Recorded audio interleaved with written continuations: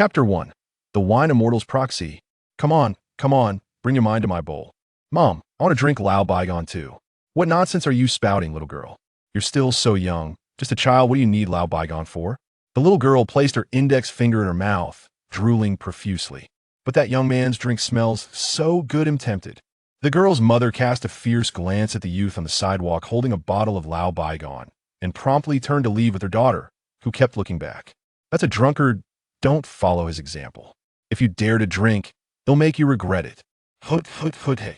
This is the way to drink this liquor, is gentle and won't get you tipsy. Wuliang savored a mouthful of liquor, followed by a slice of cucumber, a look of pure enjoyment on his face. He was a traveler who had crossed into this world during his childhood, needing to drink incessantly to activate his system. It was akin to being told to save money, with the promise that one day you could ascend to the pinnacle of life. It never revealed precisely how much or what kind of money was necessary to reach that summit. To this day, he had lost count of how many varieties of liquor he had consumed, but he dared not cease. Initially, he believed this world to be ordinary until he was admitted to a psychiatric hospital shortly after enrolling in school due to his excessive drinking, diagnosed with alcoholism. A young man wearing an eye patch sat beside him, leaning on a cane. He introduced himself as Lin Qiye. Goodness, the sky was collapsing. This was a world of divine slayers, where the ancient deity cult committed heinous acts, and legendary creatures roamed the city. The level of danger was akin to a leisurely stroll, for merely walking could lead to being torn apart by some mysterious entity. There were also invasions by outer gods and entities of the Cthulhu mythos. Surviving peacefully seemed nearly impossible. Fortunately, Lin Qiye was still young then, with plenty of time ahead. 3 years later, time was still abundant. 3 more years passed, and still, time remained plentiful. Now, at 17, both he and Lin Qiye had reached this age without ample time left. Wuliang had transformed from drinking to activate the system to drinking as a means of solace. Upon arriving at the psychiatric hospital, he downed a bottle of Lao Bygone and pulled out another bottle of mineral water as he walked in. An elderly man at the hospital entrance brightened at the sight of Wuliang. "Wuliang's here. Come over here, young man." "What's up, old man? Missing me after just a week?" Wuliang offered him a taste of his fragrant liquor. "Your aunt wants me to quit drinking, but I thought I'd catch a whiff from you to satisfy my cravings. I haven't found much joy in sobriety. You drink what I would in a week, and who knows, you might surpass me." That was the sound of a heart breaking. This old man had a silver tongue, indeed. Wuliang immediately withdrew his hand, taking a deep breath to inhale the surrounding aroma of alcohol. Quitting drinking requires focus in doing this for your own good. Ignoring the old man's forlorn gaze, he stepped into the hospital. He and Lin Qiye were both under the same director, not because they were special, but because the director had been a doctor at the start of their treatment and had since been promoted. He appeared youthful, wearing spectacles, yet exuded an air of instability and impatience. Wuliang said, "Director, I've been feeling quite muddled lately. Please prescribe me some more medication." The director merely cast a glance at the mineral water bottle in his hand, his eyelids twitching uncontrollably. "You can simply refrain from taking the medication while drinking." Wuliang exclaimed joyfully. "Does that mean I am cured?" The director looked perplexed. Wuliang chuckled. "Did you not say I should stop the medication? You fool." The director's hand trembled with frustration, as he doubted whether he had inadvertently uttered something that led to Wuliang's misunderstanding, never suspecting that Wuliang intended to continue drinking. "I am not jesting. Your liver and kidneys are showing signs of degradation. This is the consequence of your long-term alcohol consumption. If you continue drinking, you will perish." "I am not joking." At this, Wuliang immediately became serious. "Is there still hope?" Seeing Wuliang's improved demeanor, the director sighed. "Fortunately, if you quit drinking and recuperate, there may be some improvement. I understand that alcoholism is a challenging ailment to tackle, but we can confront it together." Wuliang nodded. "I meant my kidneys."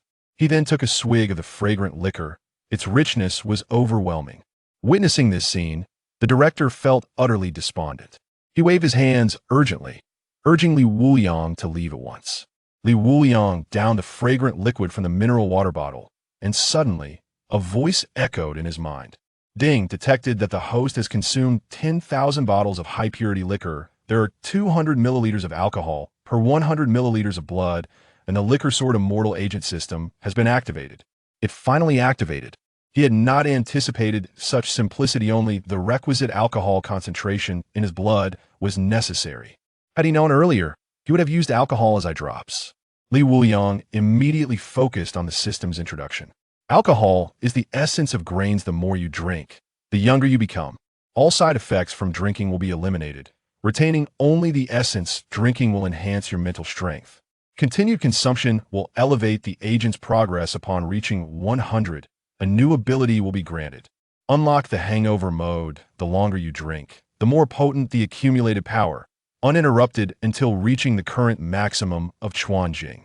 Defeating other divine agents or mysterious entities in this world will yield alcoholic rewards. The better the liquor consumed, the greater the augmentation of personal strength, and the more the agent's progress will increase.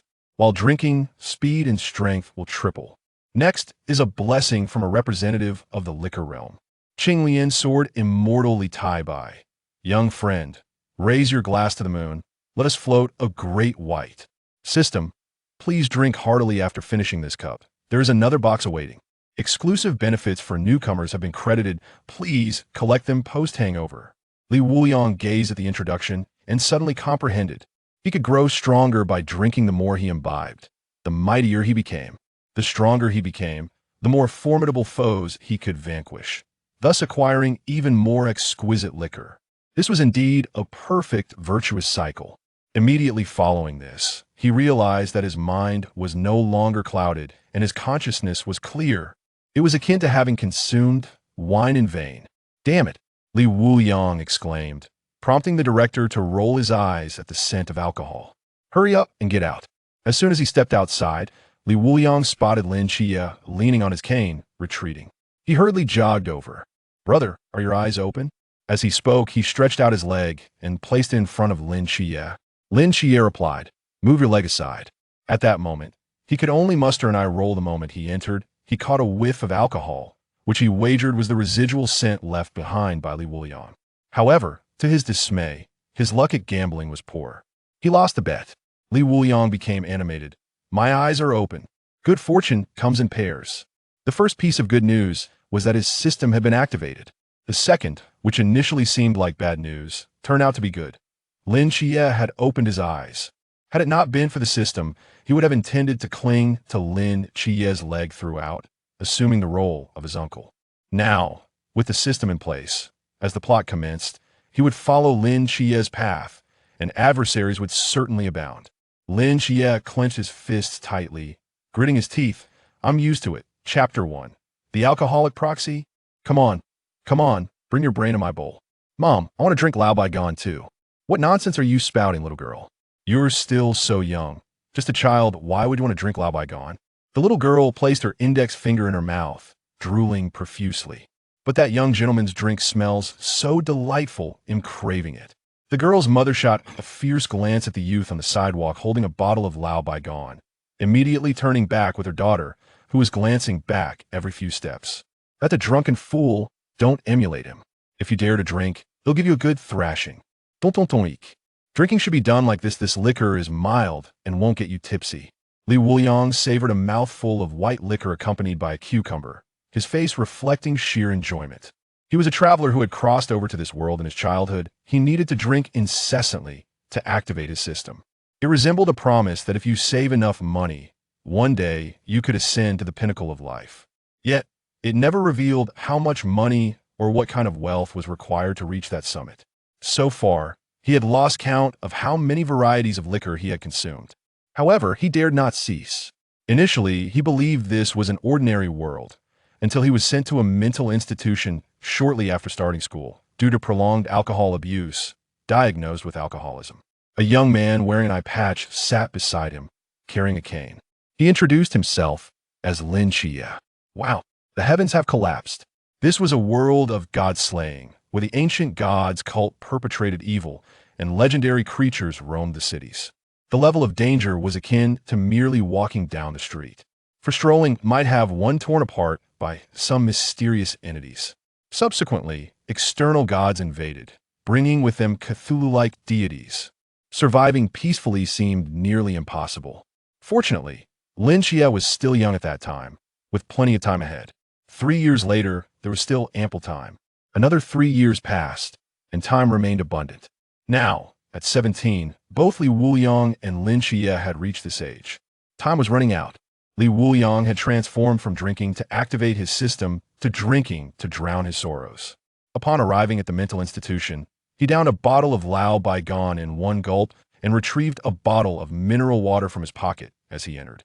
The elderly man at the hospital entrance brightened at the sight of Li Wuliang. "Wuliang's here, come over here, my boy." "What's up, old man?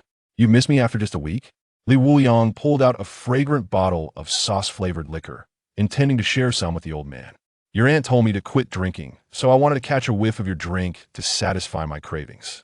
Quitting alcohol has been rather dull. You drink daily while I measure out a week's worth. Who knows? You might surpass me." Crack. That was the sound of a heart breaking. The old man had a way with words, sweet as honey. Li Wuliang retracted his hand, taking a deep breath, inhaling the surrounding scent of alcohol back into himself. Quitting alcohol requires focus in doing this for your own good. Ignoring the old man's forlorn gaze, he stepped into the institution. Both he and Lin Qiye were under the same director, not due to their uniqueness, but because when treatment began, the director was still a doctor and later got promoted. He appeared youthful, with glasses perched on his nose, yet there was an undeniable air of instability and a lack of patience about him. Li Wuliang exclaimed, "Director, I've been feeling quite muddled lately. Could you prescribe me some medication?" The director merely glanced at the bottle of mineral water in his hand, his eyelids twitching uncontrollably. "You only need to refrain from taking medication while drinking alcohol." Li Wuliang's face lit up with joy. "So does this mean I am cured?" The director, perplexed, responded. Li Wuliang chuckled. "Did you not say I should stop the medication? You fool." The director's hands trembled in exasperation, momentarily doubting whether he had inadvertently miscommunicated something, never suspecting that Li Wuliang was intent on continuing his drinking. "I'm not joking. Your liver and kidneys are showing signs of deterioration. This is the consequence of your prolonged alcohol consumption. If you persist in drinking, you will meet your demise." "I am not jesting." At this, Li Wuliang immediately straightened his demeanor. "Is there still hope?" Seeing Li Wuliang's attitude shift, the director sighed. "Fortunately, if you can abstain from alcohol and recuperate, perhaps there is a chance for improvement. I understand that alcoholism is a difficult affliction, but we can face it together." Li Wuliang nodded. "I was referring to my kidneys." He then took a gulp of the aromatic liquor, its richness overwhelming. Witnessing this scene, the director's heart sank completely. He waved his hands, urging Li Wuliang to leave at once. Li Wuliang downed the fragrant liquid from the mineral water bottle, when suddenly a voice resonated in his mind. "Ding, detected that the host has consumed 10,000 bottles of high-purity liquor. There are 200 milliliters of alcohol per 100 milliliters of blood. The alcoholic swordsman agent system has been activated." It had finally been activated. He had not anticipated that it was so unpretentious, only needing the alcohol concentration in his blood to reach a certain level. Had he known this, he could have used alcohol as eye drops. Li Wuliang immediately focused on the system's introduction. Alcohol is the essence of grains. The more one drinks, the more youthful one becomes.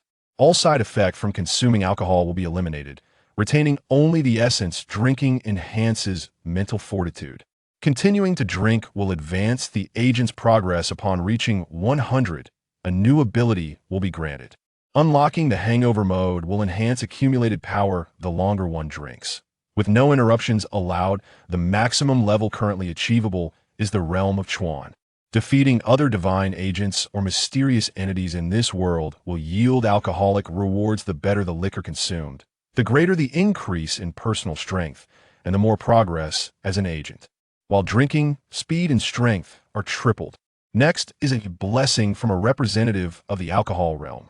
Qinglian swordsman Li Tai Bai. Young friend, raise your glass to the moon. Let's float a great white. System, please indulge in drinking, and after finishing this cup, there is another box waiting. Exclusive benefits for newcomers have been credited. Please collect after the hangover. Li Wuliang gazed at the introduction, suddenly enlightened. By drinking, he could grow stronger. The more he consumed, the more powerful he became. The stronger he grew, the more formidable foes he could vanquish, obtaining even more exceptional liquor. This was the epitome of a perfect virtuous cycle. Then, without hesitation, he discovered that his mind was no longer clouded, and his consciousness was clear. It felt as if the alcohol had been entirely wasted. "Damn it," Li Wuliang exclaimed, causing the director to roll his eyes at the scent of liquor. "Hurry up and get lost." As soon as he stepped outside, Li Wuliang spotted Lin Qiye leaning on a cane as he retreated. He hurriedly jogged over. "Brother, are your eyes open?" As he spoke, he stretched out his leg, placing it in front of Lin Qiye. Lin Qiye replied, "Please move your leg." At that moment, he could only muster an eye roll. Upon entering, he had caught a whiff of alcohol, which he wagered was the lingering scent from Li Wuliang's departure. However, to his dismay, his luck had run dry. He had lost a bet. Li Wuliang became exhilarated. "They are open. Good fortune comes in pairs." The first piece of good news was that his system had been activated. The second, which had initially seemed like bad news, turned out to be good. Lin Qiye had opened his eyes. Had it not been for the system, he would have contemplated clinging to Lin Qiye's leg throughout, aspiring to be his uncle. Now, with the system in play, as the narrative commenced, following Lin Qiye's path, adversaries would be plentiful. Lin Qiye clenched his fists tightly, gritting his teeth. "I've grown accustomed to it." Chapter 1. The Wine Immortal Agent. Come on, bring your mind to my bowl. Mom, I want to drink Lao Bai Gone too. What nonsense is this little girl talking? You're still so young, just a girl. What do you know about drinking Lao Bai Gone? The little girl placed her index finger in her mouth, saliva dripping everywhere. But that young man's drink smells so good, Yaya is drooling. The girl's mother shot a fierce glare at the youth on the sidewalk holding a bottle of Lao Bai Gone, promptly turning back with her daughter, who kept glancing back. "That's a drunken fool. Don't learn from him. If you dare to drink, he'll make sure you regret it." Hud. Hiccup. "This is how you drink this wine, is gentle. It doesn't make you tipsy." Li Wuliang savored a mouthful of white liquor followed by a bite of cucumber, his face reflecting sheer delight. He was a traveler, having crossed over to this world during his childhood, needing to drink incessantly to activate his system. It was akin to the notion of saving money, promising that one day you could ascend to the pinnacle of life. Yet, it never disclosed how much or what kind of money you needed to amass to reach that zenith. Thus far, he had lost count of the various spirits he had consumed. However, he dared not cease.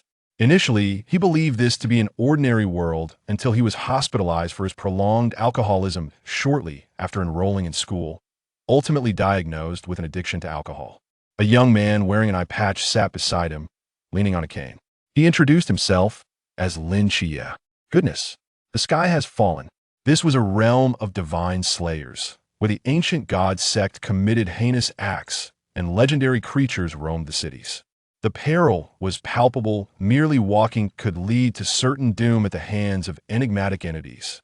Moreover, there were invasions by outer gods and deities of the Cthulhu mythos. Surviving peacefully seemed nearly impossible. Fortunately, Lin Qiye was still young and had ample time ahead of him. 3 years later, there was still an abundance of time. 3 years after that, much time remained. Now, at 17, both he and Lin Qiye were the same age. Time was running out. Li Wuliang had transitioned from drinking to activate his system to drinking as an escape from sorrow. Upon arriving at the psychiatric hospital, he downed a bottle of Lao Bai Gone in one go and pulled out a bottle of mineral water to enter.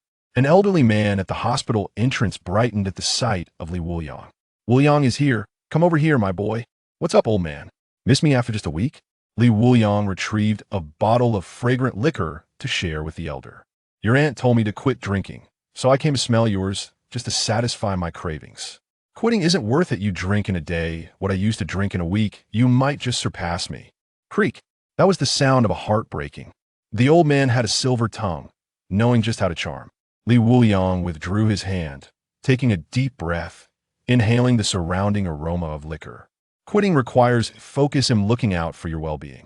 Ignoring the old man's mournful gaze, he stepped into the premises. Both he and Lin Qiye were under the same director, not because they were special, but because when treatment began, the director was still a doctor who later got promoted. He appeared youthful, wearing glasses, yet he exuded an air of instability and lacked patience.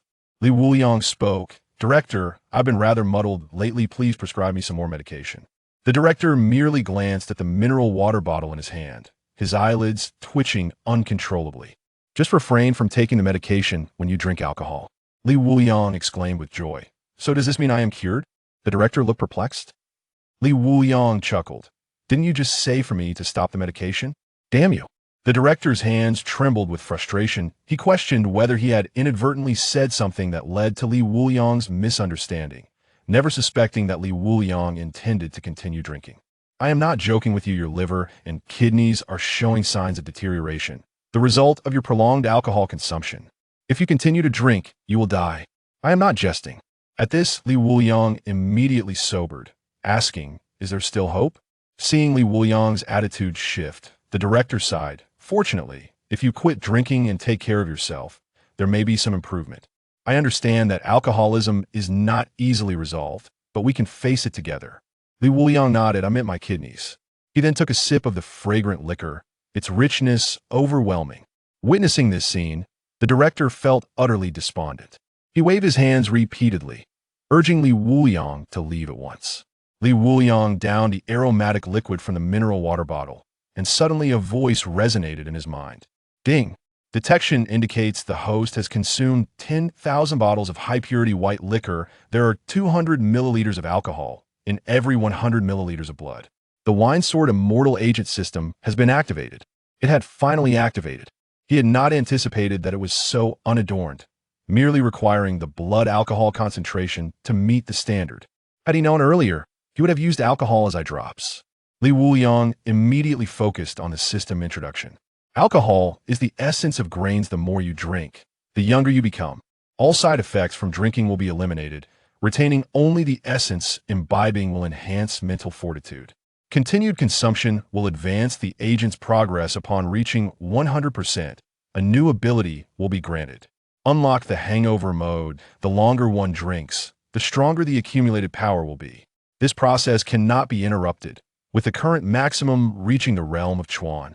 Defeating other divine agents or mysterious beings in this world will yield alcohol-related rewards. The better the alcohol consumed, the greater the enhancement of one's strength, while also increasing the agent's progress.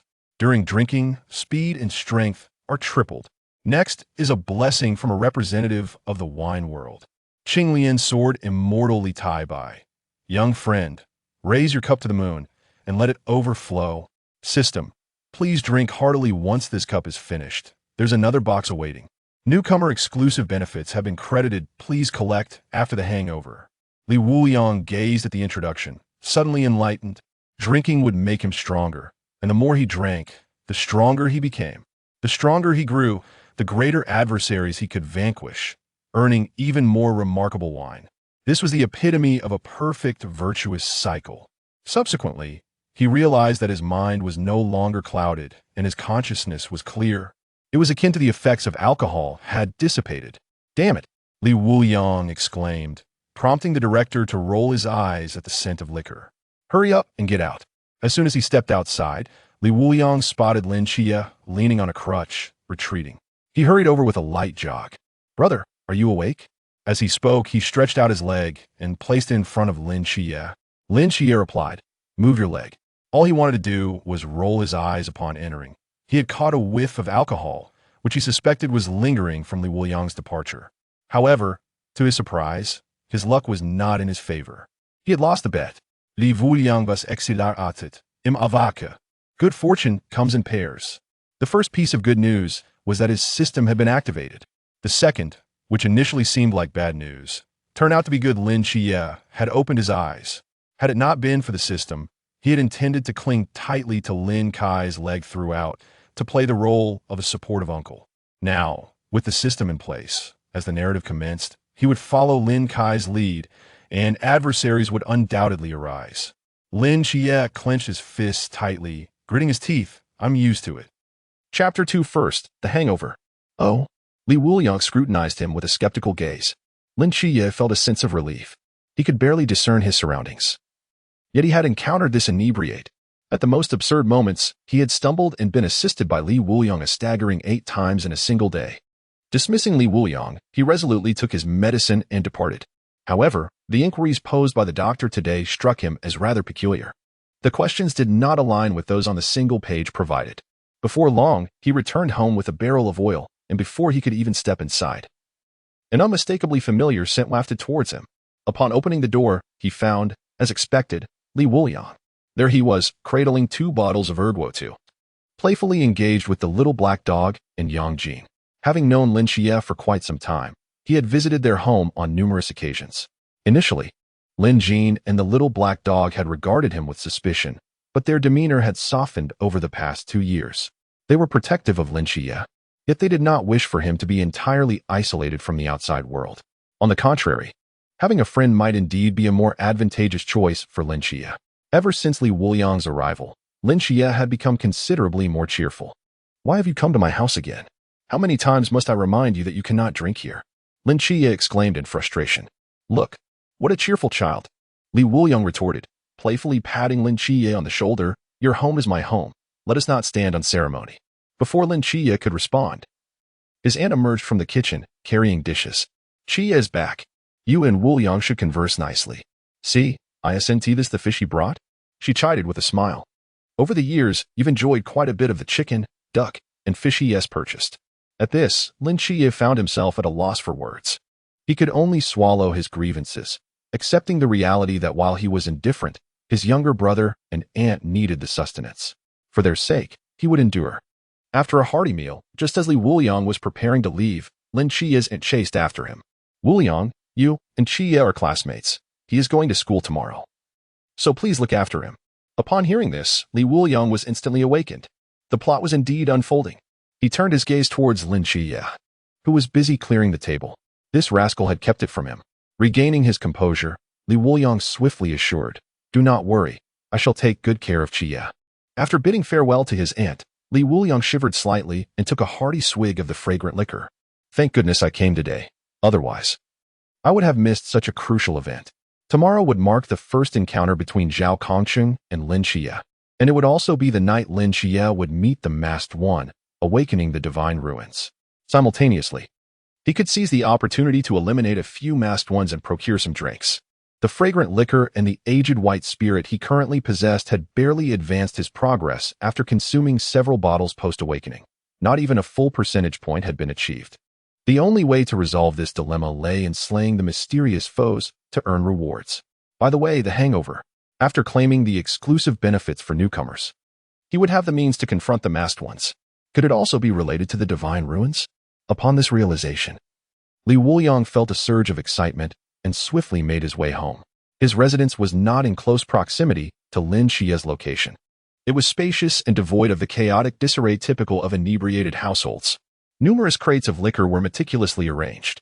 Just 2 years after his arrival in this world, his parents mysteriously vanished, likely due to some unfortunate event, leaving behind an inheritance that could sustain him for decades of indulgence. Furthermore, it appeared that his family had some intriguing connections, though he had little inclination to delve into such matters. Over the years, no one had sought him out, and he had grown accustomed to this solitude. Before long, as he consumed bottle after bottle of white liquor, he noticed an unexpected consequence, despite his increasing tolerance. He found himself on the verge of vomiting. The more he drank, the more muddled his mind became. Li Wuliang felt deceived. "System, did you not promise to retain only the essence and eliminate the side effects? Why do I still feel nauseous and lightheaded?" Ding. "Host, isn't this precisely the essence of drinking?" If the host is dissatisfied, the system can offer alternatives, such as options that harm the kidneys without causing dizziness, or those that damage the liver but do not induce vomiting. Li Wuliang retorted, "Nonsense. This is all part of the essence. I intend to savor it thoroughly. Do not disturb me. Activate hangover mode." Hangover mode has been activated. Drinking cannot cease for 6 hours. 6 hours? You underestimate me, proclaimed Li Wuliang. "I am the esteemed wine sovereign of Songnan." No sooner had he uttered those words than he caught a fleeting glimpse of a pair of delicate, fair-skinned legs gliding past his window, mere inches from him. It was a brief apparition, but he knew exactly who the owner of those legs was. The first leg of Songnan, Hong Ying.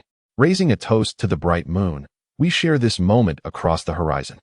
I suppose I am graced with the company of a beauty. Li Wuliang laughed heartily. Meanwhile, outside, Hong Ying commanded, "Lang Xian, there's a pervert. Take him out with a shot." Lang Xian glanced at the photograph in his hand, where Li Wuliang was seen laughing joyfully while raising his cup. With Hong Ying to the left of the frame, "I didn't bring the demon-slaying gun, Lin Qiye replied. I know, retorted Hong Ying. Shenmai, Hong Ying. Return and transcribe the Night Watcher's code 100 times. Lin Qiye, since you didn't bring the demon-slaying gun, write it 50 times. 6 hours later. Li Wuliang was slumped against the window, a bottle of liquor having fallen from his grasp. He collapsed onto the floor. The hangover has ended. During this bout of excessive drinking, the host has consumed 17 gin of zero-tier liquor, enhancing the next battle to the pinnacle of the cup realm. Exclusive benefits for newcomers are available. However, Li Wuliang was oblivious to the system's voice, drowned out by the tractor-like snores echoing in the room. Suddenly, the bottle he had dropped from the balcony was tossed back up, striking the slumbering Li Wuliang and rousing him from his deep sleep. Damn it! Who lacks such basic courtesy? Don't they know not to indiscriminately throw objects from a height? The commotion from below, coupled with the abrupt awakening, stirred him from his drunken stupor, leaving him dazed and confused. What time is it? As Li Wuliang glanced at the clock, his pupils dilated instantly upon realizing it was already past 8 in the morning. Today marked the final day for the limited-time offer on the eye mask of Lin's skincare. Such a pivotal moment demanded his presence. He hastily engaged in time management, washing up while claiming the exclusive benefits reserved for newcomers. Exclusive benefits claimed. Acquired the ability, a sword that parts the heavens. Obtained second-tier spirit liquor, sword South Spring Snow. In an instant, a piercing sword intent surged from Li Wuliang's body, enveloping the entire house in a dense aura of sword energy as his formidable mental strength soared within him. At that moment, the sword energy seemed to be brewing until it reached a critical point. Oh no! Clenching his toothbrush, Li Wuliang dashed out through the window. Boom! The overwhelming sword energy erupted instantaneously, a brilliant blue beam shooting straight into the sky, dispersing the clouds above. Thankfully, I ran fast. Otherwise, the residents on the rooftop would have demanded compensation for damages. Li Wuliang pulled the toothbrush from his mouth and exhaled deeply. Oh, this young lad is quite festive. Wearing red underwear. Looking down, he saw an elderly gentleman smiling at him. A glance at himself brought immense embarrassment. He had completely forgotten that he was clad only in red underwear. Upon returning home, he surveyed the chaos. Shards of glass and empty bottles littered the floor. Li Wuliang skillfully transferred funds to the cleaning service, generously adding an extra 100. He then promptly pulled up the descriptions. A sword that parts the heavens. A sword capable of cleaving the firmament, impenetrable and unavoidable. Second-tier spirit liquor. Sword South Spring Snow. Brewed by the saint of alcohol, blending spring snow with spiritual fruits. Smooth on the palate with a potent after effect. Soul effect. Significantly enhances swordsmanship proficiency. Chapter 3. Dreaming of sword practice. The members of Team 136 fixed their gazes on the distant blue beam of light. Shenmai's eyes darkened as he looked out the window. A divine agent has awakened the forbidden ruins. Yet, this sword intent reaching the clouds was not recorded in any divine texts. Redding and the others, having set down their chopsticks mid-breakfast, stared in astonishment at the scene unfolding before them. A divine agent has awakened. I must go and see. Redding donned her coat, eager to rush over. However, a firm pull from Lin Qiye yanked her back. A freshly awakened agent, at most, would only have a rudimentary grasp of power. Our presence might provoke unwelcome reactions. Zhao Kongqing happened to be there. He excelled in such matters. Si Shaoan nodded in agreement. Redding, if you go, it's likely to escalate into a confrontation. Voices crackled through the earpiece. Continue your meal. I will investigate. Upon hearing this, Redding sighed in relief. Very well, Zhao Kongqing, be cautious. If they harbor ill intentions, retreat immediately until we arrive. Acknowledged. Redding cherished every member of her team and shared a particularly close bond with Zhao Kongqing, often operating in tandem. Meanwhile, Zhao Kongqing lit a cigarette as he walked back, a conspicuous bump on his forehead clearly visible. Gently touching it, he winced at the pain. Who lacks manners enough to litter indiscriminately? Even half a bottle of liquor can't be carelessly discarded. Wealth should not be squandered so recklessly, especially when it's been thrown from several stories up. Anyone else would have been knocked unconscious. This wretched affair must remain concealed from Hong Ying and the others. Hong Ying, Zhao Kongqing, your earpiece is still on. Si Shaonan, if you know which household it is, I can assist you in lodging a complaint with the property management and community. High-altitude littering incurs at least a fine of 2,000. Lin Qiye, your head is truly thick. Turn off the earpiece. Let the world be tranquil. At that moment, a youth brushed past Zhao Kongqing, the strong scent of alcohol causing him to frown. Goodness. Is that Maodai? This lad appears quite young. Drinking so early in the morning, could he be from the relative's side? Before long, Zhao Kongqing located the residence of the agent. It was not difficult to find, as there was only one unit on the 16th floor without a single window. Upon ascending the stairs, he noticed the door ajar, accompanied by the sounds of cleaning. "Hello, my name is Zhao Kongqing." He opened the door and stepped inside, only to be taken aback by the disarray within. A woman, seemingly in her 50s, was busy tidying up. Upon seeing Zhao Kongqing, she expressed her discontent. "You must be looking for Wuliang. He just left. You must have crossed paths with him. That boy drinks excessively every day, and this time he has been quite inebriated." The cigarette slipped from Zhao Kongqing's lips, his gaze vacant. The potent aroma of alcohol in the room could only be attributed to Mount I. Moreover, the bottle he had tossed earlier still rested on the balcony. It was evident that the individual he had just brushed past was none other than the newly awakened divine agent. However, in the next moment, the fallen cigarette ignited the spilled liquor, and Zhao Kongqing, quick-witted, immediately scooped up the woman and leaped through the window. He drew his knife and embedded it in the wall to slow their descent. A towering inferno erupted behind them, causing the woman to tremble in Zhao Kongqing's embrace. Upon landing, he glanced into the distance. He vaguely recalled the school uniform emblazoned with Songnan No. 2 High School. Meanwhile, Li Wuliang hastened to the school, quickly turning his gaze to the back row where Lin Qiye sat. "Li Wuliang, being late is one thing, but can't you even knock?" the teacher shouted, adjusting his glasses. Typically, Li Wuliang never arrived on time, a fact everyone had grown accustomed to. However, he usually exhibited some politeness. Why was he so boorish today? Li Wuliang waved his hand with a smile. "Apologies, teacher. I'll treat you to some Mount I later.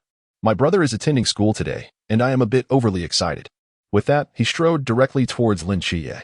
At this moment, Lin Qiye felt his composure slipping. He had thought that Li Wuliang would skip school after a night of heavy drinking. Yet here he was. Even more frustrating was that this inebriated individual had taken the seat behind him. Fortunately, as soon as Li Wuliang returned to his seat, he produced his first class's offering. Second-order spirit wine, Jian Nanchun Shui. He examined the bottle, its surface bearing ancient markings, while the wax seal at the opening appeared remarkably fresh. As soon as he uncapped it, the fragrance of the wine wafted throughout the classroom.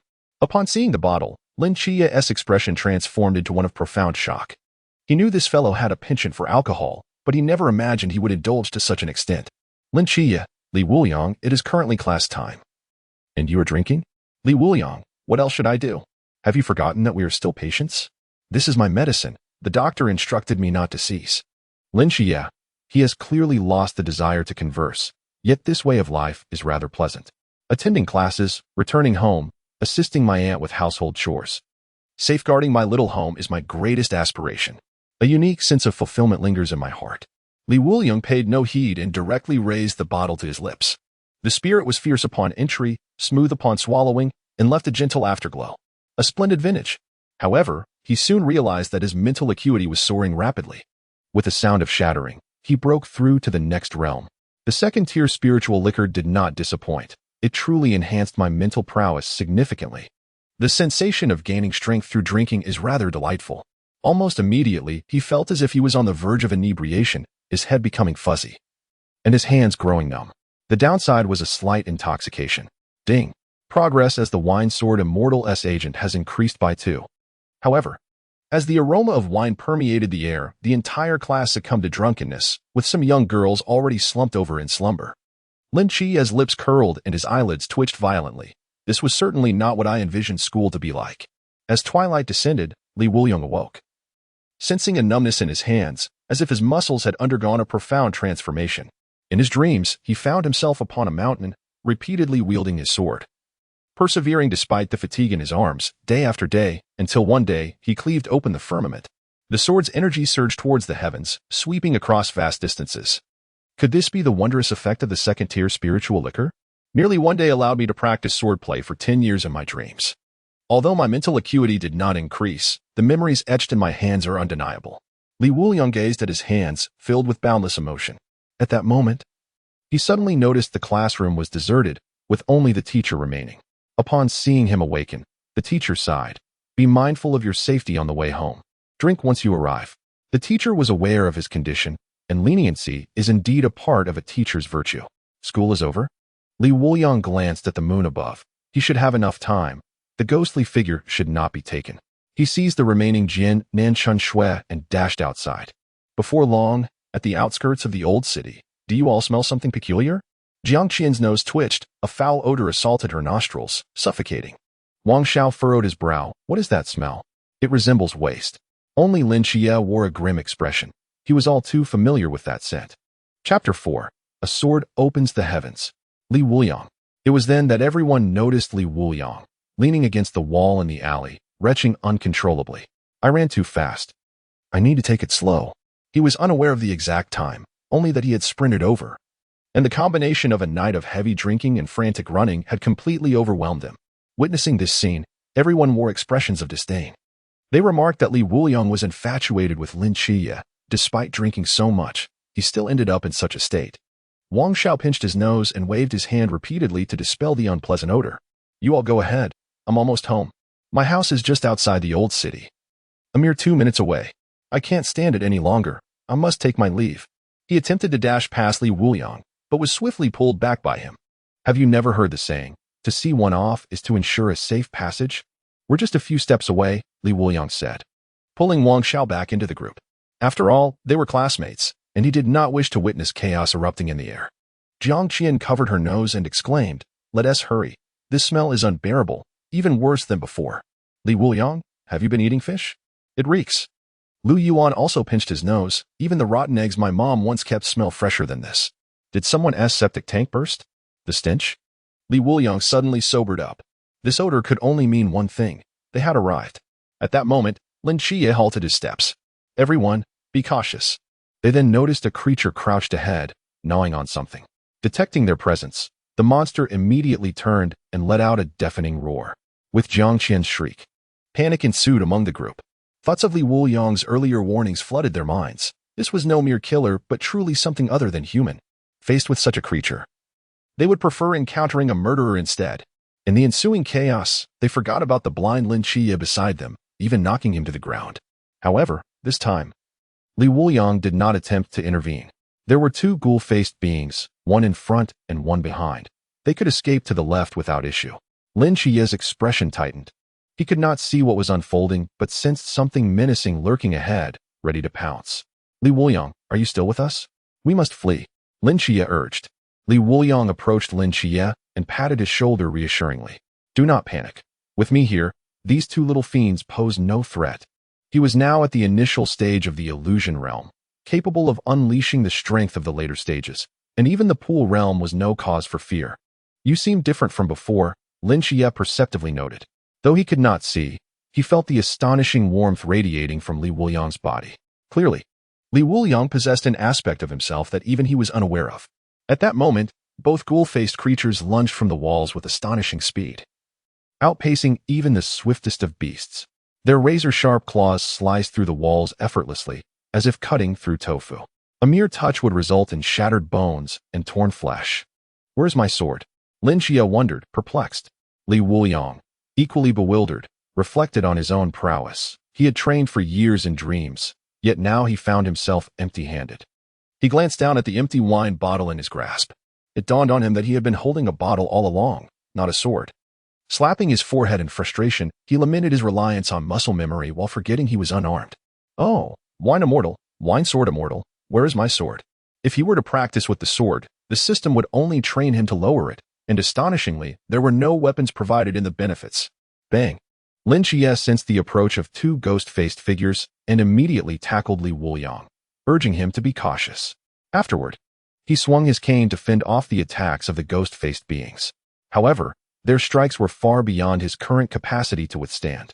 A single blow sent him crashing against the wall, blood seeping from the corner of his mouth. Lin Qiye cursed under his breath. 10 years ago, he had gazed at the moon and lost his sight. Now, a decade later, in school, he faced death. Yet the ghost-faced figures showed no mercy, delivering a slap that shattered his cane into 2 pieces. Crack! A stone struck one of the ghost-faced beings, momentarily halting their advance as they turned to face the source. Hey, you two, don't bully the blind. Come play with me. Li Wuliang taunted, then kicked a piece of debris, retrieving a segment of rebar. In ancient times, forging a legendary sword from rebar would have been more than sufficient. I shall call it the sword embryo. That seems fitting. Roar. The 2 ghost-faced figures, their eyes blood-red, charged towards Li Wuliang. At that moment, Lin Qiye shouted. Watch carefully. This sword strike is immensely powerful. Buzz. Li Wuliang's eyes glimmered with white light. His entire being radiating sword intent, an imposing aura enveloping him. With a single stroke, he cleaved the heavens. The razor-sharp sword energy instantly pierced through the bodies of the two ghost-faced beings, soaring towards the sky, parting the ominous clouds to reveal the pure white moonlight. The two figures disintegrated into nothingness. Meanwhile, the rebar in Li Wuliang's hand could not withstand such overwhelming sword intent, shattering into a shower of debris. Not far away, Zhao Kongcheng, who had just placed a marker to track the ghost-faced beings, was left dumbfounded. The agents of the awakened deity appeared during the day. Weren't there just two ghost-faced figures? What was with this grand display? Zhao Kongcheng rushed over immediately. Zhao Kongcheng, Zhao Kongcheng. Honging called urgently through the earpiece. Zhao Kongcheng promptly replied, everyone come to support. That strike was undoubtedly delivered by an agent of the awakened deity. This guy is incredible. I must recruit him into our team.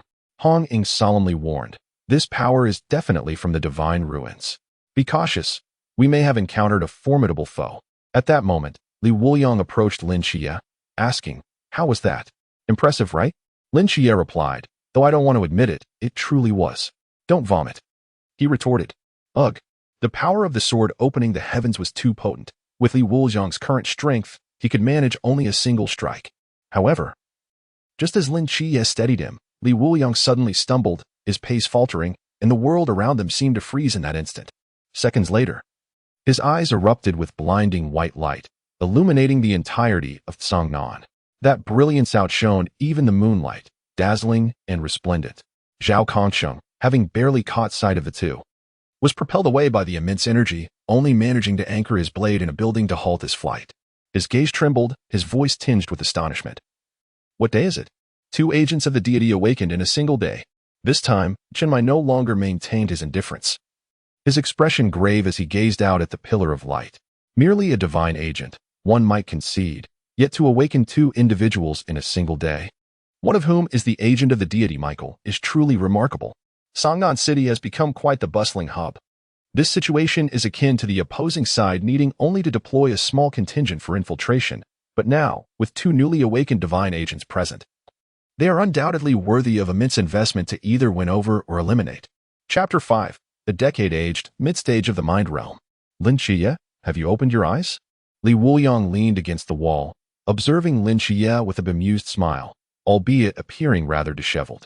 Upon opening his eyes, Lin Qiye turned to face Li Wuliang. Though he was reluctant to admit it, the sword strike had shattered his inner tranquility, reminiscent of that fateful night 10 years prior. With a sharp thud, a shard of iron embedded itself at Lin Qiye's waist, though it was blunt enough to merely graze the skin. What was that for?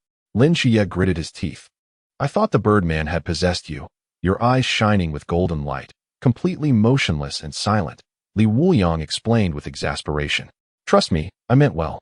Should it indeed be possession, this would ensure your soul's return. The Birdman wouldn't fancy a body without kidneys.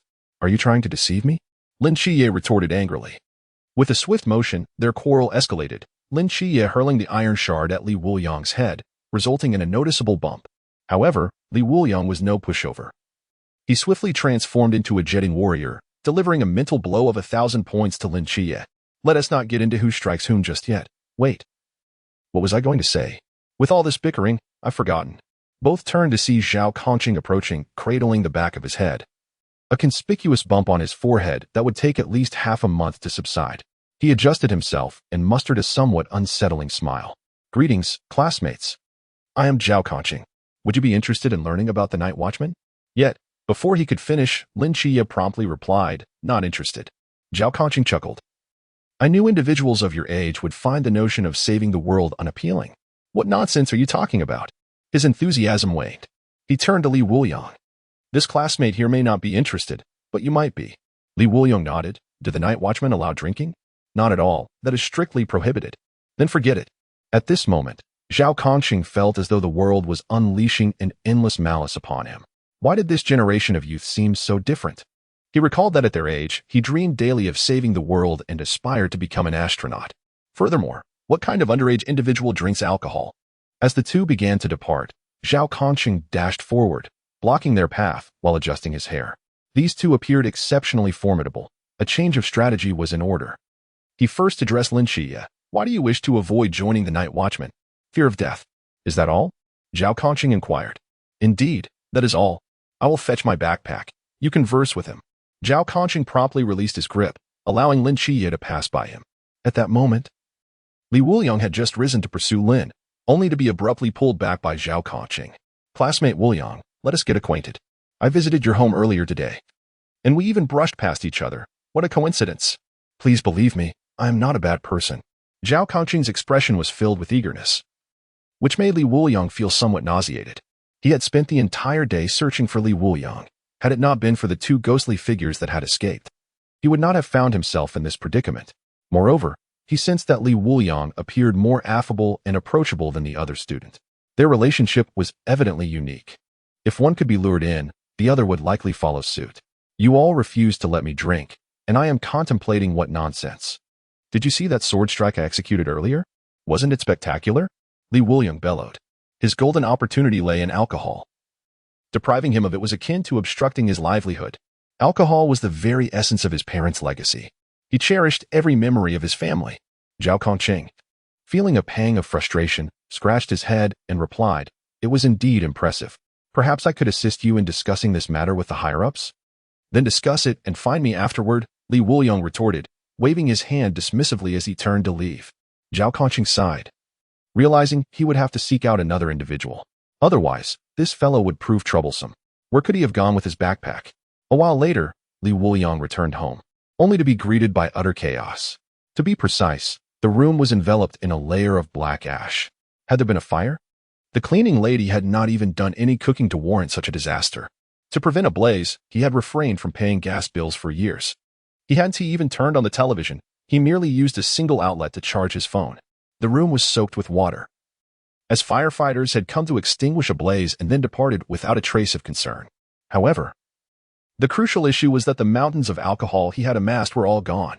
He immediately fell to the ground, searching through the puddles for a single intact bottle. My rations, my sustenance for the next 2 months. How could everything have vanished? This home was a legacy from his parents. If he lost it, it would be one thing. But how could he grow stronger without his provisions? Just as Li Wuliang was about to lose hope, he discovered a bottle of well-preserved liquor, albeit covered in ashes. He did not mind. Its survival amidst disaster was a testament to its resilience. However, as he lifted it, the bottom shattered, and the crystalline liquid spilled onto the ground, merging with the dust in a bittersweet union. Old Bino, tears streamed down his face, not merely tears, but a poignant homage to his lost provisions. At that moment, he noticed an object in the corner that could not possibly belong in his home. With an oddly contorted posture, Li Wuliang crawled over to retrieve the cigarette butt. Damn it, Zhao Kongqing, you had better perish in the hands of the ghostly king, or I shall ensure your downfall. Zhao Kongqing had claimed to have visited earlier, and this cigarette, but was undoubtedly from the special brand he smoked. The truth was indisputable. Zhao Kongqing had come during the day and set his house ablaze. Li Wuliang lay on the ground, savoring the faint aroma of wine in the air, when suddenly a thought crossed his mind. Did I not receive a reward for eliminating the mysterious entity? System, here I come. He promptly accessed the system, and indeed, the notification appeared. The host has achieved the feat of slaying 2 ghost-faced beings with a single strike, earning the using a sledgehammer to crack a nut achievement. Rewarded with 1 bottle of first-tier special spirit wine and 2 bottles of 10-year-aged fiery wine. First-tier spirit wine, crafted by a certain flame emperor in his youth. Brewed from scorching stargrass, with the unique effect of adding a fiery attribute to attacks. 10-year-aged, an old wine that won't give you a hangover. Wine at last. Li Wuliang eagerly claimed the fiery wine from the system. Wow, this wine is truly potent. He marveled at the fiery wine, realizing that the previous cheap spirits he had consumed lacked flavor. Perhaps Erguo too could serve as a makeshift beverage, but in terms of taste, those industrial spirits were no different from swill. With 2 liang of wine down the hatch, he felt utterly at ease. The damp ground was of no concern to him, as he was already soiled by the ghost-faced beings. Just then, a shattering sound resonated within him. A formidable surge of mental energy coalesced, subsequently breaking through his bottleneck. Mid-stage of the ghost realm. This revelation astonished Li Wuliang. System, I drank Jian Nanchun Shui and didn't he gain this much mental energy? What is happening? The increase in mental energy from wine corresponds to the host's realm. While the effects can be repeated, Some benefits only apply upon the first consumption. And the 10-year-aged fiery wine naturally contains abundant mental energy. Chapter 6. Financial Loss. Upon hearing the system's explanation, Wuliang came to an understanding. The wine provided by the system could enhance abilities, such as enchanting blades or increasing swordsmanship proficiency. The older the wine, the greater the boost to mental energy. How enlightening. If I slay more ghost-faced beings in the future, advancing to the Klein realm will be a breeze. While Wuliang indulged in these fanciful thoughts, the system delivered a wake-up call. 10-year-aged wine is a special reward. The host is encouraged to experiment boldly. Once spirit wine is consumed, its effects cannot be obtained again, and others tasting it will not experience any benefits, but they may appreciate the exquisite flavor. Wuliang sat cross-legged on the ground, stroking his chin in contemplation. This does not seem difficult. However, my current discerning palate presents a significant dilemma. It appears I must hunt more ghost-faced beings and stockpile provisions. He had not always indulged in premium spirits. Initially, he had consumed inexpensive offerings like catfish liquor and cheap baijiu until he grew weary, eventually upgrading to better options. Otherwise, the exorbitant prices would have left his finances in tatters. After tidying up his room briefly, lest he lack a place to sleep, he noted that the cleaning lady had not anticipated his return and thus left the room in disarray. However, his phone displayed messages of refunds and apologies, prominently recording the evidence of Zhao Kongqing's misdeeds. The perspective remains that of Zhao Kongqing, who captured the moment. Wuliang coldly scoffed. The evidence is as solid as a mountain. Let us see how you will justify yourself afterward. Compensation for the liquor is imperative, as is reparation for the property. At this moment, he appeared to have forgotten that it was he who had shattered the liquor bottles upon awakening that very morning, which subsequently led to Zhao Kongqing's cigarette igniting a violent explosion. The meticulously sliced remnants of the liquor bottles still lay piled outside the trash bin downstairs, resembling a mound of construction debris. Yet, such details merely flitted past his mind. Soon, after downing a bottle of fiery liquor, he gradually succumbed to slumber. Meanwhile, at the base of Team 136, Zhao Kongqing was met with incredulity. Have you lost your mind, or has a grenade blasted it away? Do you truly believe such a childish excuse? An unknown, enigmatic agent had unleashed a breathtaking sword strike, and the entire city of Cangnan was on high alert tonight. The might of such a formidable divine agent suggests that the deity behind them is anything but ordinary, and the conditions set by the deity are of utmost significance. Furthermore, do you know who awakened last night? It was the divine agent of the angelic King Michael, sequence 003, the possessor of the divine ruins. Each of these entities is capable of driving the ancient god church to madness, yet you simply let them go, just like that. Shenmai pressed his forehead, nearly beside himself with frustration. He had hoped that Zhao Kongqing could at least bring one of them back for a detailed discussion. Even if they did not join the Night Watchman, there could have been opportunities for collaboration or enhanced protection. However, they had departed right before his eyes, brazenly walking away. Zhao Kongqing scratched his head. My apologies, Captain, but they are merely students. I simply cannot be harsh with them. I already know which school they belong to, and I shall be waiting for them at dawn. As for one of their homes, I am aware of its location, but perhaps I should let that be. Shenmai's eyelids twitched furiously, gritting his teeth. Speak, why let it be? Zhao Kongqing, with no other choice, recounted the day's events in detail to placate Shenmai's wrath, even elaborating on the incident with the shattered bottle. Glancing at the sizable bump on his head, Shenmai waved his hand dismissively, choosing to regard Zhao Kongqing as having been dazed by the blow, and sighed. Is there anything else you wish to convey? After a moment's hesitation, Zhao Kongqing responded. I know that Wuliang is a student from Cangnan No. 2 High School. His home recently caught fire, leaving him orphaned and living alone. He has an affinity for alcohol, particularly Maotai and Erguo too, which have accumulated in staggering quantities. I have never seen so much liquor in my life. Upon hearing this, Shenmai's eyelids twitched again, and he began to analyze the situation. Alcohol? There are only a few deities associated with it, but Dionysus, the god of wine, is not known for his swordsmanship. However, this presents an opportunity. Since he enjoys drinking, if we bring him in, the liquor will be abundant. Yet, as soon as Shenmai finished speaking, Zhao Kongqing's expression shifted once more. What now? I mentioned to him today that the Night Watchmen do not permit alcohol. Shenmai exclaimed, having such a member is a stroke of good fortune. He then pointed towards the door. Get out. If you fail to bring back one of them by tomorrow, do not expect to return to the team. Just as Zhao Kongqing stepped outside, he spotted Si Xiaonan, Wu Xiangnan, and Lin Qiye stifling their laughter behind their hands. Hong Ying stepped forward and pressed against the bulge, which was remarkably round, full, and substantial. It had not diminished over the past half-month. As she spoke, she playfully patted it, causing Zhao Kongqing to flinch in pain. Zhao Kongqing, feeling quite innocent, lit a cigarette and sat aside, reflecting, "This matter is entirely my fault for failing to comprehend the current generation of children." He took a deep breath and inquired, "And what about your side?" At this point, Hong Ying chuckled. Of course, it was a complete annihilation. However, she abruptly shifted her tone. "It seems there was a minor mishap on the captain's end, allowing Ghostface King to escape. Well then, the truth is revealed." He walked straight into the line of fire. Early the next day, Zhao Kongqing arrived at the entrance of No. 2 Middle School, carrying an abstract painting, and inquired everywhere about Lin Qiye, but to no avail. "Which class was that wine-loving youth in?" "Class 1, Li Wuliang," they said, and they immediately began to take action. Just then, a boy holding a bottle of alcohol brushed past him. In that fleeting moment, both halted. Zhao Kongqing, Li Wuliang, seething with anger, pointed at Zhao Kongqing, his finger trembling with rage. "Do you have any idea how uncomfortable I was last night? The bed was soaked. If it weren't for my youthful vigor evaporating the water, I would have perished on that bed." He could not tolerate this. Lacking a weapon, he attempted a sliding tackle, but Zhao Kongqing nimbly evaded. Zhao Kongqing's eyes widened in disbelief. "You slept at home? Where else could I sleep? I spent all my money on food, and I certainly couldn't afford a second house. You need to compensate me." Li Wuliang was furious. Unless Zhao Kongqing provided him with an explanation today, he would ensure Zhao Kongqing faced the consequences. For a moment, Zhao Kongqing's mind was in disarray. "Isn't your firepower supposed to be so strong? Your household must have been like a waterfall. Surely it has turned into a water-curtained cave by now." He stared at Li Wuliang, astonished. He had encountered powerful fire before, which never ceased throughout the night, but he had never seen such intensity that could evaporate water on a bed.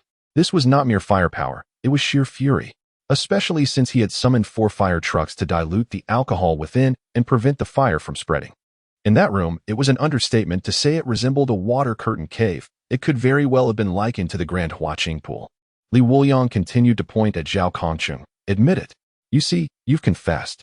I've only ever had the special supply of Huazi, and you used Huazi to light my Moutai.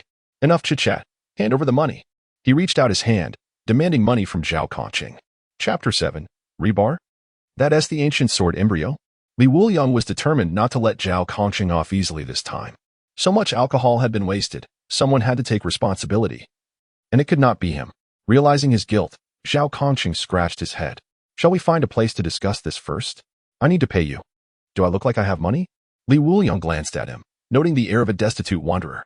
However, it was too long before Li Wuliang regretted coming with Zhao Kongqing. He gritted his teeth, reflecting, "I should have foreseen this. How could I have forgotten? It must be that I haven't had enough to drink today." Before them stood an adult novelty store, its pink sign hanging high. And Li Wuliang's moral integrity seemed to be scattered across the ground. In such a place, merely glancing could invite scandalous whispers. Yet, having arrived, Zhao Kongqing seized Li Wuliang's arm and cheerfully urged, "Now that we're here, let us step inside for a chat. Don't worry, it won't take long. I'm quite efficient." Li Wuliang thought, what about his sword? Upon entering, the attendant's demeanor transformed from boredom to one of radiant excitement. Her eyes sparkling more brightly than Lin Qiye's, an almost dazzling brilliance. 2 people, a big bed, on the top floor. Got it.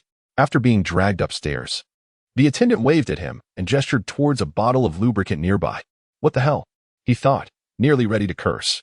It seemed he had narrowly escaped harm from Lin Qiye, only to find it redirected at him. As they entered the room, Zhao Kongqing smiled. "Make yourself at home. Sit wherever you like."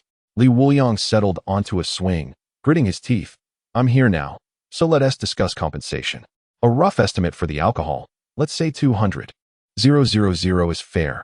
As for my house, a 100,000 renovation fee seems reasonable, wouldn't you agree?" Zhao Kongqing gasped, his eyes widening, before he resigned himself to the situation. After all, he was out of funds. Those are minor issues.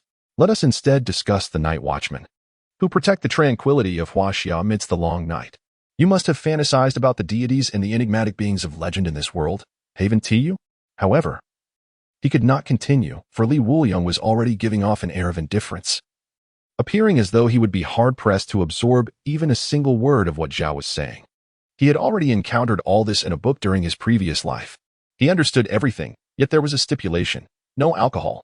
Joining the night watchman would mean relinquishing his golden finger, akin to discarding a watermelon to pick up sesame seeds.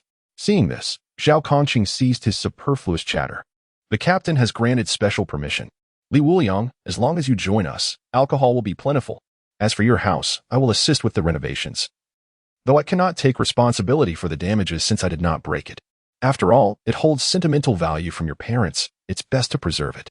However, you will likely stay with us here. In Songnan, you will assume the identity of a soldier, and other matters will be taken care of by others. So, what is your response? With that, Zhao had laid everything on the table. His authority and capabilities had limits, and should Li Wuliang decline, the captain himself would have to intervene next time. Yet Li Wuliang responded directly. Had you said this sooner, what was the point of all the preamble? I agree, but I have a few demands.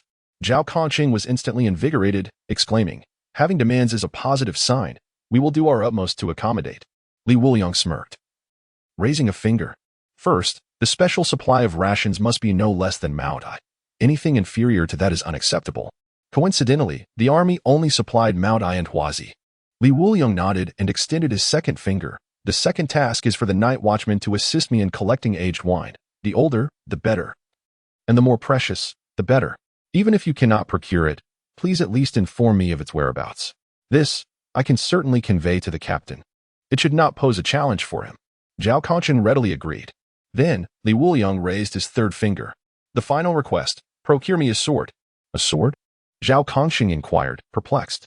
He recalled that Li Wuliang had previously slain 2 ghostly figures without a sword. How could he possibly lack one? Zhao Kongqing, unable to contain his curiosity, directly asked, what did you use to slay those ghostly figures? Surely acquiring a sword is no simple feat for you. At the mention of this, Li Wuliang's lips twitched slightly, his hands resting on his shoulders. You were correct. The sword I wielded was an ancient sword core. However, as you witnessed, it was a spectacular display, shaking the heavens and moving the spirits. My ancient sword core could not withstand the strain and shattered into fragments. I performed the duties of a night watchman, thus the compensation must come from them. Zhao Kongqing was left even more bewildered. Where did you acquire this ancient sword core? The records indicate your parents left you no treasures, only a red book and a bank card. Suddenly, he recalled seeing a pile of construction debris after the two had departed. Beside Li Wuliang, there was a heap of iron shavings. Observing the texture and sheen, it was evidently rebar. Quietly, Zhao Kongqing inquired, is the ancient sword core you speak of incredibly hard, engraved with spiral patterns, and composed of various rare metals? A true marvel of civilization? Bravo, old Zhao. You possess a keen understanding. Li Wuliang was astonished that Zhao had deduced even a fraction of it. Meanwhile, laughter erupted in Zhao Kongqing's earpiece. Hong Ying exclaimed, Brother Kongqing, are you two trying to kill me with laughter? It's merely rebar. What ancient sword core are you talking about? Are you playing along with him? Si Shaonan added, exactly. Brother Kongqing, you're showing favoritism. Last time my glasses broke. You didn't reimburse me, but now you agree so easily. Lung Xian interjected, I'll buy you new glasses, Shaonan. Chen Mai declared. Zhao Kongqing agreed to his request. The moment the captain spoke, everyone fell silent. With Chen Mai's endorsement, Zhao Kongqing smiled at Li Wuliang. I agree to all 3 requests. But could you do me a small favor in return? Li Wuliang furrowed his brow slightly, yet with all conditions met, he felt elated. Surely you're not suggesting we allow Lin Qiye to join the night watchman, are you? Zhao Kongqing promptly gave a thumbs up and exclaimed, precisely. Let us bring the kid back. What do you say? Li Wuliang readily acquiesced, stating he would have done so anyway. However, unlike him, Lin Qiye had his own family. A loving younger brother and an aunt. Zhao Kongqing asked, is it difficult? Li Wuliang replied confidently, not at all. Those in the wine world are indeed straightforward. Zhao Kongqing rejoiced, filled with elation. It is important to note that, unlike Li Wuliang, Lin Qiye is burdened by concerns and is uncertain about how to gain the acceptance of the other party, let alone persuade them to join the night watchman. However, the bond between them is unique. Li Wuliang continued, you should first seek him out and provide him with an opportunity to adapt and reflect. I will inform you of his whereabouts. As for the subsequent matters, leave them to me. Chapter 8, The Welcoming Ceremony. This is the base of Team 136, which will be your home in the days to come. As for the military's negotiations with the school, you will appear as a soldier. a proud member of the armed forces. Zhao Conqing escorted Li Wuliang back to the base of Team 136, which appeared to be a simple office from the outside, lacking any special features. Suddenly, a colorful barrel burst open, showering Li Wuliang with streamers. "Welcome, newcomers," Xi Xiaonan exclaimed, bursting forth in excitement, clapping her hands. Li Wuliang laughed heartily. "It is an honor to meet you all. I am Li Wuliang. Please take good care of me, and I shall treat everyone to drinks tonight." Lin Qiye stepped forward with a light chuckle. "Drinks are unnecessary. We have our rules. But feel free to indulge. We can simply feast." It seemed as though he was a local tycoon, with a mountain of riches at home, casually discarding half a bottle without a second thought. Upon hearing this, everyone's gaze shifted to the swollen bump on Zhao Conqing's forehead, which had turned red and slightly shiny, as if it had been polished. Zhao Conqing awkwardly looked at Li Wuliang. "You see, this is all your fault." Li Wuliang felt quite innocent, for he truly had no idea about the circumstances. Discard half a bottle? How could he ever part with his wealth? At that moment, a voice of astonishment echoed from behind. "What a pervert." Li Wuliang turned to see. "Oh my, the leg." The crowd gasped collectively, particularly Lin Qiye, who pulled out a photograph depicting the very moment he raised his bottle. "What a coincidence." When Qimo remarked, "I have never encountered someone so audacious. Shall we mourn your demise?" Even Wu Xiangnan covered her eyes, unable to bear the unfolding scene. Hong Ying stormed over, fuming, and pressed Li Wuliang against the door. "So you are the pervert known as Li Wuliang. Had I known, I would have dragged you back that night and given you a good thrashing. You need to understand why the flowers are so red." She was still haunted by the events of that night, having memorized the night watchman's rules 100 times, each recitation totaling 100 words. That was equivalent to composing 100 chapters of a novel on the spot. She had written all night, her hands swollen, and the next day, she was so shaky that she was relegated to the rear for support in combat. When had she ever endured such humiliation? But at that moment, Li Wuliang's attention was entirely captivated by the striking leg before him. Truly, it was the finest in Songnan. Hong Ying, flustered and furious, exclaimed, "What are you staring at?" With hands raised in surrender, Li Wuliang replied, "I have looked. What do you propose we do about it? A fight? That could be arranged." Li Wuliang was unafraid of engaging in combat. Rather, he believed that such a method of allowing the 136 individuals to understand him was the finest choice. The crowd immediately turned their gaze towards the vice-captain, Wu Xiangnan. Adjusting his glasses, Wu Xiangnan declared, "Let us proceed to the rooftop." "Hong Ying, take it easy. Wuliang has just awakened." "Understood." With that, several of them made their way to the rooftop. Li Wuliang cast an intrigued glance at Zhao Conqing and requested, "May I borrow your sword, as you possess none?" Without hesitation, Zhao Conqing tossed his blade from behind. "Feel free to use it. My sword is sturdier than your ancient sword hilt." Li Wuliang, without consuming any alcohol, merely displayed a flourish of swordplay, a smile curling at the corners of his lips. It seems quite fitting. Ladies first. At this moment, Hong Ying revealed her divine killing gun but refrained from employing the Forbidden Ruins Rose fire feather garment, as both parties were merely sparring without the use of advanced techniques. Sensing the disdain from her opponent, Hong Ying, who had initially intended to gauge Li Wuliang's mood, found herself provoked and, in a fit of irritation, leaped into action. "Since it's ladies first, you shall politely step aside." Li Wuliang narrowed his eyes, noticing the myriad flaws in her approach.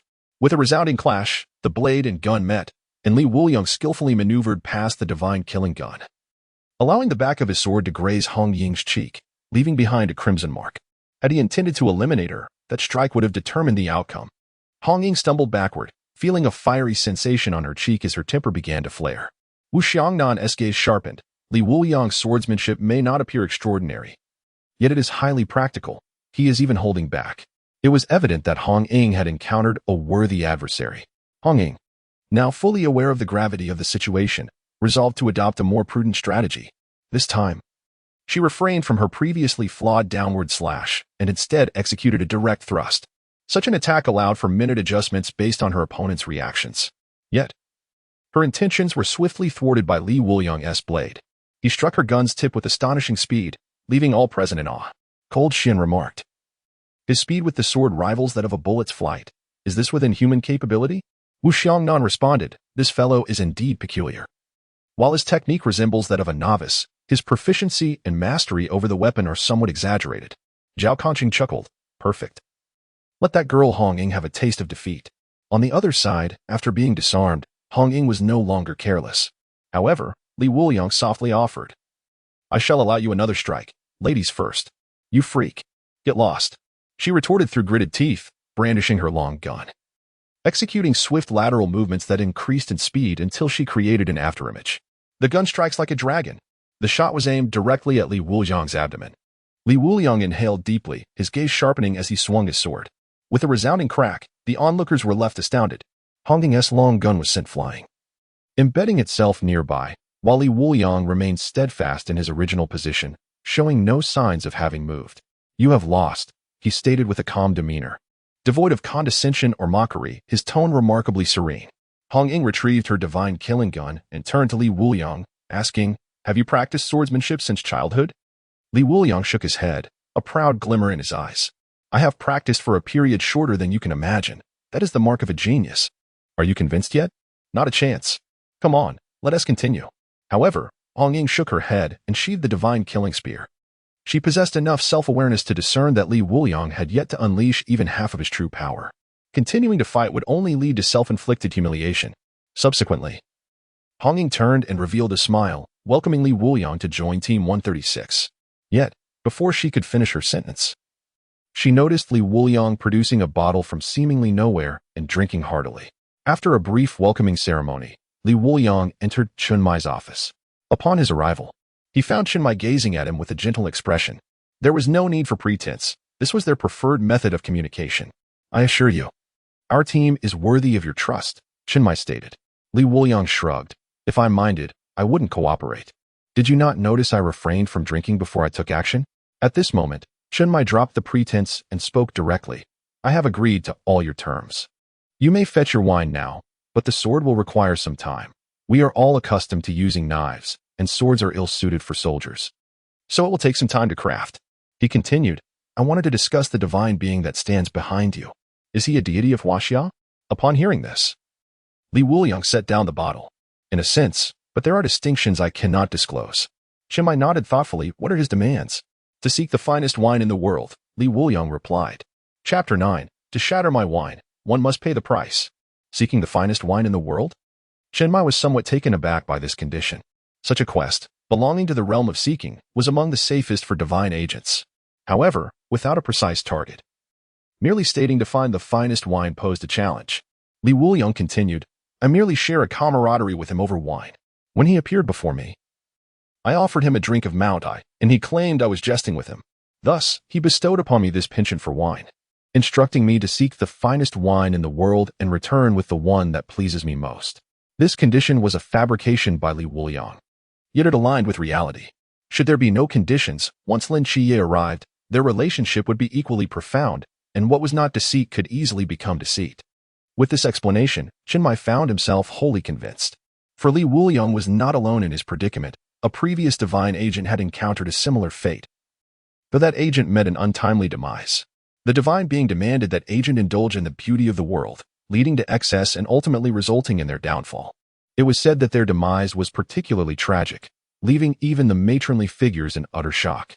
Reflecting on this, Chunmai smiled and remarked, You are quite fortunate. Fortunate? Li Wuliang blinked, puzzled by this assertion. Chunmai hastily changed the subject. Do not concern yourself with that. Let me inform you of the Night Watcher's regulations. Once you join us, there is no turning back. You will need to participate in a special training program. Every Night Watcher undergoes this upon joining, lasting for 1 year before achieving full status. Do you have any questions? Where will I reside? On the sofa? Li Wuliang inquired.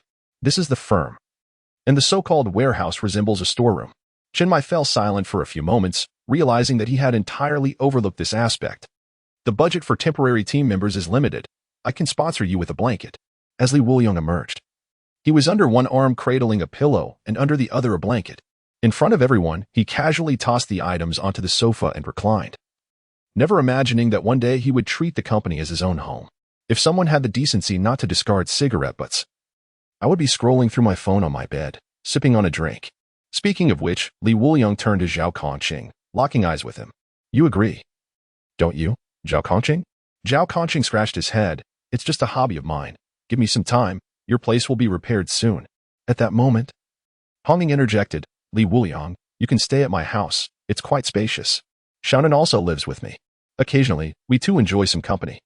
Si Xiaonin made a peace sign, smiling sweetly. Indeed, Hong Ying's house is large, and we two beauties often feel a lack of security. Li Wuliang promptly stood up. Then I shall graciously accept your offer. Let us depart now. I'll bring a few boxes of alcohol to stock up. You have no idea, the more I drink, the wilder I become. Once intoxicated, I can't even rein myself in. Just then, Chenmai emerged from the office, stating, "You can't go anywhere. The ghost-faced king who escaped has been spotted. You handle the ghost-faced individuals, while Wu Xiangnan and I will track down the ghost-faced king.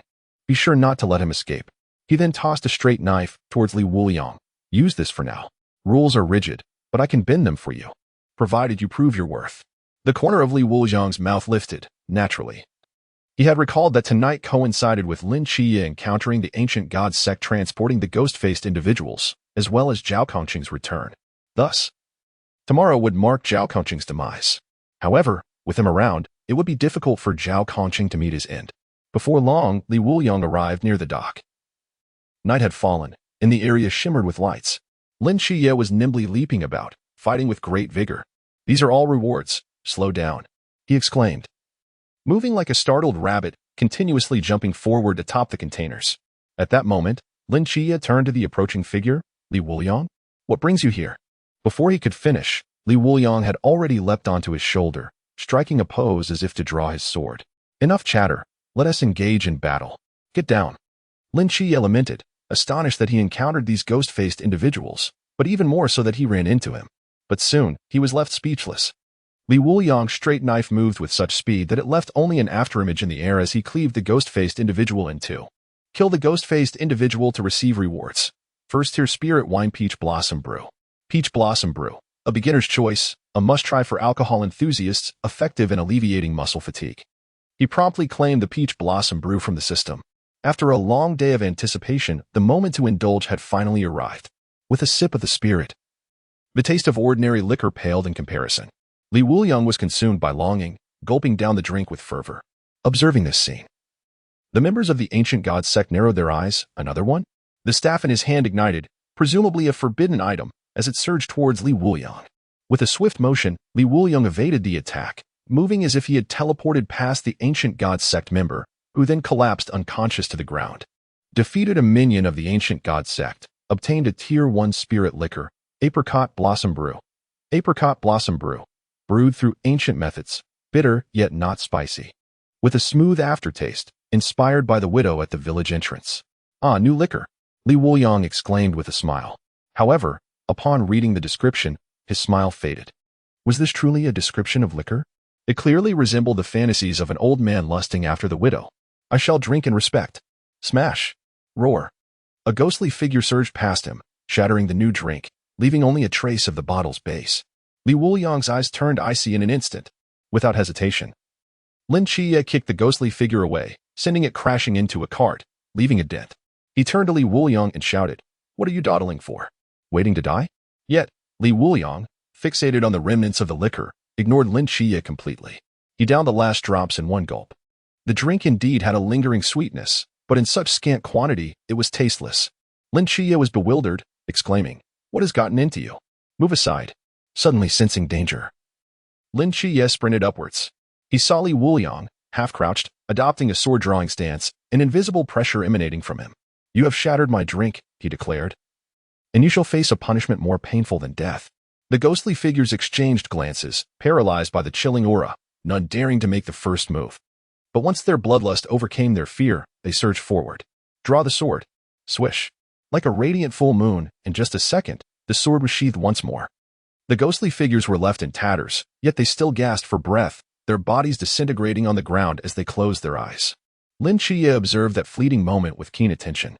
Although Li Wuliang appeared to have struck, but once, each ghostly figure had actually endured 18 precise cuts, skillfully avoiding vital areas such as the heart and head. Thus, even when reduced to fragmented shapes, they retained their consciousness, acutely aware of their fading lives. Chapter 10. You dare to look down on me. Li Wuliang, have you joined them? Lin Qiye inquired, his gaze filled with surprise. He believed that Li Wuliang's disposition would never allow him to align with the night watchman. After all, such formal troops forbade the consumption of alcohol. To forbid drinking was akin to condemning Li Wuliang to death. Li Wuliang shrugged. What else could I do? This is a formal enlistment, filled with benefits and exclusive provisions of liquor. Why wouldn't I join? It is indeed you who ventures out in the dead of night, disregarding the knowledge that your little black dog might take offense. Lin Qiye's brow twitched violently, but he swiftly suppressed the urge to unleash his fury upon Li Wuliang. There was no other reason. He had merely grown accustomed to it. This man was insufferably glib, much like himself, yet he could not replicate such audacity. If one cannot articulate wisely, it would be better to keep silence, Lin Qiye remarked. At that moment, Zhao Conqing inquired, Li Wuliang, have you encountered the ghost-faced man? It has been dealt with. I shall send someone to clean up shortly, Li Wuliang replied nonchalantly. How swift. This is disastrous. Previously, Hong Ying did not leave me a single one, and now there is you as well. When will my merits ever increase? Zhao Conqing lamented. Accompany me for a night of revelry, and I shall bestow upon you a grand gift, Li Wuliang proposed. Not a chance. The merits of 2 ghost-faced men do not equate to the penalties incurred from a single night of drinking, Zhao Conqing retorted. Li Wuliang smirked, contemplating the prospect of presenting him with the head of the ghost-faced king from the Chuan region. Without indulging in drink, matters could not be settled. At this juncture, Lin Qiye turned to depart. He had merely sought to test the forbidden realm bestowed upon him by Nikes. This was merely a serendipitous encounter. Although he was taken aback by Li Wuliang's affiliation with the Night Watchman, it was of little consequence to him. He had no intention of joining. Li Wuliang observed Lin Qiye's retreating figure, savoring a sip of peach blossom wine, yet he refrained from obstructing or persuading him. It was not yet time for him to make his move. Zhao Conqing, though not adept at coaxing others into joining, had a fervent spirit that could inspire some individuals. Lin Qiye was particularly susceptible to such enthusiasm. Before long, Wu Xiangnan arrived at the scene, adjusting his glasses. Before them lay 11 corpses of ghost-faced men, 10 of which had been shredded into pieces, while only one bore the marks of having been scorched by some force before meeting its demise. Clearly, another presence had once lingered here. Meanwhile, Li Wuliang had arrived at the villa of Hong Ying. Gazing at the residence complete with a quaint garden, he was taken aback. No way, Hong Ying, your parents left behind a home larger than mine after their ascension to the heavens. When he had encountered this scene in a novel, it had elicited no reaction. After all, it was merely a villa. But witnessing it in reality, all he could exclaim was, such extravagance is beyond comprehension. The garden was meticulously tended, undoubtedly a testament to careful nurturing. Hong Ying's forehead throbbed with tension as she clenched her fists, gritting her teeth as she said, Li Wuliang, are you intent on provoking me in the dead of night? Although she was not particularly sensitive about her parents' disappearance, it still weighed heavily on her mind. His tone was disrespectful, especially with the mention of ascension to the heavens, which felt like a cruel extinguishment of her last flicker of hope. At that moment, Li Wuliang suddenly realized, oh right, my parents truly ascended, while yours are merely missing. Indeed, missing. The sight of familiar objects evoked memories and stirred emotions, reminding him of his own parents, who had genuinely vanished without a trace. Hong Ying, would you join me for a drink this evening? Hong Ying rubbed her forehead, taking several deep breaths. Each of Li Wuliang's utterances seemed to evoke nothing but irritation, and this time, upon the mention of parents, she found herself devoid of sorrow, only harboring a desire to exact a thorough beating upon Li Wuliang, one that would leave him thoroughly subdued. As the door closed, Li Wuliang glanced back one last time, as if locking eyes with someone in the distance. With a mischievous wave of his hand, he shut the door with a sly grin and swiftly drew the curtains. This left Lin Qiye utterly perplexed. How did he know? This was untenable. Living with 2 young ladies while being a drunken fool was fraught with peril. He had to ensure that Hong Ying or Xiaonan opened the curtains for his oversight. Inside the villa, Li Wuliang's rapid curtain drawing made Hong Ying wary. Could it be that he harbored some ulterior motive towards her? No, she resolved, I must sleep with my weapon close at hand. Subsequently, Hong Ying led Li Wuliang to her room, instructing him to knock if he needed her or Xiaonan. With that, she entered her own room, from the adjacent room. A little head peeked out. It was Si Xiaonan, who waved cheerfully and said, if you need anything, just call us. Good night. She then retreated inside, leaving Hong Ying to ponder, TSK, they are so cautious of me but not of true deviants. Never mind, I'll drown my sorrows alone. Stepping inside, Li Wuliang retrieved the 10 bottles of peach blossom brew he had just acquired. Would this be sufficient? Activating the system's hangover mode. Hangover mode activated. Continuous drinking for 6 hours is mandatory. Upon hearing the system's prompt, he began to drink eagerly. Tomorrow marked the day of the Ghost-Faced King's appearance. a mysterious entity from the Chuan realm that promised to provide exquisite liquor. He was filled with anticipation. Yet, at present, he was merely at the mid-stage of his cultivation, facing an adversary 2 realms above him who commanded the forbidden, the Ghost-Face King. The hangover mode would be his greatest ally, otherwise relying solely on swordsmanship. Defeating such a formidable foe would be a daunting task. Mastery of the sword would only raise his lower limits. It was his own realm and strength that constituted the best approach. Otherwise, it would be he who would boast of a particularly impressive strike. Just as Li Wuliang savored a sip, the door swung open, and Hong Ying entered clad in her night attire. She immediately grumbled, "It's all your fault. You've ruined my mood. You owe me. Share some of that drink." Li Wuliang's eyes lit up. "No problem, 10 bottles, and we shall drink until dawn." Hong Ying's beautiful eyes twinkled, and the rosy hue brought forth by the peach blossom brew rendered her stunningly enchanting. She sought to drink not just for pleasure, but also to reflect on her parents. There were emotions she preferred to keep private from her team, feelings that needed to be digested alone. Yet, in the presence of Li Wuliang, these concerns seemed trivial. After taking a sip of the peach blossom brew, she surprisingly felt a slight elevation in her mental clarity. However, the brew was potent, easily measuring around 70 proof. After just a few sips, she began to feel the effects. Meanwhile, Li Wuliang continued to drink heartily. "You really need to work on your drinking skills," he teased. Hong Ying's cheeks flushed. "Mind your own business. Just drink." At that moment, the host enters hangover mode accompanied by a beauty, triggering achievement rewards. 1 bottle of second-tier spirit wine, Beauty's Nectar. Beauty's Nectar can be shared with a beauty, effects will amplify jointly. The sole effect is a slight enhancement of constitution. "Come, give this a try." Upon hearing this, Li Wuliang immediately triggered an achievement and took it out. A fine wine is meant to be shared. Hong Ying took it and drank a mouthful, instantly feeling a refreshing current flowing into her lungs. Her eyes brightened with delight. "This is exquisite." However, she soon noticed Li Wuliang frowning at the wine bottle. "What are you staring at? Can't you pour it into a cup? I only have this 1 bottle. What if you blow into it?" Hong Ying's face flushed with indignation. "How dare you look down on me, Li Wuliang? Let me have a drink." Agent progress increased by 10. Current progress 26. Chapter 11. You are envious. The two were in an extremely intimate position, Hong Ying's knee pressing against Li Wuliang's diaphragm, denying him the pleasure of this flirtatious moment. She returned to her seat like a victor, her face brimming with satisfaction. Clearly, the effects of the wine were potent, and she was becoming tipsy. Their raucous laughter awakened Xishan in the adjacent room, and she cautiously stepped outside. She noticed a small crack in Li Wuliang's door. What a strong scent of alcohol! Xishan pinched her nose and approached, only to witness a scene that dropped her jaw. There was Li Wuliang being embraced by Hong Ying, who was joyfully drinking, while Li Wuliang had a bottle shoved in his mouth, his neck tightly constricted. He was on the verge of rolling his eyes back. Is that really Hong Ying? Xishan rubbed her eyes, took a deep breath, and closed the door. She then pulled out her phone and sent a message to the group, preparing a burial site.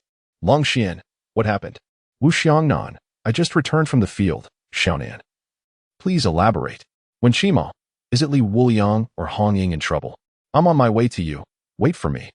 Xishan snapped a photo through the door crack and sent it to the group, then remarked, the burial site need not be too large. He should turn into a pile of parts by tomorrow. Everyone, Chunmai, hurry up and rest. We'll give Li Wuliang special training early tomorrow to familiarize ourselves with the combat equipment. If he is still alive, that is. It was evident he was unsure whether Li Wuliang might end up as a candy hawthorn skewer in Hong Ying's wrath. When Qima, I hope all is well. At that moment, when Qima, clad in sweatpants, stood on the rooftop, clearly anxious. Yet, the autumn breeze was chilly, and he too yearned for a sip of wine to warm himself. I wish to reside in a villa, sharing the same roof with Xiaonan and Hong Ying. Li Wuliang. I envy you. When Qima felt like crying without tears. By the next morning, hangover mode has ended, duration 6 hours and 54 minutes. Due to the company of a beauty, the next battle may escalate to the mid-stage of the pool realm. Tip. Inviting 5 individuals into hangover mode can activate the drunken sword state. However, at this moment, Li Wuliang lay on Hong Ying's thigh, drooling profusely, creating a puddle, with loud snores echoing. It was only when Hong Ying's phone rang that she slowly awakened, rubbed her eyes, and glanced at her phone. What time is it? Ouch. At this moment, her head throbbed painfully. She had unknowingly indulged in excessive drinking the previous night. It seemed to begin with a single bottle, which then turned into a series of sips, the exact quantity lost to her memory. Habitually, she pressed the voice button. And Chen Mai's voice echoed back. Look at the time. Why haven't you arrived yet? Startled, Hong Ying immediately checked the time and her eyes widened. 10 o'clock. But lowering her gaze revealed a more maddening sight. Li Wuliang lay sprawled across her lap, drooling. With a resounding smack, she struck his head and stormed out of his room in a huff. Fortunately, Si Xiaonan had left early, sparing her the embarrassment of being seen in such a disheveled state. After receiving the smack, Li Wuliang felt a headache creeping in. As he surveyed the scattered bottles, he sighed deeply. This woman cannot hold her liquor yet insists on drinking. Her drinking etiquette is appalling. Rubbing his face, he retrieved his phone and accessed the family group chat, which was managed not by Chen Mai, but by Wu Xiangnan. Upon seeing the photos from the previous night, he felt a jolt of panic. Oh no. If Hong Ying saw this, it would spell his doom. Hearing the sound of water running from the bathroom, he hastily donned his clothes, neglecting his morning routine, and leapt out of the window. If he lingered any longer, his demise would surely arrive before noon. At that point, his gravestone would undoubtedly be inscribed by Hong Ying herself, bearing the title of the Unashamed. Although he bore no blame, arguing with a woman was inherently a futile endeavor. After freshening up, Hong Ying passed by Li Wuliang's room, noticing he had already fled through the window. She frowned, pondering, am I really that frightening? Humph, coward. Meanwhile, on the road, Li Wuliang activated the system, noticing a prompt indicating he was at the mid-stage of the pool realm. That should suffice. Regrettably, he had run out of alcohol. Otherwise, if he had drunk for another couple of hours, he might have reached the pinnacle of the pool realm. However, upon discovering that he needed to recruit 5 individuals into the hangover mode to activate the drunken sort state, a glimmer of hope sparked within him. Gathering 5 people was not a daunting task. He could use Lin Qiye's joining as an excuse to celebrate. With renewed determination, he quickened his pace. Before long, Li Wuliang arrived at the office, only to be met with the penetrating gazes of Wen Qima and the others, causing a shiver to run down his spine. He thought, could it be that they know I rested my head in Hong Ying's lap last night? Will she truly take revenge? Their expressions left him bewildered, observing his discomfort. The others felt a sense of smug satisfaction. Serve you right for drinking. Even if they could not make him quit, they could certainly ensure he had an unforgettable day. Zhao Kongqing approached and patted his shoulder, saying, Wuliang, I respect you as a man. Safe travels. Li Wuliang let out a sigh of relief, sensing that he might be in the clear. Zhao Kongqing, puzzled, exclaimed. Suddenly, Li Wuliang's demeanor shifted to one of arrogance. This trick was used on me by my teacher and later by a doctor. I fell for it twice. Do you think I would be fooled a third time? He continued, back then, my teacher spared no expense, even damaging the blackboard and compensating for it himself.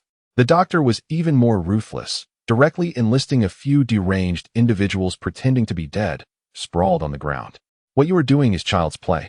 The entire office was enveloped in silence at that moment. When Shimo rose and addressed Li Wuliang, would you like to take a look at the group chat? Li Wuliang's smile faltered as he opened the chat, discovering that Hong Ying had sent 3 voice messages, each lasting 60 seconds. Clearly, everything was only just beginning. Si Xiaonan remarked with a hint of foreboding, when Sister Hong goes mad, it's quite terrifying. Wuliang, you should be cautious. Even Lung Shen chimed in. I will certainly seize your tombstone to engrave it for you. Li Wuliang's complexion turned pale, akin to leaves swirling in the air, yet he stubbornly retorted. You are just envious. I will be fine, right? Suddenly, when Qima chuckled, all right, I won't scare you anymore. We must embark on our mission. If only you had answered our calls, we would have departed 2 hours ago. Wu Xiangnan also stood up, stating, the person you subdued last night was an outer member of the ancient god sect. He revealed the location of the ghost face in the sewers. We need to encircle and eliminate them down there, or else more innocents will be harmed. Besides, Hong Ying is not as unreasonable as you think. Li Wuliang sighed in relief. So, we don't need to wait for Hong Ying? Wu Xiangnan replied, I have sent her the location. She will make her way there. Zhao Kongqing, feeling resigned, added, you all go ahead. I have another task to complete today. I need to visit Lin Qiye, and if he still refuses, it will truly have to be handed over to you. The agent of Michael is of utmost importance. Li Wuliang grinned, you go all out. I've got your back. I assure you, he will definitely join the Night Watchers. Chapter 12 They drank through the night. Have they become stronger? Lin Qiye is crucial. If he doesn't join, the subsequent plot cannot unfold. Let's go. Before long, they arrived at a section of the sewer. Upon descending, they spotted Hong Ying in athletic wear, leaning against her gun. Notably, A red mark resembling a person's head shape adorned her pristine thigh. Acknowledging the group's gaze, Hong Ying gritted her teeth. I scrubbed too hard while bathing. It turned red. Don't overthink it. Snap. Long Qian remarked. Let us capture this moment. At that moment, a low growl resonated from the sewer, and the odor intensified within the confines. They were converging towards the group. When Qima coldly stated, it seems our presence has been revealed, Li Wuliang drew his blade. Everyone step aside. Let me handle this. In light of the five indulging in copious amounts of alcohol, he needed to gather supplies. With that, he charged ahead. Traditionally, it was Hong Ying who would lead the charge. This sudden action caught several off guard. They were seasoned veterans, capable of discerning even the slightest changes. Li Wuliang had transformed since yesterday. Both his speed and explosive power had increased. They had all improved initially. But that was the result of nearly half a year of intense training under Chun Mai's relentless regimen. Yet this was merely one night. Moreover, last night, he had shared a grand feast with Hong Ying. When Qima exclaimed in astonishment, I now believe it. He must be an agent of some deity of wine. After a night of revelry, his power has surged so dramatically. Imagine if he indulged for several days. At that moment, Si Xiaonan was excitedly loading her demon hunter gun, declaring, what are we waiting for? If we delay any longer, he'll seize all the heads. Hong Ying, she called out, and suddenly felt a rush of warm wind beside her. Flame feather garb. The demon slayer gun emanated a fierce blaze, draping her in a resplendent crimson garment that shimmered brilliantly. Not only had her mental fortitude increased, but her overall speed had also seen a significant enhancement. Comparable to Li Wuliang's, even Si Xiaonan struggled to keep pace. How did Hong Ying seem to grow stronger as well? Si Xiaonan gasped in astonishment. The last three individuals wore expressions of sheer disbelief. They could comprehend the improvement in physical prowess. After all, Hong Ying had never faltered in her training. So a transformation was to be expected. Yet how had the Forbidden Ruins also gained strength? Previously, the flame feather garb could barely cloak Hong Ying, manifesting only as a burst of energy, akin to a sudden skill activation. Now, it had evolved into a sustained eruption. What on earth did I miss? Si Xiaonan lamented. Filled with regret, she pointed at the two individuals and exclaimed, look at them. They drank all night and both emerged stronger. Had I known, I would have joined them in their revelry. I was merely a step away from such an overnight transformation. What a profound loss. Lin Qiye and Wen Qima, initially reluctant to acknowledge this fact, could not deny the evidence before their eyes. They had indeed gained considerable strength after a night of drinking. Meanwhile, Hong Ying, sensing her own transformation, recalled that the bottles they had consumed did not appear to be from ordinary sources. Perhaps he had procured them from some clandestine location?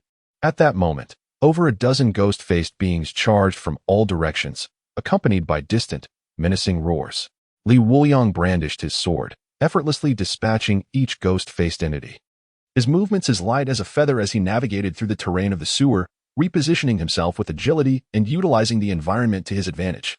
He was entirely absorbed in the battle. These were not merely ghost-faced entities. They were akin to bottles of first-tier spirit wine. As he donned his white combat attire, he left behind only fleeting shadows in the air. Hong Ying's eyes darted about frantically, but she could not match Li Wuliang's speed. Especially in the swiftness of his sword strikes, she could hardly perceive them at all. In that moment, she was certain of one thing. During their previous encounter, Li Wuliang had undoubtedly held back significantly. Fortunately, he had just awakened, and his mental prowess was likely not very high. If he activated the Forbidden Ruins, perhaps they could achieve a stalemate. But what exactly was his Forbidden Ruins?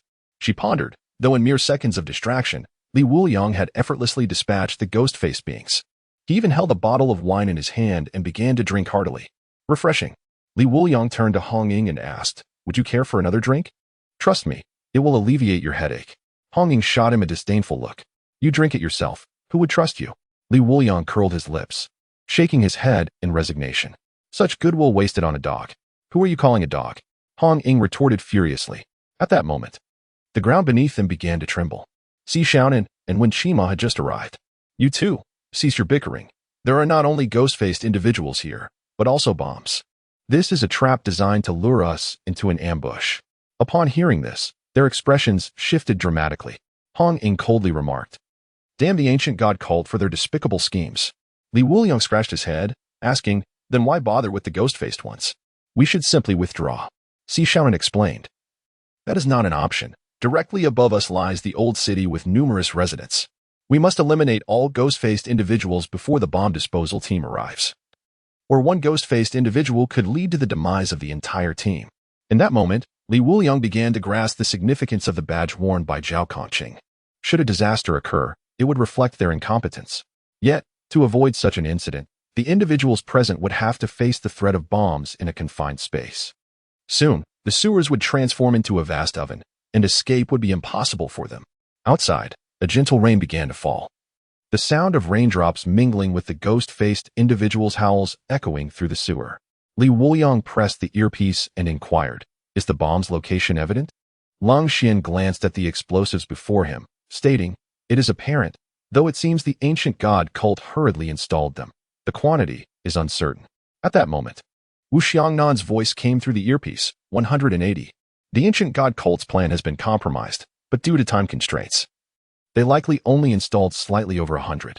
He looked coldly at the battered, bloodied cultist before him. Hearing this number made Li Wuliang's scalp prickle. Then a voice crackled through the earpiece, "Li Wuliang, can you manage?" At this, everyone understood the implication of Li Wuliang's earlier statement.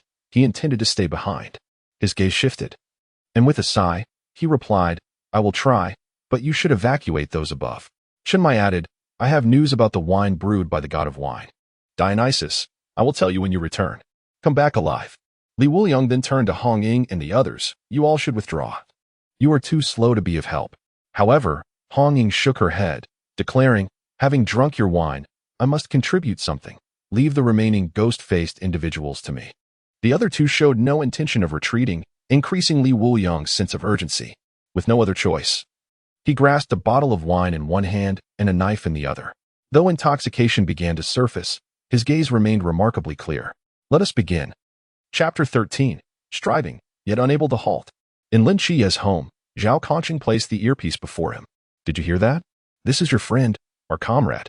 He had arrived before Lin Qiye finished school to assist his aunt with washing vegetables. However, halfway through, the voices through the earpiece filled him with unease. Especially since the ancient god cult's target was very likely him. To obliterate an awakened divine agent with such grandiosity is indeed worthwhile for them. Otherwise, allowing such a being to mature would pose a grave threat. Lin Qiye fell into a contemplative silence. As he gazed at the empty table before him, an unfamiliar sense of loss washed over him. For the past decade, although Li Wuliang was somewhat despicable, prone to drunken antics and lacking decorum, he had consistently been by Lin's side, sharing the longest companionship aside from that of his aunt and brother. With Li Wuliang's departure, Lin Qiye felt as though a vital part of his home had vanished. "Thank you, but I wish to deliberate further. I seek to make amends for the debts I owe my brother and aunt over these 10 years, at the very least, to grant them peace of mind." Despite his seemingly unreliable nature, there were moments when Li Wuliang proved to be more trustworthy than anyone else, except when inebriated. Ultimately, Lin Qiye declined the offer. Sensing that since Li Wuliang had gone to become a night watchman, there was little necessity for him to follow suit, especially after witnessing Li Wuliang's fierce demeanor last night, which had struck deep into his heart. Even if he were to activate the Forbidden Ruins, he could not be entirely confident in overcoming Li Wuliang. After activating 2 Forbidden Ruins, he still could not discern the movements of Li Wuliang's blade. They were as swift as lightning, resembling a dance rather than mere swordplay. Zhao Kongqing sighed. "Very well, since that is the case, I shall take my leave." "You heard them. They are engaged in battle, and I cannot remain uninvolved." "What is your Forbidden Ruins?" Lin Qiye inquired. Zhao Kongqing chuckled awkwardly. "I am merely an ordinary person, albeit one who has performed well in the special forces. I will not be selected as a night watchman. Go, enjoy your meal with your aunt." As he exited, Zhao Kongqing pressed the earpiece, stating, "Li Wuliang, I have failed. It is now up to you." Li Wuliang replied, "Got it. Just wait a moment. I'm busy." Zhao Kongqing exclaimed. Hong Ying interjected. "He has already consumed 3 bottles. He is on the verge of drunkenness." Zhao Kongqing retorted, "Could you not restrain him? This is a mission." Hong Ying replied, "I can't even get close to him. Aside from the captain, no one else in my knowledge could possibly stop him." At this moment, Li Wuliang had entered a state of semi-drunkenness. Yet, the more inebriated he became, the faster he moved, like a swift swallow in flight. His straight blade emitted a humming sound, with each of his movements appearing meticulously choreographed, graceful and ethereal. He looked strikingly handsome, captivating all who beheld him, provided they could perceive him clearly. Upon spotting a bomb, he would deftly sever the connecting wires. This method would be impossible for anyone else to accomplish, save for Li Wuliang's swift swordplay. Chen Mai had considered this aspect, which led to his agreement to allow Li Wuliang to attempt the task. The results were remarkable. In a mere 5 minutes, he had already disarmed 30 bombs. Hong Ying, Si Xiaonan, and Wen Qima split into 3 groups, engaging in combat with the phantom faces within the sewers. At this juncture, Lin Qiye remarked, "This section of the sewer spans 13 kilometers, with a total of 13 forks. Hong Ying, Xiaonan, and Qiemo, you 3 head towards the 3 forks. Allowing Wuliang to attend to the remaining 10, this will undoubtedly conserve a considerable amount of time. There are merely 15 minutes left." He gripped a bomb in his hand, vigilantly monitoring the countdown for everyone.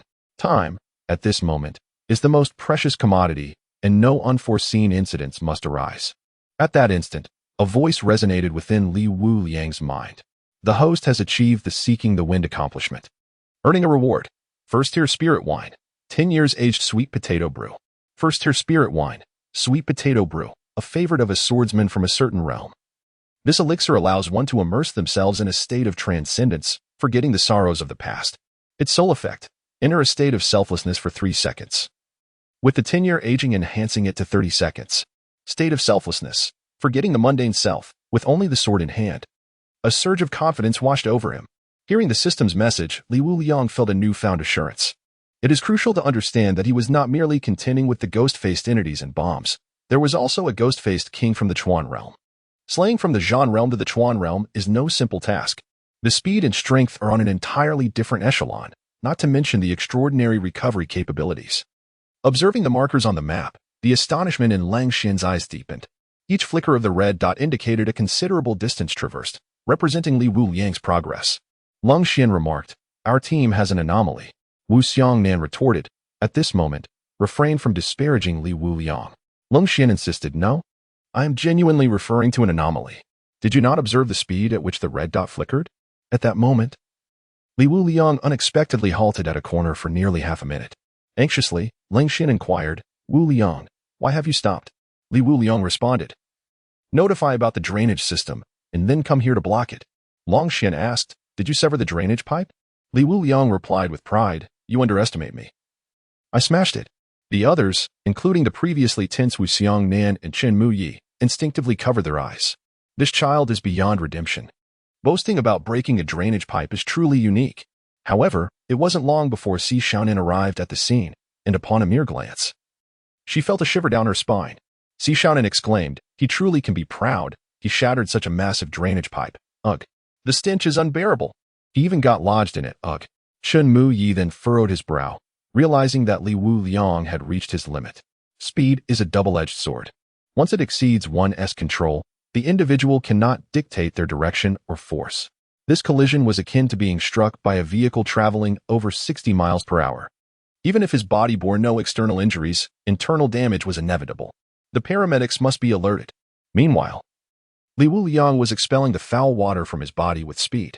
He sensed something was amiss, however, with numerous bombs still to dismantle. He resolved to continue with his task. Li Wuliang took a generous swig of the spirit wine and pressed on, albeit at a noticeably reduced speed this time. With each bomb he destroyed, he counted aloud, while Lin Qiye calculated diligently. As the timer dwindled to the final 3 minutes, Lin Qiye suddenly declared, "That's enough." Wuliang. The followers of the ancient god sect were anything but honest. They had installed only 180 out of the total. Li Wuliang's lips twitched slightly as he surveyed the boxes before him. Indeed, their deceit was evident, for there remained several boxes of explosives yet to be installed. Had they all been set up, we would surely be doomed. At this moment, a collective sigh of relief escaped the crowd. Si Xiaonan chuckled, "Finally, it's done. Time to head home for a shower." Hong Ying sighed in relief as well.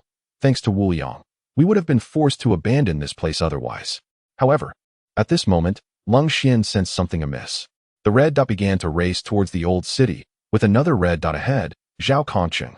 At that moment, Zhao Kongqing declared, "The Ghost-Faced King is with me." Chapter 14, Drunken Support? A triangular sign indicating a no-entry zone was firmly planted in the ground. The boundless void had been activated by Zhao Kongqing, isolating the Ghost-Faced King within that confined space. Outside, the rain poured down heavily. The Ghost-Faced King, with a grotesque visage and its long tongue protruding, paced restlessly on the ground. The ghost-faced king of the Chuan realm possessed a fundamental difference from the ghostly figures. It bore a modicum of intelligence, capable of assessing its surroundings and identifying targets.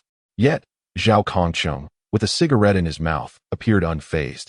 Though internally he teetered on the edge of collapse. It was likely a natural reaction, but to stand here and confront the ghost-faced king was no small feat.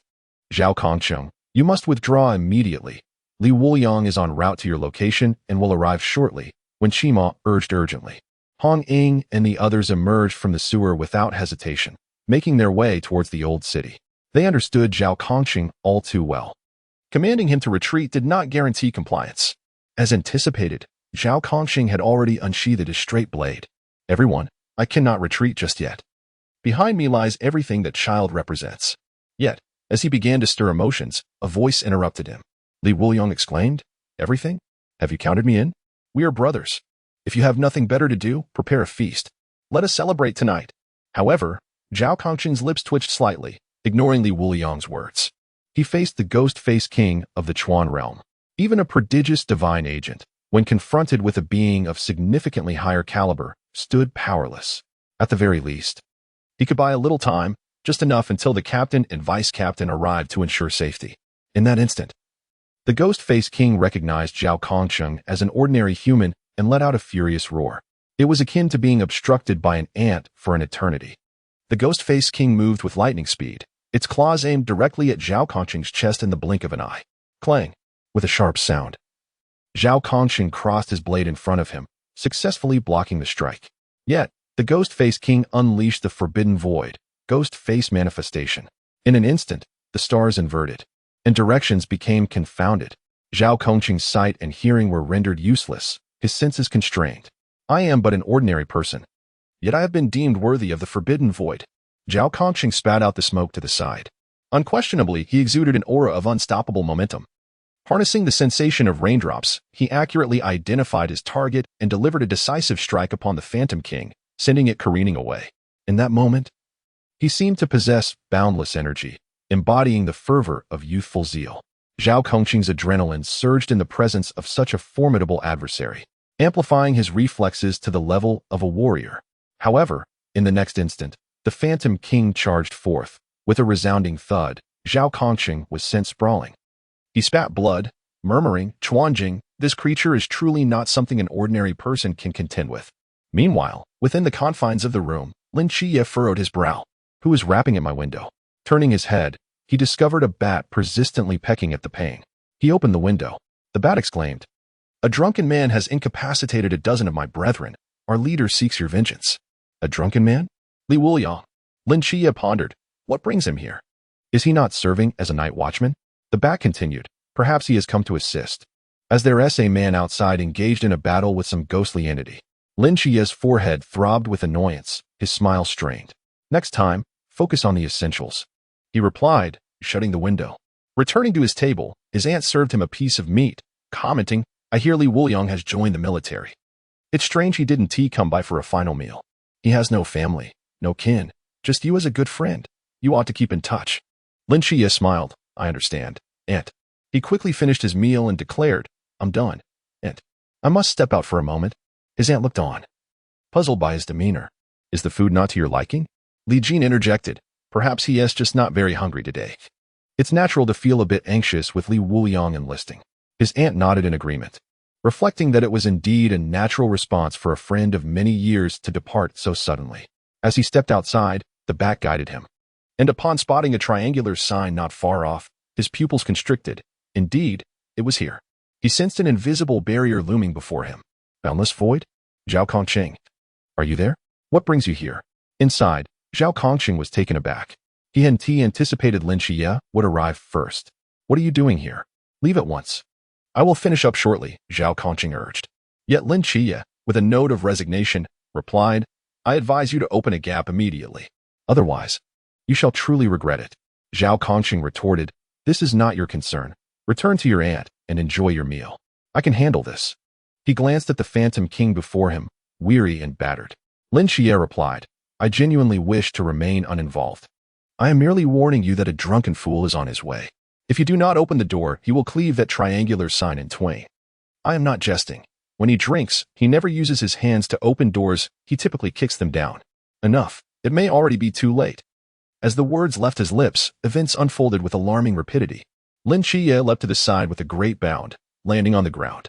With a swift motion, a magnificent sword aura sliced through the air, carving an extensive scar upon the street, nearly wounding Zhao Kongqing.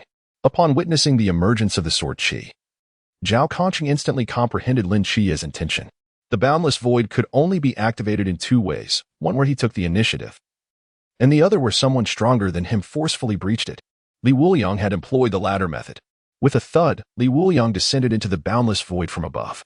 As he hit the ground, he immediately consumed a sweet potato brew acquired from the system. However, Zhao Kongqing keenly noticed that Li Wuliang was not his usual self. Veins were prominently visible on his arms, chest, and calves, a clear indication of his body being pushed beyond its limits from prolonged exertion. Evidently, during his prior endeavor in the sewer to defuse a bomb, Li Wuliang had reached his breaking point.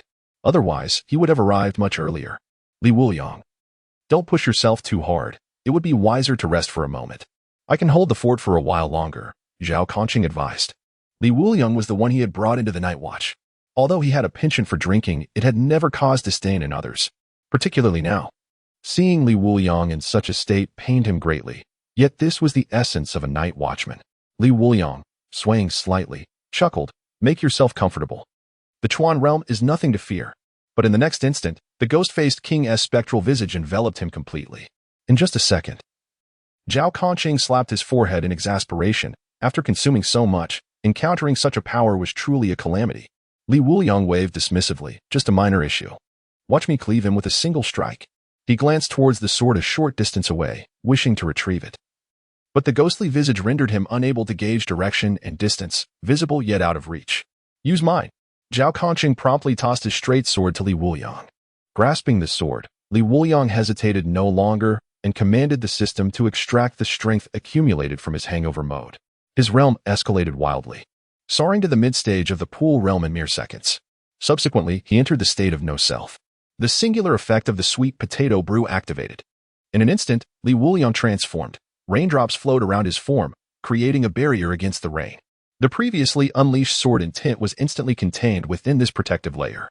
In the state of no self, he forgot his mortal shell and focused solely on the sword in his hand. He relinquished all thoughts, and the world within his sight froze at that moment. Everything was entrusted to his body, to the sword he wielded. His reflexes and speed reached their pinnacle in this instant. The ghost-faced king felt an inexplicable sense of threat, despite the adversary's lower realm. He could not muster the courage to step forward, as if an insurmountable mountain loomed before him. After much hesitation, realizing that his ghostly visage had lost its effect on the figure before him, he swiftly redirected his approach, intending to triumph through sheer force. In the domain of the Grand Pool, the advantage lies with us. Capable. In the next moment, a flash of sword light streaked through the air, piercing the right arm of the demon-faced king and severing it by a significant portion. Yet, the demon-faced king did not falter. His injured arm began to regenerate swiftly. He frantically swung his claws, intent on tearing apart this detestable foe before him, but each strike was effortlessly parried. To the two onlookers, the scene unfolded as if in slow motion. Zhao Kongqing and Lin Qiye felt as though they were ensnared in a dream. Bullet time? Lin Qiye pondered aloud. Zhao Kongqing shook his head. It is merely that Li Wuliang's speed is astonishing. Honestly, have you truly never witnessed him practice his swordsmanship? At that moment, bullet time was transposed into reality, not through the distortion of time, but due to the remarkable swiftness of Li Wuliang's strikes. His strength may not have been sufficient to confront the demon-faced king head-on, yet his incredible speed compensated for the lack of force. This implied that for every claw strike from the demon-faced king, Li Wuliang had to counter with more than 3 strikes of his own. The interplay of strengths and weaknesses created an illusion akin to entering bullet time. Lin Qiye contemplated deeply, his mind drifting back to their first encounter, when he had drunkenly damaged a hospital door simply because it swung inward, while he attempted to push it outward. Consequently, he was flung back by the door, resulting in a significant bump on his head that ached for a fortnight. From that day forth, whenever Li Wuliang indulged in alcohol, his most notable action was to kick doors. Although he had never heard of him practicing swordsmanship, he acknowledged that Li Wuliang's legwork was quite commendable. After much reflection, Lin Qiye arrived at this singular conclusion. Legwork? Zhao Kongqing raised an eyebrow, sensing a disconnect between Lin Qiye's words and his own thoughts. This only deepened his confusion. If he had never witnessed Li Wuliang practicing his sword, then where exactly had he honed his skills? Strength without finesse, relying solely on speed in the absence of technique. Generally, after diligent practice, one would acquire a repertoire of sword moves. Under their captain's training, Zhao Kongqing had perfected his straight blade technique, each member having developed their own unique skills. This constituted their greatest asset in combat. The same could be said for Hong Ying's divine killing gun, a product of relentless training and refinement of marksmanship. Even Long Xian's firearms had spent considerable time at the shooting range. Each member of the squad, in the beginning, practically resided at the training grounds, their minds consumed with honing their techniques even during rest periods. Alternatively, they pondered how to improve.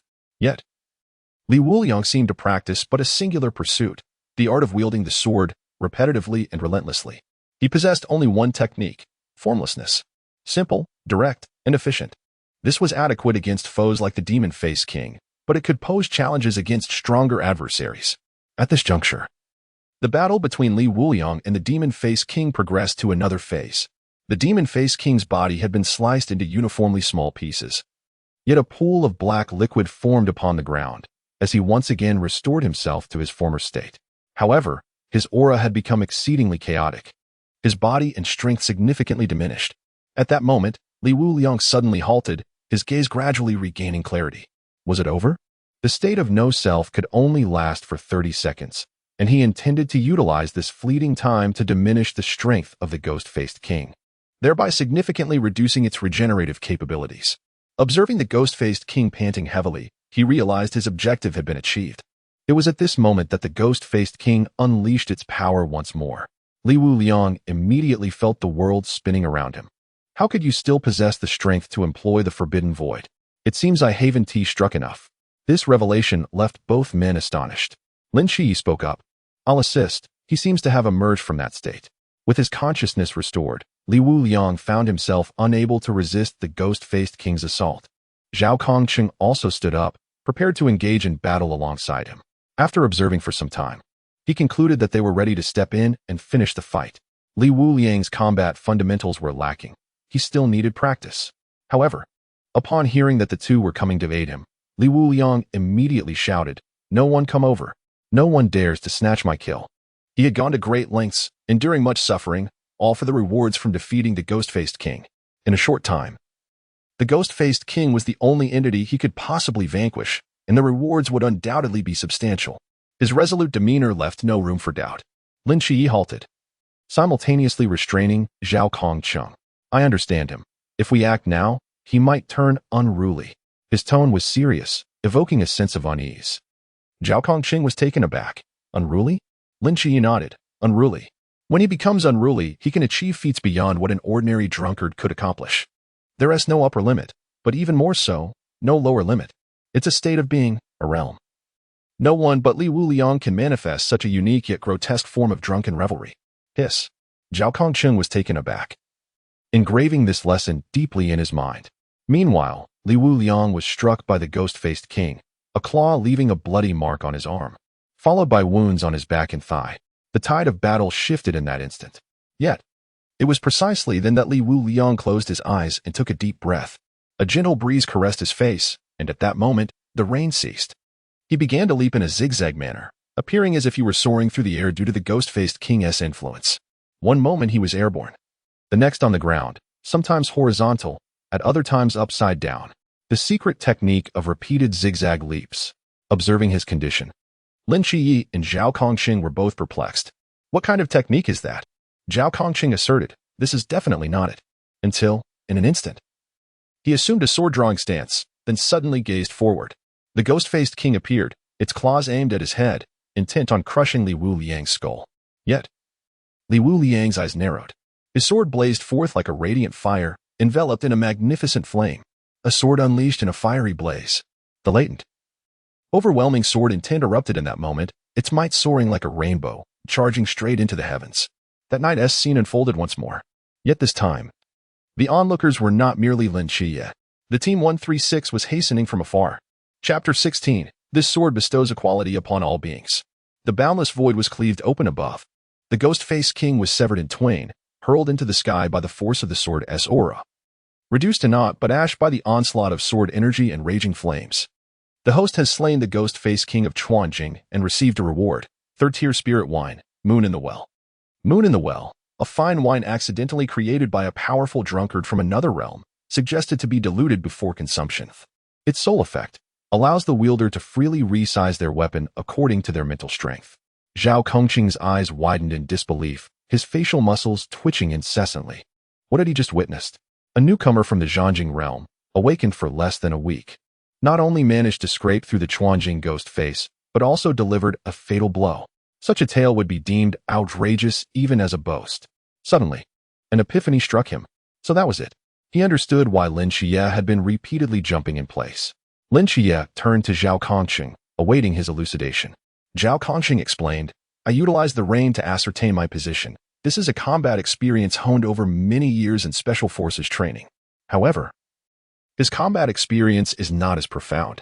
Thus, he resorted to the simplest yet most rudimentary method of positioning himself, through repeated jumps, waiting for that fleeting moment of balance.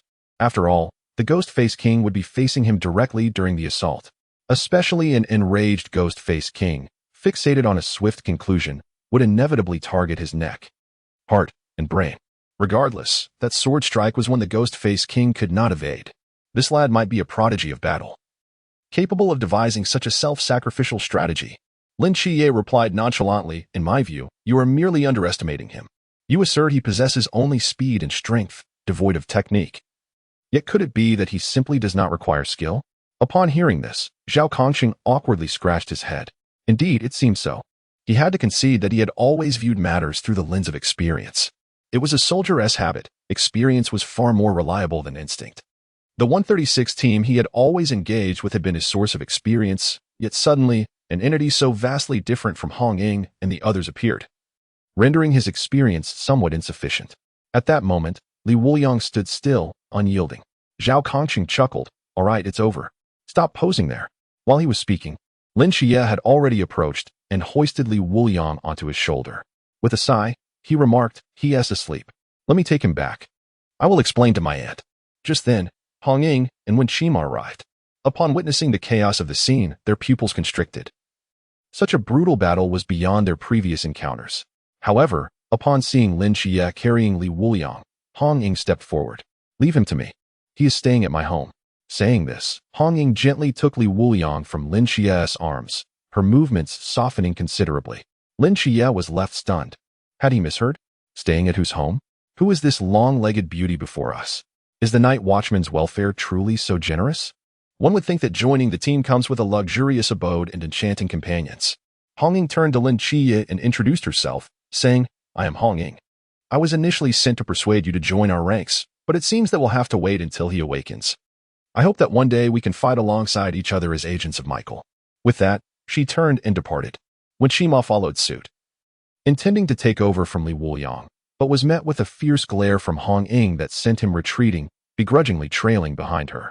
Wen Qima remarked, it's inconvenient for you, a young lady, to manage alone. Allow me to escort you back. Ling Xian interjected, there are still 3 ghost-faced men lingering in the sewers. Qima, you should provide support. Wen Qima acquiesced, very well. 3 ghost-faced men should pose no challenge for me in Xiaonan. He sensed that Ling Xian had no intention of allowing him to accompany them. Soon enough, his suspicions were confirmed, as the 3 ghost-faced men were swiftly subdued, causing him to miss the opportunity to enter Hong Ying's residence. Zhao Kongqing observed Lin Qiye, lighting a cigarette as he approached. He presented a badge, stating, I crafted this for Li Wuliang, but it seems more fitting to give it to you. The badge bore an inscription, should the dark night descend, I shall stand before the multitude, sword drawn against the abyss, blood staining the heavens. Why give this to me? Lin Qiye inquired. Because Wuliang has already achieved this, and I believe he will surpass it, Zhao Kongqing replied with a resigned smile. However, Lin Qiye promptly returned the badge, leaving behind a simple phrase, I am unworthy. He then turned and re-entered the house. Zhao Kongqing chuckled softly, pocketing the badge. Youth is evident. Secrets are hard to conceal. Meanwhile, Wu Xiangnan and Chen Mai gazed at the vanishing sword light in the sky, their expressions a mix of apprehension and astonishment. Chen Mai remarked, have you noticed? This young man's strength grows daily. Especially with that strike. No, that sword, it's even more terrifying than before. I doubt I could fully defend against it. A direct confrontation would lead to severe injury or death. Wu Xiangnan adjusted his glasses and added, "Not only that. Did you see? His strike left a rift in the sky. Beyond that rift lies a realm unlike ours." The ghost-faced king disintegrated after that blow. As a former member of the Special Blue Rain team, I possess knowledge of various forbidden domains and even divine realms. The true strength of Li Wuliang's sword does not lie merely in its power, but in its capacity to devastate the forbidden realms. It is akin to the legendary demon banishing. One can only confront it with their physical body. There is no evasion. It is as if he has dragged the divine down from its pedestal, rendering it no different from mortals. With such capability, its might rivals that of the divine realms. Chinmai fell silent, contemplating a sword that embodies the equality of all beings. I shall report this matter upward, if our assumptions hold true. Then Li Wuliang's significance is undoubtedly greater than that of Michael's agent. Prepare yourself for potential consequences. Wu Xiangnan was taken aback, questioning, on what grounds should we face repercussions? Our team has just vanquished a ghost-faced king from the Chuanjing, significantly protecting the people's property. Chinmai cast a glance at him. Realizing that he had allowed a high-ranking member of the ancient god sect to escape, nearly exposing Li Wuliang to their gaze. To rectify this mistake, at the very least, a mysterious figure from the sea realm would need to be eliminated. Nevertheless, the budget would remain unscathed. At worst, it would result in a verbal reprimand. Wu Xiangnan sighed, resigning himself to the situation. Before long, at the Hongying residence, after bringing the injured Li Wuliang home, she took a towel and began to wipe his body. Upon seeing the ghastly wounds, Hongying felt a pang of anxiety in her heart. The battle within the boundless void was known only to those two. Yet the sight of these injuries spoke volumes about its severity. At that moment, the outside world illuminated as a blaze erupted in the courtyard. Hongying glanced over and saw Chenmai and others setting up a small bonfire, seated together. She hurried down, exclaiming, "Are you planning to set fire to my home?" When Chimo replied, "The captain said we should hold a meeting. Since he appeared to be asleep, we decided to change locations. We might as well roast a couple of chicken wings." Chapter 17. Training is impossible. Inside the room, Li Wuliang was currently lost in a dream. The surroundings resembled the fabled realm of immortals. A middle-aged man clad in white robes, sporting a goatee, sat before a gazebo. "Young friend, come and share a drink," he said, pushing a white jade cup towards Li Wuliang. Without hesitation, Li Wuliang approached and drank deeply. However, he soon sensed something amiss. "This is even inferior to that old gun liquor. It lacks flavor," he remarked with a hint of disdain. The middle-aged man paused for a moment before taking a sip himself. "It's fragrant and pure," he insisted. "This is brewed from celestial rice. I would not have offered it to you had you not been an esteemed guest." Though his tone was eager to prove the quality of the drink, he bore no resentment. Li Wuliang shrugged. "Isn't that just rice wine? No wonder it lacks potency." He had previously made plenty of rice wine. It was cheap and plentiful. Yet, after less than a week, he grew weary of it, leaving the remainder for Tangyuan soup later to soothe his stomach. The middle-aged man was taken aback, then smiled wryly. "Indeed, a true connoisseur cannot be deceived. Where exactly is this place?" Li Wuliang inquired. "My world," the middle-aged man replied, rising and gesturing around him. "My world consists of this pavilion, this water, this fish, and this lotus. It may be small, but I cherish it dearly." Li Wuliang's expression shifted, understanding dawning upon him. "Ah, you are quite the hermit." As he poured himself a cup, he realized that the system could not be activated here, leading him to suspect that he might merely be dreaming. The middle-aged man's smile faltered. He found himself at a loss for words. "Never mind, I shall be direct," he decided. "You opened a crack in the heavens, allowing me to meet you. I will teach you a sword technique known as the Qinglian sword art. Watch closely." He grasped a piece of bamboo as if it were a sword, beginning to perform elegant, refreshing movements. The speed was unhurried yet impeccable. However, after he completed the set of sword moves, Li Wuliang merely nodded. "Not bad, quite visually appealing." The middle-aged man, now devoid of his smile, exclaimed in disbelief. "Daughter-like?" His azure lotus sword technique is an unparalleled mastery. Countless individuals have devoted their days and nights to deciphering the sword diagrams, yearning to grasp even a fragment of its essence. And yet, you dare to call it daughter-like? At that moment, the figure of Li Wuliang inexplicably dissipated. The middle-aged man tossed aside the bamboo stick, exasperated by the young man's unreasonable demeanor. "Am I really that effeminate? Little Jane, is it true that I appear so?" The goldfish in the water flicked its tail, retreating silently to the depths, contemplating. Indeed, there was a hint of effeminacy. Inside Li Wuliang's chamber, he languidly opened his eyes. the enticing aroma of chicken wings wafting into his nostrils. Yet, as he attempted to rise, a wave of soreness enveloped him, rendering his legs immobile, as if he were paralyzed.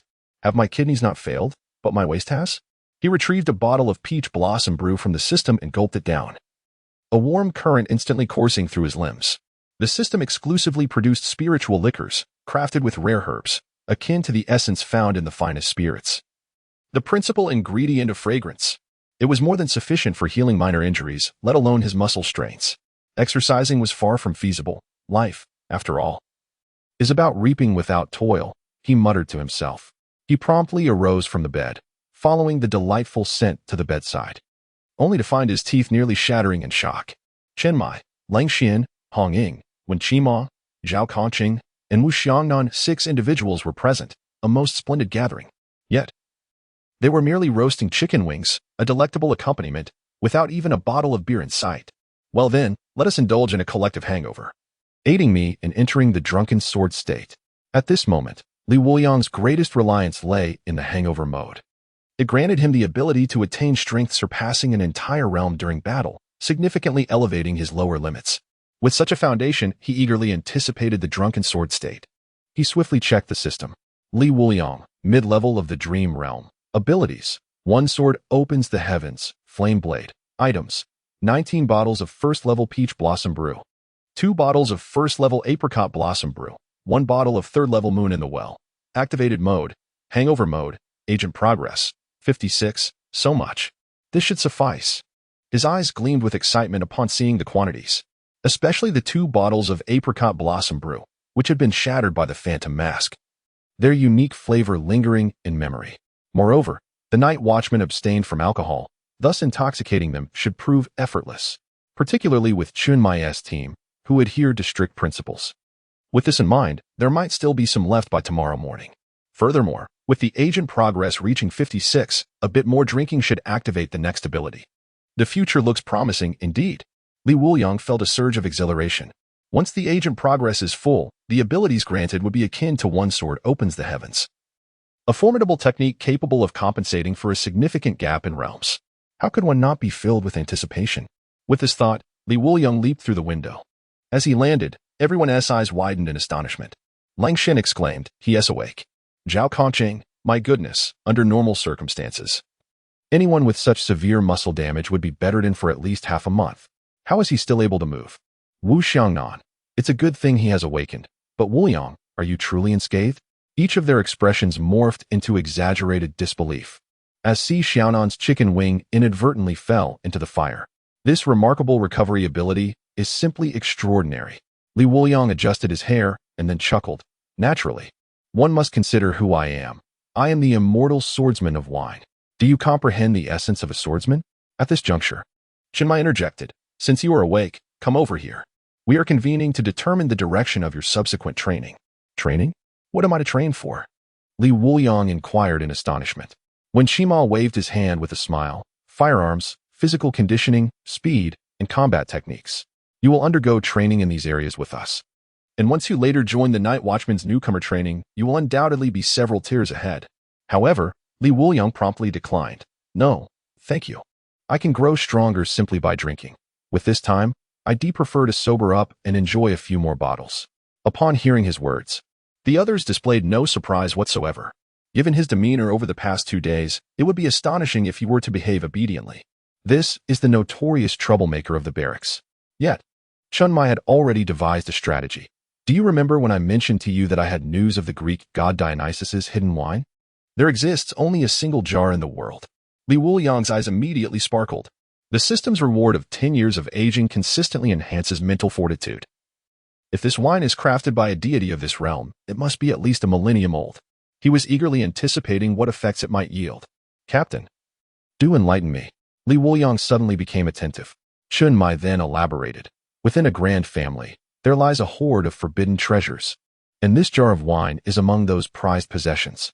Sequence 873, the joy of divine banquets. Consuming even a drop will plunge one into a profound illusion, gradually aging and leading to death in the presence of the deity's feast. Chapter 18 Hong Ying. Let us forget about last night. Euthanasia? Pfft. The mere utterance of Li Wuliang's name caused everyone to expel the chicken wings they had yet to swallow. Chen Mai's lips twitched, not entirely inaccurate. The joy of divine banquets is currently situated within the Bai family, and due to its nature as a unique poison, it is meticulously concealed. I could assist you in attempting to procure a cup, but you must also cooperate with me. Li Wuliang's eyes lit up. The Bai family. Isn't that the clan of that chubby fellow? If that's the case, it seems there's no need to apply. Once I attend the training camp, I might be able to simply take a jar. However, for safety's sake, he still asked, Captain, tell me, how should I cooperate? Chen Mai, demonstrate your value. The night watchman can facilitate many things for you, but you must also genuinely regard them with sincerity.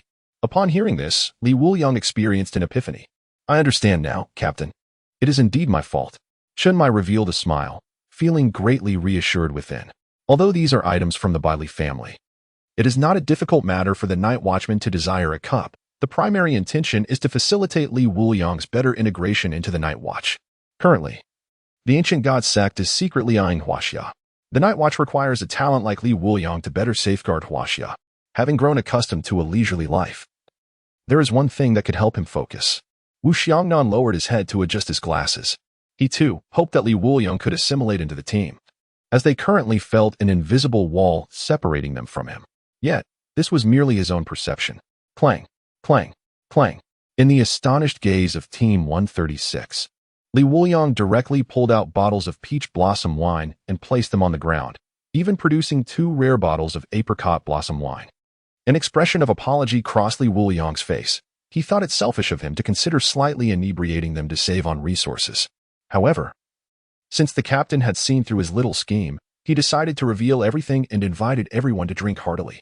These are my heartfelt offerings, my treasures, my very essence. After an indulgent revelry, he hoped everyone would forgive his earlier selfishness and embrace him, accept him, and cherish him henceforth. Team 136? Chen Mai's eyes widened in astonishment. It seemed he did not mean it that way, did he? For a moment, Chen Mai began to doubt himself and glanced at Wu Xiangnan. He noticed Wu Xiangnan's eyes trembling, clearly wanting to comment, but unsure where to begin. It was all too exaggerated. Before he could speak, Li Wuliang had already placed a bottle into his arms. Captain, a true man does not need a cup. I shall drink to my own penalty.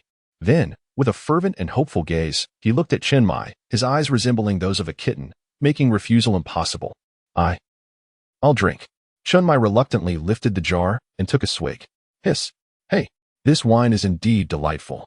Chen Mai marveled. It was his first time tasting such a rich wine. With each sip, he felt as though he were transported to a garden of peach blossoms, surrounded by pink trees. Petals falling gently with the breeze, while he reclined in a sea of blossoms. Beautiful, utterly beautiful. A hint of crimson appeared on Chen Mai's resolute face. One sip had intoxicated him. Upon witnessing Chen Mai break the rules first, Wu Xiangnan did not hesitate. As the vice-captain, he would lead by example. Bottoms up, he exclaimed. Phew, Li Wuliang, what is the alcohol content of this wine? Not high. It 1T exceeds 70. Be specific. At least 60. Upon hearing the answer, Wu Xiangnan chuckled, then leaned back and exited the scene first.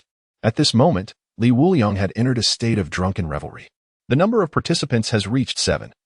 Unlocking a stage of drunken sword state, which will elevate combat capabilities to the peak level in the next battle. Li Wuliang turned to Hong Ying and Si Xiaonan. His eyes filled with a pitiful longing, prompting a surge of maternal affection from them. We shall drink as well. Upon seeing Wu Xiangnan fast asleep, the 2 women dared only to take a tentative sip, savoring the delightful aroma that wafted up. How exquisite! They exclaimed in unison, their eyes sparkling with delight. Unlike previous wines, which were either foul or harsh, this peach blossom brew was a revelation. Soon, both women flushed with a charming blush, appearing irresistibly enchanting. Hong Ying glanced at Li Wuliang with a playful smile, remarking, the last time we drank this, it didn't seem as fragrant as today. Li Wuliang replied, the quality of wine is contingent on one's mood. Last time, my spirits were low, so I failed to appreciate it, unfortunately wasting my wine. Hong Ying's eyes narrowed dangerously. Oh? So my drinking is a waste of your wine?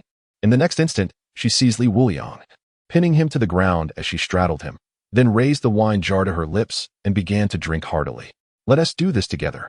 Si Xiaonan cheered from the side. Seeing the 2 women indulge, Lin Qiye, Wen Qimo, and Zhao Kongqing did not hesitate. We shall join, proclaimed Lin Qiye. I am Lin Qiye. I am Lin Qiye. I am Zhao Conqing. Let us drink this wine together, not seeking to be born on the same day, but rather to perish on the same day. Suddenly, the intoxicated Wu Xiangnan rose and executed a sweeping kick, sending the three men sprawling. She scolded. Why emulate a defeated army? Do you wish to be executed by your subordinates? Chen Mai could only suppress his anger with more wine. Wu Xiangnan was particularly sensitive about the notion of dying on the same day during his time in the Blue Rain Squad. Their sacrifices were separated by less than half an hour. Was he that a curse upon their own demise?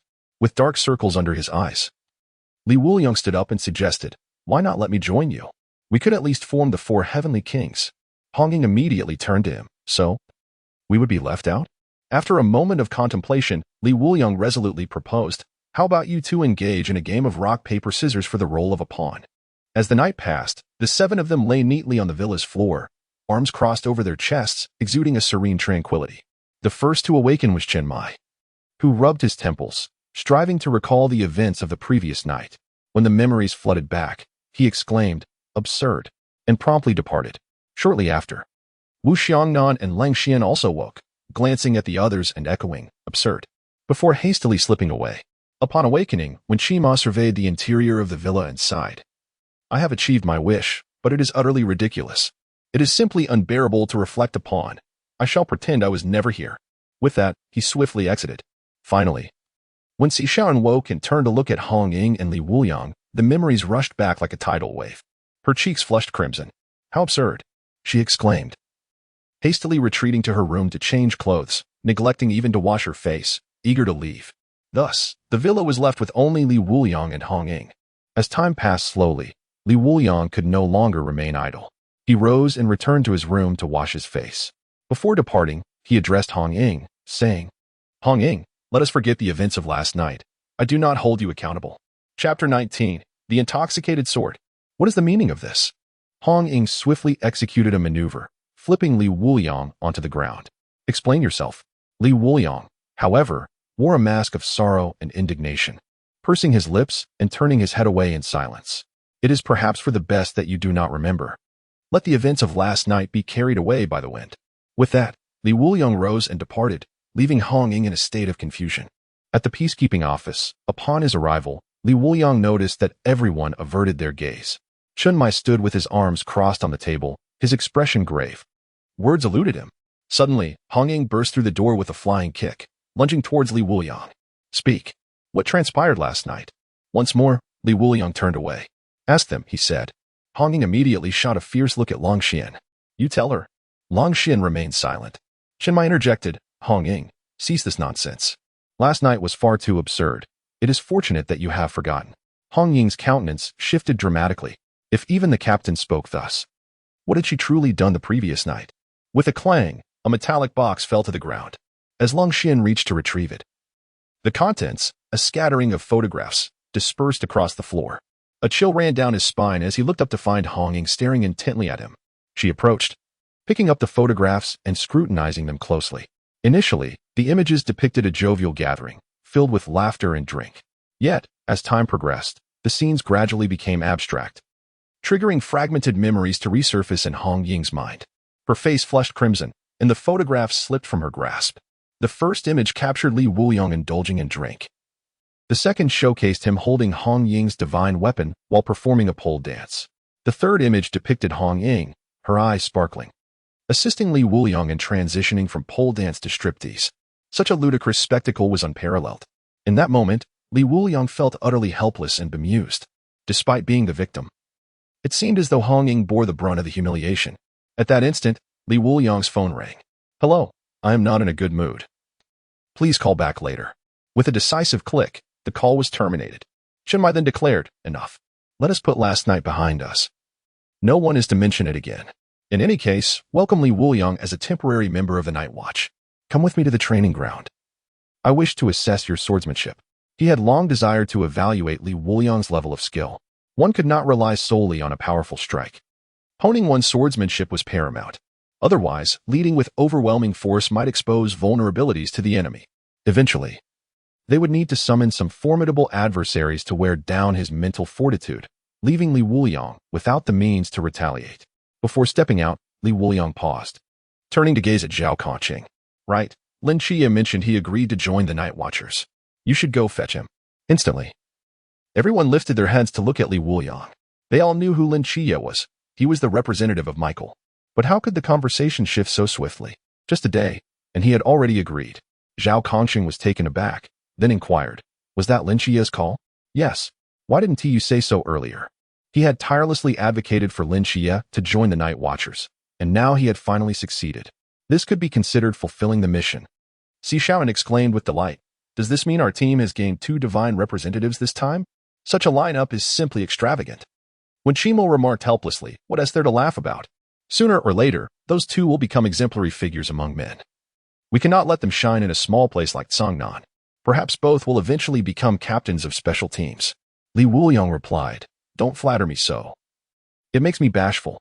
As soon as he finished speaking, he was pulled outside by Chun Mai. Bashful? Then you should practice more. On the way, Li Wuliang opened the system to check the status of his hangover. Stage 1 of the Drunken Sword state has been unlocked. In the next battle, one can reach the pinnacle of the Pool Realm. Drunken Sword state. When fighting while intoxicated, there is a probability of directly striking the enemy's weakness, which increases with the level of inebriation, reaching up to 100%. Conditions for unlocking the next stage. Strike the target's weakness 10 times consecutively in the Drunken Sword state. Li Wuliang immediately felt invigorated. Striking weaknesses. A divine skill. This is indeed a divine skill. It is exceedingly difficult for ordinary individuals to discern the weaknesses of others. This requires exceptionally high combat skills and experience. Not something that can be mastered overnight. Even if one were to master it, the disparity in strength could prevent one from landing a hit. Lin Qiye's dynamic vision in the Forbidden Ruins merely slowed down the surrounding movements in his eyes, allowing him to find flaws. However, whether one could actually strike was entirely uncertain. But the Drunken Sword state is different. It allows for direct strikes at these flaws without requiring excessive skill or proficiency. It can achieve critical hits effortlessly, with one sword opening the heavens to establish presence and defeating formidable foes, while another invokes the Drunken Sword state to lower limitations. How could mere exhilaration encapsulate it? As he spoke, he felt dizzy again. The alcohol still had not worn off. Last night, he had consumed the most. He promptly took out the well water and began to drink. Chun Mai, witnessing this scene, refrained from dissuading him. Once they reached the training arena, it would suffice for this lad to face a little hardship. Drinking before battle is a grave taboo. Alcohol can cloud the mind, leading to unstable and inaccurate strikes. He secretly hoped Li Wuliang would drink more, so he could temper his enthusiasm later. Reding and Long Xian, weren't they all like this? When they first joined the Night Watchers, they were filled with fervor, excitement, and untempered zeal. But now, even the most spirited Reding exercises utmost caution during missions, never taking things lightly. Before long, the 2 arrived at the training arena, which resembled a construction site. Yet, the surroundings were desolate and the location quite remote. We had arrived. As he spoke, Chun Mai exited the vehicle, followed closely by Li Wuliang, who carried a bottle of wine. Subsequently, Chun Mai handed a sword to Li Wuliang, specially crafted, akin to the straight knives we wielded, both forged from a unique steel, exceedingly robust. Let us see if you can acclimate to it. Upon receiving the sword, Li Wuliang unsheathed it with ease, casually brandishing it a few times, feeling remarkably comfortable, as though he had wielded it countless times before. Indeed, it is far more pleasant to use than a knife, Li Wuliang remarked with a smile. Chun Mai drew his straight knife and said, I would recommend that the team utilize knives in close combat. The Night Watchman's swordsmanship is formidable, invincible, incapable of cutting through all. It embodies our spirit, relentless in pursuit. You are an exception. Has Zhao Kongqing ever mentioned those 5 individuals to you? Li Wuliang, somewhat puzzled, inquired, who? Chun Mai responded, the pinnacle of humanity. 1 sword, 1 knight, 1 sovereign, 1 void, 1 teacher. 1 sword represents the zenith of swordsmanship. Should the opportunity arise, you shall meet him. And 1 sovereign is the supreme commander of our great Xia Night Watchman. Chapter 20. The Azure Lotus Sword Technique. With a gulp of wine, Li Wuliang's emotional restraint visibly faltered. In this world, there are 5 individuals at the pinnacle of humanity: dishwashers, delivery personnel, and a middle-aged programmer. Only the teacher stands out as somewhat commendable. What is amusing you? Chun Mai inquired, bewildered. Nothing, Li Wuliang promptly suppressed his smile. Chun Mai found the situation perplexing, attributing it to Li Wuliang's inebriation, which suited him just fine. Since you have familiarized yourself with the sword, let us engage in a sparring match. Given your prowess, I am the only one in the squad capable of training with you, Chen Mai stated. The extent of Li Wuliang's strength was evident from his defeat of the ghost-faced king. Hong Ying and the others were no match for him. Sparring requires a certain level of parity, and Li Wuliang had already surged ahead, even if he were merely at the threshold level. His terrifying strength would likely surpass that of individuals at the pool level. First, let it be clear, the one sword to open the heavens cannot be employed. Chen Mai cautioned, lacking sufficient confidence to withstand it. If, by any mischance, Li Wuliang were to bear the blame for slaying a captain, he would be unable to shoulder such a burden. Li Wuliang nodded, understood. Then, shifting his demeanor, he raised the sword with one hand, pointing it at Chen Mai. Now, Captain, you must be wary. At that moment, Chen Mai felt the chilling aura of the sword penetrate his brow, causing the hairs on his neck to stand on end. Without hesitation, Li Wuliang charged forward. Despite his apparent inebriation, his gaze remained strikingly clear. Bang! Li Wuliang lunged towards Chen Mai's heart. But the latter managed to block the strike. Before Chen Mai could counterattack, Li Wuliang stepped back and launched another upward thrust. Clang! In a single move, Chen Mai's straight knife was sent flying. Captain, have you ever been defeated? Chen Mai's eyes widened in astonishment. Li Wuliang maintained a calm demeanor. Yet the fierce strike landed squarely upon his vulnerability, causing him to relinquish his weapon and be flung aside. In a real combat scenario, he would have met his demise. He had faced defeat before, but never with such swiftness and unexpectedness. Chen Mai shook his head, cautioning, "Do not become overly arrogant. I shall now engage earnestly." With that, he stooped to retrieve his straight sword, his expression growing considerably more somber. This time, he initiated the attack. Chen Mai's swordsmanship was incisive. Each movement honed through the crucible of battle, as delicate as dust yet imbued with formidable combat prowess. This left Li Wuliang with scant opportunities to retaliate. Creating an opening necessitated an assault. He had no intention of allowing Li Wuliang the chance to strike back. Mere moments later, as if echoing the fate of Chen Mai's straight sword moments prior, Li Wuliang's weapon was sent crashing to the ground. Tremors coursed through Li Wuliang's hands, his palms turning crimson. The sword demanded swiftness, while the blade demanded strength. Confronted with myriad mysteries, the swordplay proved more efficient. Chen Mai, sensing a resurgence of his confidence, remarked, "Impressive, Captain.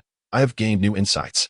Li Wuliang harbored genuine admiration, having believed that in a state of intoxication, he could unlock the next phase of skill against the captain. The reality, however, was a stark contrast to his expectations. With a shift in his gaze, he let out a silent sigh. It appeared he had but one option left.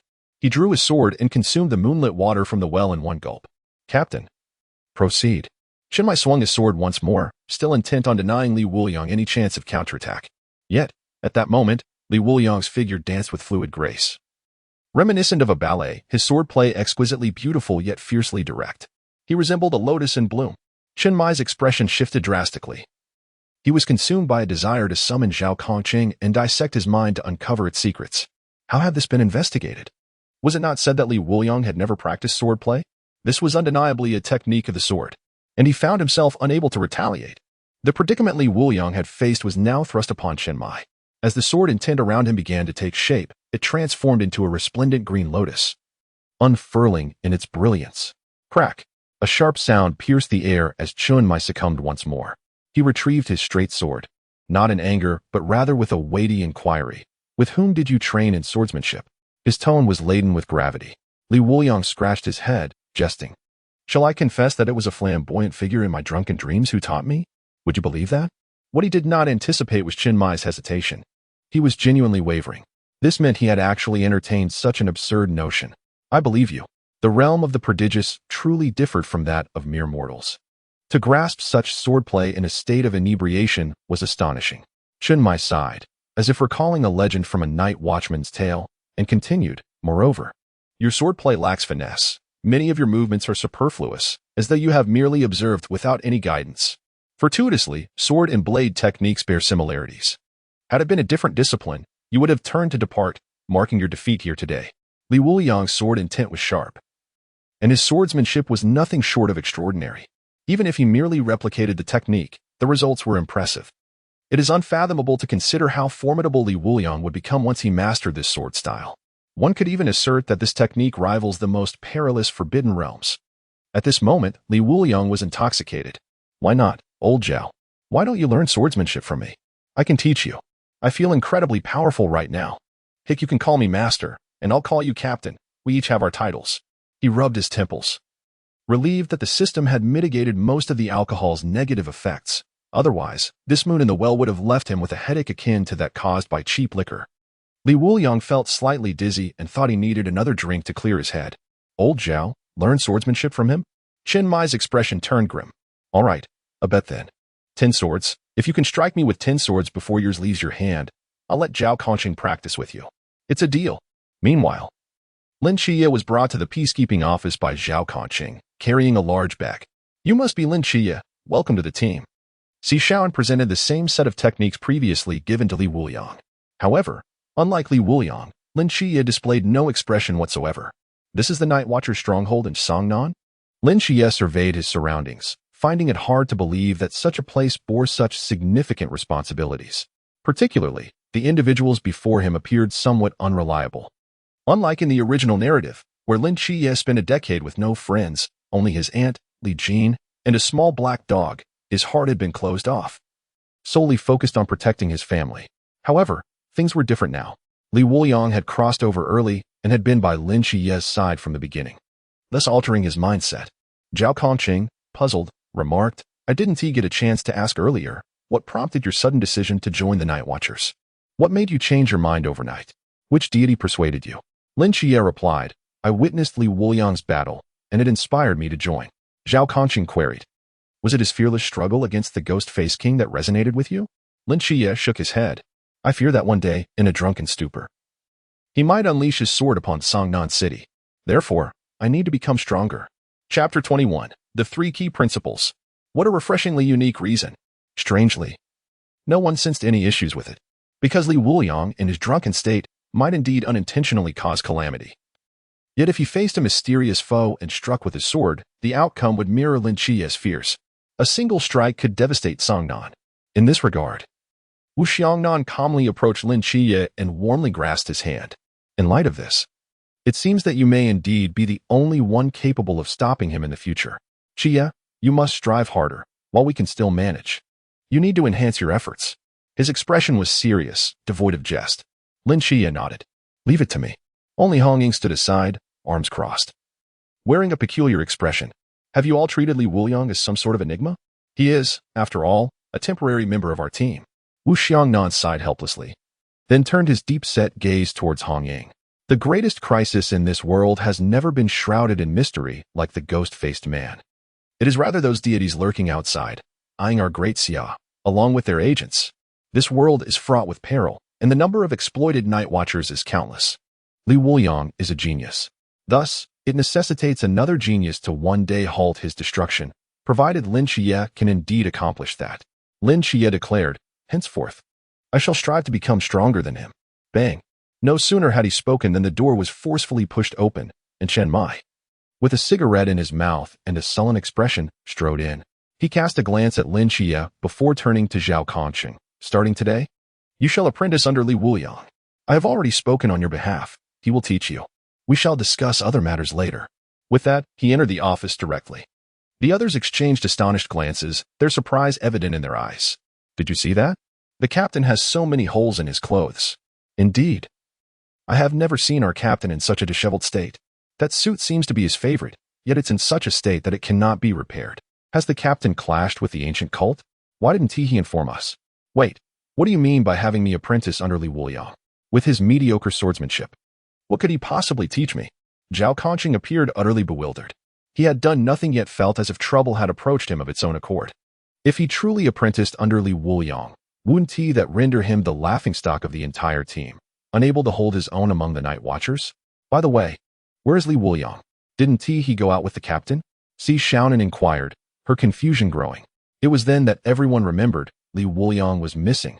At that moment, Lin Qiye followed the sound of snoring outside and immediately spotted Li Wuliang sprawled on the ground, rear end in the air, utterly immersed in slumber.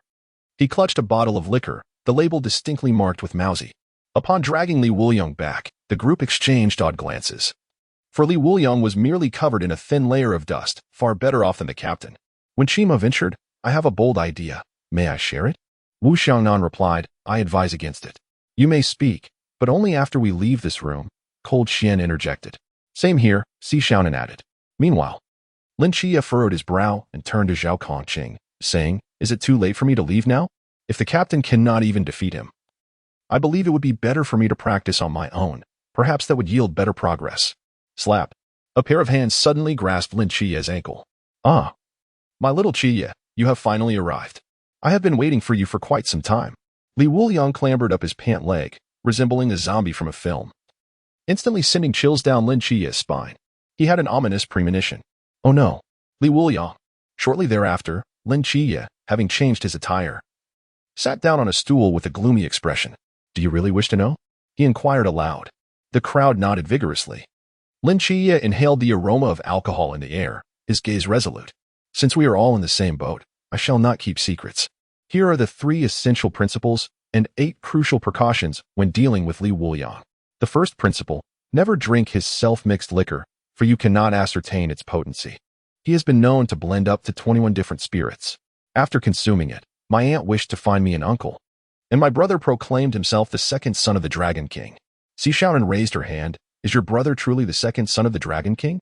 The crowd turned to look at her, and Si Xiaonan, feeling the intensity of their gaze, sat back down, saying, No need to be so fierce. I was merely inquiring.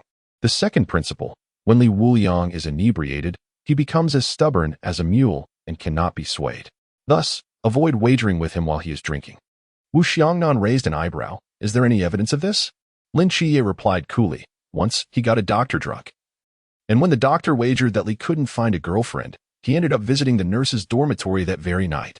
And what happened then? Wu Xiangnan pressed. Had it not been for the nurse's impending job in another city, he would have found himself unattached. This point was duly noted, Wu Xiangnan affirmed. When Shima looked sorrowfully at the slumbering Li Wuliang, letting out a silent sigh, Si Xiaonan laughed. Li Wuliang is indeed quite handsome. If he weren't drinking, he might even exude a celestial charm. Just as she finished speaking, the crowd again turned their attention toward her, prompting Wu Xiangnan to remark, He is merely 17. Let him be. Si Xiaonan's cheeks flushed with embarrassment, clearly aware of the misinterpretation. Cold Xian is resolute, his fists clenched in determination. Lin Qiye continued. The third principle is to purchase ample clothing, for when he vomits, he must brace himself against something, be it a person, a wall, or a combination of both. This requires no further explanation, as it was previously demonstrated. Now, let us proceed to the 8 crucial precautions. Meanwhile, in the ancient god's sect, Yu sat calmly at a table, his gaze coldly scrutinizing the few disciples before him. What do you think? Was the ghost-faced king slain? Or was it by the newly awakened agent of an unknown deity? The disciples lifted their heads. If Li Wuliang and Lin Qiye were present, they would recognize that this individual was none other than the owner of the nearby bun shop. Indeed, I witnessed it firsthand. A sword was drawn in the boundless void, creating a fissure. I saw it quite clearly. Iyu's eyes narrowed, a cold smile gradually forming on his lips. It appears that an unknown deity has indeed emerged and chosen an agent. However, the ghost-faced king is of little consequence to us in the ancient god sect. Inform the disciples in Songnan City. I must devise a way to meet this individual. After Iyu spoke, the disciples exchanged glances. Lord Iyu, we cannot accomplish this. Li Wuliang operates without logic, drinking heavily every day. It is exceedingly difficult to bring him here. Iyu's brow furrowed, and he replied coldly, If he enjoys drinking, let us use alcohol as bait. Chapter 22. Let us all weep together. When Li Wuliang awoke, the night had already descended.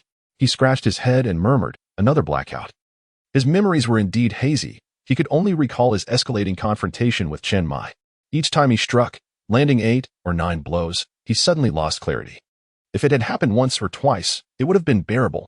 However, it occurred repeatedly. Eventually, he succumbed to intoxication, and he couldn't even remember if he had unlocked the second phase of the drunken sword state. Afterward, Li Wuliang checked his system. Consecutive strikes on 10 vulnerabilities have unlocked the second phase of the drunken sword state. An additional attack during vulnerability strikes. Third phase of the drunken sword state. Maintain a combo state to eliminate targets without injury. This indicated critical hits accompanied by combos. Li Wuliang was highly satisfied with the effects of this second phase. No matter how challenging, it was undoubtedly worth it. If he possessed such an ability when facing the demon face king, he could ensure that the king would have no chance of recovery, rendering him helpless on the ground until demise. Although unlocking the third phase appeared daunting, it was not entirely unattainable. He planned to seek out Lin Qiye, who had numerous descendants, making him an ideal candidate for unlocking this third phase. As he continued to peruse the information, his eyes widened in astonishment. Repeatedly striking vulnerabilities causes the target's defenses to falter, activating the King of Hell Tattoo Series achievement, earning tenure aged spirit wine, glazed tears of the Third Order. Third Order spirit wine, glazed tears, a meticulously crafted recipe by a female immortal who endured heartbreak for a millennium, brewed over 10 years, sweet upon entry, easily intoxicating. Unique effect, immunity to 1 mental attack per day. The efficacy of this was difficult to assess. Wuliang felt a chill run down his spine. The immortal who brewed this wine must have been infatuated, for such an effect could not stem from rational thought. Yet, it was widely recognized that a single daily immunity was insufficient. At minimum, one would require hourly protection. One could only surmise that the immortal remained fixated on her former lover, dreaming of reconciliation. Otherwise, she would not have spent a millennium perfecting such a recipe.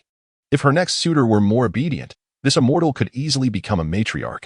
He sighed helplessly. Infatuation is unwise. Noticing the absence of others in the office, he took out the glazed tears and began to drink. As he sipped, tears streamed from the corners of his eyes. In his sorrow, he transcended to the pinnacle of the Zhan realm.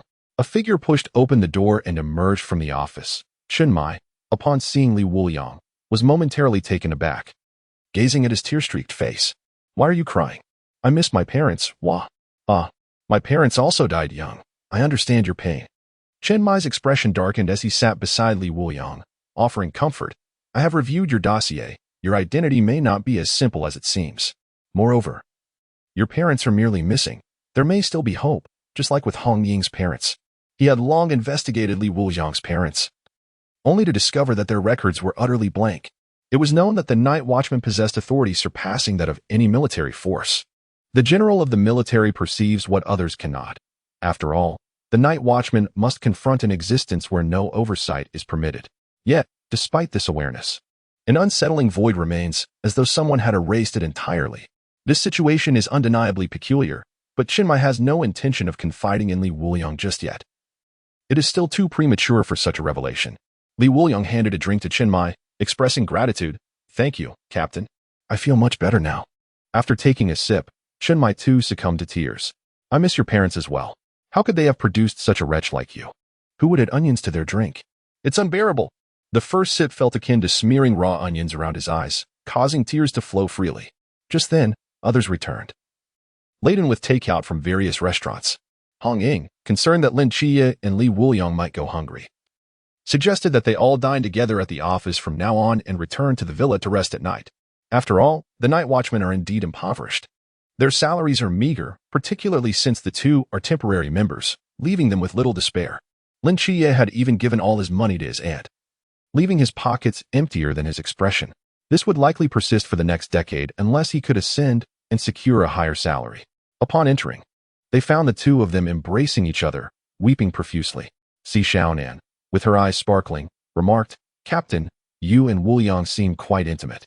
Chenmai attempted to glare at her, but his tear-filled eyes would not cooperate. This drink was more potent than the high-ranking forbidden brew. Lin Qiye soon sensed something amiss. Wuliang had halted his drinking and was instead sobbing into a half-empty jar. This was illogical. Was there something wrong with the drink?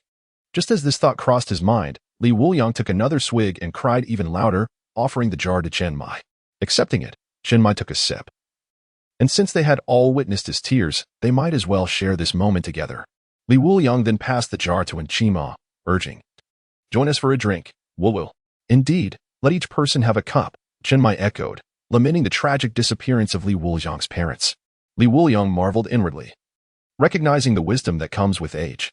If one person cried alone, the others might refrain from drinking, but together, they could weep in unison. They would share both joy and sorrow. True brothers must uphold loyalty. Hong Ying's expression darkened as she reached for a cup. At that moment, Wu Xiangnan interjected. "We already drank through the night. This is a rare exception. Drinking again today would contravene the rules." Lung Xian added, "Deputy Captain, let this be the one exception. I miss my parents too. Don't you?" Wu Xiangnan hesitated before taking an empty cup and conceded, "Then let this be the final time." Swiftly, the precious liquor was distributed. Lin Qiye found himself with an additional cup and immediately employed his divine insight to examine it, discovering nothing unusual. He pondered if he was merely overthinking. However, as the group drank deeply, tears flowed uncontrollably, like a dam bursting. What a wretched fate. How could we have trusted you and the captain so much? After just learning the 3 essential principles and the 8 crucial precautions today, everything fell apart this evening. Woe is me. The unpredictability is truly overwhelming. Lin Qiye abruptly shut down the divine ruin and sank to the ground, weeping profusely. Wuliang lamented. Why must you be such a beast? What on earth is this? The 10-year-old glazed tears, exquisite liquor, indeed has an intoxicating effect. Intoxicating? Lin Qiye's heart suddenly sounded alarm bells. Spit it out quickly. His intoxicating concoction is no less than 80 proof. But it was too late. Wu Xiangnan had already collapsed onto the table, tears streaming from his eyes. Si Xiaonan and the others had begun to stagger in place, clearly inebriated. After half an hour, everyone gradually recovered. Wuliang quickly stashed away the remaining glazed tears, sensing that this liquor would undoubtedly have greater implications in the future. Meanwhile, Team 136 was completely incapacitated by the glazed tears, each member sporting red-rimmed eyes, bloodshot and weary. Wu Xiangnan had prominently displayed the words "no alcohol" in large letters in a conspicuous spot. Chapter 23. Has he ingested fertilizer? Where does Lin Qiye reside? Would you like to join me? During dinner, when Shima inquired. At that moment, everyone turned their gaze toward Hong Ying. Having taken one in, should another be too much to ask? Just as everyone expected Hong Ying to suggest they could go to the villa, she helplessly responded, I have no rooms available. How about this, Shima, let Qiye stay with you. Cold Shin shivered. His room is filled with photographs. If Lin Qiye were to see them, his secret would be exposed.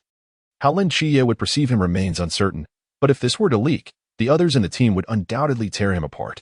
I have no space either. Cold Shin immediately asserted. When Shima chuckled, perfect. Come stay with me. That way we'll have company. Only Lin Qiye wore a strange expression. He asked in astonishment. Sister Hong Ying, you live with Wuliang? Hong Ying nodded. Yes, and Si Xiaonan as well. If you were to join us, there would only be the floor left. Lin Qiye immediately replied, I can manage. What a joke. Wuliang lives with 2 beautiful women. He too desires such an arrangement. I cannot, unexpectedly. Hong Ying outright rejected him. He is in the room, and Xiaonan sleepwalks. It would be inconvenient for anyone outside. Hong Ying explained. Si Xiaonan? She sleepwalks? When did that happen? I was unaware. No need to discuss. He will stay with me. Wu Xiangnan interjected. Lin Qiye. Thank you, Deputy Captain. Wu Xiangnan replied. I've already missed the chance to educate Wuliang, but you and I will teach you the rules of the night watchman. He felt immense resentment toward Wuliang for their reckless behavior. The 2 from Team 136 had continuously broken the rules, either drinking or disobeying. This trend must be curtailed. Thus, Lin Qiye, as a newcomer, must be trained to embody the ideals of his duty. A sense of foreboding began to creep into Lin Qiye's heart.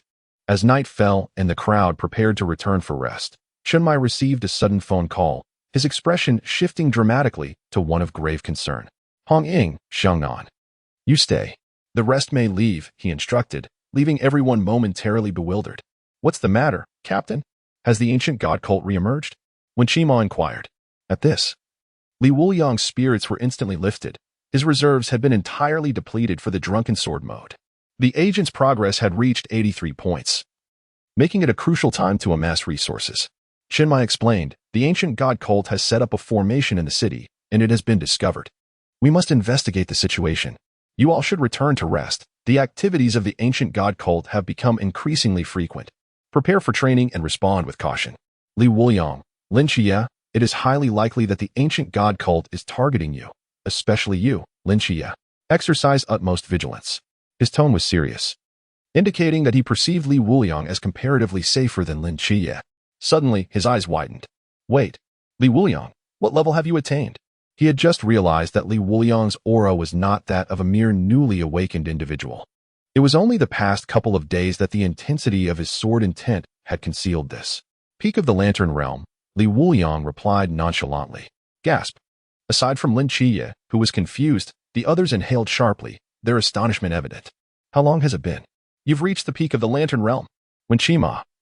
He has almost caught up to you. Si Xiaonan exclaimed. Lung Xian calculated with his fingers, a week. He has only been awakened for a week. Achieving the peak of the Lantern Realm in such a short span was akin to riding a rocket. No. There is only one person who has improved faster than Li Wuliang. But that is different. Chunmai asked, Li Wuliang, have you trained your mental strength? He found his own question puzzling. Without training mental strength, how could one improve? Li Wuliang shook his head. You didn't tell me how to practice. Does this require training? His confusion was genuine, as the original text provided little description of training mental strength. Moreover, he had grown stronger through drinking.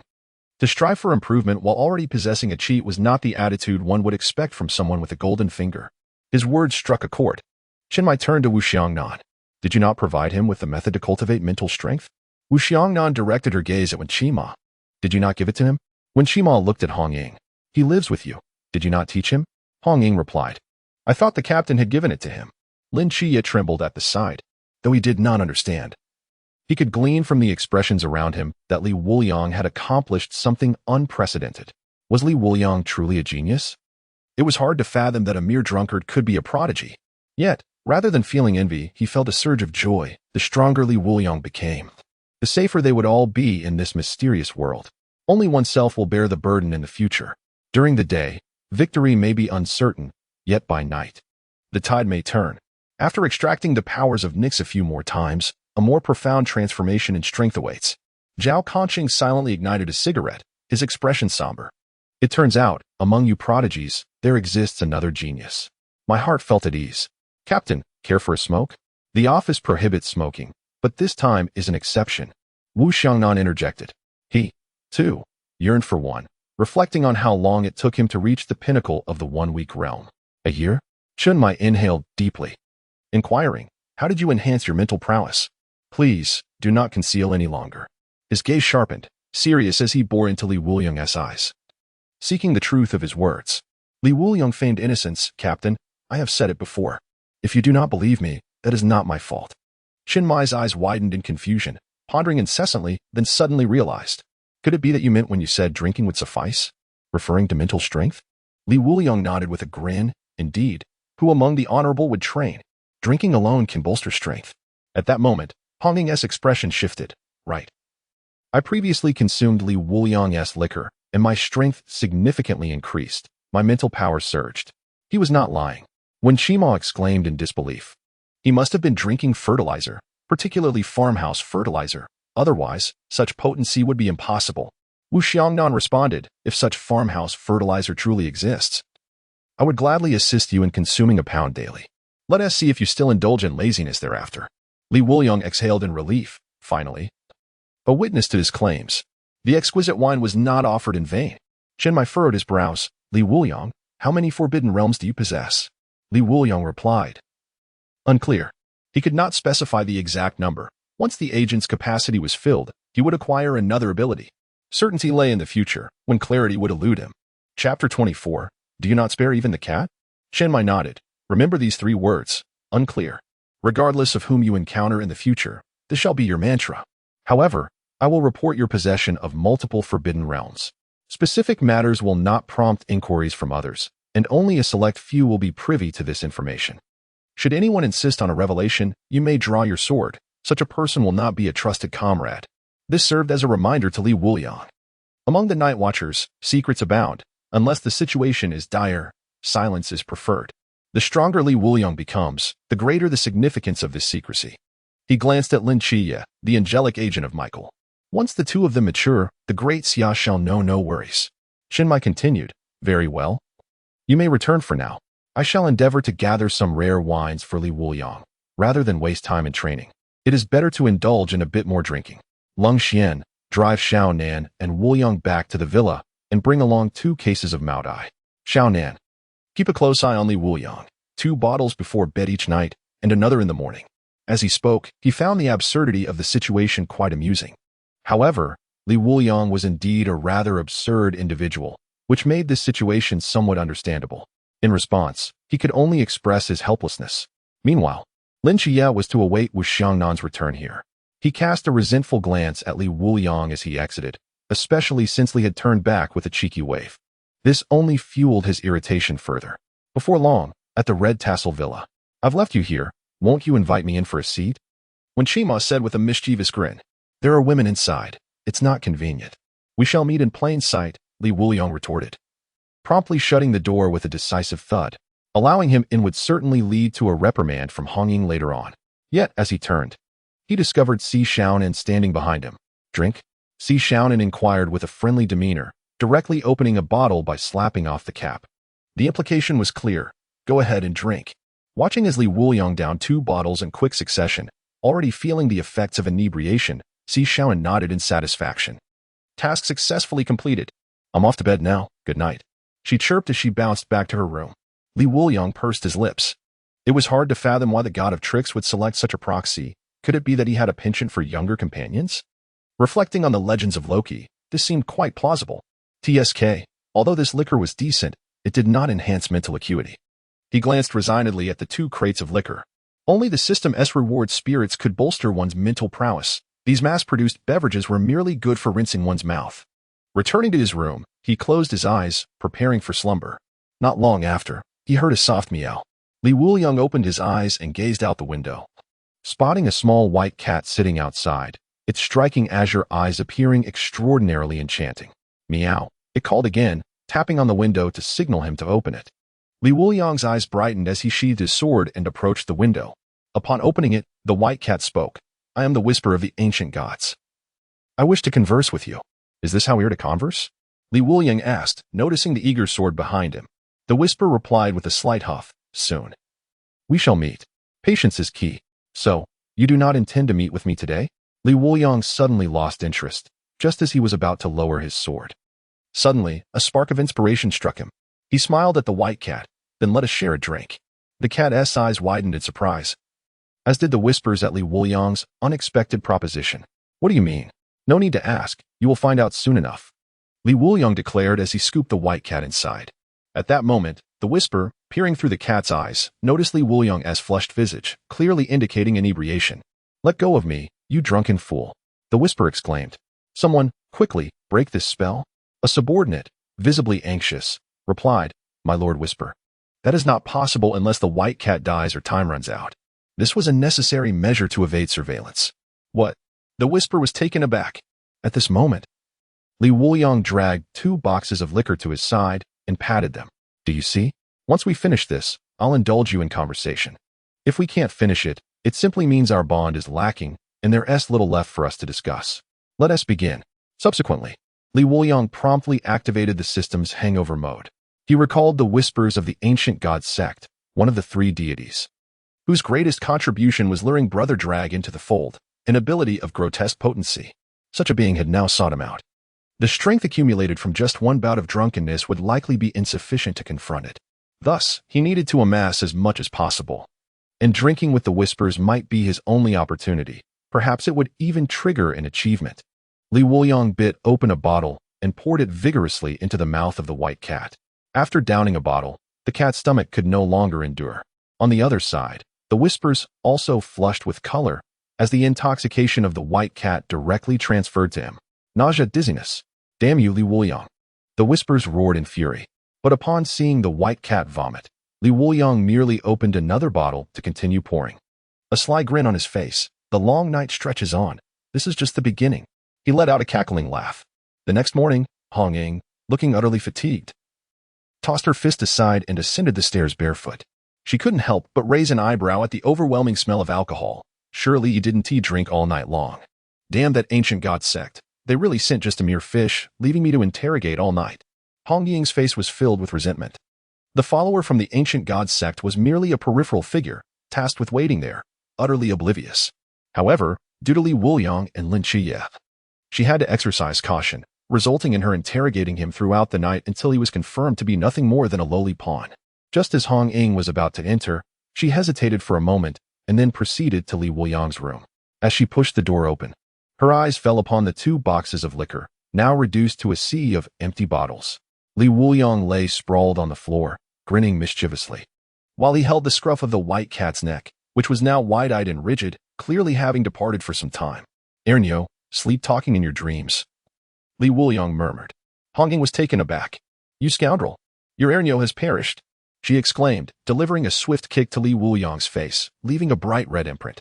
Li Wuliang jolted awake and glanced at the lifeless white cat in his hands, shaking his head in resignation. It seems we won to be having a conversation after all. Immediately, he was yanked by his ear by Hong Ying. With no one to drink with you, you resorted to a cat, did you? You even spared no mercy for a cat. Li Wuliang pondered for a moment and decided to conceal the matter regarding the whispers, revealing it would only serve to heighten everyone's anxiety without any benefit. Fortunately, he feigned dejection and said, Nyo was my dear brother. He ventured to cat star to keep me company in drinking. I shall give him a grand burial. I will personally inscribe his tombstone. Chapter 25. Are you kidding me? He teaches me swordsmanship? The ancient god sect. Damn it. Who is this fellow's divine agent? He has been drinking all night. The once refined gentleman has transformed into a frenzied brute, recklessly smashing everything within sight. The subordinates of the ancient cult have long since retreated. How could Lord Mumble descend into such a state, as if intoxicated? It seems the secretary from Songnan has faltered. Perhaps it is best we refrain from prying further. Look. Lord Mumble is leaning against the wall, retching. He is indeed inebriated. They can only cower in the corners, fearful of being struck down by Mumble himself. Leaning against the wall, his gaze icy, he mutters, Li Wuliang, I shall remember you. Next time, you shall not be so fortunate. Meanwhile, at a small mound in the garden, the grave of Nyo is rather inconspicuous. Li Wuliang glances at the system. Hangover mode has ended. Cumulative enhancement to primary level in Chuanjing achieved. Triggered one of the Living King of Hell series achievements. Drink your friend to death. Rewarded with second-level spirit liquor, bamboo leaf green. Triggered another achievement. Even the cat you forced to drink. Rewarded with second-level spirit liquor, pseudo-dreaming intoxication. Accumulated 3 triggers of the Living King of Hell series. Physique increased by 10. Second-level spirit liquor, bamboo leaf green. Smooth upon entry, a single line can choke. Unique effect, immunity to toxins. Second-level spirit liquor. Pseudo-dreaming intoxication, imitation product, can be consumed. Whether one awakens depends on fate. Unique effect, 1 day in a dream. Triggering these achievements consecutively, my fortunes seem rather favorable. Yet, it appears these are not closely related to Mumble. The system remains somewhat meticulous, but receiving 2 types of spirit liquor at once is still commendable. Li Wuliang murmurs. Suddenly feeling his body stiffen, he observes as his physique begins to swell, an abundance of excess flesh dissipating. Although he was never particularly overweight, his constitution was less than robust. Initially, the system merely eliminated the after effects of drinking, yet prior damages remained. This enhancement to his physique has nearly restored Li Wuliang's body completely. He now resembles someone who has trained diligently, with sharp facial features and a pair of resolute brows, exuding an extraordinary presence. His entire demeanor has been elevated. Previously, one could discern differences in appearance between Lin Qiye and Li Wuliang, but now, such distinctions are moot. Li Wuliang clearly prevails. Not long after, as Li Wuliang enters the office, he greets everyone. Good morning, everyone. Good morning, they respond. When Chima, checking his equipment, casually glances over, then suddenly halts, eyes widening. He strides forward, seizing Li Wuliang's arms for a closer inspection. Li Wuliang, you look different. At this remark, everyone immediately turns their attention to Li Wuliang, their expression shifting in surprise at his enhanced appearance. Only Wu Xiangnan and Chinmai exchange knowing glances. Did you drink all night again? Chinmai inquires. Li Wuliang nods with a smile. Indeed, 2 cases of Maodai are already gone. Chinmai nods, then let's get more. A larger quantity this time. Let Wenchima assist you. His expression remains unchanged, yet his heart races rapidly. In a state of astonishment, Chinmai continued, by the way, you have yet to practice with firearms. Forget it. Long Xian, take Lin Qiye to the shooting range, and Li Wuliang, you shall accompany Zhao Kongqing for sword practice. Zhao Kongqing chuckled. Sure, I've been eager to train with Li Wuliang. But Captain, did you not misspeak? You want this lad to take me for sword training? His expression gradually stiffened as he noticed the unwavering determination in Chen Mai's gaze, which left no room for doubt. His swordsmanship is exceptional, with him guiding you. Your own swordplay will undoubtedly improve. Strive diligently. Zhao Kongqing, bewildered, pointed at himself. Me? All right then. Lang Xian promptly rose and approached Lin Qiye, saying, follow me. We shall head to the shooting range. Li Wuliang flashed a smile at Zhao Kongqing. Fear not. While I may not be adept with the sword, I assure you that I can teach you well. Trust in me. Zhao Kongqing bore an odd expression, but with the captain's decision made, he resigned himself to comply. Before long, the first step in sword practice, invigorate the muscles and tendons. Li Wuliang declared. Zhao Kongqing, are you prepared? Ready. At once, Li Wuliang waved his hand. Sister. Add another hour. Certainly, young master. The foot massage attendant cheerfully carried a basin out. Zhao Kongqing's face was marked by palpable embarrassment. Wuliang, are you certain this is the first step? Li Wuliang turned impatiently. What's wrong with invigorating the muscles? Is there an issue with relaxing the tendons? Indeed, there is none. So let us simply add that hour. With that, Li Wuliang promptly placed 2 slices of cucumber over his eyes. Fine then. It was Zhao Kongqing's first experience with foot massage, and seeing Li Wuliang's refusal to engage him in conversation, he turned to the attendant instead. Xiaolian, how old are you? Brother, I am 18 this year. Why are you so young to be doing this? Because I have a gambling mother, a sick father, a brother about to marry, and a sister who is still in school. A twinge of sympathy welled up in Zhao Kongqing's heart. So, if you miss me in the future, come for a foot massage. Brother's earnings are hard-won. Xiaolian, I won't charge you for an additional half hour. There's no need to purchase the 2,000 membership card that grants an extra 200. Let us get 2 cards, one for each of us. Zhao Kongqing quickly took out his phone to pay. As they left, he waved reluctantly at Xiaolian. Li Wuliang wore a bemused expression.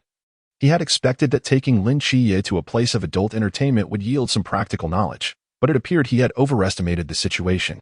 Wiping away a tear of emotion, Zhao Kongqing asked, what comes next? Activate the dragon's spine, Li Wuliang instructed. Soon after, on a sidewalk, a child exclaimed, Mom. That uncle is lying on the ground, twisting his body. What is he doing? Hurry along, that's a pervert. At that moment, Zhao Kongqing kept his head low, fearing recognition and opting for silence. Wuliang, are you certain this method can activate the dragon spine? Indeed, it unlocks the treasures within your body. Immense energy lies dormant within you, Li Wuliang asserted gravely. As he spoke, he lifted a bottle of liquor and began to drink with abandon.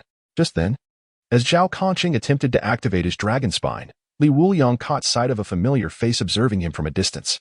He turned his head to look, and the two stared at each other intensely. Li Fei, Li Wuliang, it truly is you, Li Fei exclaimed excitedly as he rushed over. At that moment, he was still clad in his school uniform, carrying a backpack, resembling a student who had skipped classes. Li Fei, with a hint of regret in his eyes, said to Li Wuliang, I was a bit frightened last time and fled. I apologize. After that, I didn't dare to discuss these matters with Lin Qiye. To be honest, I suspected back then that you had joined that mysterious department, but it seems that it is indeed true now. How is it? Is it intriguing? Li Wuliang chuckled in response. It's all in the past. I have joined, yet it holds little significance for me now. I am currently teaching him swordsmanship. He gestured toward Zhao Kongqing, who was on the ground, resembling a peculiar creature. Chapter 26. You refer to the Qingyan sword technique as fundamental? Old classmate. Since you're here, let us share a drink. This wine doesn't intoxicate.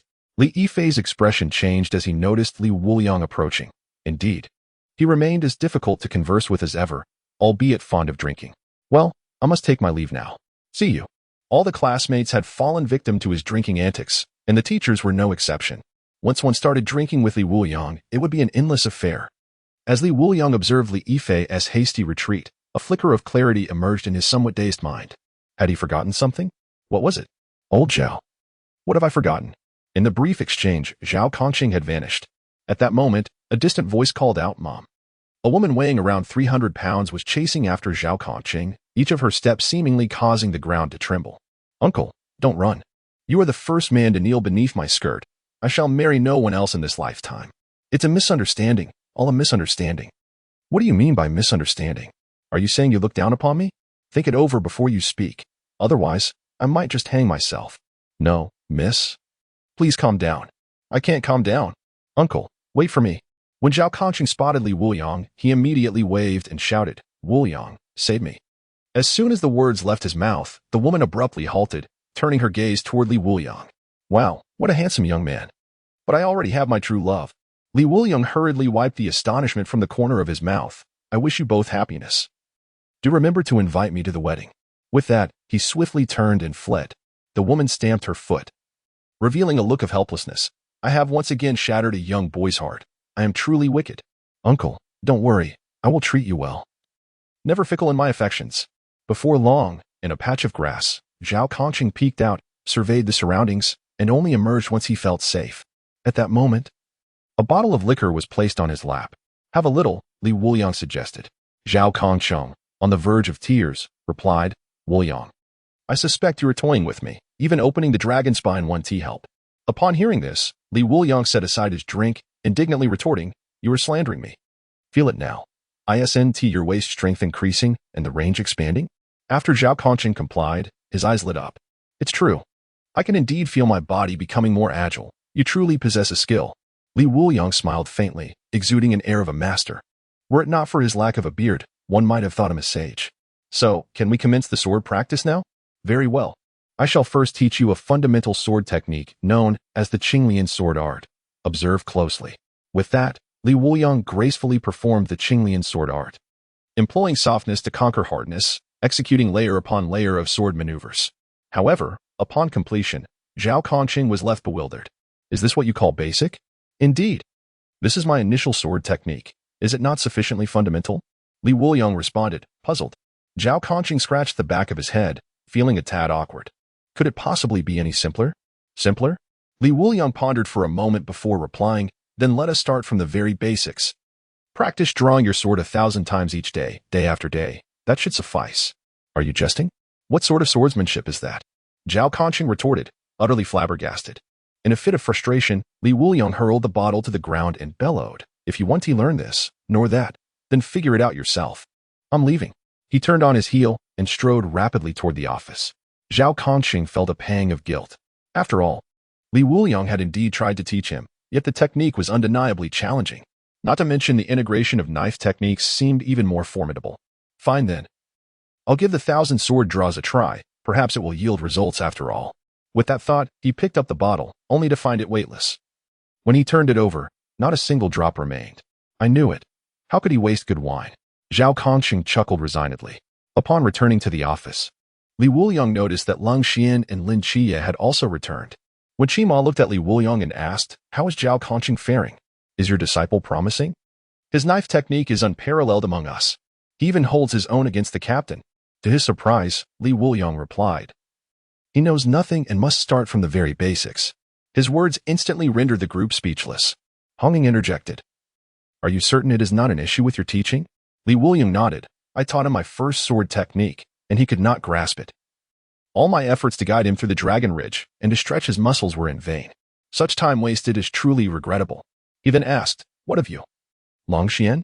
Upon being questioned, Lin Qiye fell silent. Instead, Xiaoan teased, Today, Lin Qiye failed to hit the target even once. It seems our agent Michaela has her shortcomings too. Lin Qiye's face flushed with embarrassment. He had not anticipated such dismal shooting performance despite possessing the extraordinary realm of the mundane. One entire day had passed without hitting a single target. Li Wuliang added fuel to the fire. Fear not, Lin Qiye. At least you have Zhao Kongcheng to keep you company at the bottom. Noticing it was still early, he produced that bottle of bamboo leaf wine and began to drink. Host proxy value has reached 100%. Next ability can now be extracted. At last. It was full. Li Wuliang had initially thought he would need to consume another bottle to fill the proxy value, and he was prepared to extract it that very night. Upon this realization, he promptly washed his hands and face, ensuring his cleanliness. With a serious demeanor, he returned to the sofa. Although the others found his behavior somewhat inexplicable, they chose not to comment, interpreting it as a ritual of preparation for drinking. System extraction. Congratulations to the host for acquiring the sword technique. Eradication of all traces within 10,000 miles. Eradication of all traces within 10,000 miles. Within a myriad of miles, the sword emerges to annihilate all. Disregarding friend or foe, strength or weakness, extinguishing all vitality. A wave of murderous intent gradually brewed within Li Wuliang.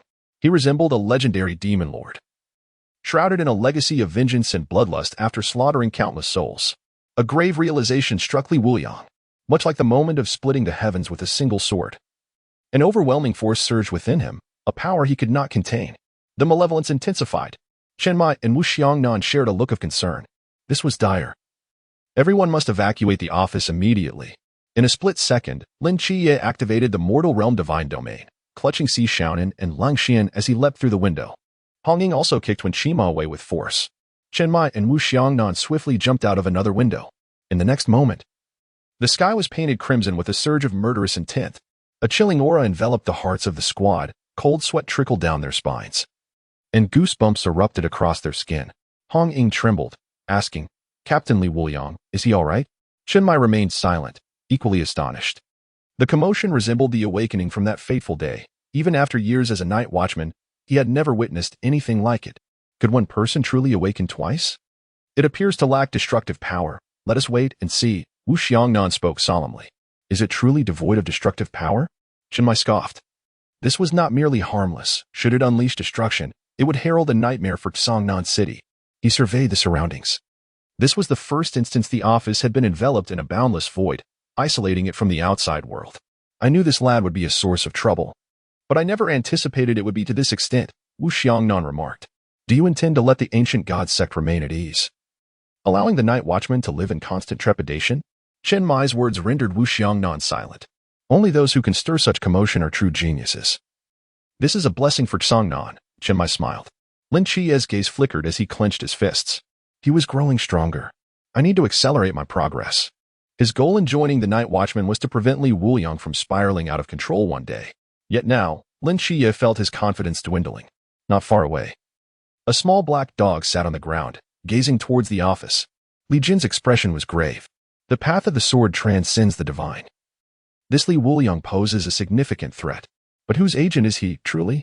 Let us return for now. The small black dog stood, wagging its tail as it followed behind Li Jin. As the group returned, they were met with a chorus of snoring.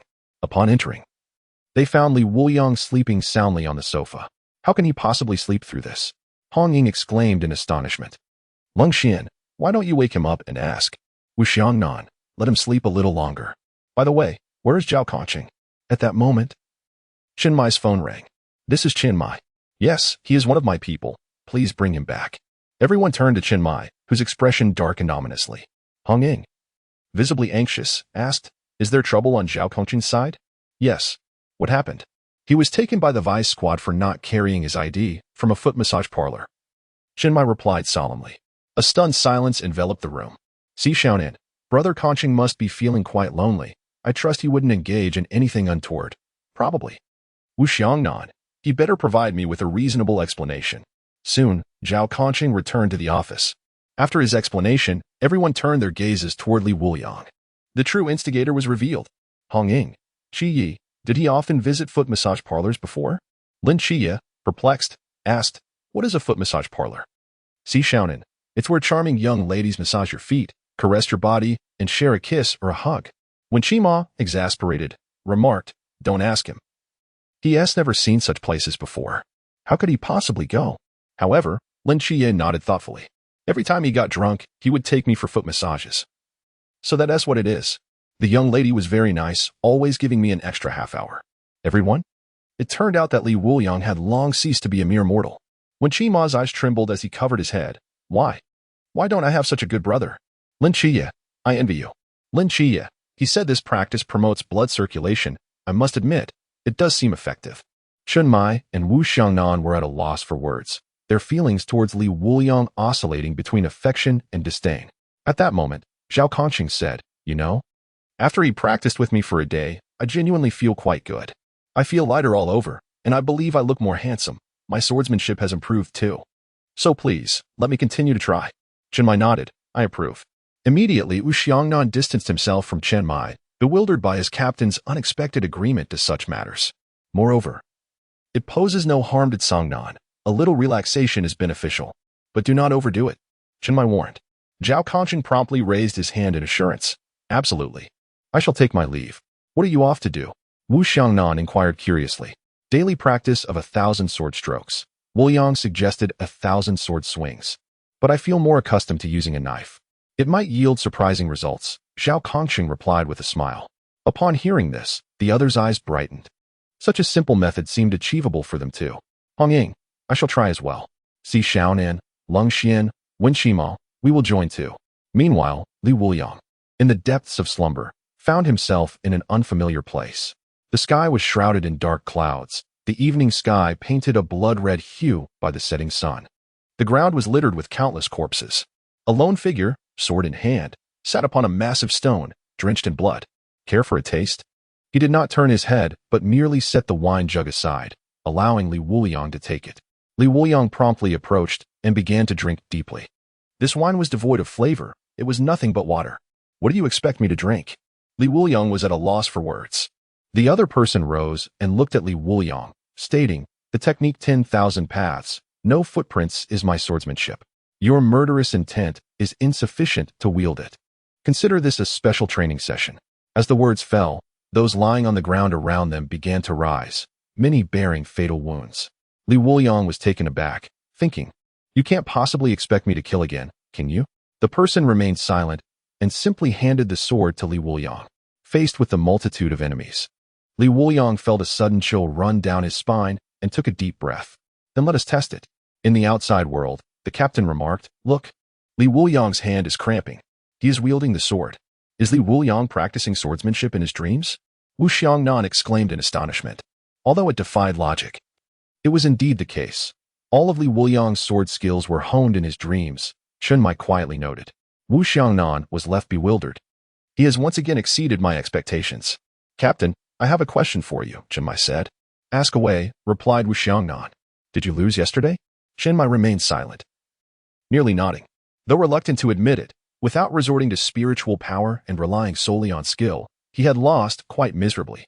After Li Wuliang became inebriated, he had not managed to disarm Li Wuliang even once. Instead, his own weapon had been sent flying repeatedly. For 3 hours, the more intoxicated he became, the faster he was defeated, his weapon being knocked away over 100 times.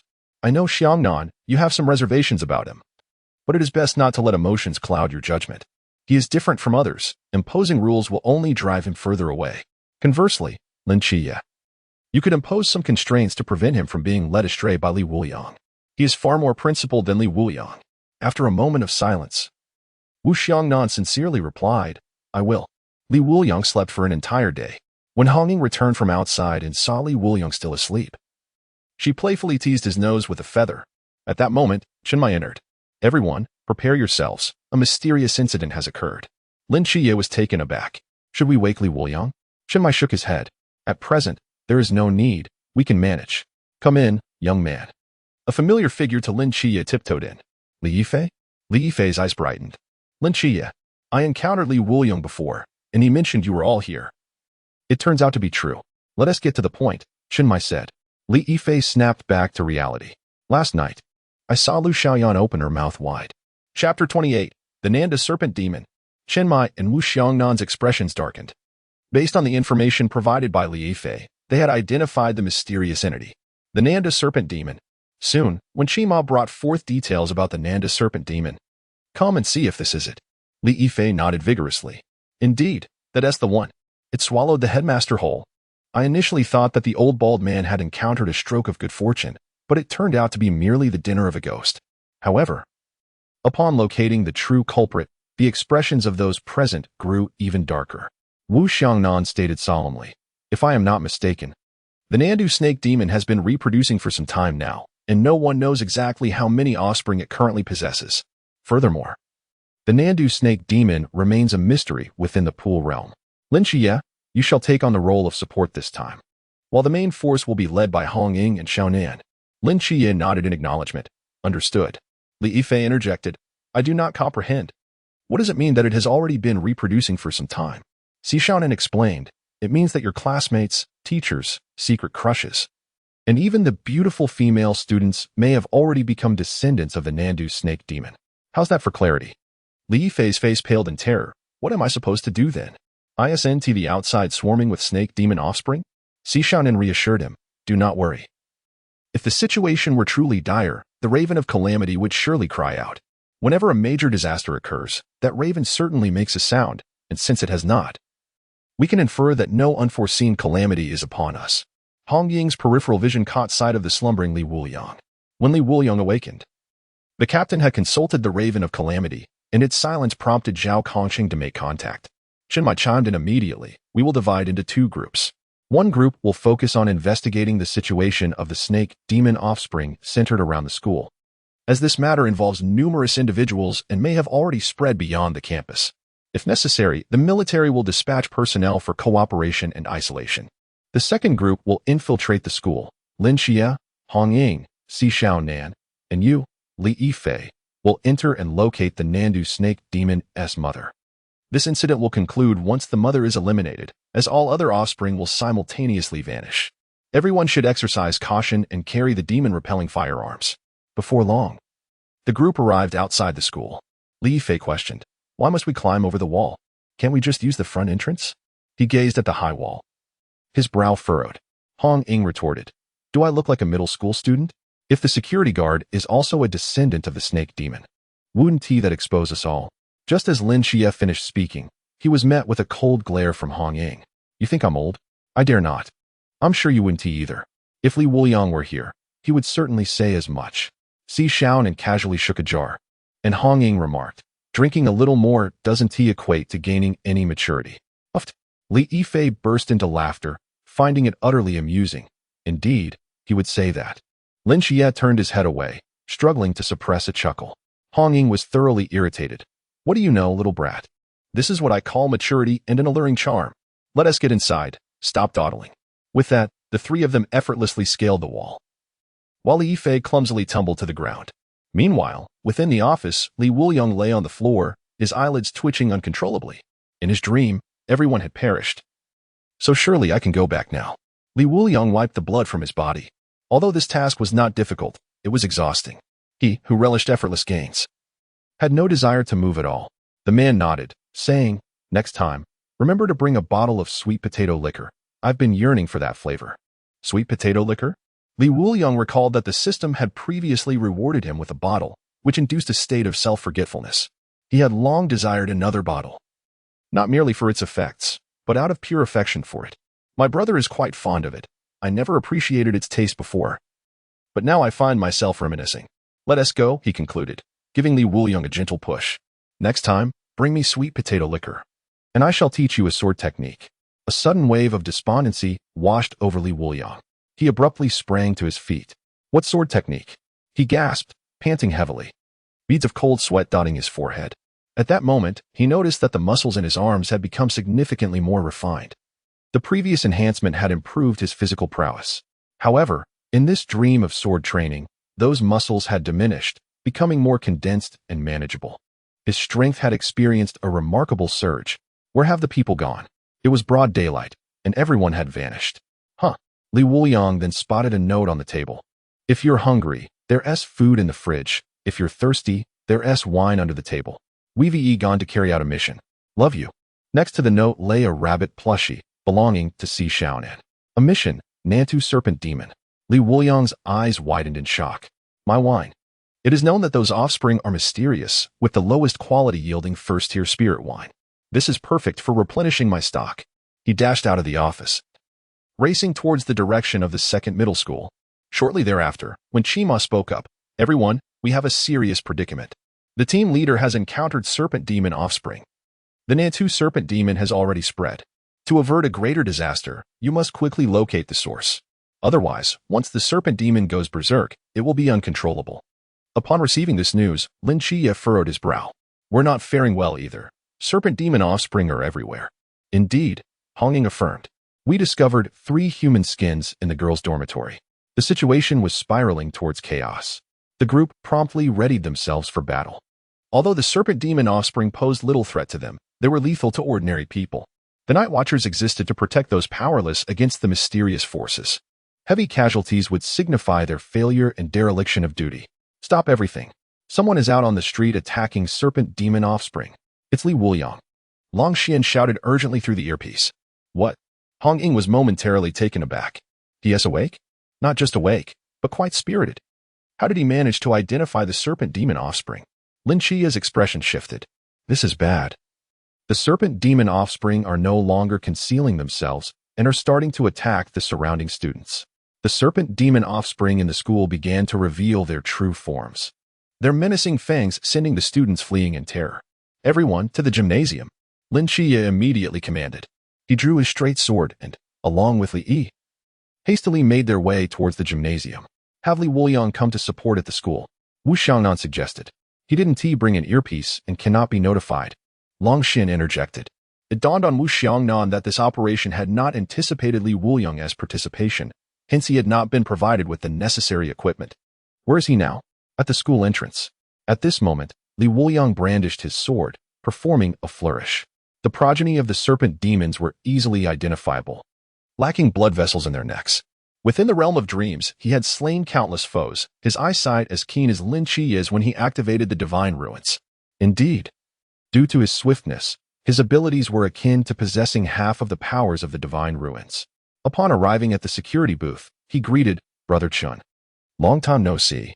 The guard, taken aback, exclaimed, "Li Wuliang, you must call the police. There are monsters causing havoc at the school." A smirk crept across Li Wuliang's lips. "I am here to exterminate the demons." Chapter 29, each with their needs. The moment Li Wuliang stepped onto the school grounds, the nagging serpent demons all turned their heads, charging towards him. In the dormitory, Hong Ying and Si Xian were suddenly liberated. "Long Xin, what is happening? Why are they fleeing outside?" Hong Ying asked. "They are searching for Li Wuliang," Long Xin replied. "I'm here too," Zhao Kongqing declared. "Brother Kongqing, you should leave. The serpent demon progeny are stronger than the ghost-faced ones. You cannot match them," Si Xiaonan warned. "He can handle it," Long Xin interjected. At that moment, Zhao Kongqing boldly approached the serpent demon progeny with a straight sword, cleaving one in two. He had truly grown stronger. Subsequently, more serpent demon progeny began to encircle Zhao Kongqing and Li Wuliang. Panic surged within Li Wuliang. "Zhao Kongqing, step aside. These are all mine." "Wuliang, let me have a taste of the action. I've been itching for a fight these past few days." "No way.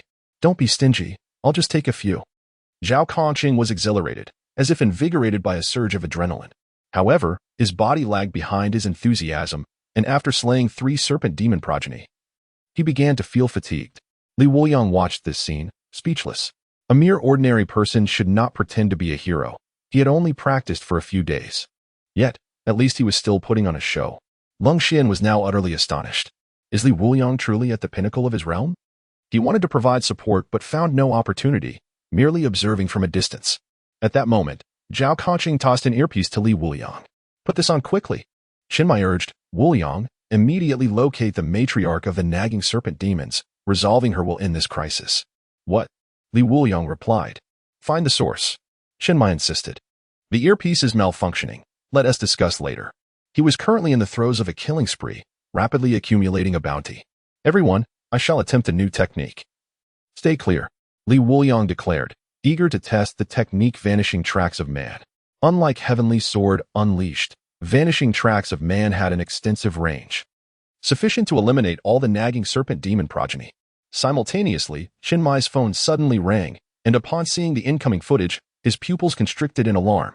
The harbinger of calamity had sounded. A great disaster loomed over Tsongnan. Beside him, Wu Xiangnan's expression shifted dramatically. The harbinger of calamity, once it cried out, signaled a crisis that could only be resolved by summoning a special task force. The greater the calamity, the louder its call became. At that moment, a surge of murderous intent erupted from the direction of Urzhong School. Chinmai's expression suddenly stiffened. "Li Wuliang, stop right now." "Huh?" Li Wuliang was taken aback but quickly sheathed his sword. "What happened, Captain?" Chinmai glanced at his phone. The harbinger of calamity was eerily silent, benignly perched upon its staff. "Indeed, it is you." Wu Xiangnan's demeanor also turned peculiar. "Captain, could it possibly be because of him?" Chinmai nodded slightly. "His new move is likely indiscriminate. It could spell devastation for Tsongnan City." Wu Xiangnan rubbed his temples. "If Li Wuliang can create such a ruckus at just the realm of a mere lamp, I cannot fathom the chaos he could unleash upon advancing in rank. With him in Daxia, it is truly uncertain whether it is a blessing or a curse." Chinmai admonished. "Li Wuliang, henceforth, this new technique is prohibited within the city. Ensure there are no allies nearby, only foes." "Do you understand?" Li Wuliang replied. "I had too much to drink and forgot that this move does not distinguish between friend and foe. It won't happen again." Meanwhile, Zhao Kongqing's face had turned pale, his legs trembling. "Wuliang, let us take it easy from now on. I still aspire to be a general. I beg you." Li Wuliang, filled with remorse, assured, "I understand. I want to let it happen again." He sighed inwardly, realizing he must keep this move in check. Its indiscriminate nature was indeed unsuitable for urban environments. Alas, being invincible is a lonely existence. Before long, the offspring of the Nanda serpent demon were thoroughly eradicated by Li Wuliang. Host has slain 67 serpent demon offspring, receiving the following rewards: 62 bottles of first-order spirit wine peach blossom brew, 2 bottles of first-order spirit wine sweet potato brew, and 3 bottles of first-order spirit wine snake gall extract. First-order spirit wine snake gall extract, the ultimate drink for snake catchers. Upon consumption, all snakes will retreat. Unique effect, instills fear in serpentine creatures. 67 bottles, plus 2 new brews. My stock is plentiful now. I can even invite more people for a drunken revelry. Li Wuliang chuckled softly. Hong Ying and Lin Qiye also approached. Among the newcomers was a bespectacled youth. Li Wuliang immediately pointed at him, and Qingyu? And Qingyu smiled and adjusted his glasses. Long time no see, Li classmate. The two had long been acquainted, though their interactions had been limited. Lin Qiye, initially perplexed, quickly understood. And Qingyu was a top student in Songnan City, while Li Wuliang was renowned as the foremost young drinker. It was only natural that two prodigies would appreciate each other. And Qingyu moved closer to Li Wuliang. Li classmate, do me a favor. I have a special brew. Made from 37 types of starchy crops fermented for 30 days. I tasted a bit, and it's quite delightful. Since we're classmates, we can discuss matters. How about setting aside a bottle?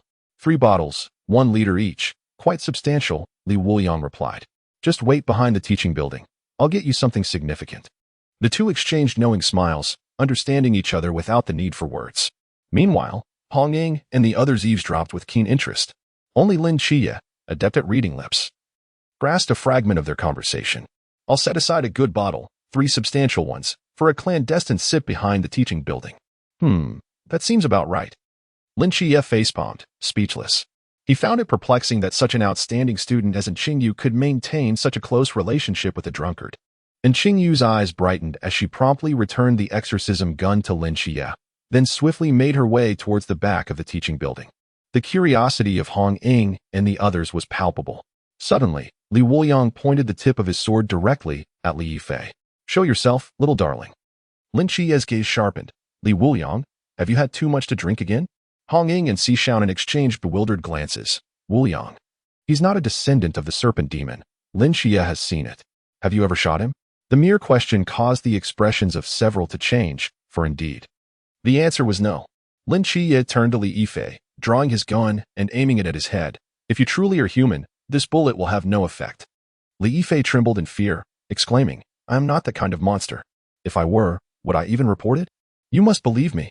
But in the next moment, Lin Qiye had already pulled the trigger without a hint of hesitation. Unexpectedly, Li Yifei's body began to swell, revealing the true form of the Nantua serpent demon. He swiftly turned to Li Wuliang. How did you know about me? Li Wuliang, uninterested in further conversation, swiftly struck him with his sword.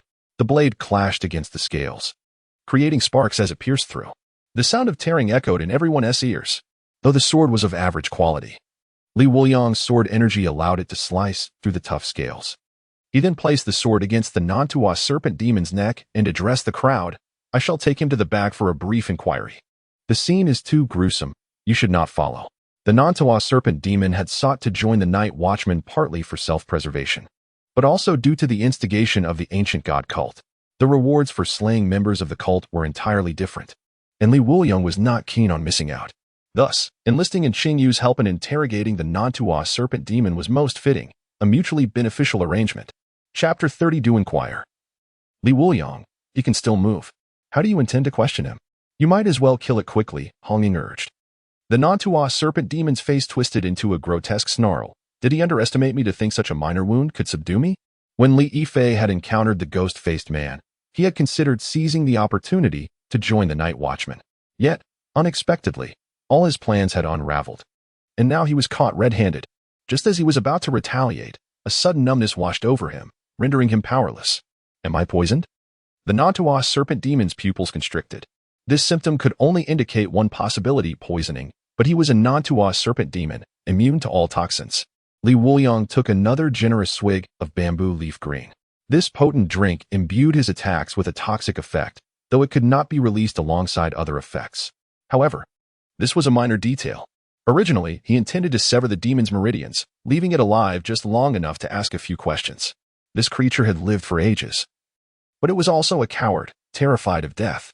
In order to ensure his safety, Li Wuliang took out a bottle of snake gall essence and took a sip. In that instant, the Nanduo serpent demon trembled as if faced with a mortal enemy, a wave of fear surging within. Why am I afraid? He could not comprehend the events unfolding before him. Li Wuliang, with a cold smirk, remarked, Do not be afraid yet. The true terror lies ahead. With that, he dragged the Nanduo serpent demon to the rear of the teaching building, and Qinjiu, having procured 2 surgical knives from an unknown source, stood ready. Upon seeing the Nanduo serpent demon being brought over, his eyes sparkled with excitement. I knew this world was extraordinary. Today, I have finally uncovered a thread of mystery. He was a man possessed. If he could not dissect this enigmatic creature and unveil the truth, it would be his greatest regret in life. Li Wuliang instructed. He is currently in a poisoned state. Help me stimulate his pain receptors. The more he suffers, the better. No problem, I assure you, he will wish for death. And Qinjiu replied with a smile, fully grasping Li Wuliang's intentions. It was merely an interrogation. Each party had their desires fulfilled. Furthermore, the prospect of a vivisection without any cost thrilled him. Soon, heart-wrenching cries echoed from behind the teaching building. Hong Ying wished to intervene, fearing unforeseen consequences, but was halted by Lin Qiye. Let Li Wuliang proceed. He harbors no ill intentions. Listening to the Nanduo serpent demoness screams, Hong Ying sighed in resignation. Very well. But I shall report this to the captain. Moreover, we must act swiftly. There are still many offspring of the Nanduo serpent demon outside, until the progenitor is slain. This mission cannot be deemed complete. After saying this, she sat down, while Si Shaonan displayed no interest in the matter. Only Zhao Kongqing lay on the ground, thoroughly satisfied and recuperating. Today marked the first time in many years that he had fought so freely. In the past, whenever he attempted to engage, Hong Ying and the others would always steal the opportunity, leaving him with little chance to battle. Zhao Kongqing understood his position. He lacked the forbidden ruins. Merely an ordinary person with slight strength. Even when facing the enigmatic, he could easily find himself in the last fight of his life. Hong Ying and Long Xian, fearful of losing their lives, preferred to act conservatively rather than risk danger. However, he took out his badge, a smile gracing his face as he gazed at the inscription. I have made significant progress. Behind the teaching building, Li Wuliang demanded, will you speak? When the Nanduo serpent demon remained silent, Eng Qinjiu urged, can you intensify the pressure? With his sleeves rolled up, Eng Qinjiu was determined. It cannot be. I am targeting the most sensitive meridians. He must yield. Indeed. The mysterious nature of the creature exhibited remarkable endurance. This was truly the ideal subject for experimentation. A minute later, Li Wuliang pressed, can you speak now? He clutched the Nanduo serpent demon's jaw, his tone menacing. He then took another swig of the essence. And Qinjiu, understood. Let me try again. And Qinjiu, allow me to think. As in Xingyu's words hung in the air, her eyes glistening with emotion, she seized the neck of the Nandu snake demon. Why are you so obstinate? Are you provoking me? Yet, at that moment, the Nandu snake demon, expending his last vestiges of strength, bellowed, you must inquire. With that, he collapsed like a puddle of goo. Did you not ask? And Xingyu glared at Li Wuliang, whose expression was one of utter confusion, her teeth nearly grinding in frustration. She questioned her own skills, her knowledge, her capabilities, yet she never doubted that Li Wuliang had indeed failed to pose a question. Have you been drinking? Li Wuliang sighed, feeling the weight of the situation. Where are the members of the ancient god sect? There was no response. Look, I asked, and he remained silent, and Xingyu. Don't touch me. I will speak. The Nandu snake demon felt on the verge of madness. Death was not the most terrifying prospect. The true horror lay in finding himself at odds with these two individuals. It's the bun shop next to Lin Qiye's house. That's one of their strongholds. Can you let me go now? No sooner had he spoken than Li Wuliang severed his head. Here, rest your head. I need to take the body back for accountability. If only this had been done sooner, everyone could have been spared some trouble. And Xingyu wiped the sweat from her brow, her gaze now devoid of complaint, instead brimming with excitement. Is this for me? A transaction, give and take. You've nearly examined his entire body, only the head remains.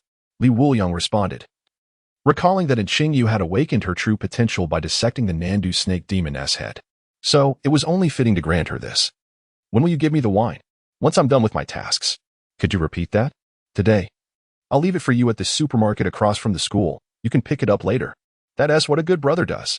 Li Wuliang dragged the corpse of the Nandu snake demon before Hong Ying and the others. Upon witnessing the tragic sight of the Nandu snake demon, Si Shaonan felt a profound sense of distress. Wuliang, are you not being too cruel? Li Wuliang sighed. He was too obstinate.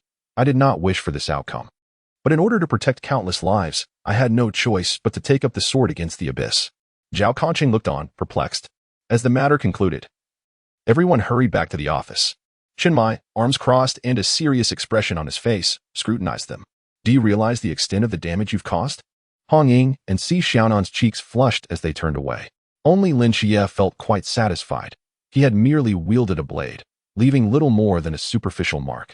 Incurring minimal expense, Chinmai continued. The windows, doors, and corridors on the first floor of the dormitory all require extensive repairs. Are you not aware of the financial strain we are under? Can't you save some money for the night watchman? Li Wuliang's eyes brightened. Captain, I fought at the school entrance. I guarantee no school property was harmed. No compensation is necessary. Chapter 31. Are you truly buying this for us? Chinmai gazed at the increasingly smug Li Wuliang, his eyelids twitching. No damage? Just barely. The school is nearly leveled.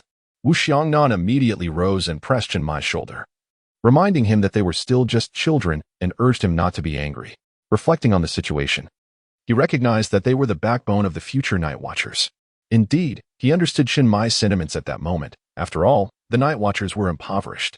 Their funding was severely constrained, and during every battle, someone had to perform on-site repairs, even for damages caused by the mysterious forces, which ultimately fell upon the Night Watchers. No matter how substantial the influx of funds, it could not withstand such depletion. The underlying issue was the desire for them to conserve their resources. Today, there were numerous instances where the members of the squad nearly harmed innocents. It was unfathomable to think that without Li Wuliang's intervention today, the Natua serpent demon would likely have wreaked far greater havoc. At that point, it would not merely be a matter of fines. What about Zhao Conqing? Chinmai inquired. Puzzled. He went to practice his sword, came the reply.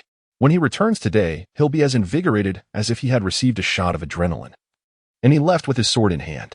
Then what are you all still doing here? Go practice. The group dispersed promptly. Only Li Wuliang remained standing there, seemingly lost in thought.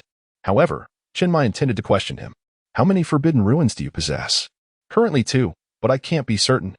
Li Wuliang responded with a hint of helplessness. At present, he had 2 additional abilities. One was fire enchantment, and the other was poison enchantment, alongside 2 extraordinary sword techniques.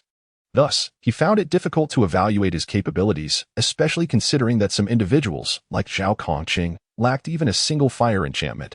By all accounts, his 2 abilities should qualify as forbidden ruins as well. Chinmai's expression darkened. You must possess more than just 2. He decided to refrain from further inquiry, rubbing his temples. In any case, the technique you demonstrated at school today should not be used lightly. Your realm extends beyond Songnan. Lin Qiye, like you, will eventually have his own special squad. I hope that when the time comes for you to offer your assistance, you will not refuse. Now go rest. Li Wuliang's expression turned slightly serious. Rest assured, when the wine is ready, the people will surely follow. Get lost. While everyone was engaged in training, Li Wuliang, carrying a bottle of wine, made his way to the shooting range. Lung Xian had ceased to pay attention to Lin Qiye, realizing that Lin Qiye simply wasn't cut out for shooting. He could only rely on repetitive practice to hone his skills. At least now, he could manage to hit the target with a machine gun once a day, which was a commendable improvement. Upon seeing Li Wuliang's arrival, Lung Xian appeared somewhat surprised. Wuliang, care to give it a try? I don't need to, Li Wuliang replied. The Demon Slayer gun is the most commonly used weapon among the Night Watchers. Capable of inflicting distant damage and creating disturbances, it poses significant harm to the mysterious forces, Lung Xian explained. Yet, Li Wuliang shook his head again. But I don't lack for long-range attacks. You wield a sword. How can you execute a long-range attack? Are you going to run up to the mysterious forces if they are at a distance? After uttering this, he suddenly paused. It seemed that Li Wuliang actually might be capable of it. The speed he displayed in the sewer had exceeded his expectations. Although that was achieved through the assistance of the terrain's rebound, it was still impressive. Your speed is indeed remarkable, but I advise you to practice diligently, as you will soon be heading to the training camp, where you will undergo shooting training, Cold Xian suggested. Li Wuliang, feeling somewhat helpless, shook his head and approached Lin Qiye. What are you doing? Practicing my aim, he replied, emanating a powerful sword intent. In an instant, a flash of sword light split the target before him in 2. What? Both Lin Qiye and Cold Xian exclaimed, their mouths agape and eyes wide with astonishment. Li Wuliang elegantly sheathed his sword and tossed his hair with a flourish. Did you see that? Practicing with a gun holds no significance for me. He patted Lin Qiye on the shoulder. Demon-slaying guns? I possess sword energy. Learn it. It's all part of life. With that, he strode away. As time passed, The following day, you will be heading to the capital. Today, you should purchase some supplies. I will reimburse you, Chinmai stated. Every year. The night watch training is conducted at the training camp in the capital. In the blink of an eye. The two had already been part of the night watch for a month. Watching them depart stirred a sense of reluctance, yet this was a necessary experience. Upon leaving the training camp, they would emerge as qualified night watchers. Furthermore, it was possible they might intersect with their future team members. The path lay before them, and they must walk it themselves. Reding and Xiaonan, please take them with you, Wu Xiangnan instructed. Upon hearing the prospect of shopping, the two women's eyes sparkled with excitement. We will ensure the mission is accomplished. We will select the finest items for them. Lin Qiye, observing their enthusiasm, felt a sense of foreboding. Shopping with women? That was a test of endurance, courage, stamina, and wit, especially when accompanied by these two. They had spent years executing missions for the night watch. Their time was consumed with training or the journey to training. Opportunities for leisure were scant. Now, going shopping felt akin to a wolf entering a sheep pen. Whether useful or not, it was best to act first. This would undoubtedly be a prolonged battle. In contrast, Li Wuliang seemed prepared, promptly retrieving a backpack filled with special provisions from behind him. Chinmai was deeply moved. Li Wuliang, you need not spare for us. You should join the shopping trip as well, purchase some daily necessities, and perhaps 2 new outfits. Look at you. You are practically marinated in your own scent. However, Li Wuliang's expression turned peculiar. Captain, I never said I wouldn't go. This is my sustenance for today's shopping. In the system, over 60 bottles of wine had dwindled to 20 in the past half-month. He could no longer afford to indulge. Meanwhile, the ancient god cult stronghold of the Nandu snake demon lay deserted, with no members captured. Particularly during this quiet period, replenishment was impossible. The situation would only worsen at the training camp, where enemies would not readily reveal themselves. Although defeating divine agents and owners of forbidden realms offered rewards, it was not worth risking their well-being for a few bottles of wine, especially since, should the captain wish to contend, one side would inevitably suffer heavy losses. Such a course of action was simply not prudent. Thus, he was left with no choice but to economize, quenching his thirst with the special provisions. Chinmai bit down, producing a crisp crunching sound. Wu Xiangnan hastily intervened, urging, you all should hurry along. Li Wuliang slung his small bag over his shoulder and dashed out, followed closely by Hong Ying and the others. Upon stepping outside, Hong Ying and Si Shaoan seemed to be liberated from their former selves, transformed from vigilant night watchmen. They became enchanting young ladies, meandering through various stalls. Wow, Hong Ying, look at this adorable teddy bear. I think Qiye would truly need it for company while sleeping. Let us buy it, Si Shaoan exclaimed. Hong Ying replied, and this bear clearly has a companion. Let us get one for Li Wuliang too. Shaonan, come see this dress. Who do you think would look better in it, Wuliang or Qiye? Lin Qiye covered her face, unable to bear the thought. She could tolerate many things, but the mention of a dress was beyond her. Li Wuliang, don't you have anything to say? Lin Qiye inquired. Li Wuliang, after a couple of puffs from his cigarette, responded, what is there to say? As if it would ever end up in your hands. We might as well buy a 3-in-1 sulfur soap for ourselves later. What 3-in-1? Asked Hong Ying. For washing hair, face, and body. Impressive. Chapter 32. Whose mischief is this? So, the items they were purchasing were not meant for us? Just keep quiet and follow my lead. Trust me, no one understands this better than I do. Fine. Lin Qiye replied, utterly speechless, wishing to complete their errands swiftly and return to rest. 2 hours of shopping had exhausted him more than 2 days of training, especially since he had to carry all the items they bought, fearing Li Wuliang might misplace them. As evening fell, the four returned to the villa. Lin Qiye set down the items and went back to Wu Xiangnan.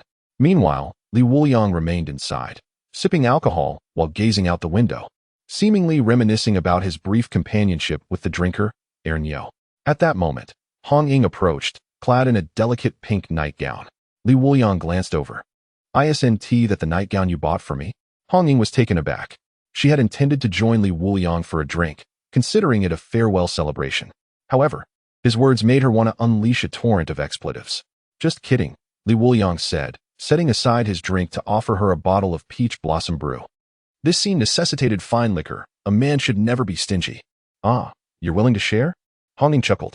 For days, she had watched Li Wuliang consume ordinary liquor, and it had been ages since he brought out such a fine vintage. It seemed he still had a significant stock, although she wasn't particularly fond of drinking. This exquisite wine brought her great pleasure. Since Hong Ying wants to drink, it must be the good stuff. They clinked their glasses and took a hearty sip. Hong Ying's cheeks flushed. Don't overthink it. I'm just keeping you company for a bit before I head back to rest. You should also sleep early. The captain has already purchased tickets, and you all must set off in the morning. Li Wuliang nodded. I understand. System, activate hangover mode. Time passed swiftly. And the next morning, Si Xiaonan admired herself in the mirror, clad in her newly purchased outfit, grinning. This looks wonderful. As I shared this, I couldn't help but feel a pang of worry for that fool. Upon arriving next door and discovering that Hong Ying was absent, she immediately thought of Li Wuliang's room. Upon opening the door, she was taken aback by an overwhelming stench of alcohol. Wow, how much have you all drunk for it to smell so strong? However, what unfolded next left her utterly flabbergasted. There lay Hong Ying atop Li Wuliang, who was snoring blissfully, their poses exceedingly intimate. The innocent Si Xiaonan's cheeks flushed a deep crimson. This is too much to bear. Without delay, she yanked the two up. More precisely, it was Hong Ying who was pulled up. Her resolve remained steadfast. Upon waking, she swiftly seized the moment to drag Li Wuliang towards the station. At the station, Chen Mai glanced at the time, his brow furrowing in concern. What is going on? Li Wuliang is one thing, but why haven't Hong Ying and the others arrived? Even Zhao Kongcheng is absent. No, Li Wuliang should be here. The members of Team 136 were all waiting. Particularly, Lung Xian's gaze trembled as he clutched a photograph, which he then tucked away in his pocket, intending to keep it as a cherished memento. Before long, several figures appeared in the distance. Li Wuliang was being dragged by Hong Ying, his legs scraping against the ground. Fortunately, his inebriated state spared him the embarrassment of standing upright. Otherwise, it was uncertain how much he would have endured along the way. Captain, we're late, Hong Ying exclaimed breathlessly, having hastily donned an outer layer and those whimsical bunny slippers. Chen Mai's expression darkened. How much did you drink? All night, Hong Ying admitted, a hint of embarrassment in her tone. Well, as long as you made it in time. Where's Zhao Kongcheng? Just as Chen Mai finished speaking, Zhao Kongcheng hurried over, his appearance indicating he too had spent the night awake. He sighed, lamenting how his little team had transformed. Should anyone arrive for an inspection, his illustrious reputation would be tarnished. All right, let us get them on the bus, Chen Mai instructed. Lin Qiye took over the limp Li Wuliang from Hong Ying. Captain, we're getting on the bus now. We shall meet again in a year. Chen Mai nodded with a smile. I hope you all achieve what you desire there, strength and trustworthy companions. Let us skip the sentimentality. Get on the bus. Just as Li Wuliang was being pulled into the carriage, he slowly began to awaken. Where am I? On a train, Lin Qiye replied, rubbing his eyes. Li Wuliang responded nonchalantly, 5. Lin Qiye was bewildered. 4, 3, 2, 1. In the next moment, Chen Mai's face pressed against the window. Get off. Hurry, or the tickets will be non-refundable. Lin Qiye was left speechless. Chen Mai, clutching the tickets, dashed away without looking back. Captain, what is going on? Wu Xiangnan inquired. As soon as you boarded, the captain received a call. This year's training has been relocated to the outskirts of Cangnan. Right by home. Wu Xiangnan nodded. Lin Qiye's gaze took on an unusual quality. He subtly deduced certain possibilities. Perhaps it was indeed due to his association with Li Wuliang that the training camp was established in this location. On one hand, it offered convenient support, while on the other, it allowed for careful observation. After all, both of them had only joined the Night Watchers for a brief month, making it challenging to assess their actions during this period. Nevertheless, it was advantageous, being close to his brother and allowed for occasional visits. Should any incidents occur in Cangnan, he would be able to arrive swiftly. However, the most exhilarated were not Li Wuliang and Lin Qiye, who were spared the train journey, but rather Si Xiaonan. So, does this mean that most of the items we purchased yesterday are ours now? Those cannot be returned, she said, a glint of cunning flashing in her eyes. Meanwhile, on the outskirts of Cangnan City, Yuan Gang arrived at the training camp. After inspecting the nearly completed training facilities, he nodded in satisfaction. Not bad. The progress is impressively swift. He pondered the inexplicable allure that prompted the authorities to temporarily relocate the training camp here. Upon returning to his office to review the roster, his eyes widened in astonishment. These are the new recruits for this year? The heir of the Mo family, the young master of the Bai family, 2 divine agents, and 3 ultra-high-risk forbidden zones. My goodness, in past years, the appearance of even one such individual was considered exceptional. 2 are rare. Yet this year, they have all flocked together. Yuan Gang had overseen the training camp for many years and had never encountered such a formidable assembly. Moreover, some of these individuals were not merely students. Even several instructors might struggle to contend with them. How am I to manage this? He then retrieved the information on the two divine agents. I can comprehend the agent of Michael, but has the intelligence of the Night Watchers deteriorated to such an extent? A sword-wielding agent of a wine god? What a vague designation. The agent's interests included alcohol, with drinking as a prerequisite, wielding a sword, and possessing peak strength in the current realm. Where on earth did this prodigy come from? However, as he continued to read, his expression changed dramatically. A cross-border kill of the River Boundaries Demon Face King and the Pool Boundaries Nandu Snake Demon? Is this a record achievable by mere mortals? Yuan Gang's complexion shifted wildly. While the Night Watchers were not lacking in talent, none had achieved such formidable results within their first month. Quickly, he offered himself a psychological consolation. In the early stages, individual talent in martial arts can bridge the gap in realms. It must be so. At least he managed to convince himself. Otherwise, how would he control such a rebellious spirit if they emerged? Alcohol? Yuan Gang then noticed a comment from Chin Mai alongside the data. Unlimited supply of alcohol is a must, with at least a special reserve of Matai? He scoffed, thinking to drink here? That is a fool's dream. I will put an end to that. Let us see what he can do. In this world, there was no rebellious spirit he could not tame. Regardless of their troublesome habits, they would behave obediently while under his jurisdiction. The cold aura he emanated sent shivers down the spines of the instructors nearby. It appears that we have a particularly troublesome individual among this cohort. There's no escaping it. During Wang Mion's training, he never exhibited such demeanor. This batch is facing quite the challenge. What is there to worry about? It's merely a matter of some restricted areas. Without those, their physical capabilities may well be inferior to those of ordinary soldiers. Indeed, let us all strive to exhaust this bunch of novices. The crowd exchanged remarks, oblivious to Yuan Gang's ashen complexion. Subsequently, Yuan Gang retrieved a walkie-talkie, instructing, summon the masked squad to assist with the training. Otherwise, I won't be able to manage this cohort. The instructors were taken aback. He directly called upon the enigmatic masked team from the Sea Realm to partake in the training. How difficult could this batch be to handle? Such treatment is unprecedented. As night fell, a solitary figure traversed a rural path, surrounded by rolling hills and wild grass. Dragging a substantial suitcase behind him, atop which lay another individual sound asleep. It was none other than Lin Qiye and Li Wuliang. The decision to travel at night stemmed from Li Wuliang's inebriation. They were burdened with 10 crates of Songnan's special liquor. Given such weight, it was impossible to move without the aid of a starry night dancer. I never imagined I would one day employ my abilities for such arduous labor, Lin Qiye remarked, casting a glance back at the slumbering Li Wuliang. The origin of this predicament lay in a wager made during their shopping excursion yesterday. If they could carry back at least one item each, Li Wuliang would abstain from alcohol for 3 days. Conversely, if they failed, Lin Qiye would owe Li Wuliang a favor. That favor entailed bringing the liquor along with him. Lin Qiye was also taken aback to discover that Hong Ying and Si Xiaonan had not even purchased luggage for the two of them. They had brazenly exchanged their old suitcase for Lin Qiye and Li Wuliang's use. As for toiletries, they claimed the training camp would provide them, yet nothing was procured. Even the 2 bars of sulfur soap were appropriated by Hong Ying, who found them quite satisfactory, each taking one. Chen Mai believed he could not refund the train tickets and was filled with resentment, completely disregarding the situation. At that moment, Lin Qiye astutely sensed he was being watched. Eyes from all directions were fixed upon him, yet he did not feel any imminent threat. Surely, they must be soldiers stationed here. Meanwhile, Yuan Gang stared at the monitor in a daze, perplexed by the sight of the two arriving in the dead of night, laden with such cargo.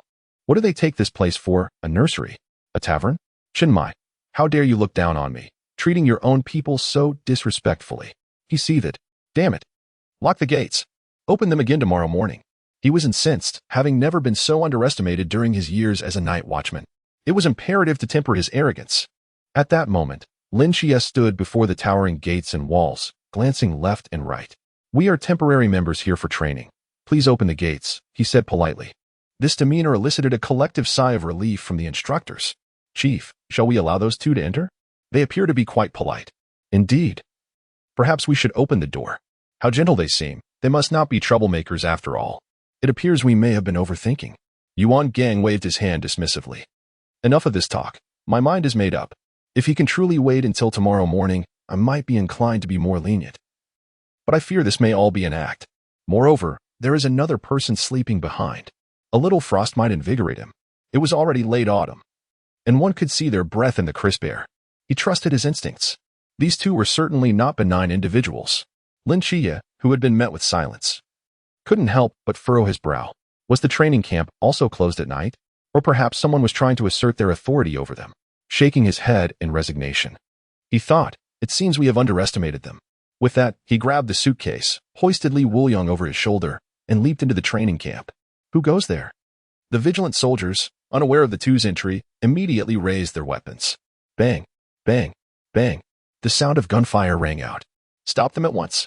Yuan Gang shouted into the intercom, beads of cold sweat forming on his forehead.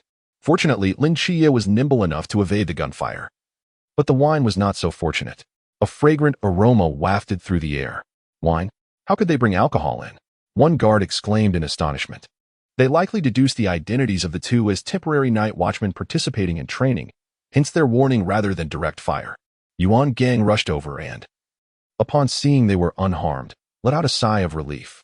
However, the sight of the broken bottles brought a smile to Lin Qiye's lips. He had longed to do this, but had never found the opportunity. Now, his wish had been fulfilled. The scent of wine roused Li Wuliang from his stupor. Is there wine? Upon discovering that his stash was nearly shattered, his eyes widened in disbelief. My wine, he bellowed. Lin Qiye patted him on the shoulder. I know you have more. Just ask the captain for some later. More? Yuan Gang interjected as he approached. You two have entered the training base without orders at night. It's a miracle you weren't shot. And now you're thinking about wine? There is no sense of decorum here. The training camp hasn't even commenced. And I shall help you abstain. At this, Li Wuliang lifted his head, speechless. Soon after, the two were assigned to their dormitory. Lin Qiye remarked, This isn't like your usual self. Li Wuliang replied, Patience, take your time. Suddenly, Lin Qiye felt a chill run down his spine. He glanced at Li Wuliang, who lay on the bed, his eyes almost murderous. This was dire. It was not in Li Wuliang's nature to let grudges go unavenged. If he was enduring this, it must be for a grander scheme. Chapter 34, The Plump by Li. Lin Qiye could not help but feel a twinge of sorrow for Yuan Gang. Why provoke anyone, if not the formidable Li Wuliang? Particularly because this individual seldom adhered to conventional norms. When he spoke of revenge, it invariably struck at the most sensitive points. Lost in thought, Lin Qiye drifted into slumber and found himself in a psychiatric hospital. Nike smiled warmly. My child, you have returned. She opened her arms and embraced Lin Qiye, her maternal radiance magnified in that moment. Immersed in his mother's embrace, Lin Qiye felt a measure of solace. I have a friend who might be heading for trouble. With a gentle smile, Nike's inquired, Is it significant? Perhaps it is, Lin Qiye replied uncertainly. Or it might be quite considerable. Then let him be. As a friend, you must stand by him during such times. This is the essence of true friendship. I understand. Mother. Meanwhile, Li Wuliang had taken out a bottle of specially crafted Anqing fish liquor and sipped it slowly. Having run out of his usual supplies, he needed to conserve. However, after a few sips, he discovered that the Anqing fish liquor possessed an unexpectedly delightful flavor. To be precise, every aspect was perfectly balanced. Yet, he sensed an absence of soul. The host consumes the technologically enhanced liquor. Agent progress increases by 5, current progress at 17. Impressive. Li Wuliang was taken aback. Only liquor acknowledged by the system could elevate agent progress. Even the special supply of Mauzi had not received such recognition. Yet this bottle of Anqing fish was validated. Regret washed over him. Had he known, he would have requested Anqing fish to produce more, at least 10 to 20 bottles. It could only be said that Anqing fish was undeniably a genius, crafting such exquisite liquor. On another note, Anqing fish sneezed but remained steady. I shouldn't be catching a cold. Well, since even such mysterious entities exist, my cold is of little consequence. He mused, he should have consumed those bottles by now. I shall inquire later if the taste is indeed top-notch. Having observed Li Wuliang's insatiable thirst for alcohol, he had developed a curiosity about it, dedicating a month to research. Ultimately, he concocted 3 bottles. However, before he could present them to Li Wuliang, the latter had joined the night watchers, leaving no opportunity for interaction. Well, we shall surely meet again in the future. Days passed, and the number of participants in the training camp steadily increased. Li Wuliang seemed to have entered a period of silence, merely sampling his own stock each day. Even the moments of drunkenness had vanished. Maintaining sobriety for so long sent a chill down Lin Qiye's spine. Initially, he planned to report this matter to Chinmai while Li Wuliang was still untroubled, preparing him for what lay ahead. Yet the phone signal was severed. The following day, Yuan Gang even came to collect their phones. At that moment, Yuan Gang sat in a chair, scrutinizing the monitors, his brow furrowed in deep concern. Something was amiss. Li Wuliang was exceedingly unusual. A nearby instructor remarked, "These two divine agents appear quite docile. Chief, surely, you must be overthinking this?" Yuan Gang's gaze was piercing as he pointed at Li Wuliang. The representative of Michael appeared quite ordinary, yet Li Wuliang was anything but normal.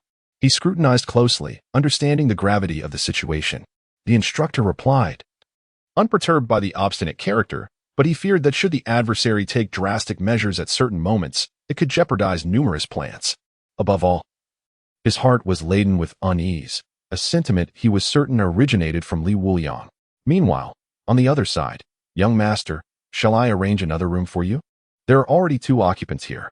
"Silence. Do not frighten my roommate. I shall remain here, for it is in this manner that I can forge true friendships. Now, all of you be gone." A group hurriedly exited the dormitory. Lin Qiye exchanged glances with Li Wuliang before making their way to the entrance.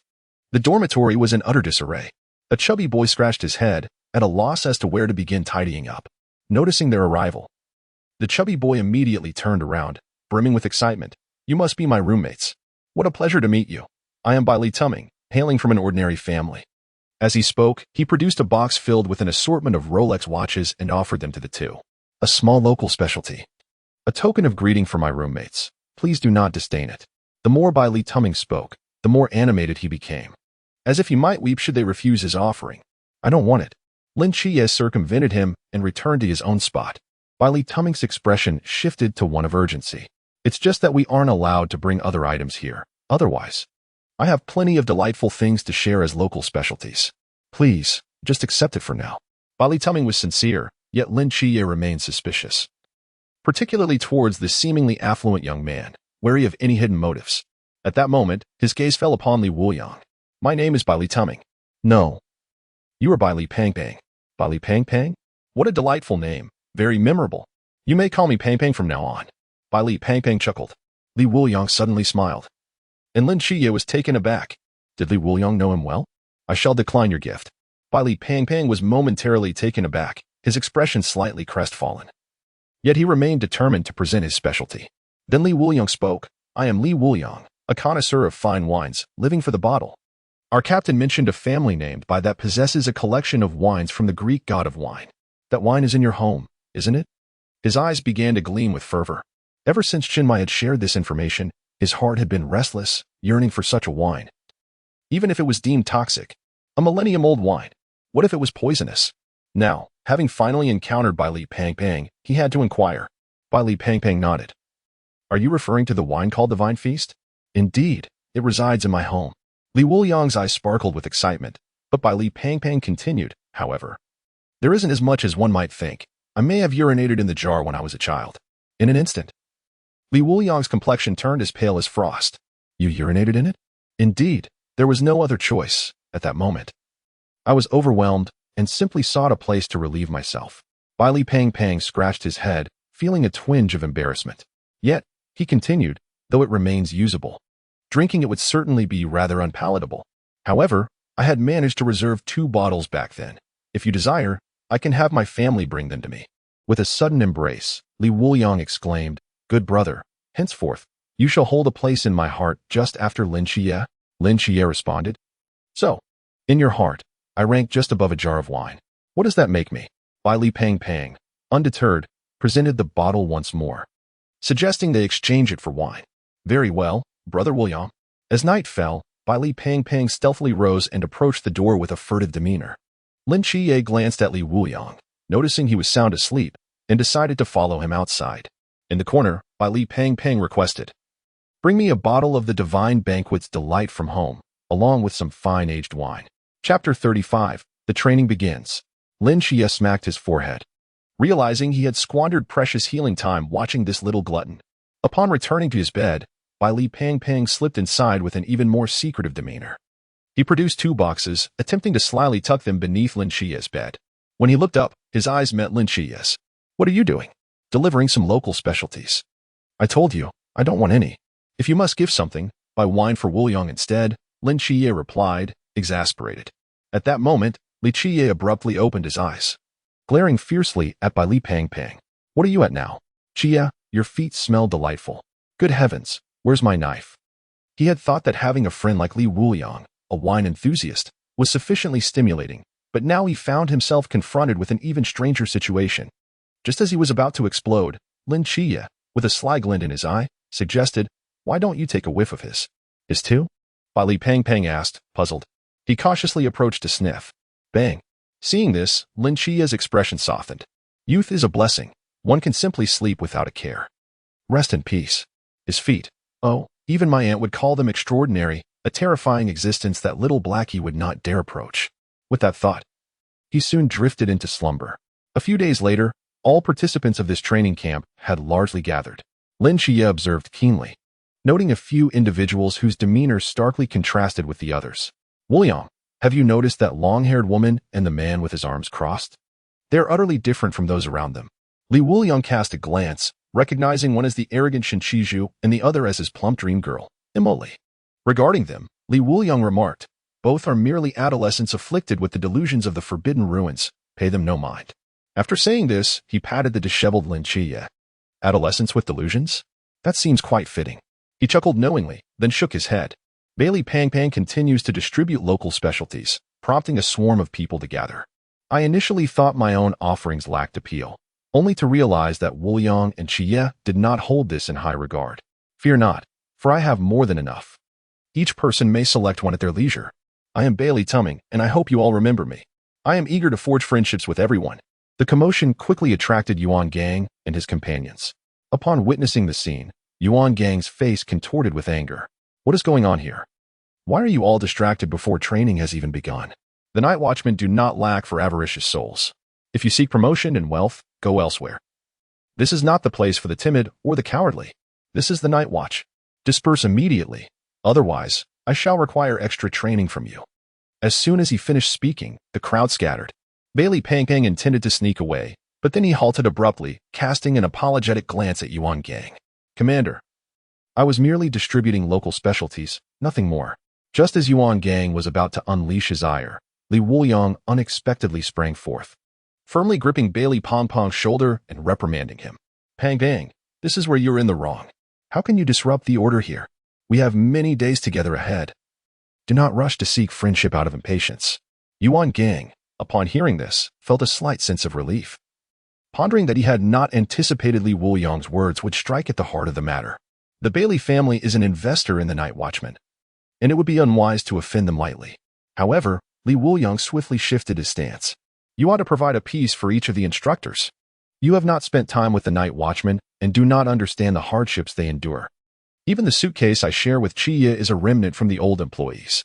Quickly, distribute one to the instructors. The commander does not require one, as he will not check. The instructors have families to support and limited resources. Consider it a gesture of warmth and goodwill from the investors to their subordinates. I am certain the commander will appreciate your gesture. Bai Li Pang Pang suddenly grasped the situation. He realized that his father's advice to make more friends was not merely about expanding social connections, but also about offering constructive suggestions. Brother Wuliang, I understand what I must do now. I have neglected the diligent instructors. Please, choose a piece without hesitation. The instructors immediately turned their gazes toward Yuan Gang, their expressions complex as they genuinely desired the offerings. The night watchmen are impoverished. From top to bottom, who among them does not live a life of hardship? That meager stipend scarcely suffices, and they all persist solely out of a sense of duty. Yuan Gang shot a fierce glare at Li Wuliang. Very well. You have indeed outmaneuvered him. It is entirely appropriate for the esteemed Bai Li heir to extend some benefits to the night watchman, both morally and logically. He cannot refuse. Yet, if he agrees now, he would be conceding defeat. But if he refuses, those instructors are indeed short on funds, and they have been loyal to him. He would lose face in the future. As he hesitated, Li Wuliang continued, even if you disregard the living, ought we not to honor the sacrifices of the night watchmen? The families of the fallen should be afforded a greater allowance for their sustenance, since they cannot bring back their husbands and sons at the very least. They should ensure that their parents, wives, and children can live a little better. In that moment, Yuan Gang chose to compromise. You have one. Take these away. I will convert them to money for you. Those sacrificed night watchmen deserve their share. He cast a deep gaze at Li Wuliang. Only this once. At that moment, Yuan Gang found himself less enraged. Upon returning to his office, he unexpectedly bore a smile. Indeed, the troublemaker was a troublemaker, yet his heart was in the right place. Although this time Li Wuliang had deliberately targeted him, the rationale he presented was simply irrefutable, especially considering the benefits derived from the Bailey family. It was indeed ripe for the taking. Early the next morning, the 240 participants of the training stood in neat rows on the playground. Yuan Gang approached the stage. In that instant, he appeared transformed, as if he had emerged from a sea of corpses and blood. The previous facade was merely a disguise. The aura of authority and inviolability he exuded sent shivers down the spines of the newcomers, instilling a sense of dread. The instructors stood rigidly behind him, their postures impeccable. Yuan Gang narrowed his eyes, disdainfully surveying the languid crowd before him. Some of you arrived here with notable achievements and honors, others hail from distinguished families, while some are self-important and disregard the rules. But here, you are nothing but a bunch of worthless trash. His gaze swept across the assembly, and indeed, a few troublemakers faltered. Having tasted the illusion of invincibility, they seemed oblivious to their own insignificance. Yet, do such worthless beings truly deserve to be called night watchmen? If night watchmen were all like you, the great Xiao would have perished long ago. I understand that you fear not death, but sometimes, death can be a release. Especially when you realize that your trusted comrades, in their attempts to rescue you, have had their heads severed, with you pathetic waste dragging them down. Your future teammates may never find peace in death. I know some of you are dissatisfied. If so, step forward. Chapter 36. Because they are comrades, I trust them. Yuan Gang's voice was forceful, causing many to display discomfort. Yet, a few individuals appeared eager to challenge him, and Yuan Gang's eyes narrowed. This was precisely the group of troublemakers he sought to surface. As long as they dared to show themselves, he would strike true. I refuse to accept this. One individual staggered out from the crowd. Upon seeing Li Wuliang emerge, visibly intoxicated, Yuan Gang's expression shifted. What audacity! To drink on the very first day of training. Among this group, the most troublesome undoubtedly was Li Wuliang. Noticing that Li Wuliang held a bottle, Bailey Fatty glanced at his own trousers, questioning whether Wuliang possessed such a forbidden item. Where had he procured his alcohol? At that moment, Li Wuliang stepped forward, pointing at Yuan Gang. I have waited several days. Not only did you ruin my drink, but you also forbade me from drinking. Shen Mai promised me that as long as I joined the Night Watchman, I could drink as I pleased. He has instructed me to seek an explanation from you. Will you provide it today? Lin Qiye observed this scene with a sense of helplessness. He understood Li Wuliang's pettiness better than anyone else, though others were unaware of how terrifying this man could be when he took offense.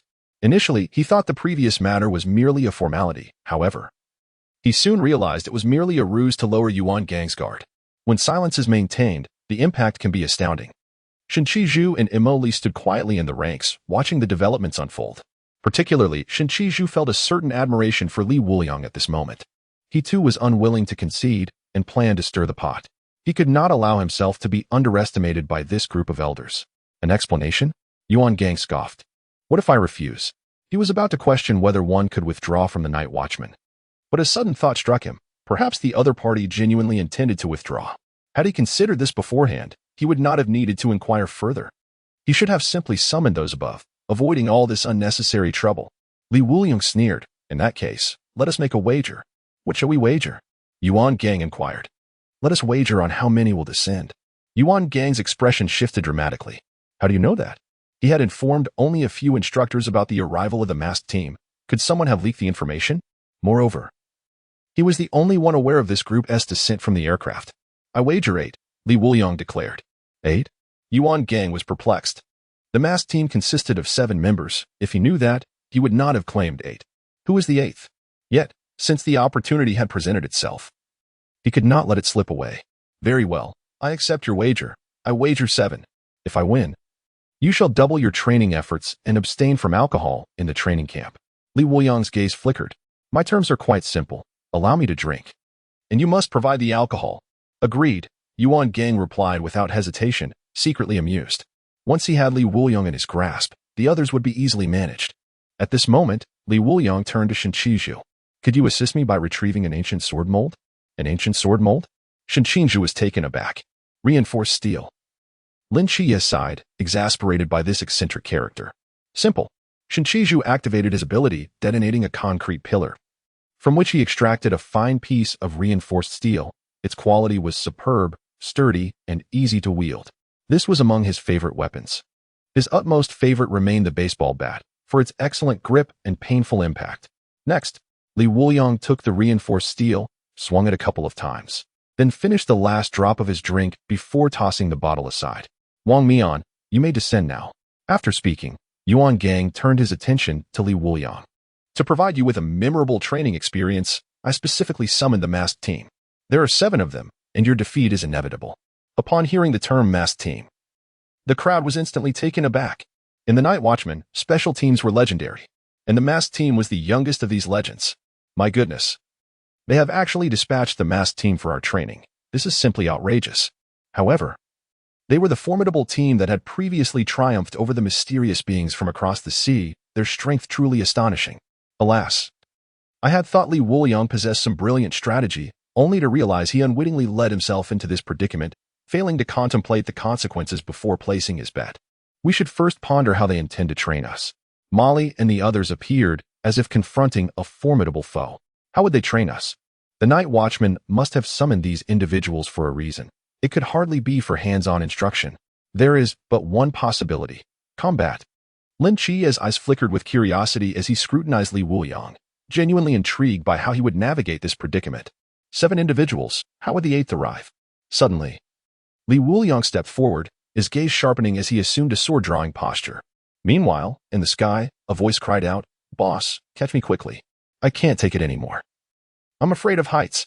7 figures leapt from the aircraft, and Wang Mian cast a glance at the swirling vortex. "Can't you show a bit of promise?"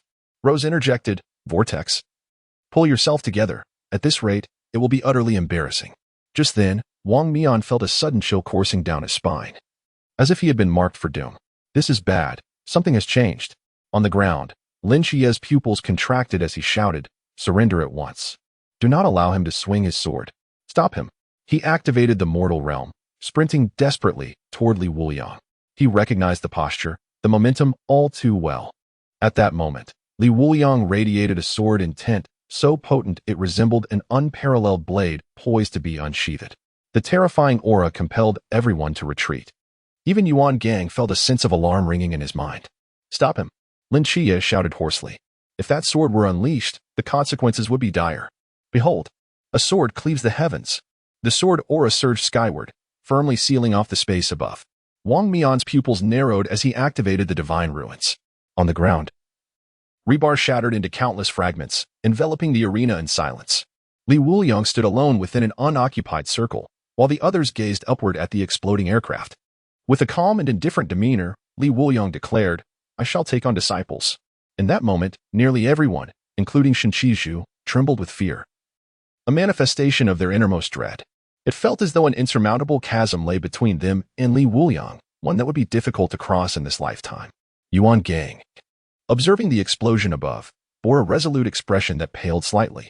Realizing the gravity of the situation, he turned to Wuliang, exclaiming, "How could you dare to do this?" "That was your comrade.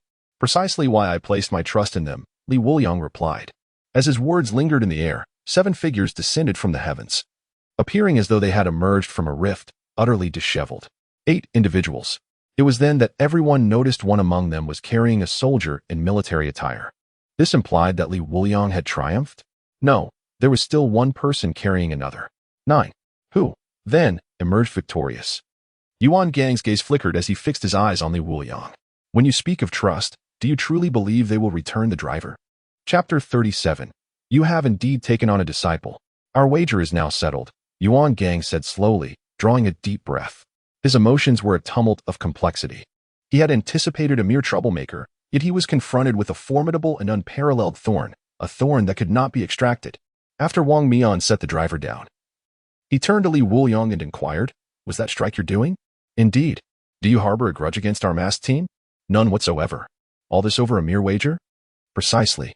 Their exchange unfolded like a tranquil interlude before an impending storm, until unexpectedly, Wang Mian shifted his gaze toward Yuan Gang. "Chief, you once mentioned giving them a warning. Did you not? It is not that the higher-ups of the Night Watch harbor grievances against our masked team, thus dispatching someone to assassinate us." His expression was exceedingly grave. Wuliang found himself momentarily speechless, then resignedly admitted, "No, I underestimated him. This matter rests upon my shoulders." Wang Mian nodded and then turned to Li Wuliang. "You mentioned taking on a disciple?" Li Wuliang paused, then confidently replied, "My eldest disciple is named Zhao Kongcheng, a blade that strikes with mystery, akin to chopping vegetables. You both wield blades. The teaching will be seamless." As soon as he finished speaking, Wang Mian knelt on one knee and proclaimed, "Master, teach me." In that moment, he had already resolved to master this individual's swordsmanship. There exists a connection between sword and knife, and he had reached a plateau in his knife techniques to advance further. Guidance was essential. As the leader of a special squad, his strength directly correlated with the safety of his team. Hence, he posed this query. Regardless of the current disparity in their realms, merely considering swordsmanship, the other was indeed worthy of being a master. The onlookers were rendered speechless by this spectacle. This was far from their expectations. How could it be? The captain of the special squad, Wang Mian, was actually kneeling to a temporary night watchman as his master? Even the Tian gang would not conduct affairs in such a manner. Cough, cough, I am somewhat flustered. Let us return to the matter of the wager. Li Wuliang swiftly addressed Wuliang. "Chief, how shall we settle this? I believe it should be counted as a slight victory for me. How about we take a step back? You provide me with a drink, and I shall forego the necessity of your offering." "That seems reasonable," Wuliang sighed. "Will you still partake in the training?" "Of course, I will participate," Li Wuliang replied with a smile. Wuliang gradually relaxed. As long as he was willing to join, his own predicament would be alleviated. Furthermore, he sensed that Li Wuliang was indeed quite commendable. Most individuals recognized that there were always 2 pilots aboard an aircraft, totaling 9 people. Yet, he had refrained from stating this, providing himself with a means of escape, thus ensuring he would not be left in an untenable position. This was already a favorable outcome. Li Wuliang smiled faintly. He certainly intended to participate. After all, how else would he encounter the myriad mysterious beings and ancient cultists without Lin Qiye by his side? With Lin Qiye nearby, rewards would never be lacking. Subsequently, Li Wuliang addressed Wang Mian, stating, "Let us first attend to the pressing matters at hand, after which I shall impart the foundational techniques to you. Your senior brother, Zhao Kongcheng, has trained using my methods with remarkable success." Wang Mian's eyes lit up, and he felt a surge of excitement. Shortly thereafter, Wuliang emerged and announced to the crowd, "Everyone except Li Wuliang may challenge the masked team. If you can unmask even one individual, it shall count as a victory for you all. The time frame commences now and extends until 9 o'clock this evening, encompassing the entire training ground." At this moment, an individual questioned, "The masked team possesses a far superior realm. Is this not unfair?" Wang Mian responded, "We shall limit their realm to the lamp stage, and only 5 of us will engage in battle. Will that suffice?" With these words, the crowd ceased their opposition. 240 against 5, a clear advantage for us. Shen Qingzhu and Mo Li exhibited eager anticipation, yearning to challenge the fabled special team. With Li Wuliang on our side, victory would undoubtedly be within our grasp. Who would have thought that such remarkable talents would emerge this generation? I will have plenty of stories to boast about while drinking and socializing in the future. This represents the pinnacle of our great Xia. I too wish to learn under a master. My master Li Wuliang, my senior brother Zhao Kongcheng, and my second senior brother, Wang Mian of the special team. What a prestigious lineage. By the way, who is Zhao Kongcheng?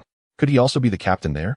Lin Qiye lowered his head, feeling as though he could scrape the floor with his toes. How embarrassing. The eldest disciple is merely an ordinary person. His teaching method involves performing health exercises, moving across the ground like a serpent. Yet, he could not reveal this at that moment, nor could he remind Wang Mian, for that would only amplify the awkwardness for others. Li Pangpang approached and whispered, "Qiye, is Zhao Kongcheng truly formidable?" "Just an ordinary person." "What do you mean by ordinary?" "He is simply an ordinary person." Hiss. Upon his revelation, Li Pangpang seemed to have a glimmer of gold flash in his eyes. An ordinary person wielding an ordinary knife could slice through the mysterious like a melon. What of him? He possesses nothing but an abundance of forbidden items and various blades. In an instant, Li Pangpang began to envision himself, sword in hand, traversing the world and soaring through the skies. How magnificent, Lin Qiye thought. This is it. Another one has lost their mind. Just as Li Wuliang was about to fulfill his objective and return to the team, Wuliang suddenly said, "Li Wuliang, where are you going?" "Returning to the team." Isn't defeating them and unmasking them tantamount to victory? I must take action. Come back. Why? I invite you for a drink. Li Wuliang instantly turned around, filled with excitement, and by Li Pangdang, upon seeing this, grew anxious. Wuliang, don't leave. I'll treat you too. Suddenly, the eyes of the masked team and Yuan gang were fixed intently upon him, their gaze so fierce it could kill. Bai Li Pangpang immediately retracted his neck.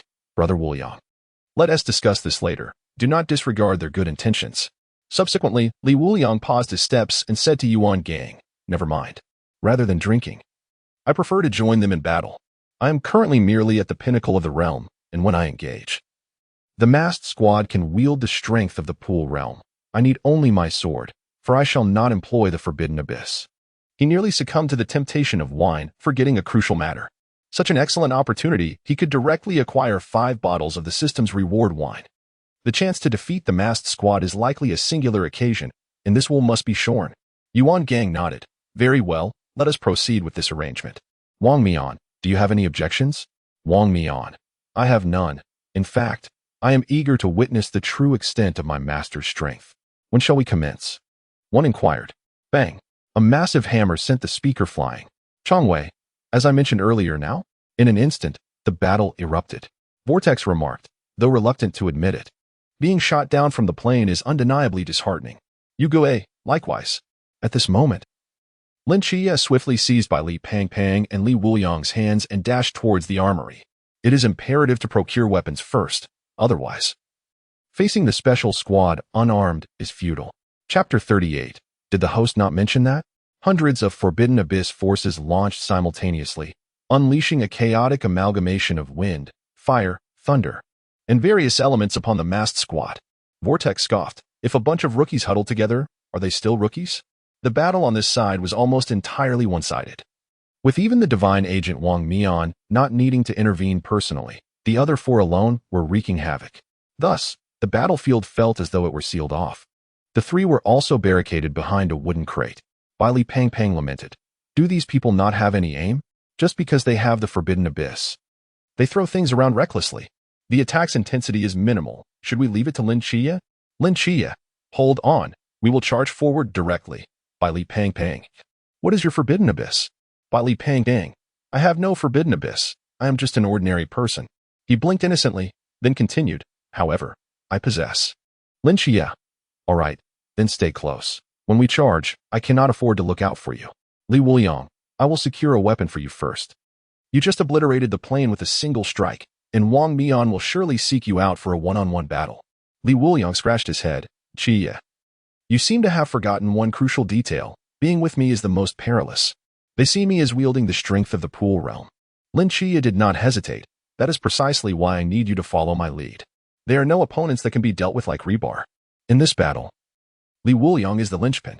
He has confidence in battling Wang Mian, but to ensure minimal losses, Li Wuliang is vital, especially since it is still not night. At this moment, someone in the crowd caught Li Wuliang's attention. Bai Li Pangpang was about to speak when Lin Qiye interrupted. Now's the time to charge. Li Wuliang, where are you going? Li Wuliang yanked a crew-cut individual and sprinted back wildly. Do not mind me. I merely wish to be eliminated. The person caught by Li Wuliang was none other than Xiao Yuan. Beneath the gods, above humanity. 2 trees stand, 8 gods converge, 10 years into the night, guiding the world. Li Wuliang declared directly. Xiao Yuan was momentarily taken aback. What did you just say? Huh? Did the host not convey this message to you? Li Wuliang was stunned. It was imperative to understand that this was indeed Xiao Yuan's entrance, a pivotal moment that would lead to his acquaintance with Lin Qiye. How could he possibly be unaware of it? What the host mentioned to me was, Boozy Wuin, all phenomena are in turmoil. The sword forges the Great Wall. Li Wuliang sighed. Never mind, just follow me. Xiao Yuan's gaze reflected a hint of confusion, yet he complied, reasoning that as a sinner, engaging in meaningful deeds before his demise could serve as a form of atonement. He contemplated the possibility of being randomly struck down amidst the crowd, viewing it as a release. However, the restrictions of those individuals made even the act of slaughtering pigs seem arduous. Upon witnessing Li Wuliang bringing another individual, Lin Qiye felt a twinge of curiosity but refrained from voicing it. After all, an additional person meant an increase in strength. Upon their arrival at the armory, Bai Li, round and plump, expressed his dismay. Why is it locked? This is a disaster. Everyone, Step aside. A woman with flowing red hair, Molly, approached with a poised demeanor. Her figure was well-proportioned, exuding an air of aloofness compared to Hong Ying's vivacity. Molly extended her hand, gently touching the lock, which shattered under her touch. Lin Qiye's expression shifted to one of caution. Who are you? I am Molly. The myriad phenomena in the Forbidden Ruins are in flux. I wish to join your endeavors. As she spoke, her gaze subtly flicked to Li Wuliang, clearly indicating her intention to approach him. Bai Li was immediately smitten. Greetings. I am Bai Li. You may call me Fatty. Molly furrowed her brow. Are you the sponsor of the night watchman from the Bai family? Bai Li chuckled. I'm merely a child from an ordinary family, nothing extraordinary about me. I detest the wealthy elite. With that, Molly turned and strode into the armory without a backward glance. At this moment, Li Wuliang remarked, Fatty, if you wish to pursue a girl, being overly subservient is not advisable. One must showcase their charm to attract her. If all else fails, though the fruit of a reluctant harvest may not be sweet, it can still quench thirst. Enlighten yourself. Sticking with me is all about acquiring knowledge. Lin Qiye's expression darkened. What nonsense is being taught here? Yet, while he scratched his head, is that so?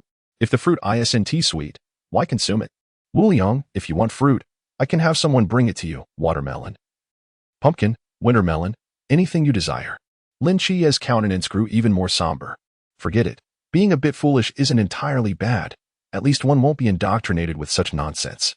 Resigned, he entered the armory. Once inside, he immediately seized a straight sword, as did Molly. Only Bai Li and Xiao Yuan refrained from picking up any weapons. Hurry and select your weapons. They will be upon us shortly, Li Wuliang urged. Xiao Yuan shook his head. I cannot wield a sword. Otherwise, I would unleash boundless slaughter. Bai Li, with a foolish grin, added, I can't use such ordinary weapons. Lin Qiye was exasperated. What kind of heavenly teammates are these? He then turned his gaze to Molly and Li Wuliang, realizing that, in comparison, Li Wuliang was indeed the most sensible of the group. At that moment, he was at a loss for words, unable to articulate his inner frustration and despair. Li Wuliang pulled out a bottle and took a swig. The faint aroma of peach blossoms capturing Molly's attention. Peach blossom brew? Molly inquired. Care for a taste? As Li Wuliang presented a bottle of peach blossom wine to Molly, it was evident that she, as the heir to the Mo clan's blade, had been accustomed to drinking since her earliest memories. Peach blossom wine, in particular, was her favorite. Despite her lofty demeanor resulting from her status, she remained, at her core, a rather amiable young woman. Upon receiving the bottle, Molly took a generous gulp and instantly felt the effects. At that moment, Lin Qiye suddenly hurled a straight blade towards the space behind Molly, cleaving through a shadow with silent precision. To continue indulging in wine while disregarding the presence of the masquerade squad was rather disrespectful. The figure of the moon ghost materialized. The strike seemed to slice through the very air. Molly stumbled back, her expression shifting to one of seriousness. I felt not the slightest hint of danger. The prowess of the masquerade squad is indeed well-deserved. Everyone, be cautious. There may be more than one. Lin Qiye urged urgently. The balance also revealed itself. As the moon ghost had indicated, it was rather disrespectful to drink here while tension loomed outside. In that moment, Li Wuliang's expression subtly changed. Among the abilities of the masquerade squad, the balance was the most formidable.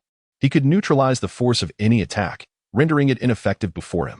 Molly seized the moment to unleash her Wanxiang frequency strike, the high-frequency vibrations blending seamlessly with the Mo clan's sword techniques, achieving a synergy that exceeded expectations.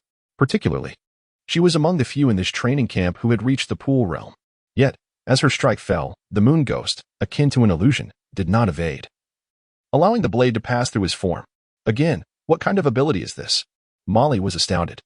Lin Qiye's gaze grew increasingly severe as he discerned the moon ghost's true maneuver, then stated solemnly, he transformed part of his body into moonlight to evade the attack. Chapter 39. The tables have turned. The moon ghost was taken aback. He had not anticipated his ability being so easily discerned. But what of it? You lack the power to defeat me. At that moment, Li Wuliang casually picked up a straight blade. The vast armory lacked even a single sword, which disappointed him. Nevertheless, the standard weapon for a night watchman was indeed a blade. Come, let us have some fun, Li Wuliang said with an innocent smile, appearing harmless. Yet, both the balance and the moon ghost felt a prickle of unease. This individual is not right. The space is too confined for us to fully unleash our abilities. The balance decisively led the moon ghost to retreat. The two concealed themselves once more, preparing an ambush. Molly's gaze trembled, filled with disbelief. Were they truly withdrawing? The notion of needing more space implies two things. Either a retreat is necessary or they are weakened. It is only in moments of uncertainty that one would act thus. The masquerade squad had revealed their fragility before Li Wuliang. What psychological pressure had that blade exerted on this legendary special squad? Li Wuliang stepped outside, sword in hand, with a wine jug also clutched firmly. The abilities of the moon ghost appeared formidable, yet this was merely an illusion. Once his speed was heightened, the corporeal nature of the opponent during an attack would become evident. In that fleeting moment, a decisive strike could breach defenses. The concept of balance was not complicated. It merely required an even distribution of force. Strength was one aspect, but what of technique? After all, he was a master swordsman. Whoosh! A flying blade whizzed perilously close to Li Wuliang's neck as the moon ghost initiated the offensive. Let us see if you can withstand this move. The blade aimed for Li Wuliang's brow, yet he effortlessly parried the attack. Was that all? The moon ghost, now wary, refrained from being overconfident. He was a stealthy assassin, quickly vanishing from sight to launch a series of assaults. However, each of his strikes seemed to be preemptively discerned, as Li Wuliang merely flicked his blade to deflect them. Clang, clang, clang. Like a specter, he countered from various angles. Yet, the outcome remained unchanged. He effortlessly thwarted every attempt, even sipping wine between exchanges. The moon ghost seethed. I refuse to believe that I, a member of an elite squad, cannot even graze your clothing. Whoosh! He suddenly accelerated. As an assassin, bodily coordination was paramount. His movements needed to be fluid and unpredictable. Thus, the moon ghost's attacks were exceptionally cunning. Yet, Li Wuliang's defensive maneuvers were even more ingenious. He moved as if tracing circles, his blocks appearing entirely natural. What kind of monster are you? Even our captain might not escape unscathed from my assaults. The moon ghost was astonished, and his mindset shifted. Initially motivated by revenge for a single strike, he now sought to prove himself. Ultimately, it had devolved into a matter of pride. I refuse to believe that I cannot even nick your garments, he declared, exasperated, as he exerted all his strength to slip through a gap. Watching intently, Tianping suddenly felt an alarm sound within his mind. He immediately activated his forbidden domain, aiming to diminish the impact of Li Wuliang's next attack. Thud! Li Wuliang struck the moon ghost's back with the hilt of his sword, causing him to cough up a mouthful of blood. Remarkably, the moon ghost had indeed managed to slice a corner of Li Wuliang's garment. Li Wuliang shook his head in exasperation. This youth was far too fixated on his obsession with cutting his clothing, yet he had succeeded. Everything unfolded as he had anticipated. Before Tianping, it was nearly impossible to shatter a mask directly, especially against an opponent of such caliber. Even when slightly balanced by Tianping's interference, the blows were largely insignificant. Thus, it was essential to first injure one, allowing them to be unable to evade subsequent attacks, especially to deceive Tianping. With one successful strike, Li Wuliang immediately swung his blade towards the mask. But in the next moment, he felt the world spin, as if the very fabric of space had shifted. A vortex. The tables had turned. In an instant, Vortex and Tianping acted, pulling the moon ghost away from the path of Li Wuliang's blade. Alas, it was a moment too late. Li Wuliang lamented. The group found themselves drawn into a peculiar realm, where up and down, left and right were all inverted, making it exceedingly difficult to find a foothold. Molly and Chao Yuan grasped a wooden box with both hands, while Chao Yuan clutched the rotund Bai Li tightly with his legs. What a perilous situation this is. Bai Li, feeling dizzy from the jostling, turned pale. After all, he was merely an ordinary individual, possessing rather mediocre physical capabilities, relying solely on those forbidden objects. Hold on tight, fatty, Lin Qiye shouted, standing atop a box, surveying the surroundings. The adversary's forbidden territory could manipulate the gravitational forces here at will. Molly, fatty, you must devise a way to disrupt their line of sight. Otherwise, all our movements will be under scrutiny. Immediately, Lin Qiye began searching for Li Wuliang's presence. In a corner, he found Li Wuliang propped against the wall, retching violently. Witnessing this scene left Lin Qiye utterly speechless. I'm not drunk. It just feels like motion sickness. Ugh.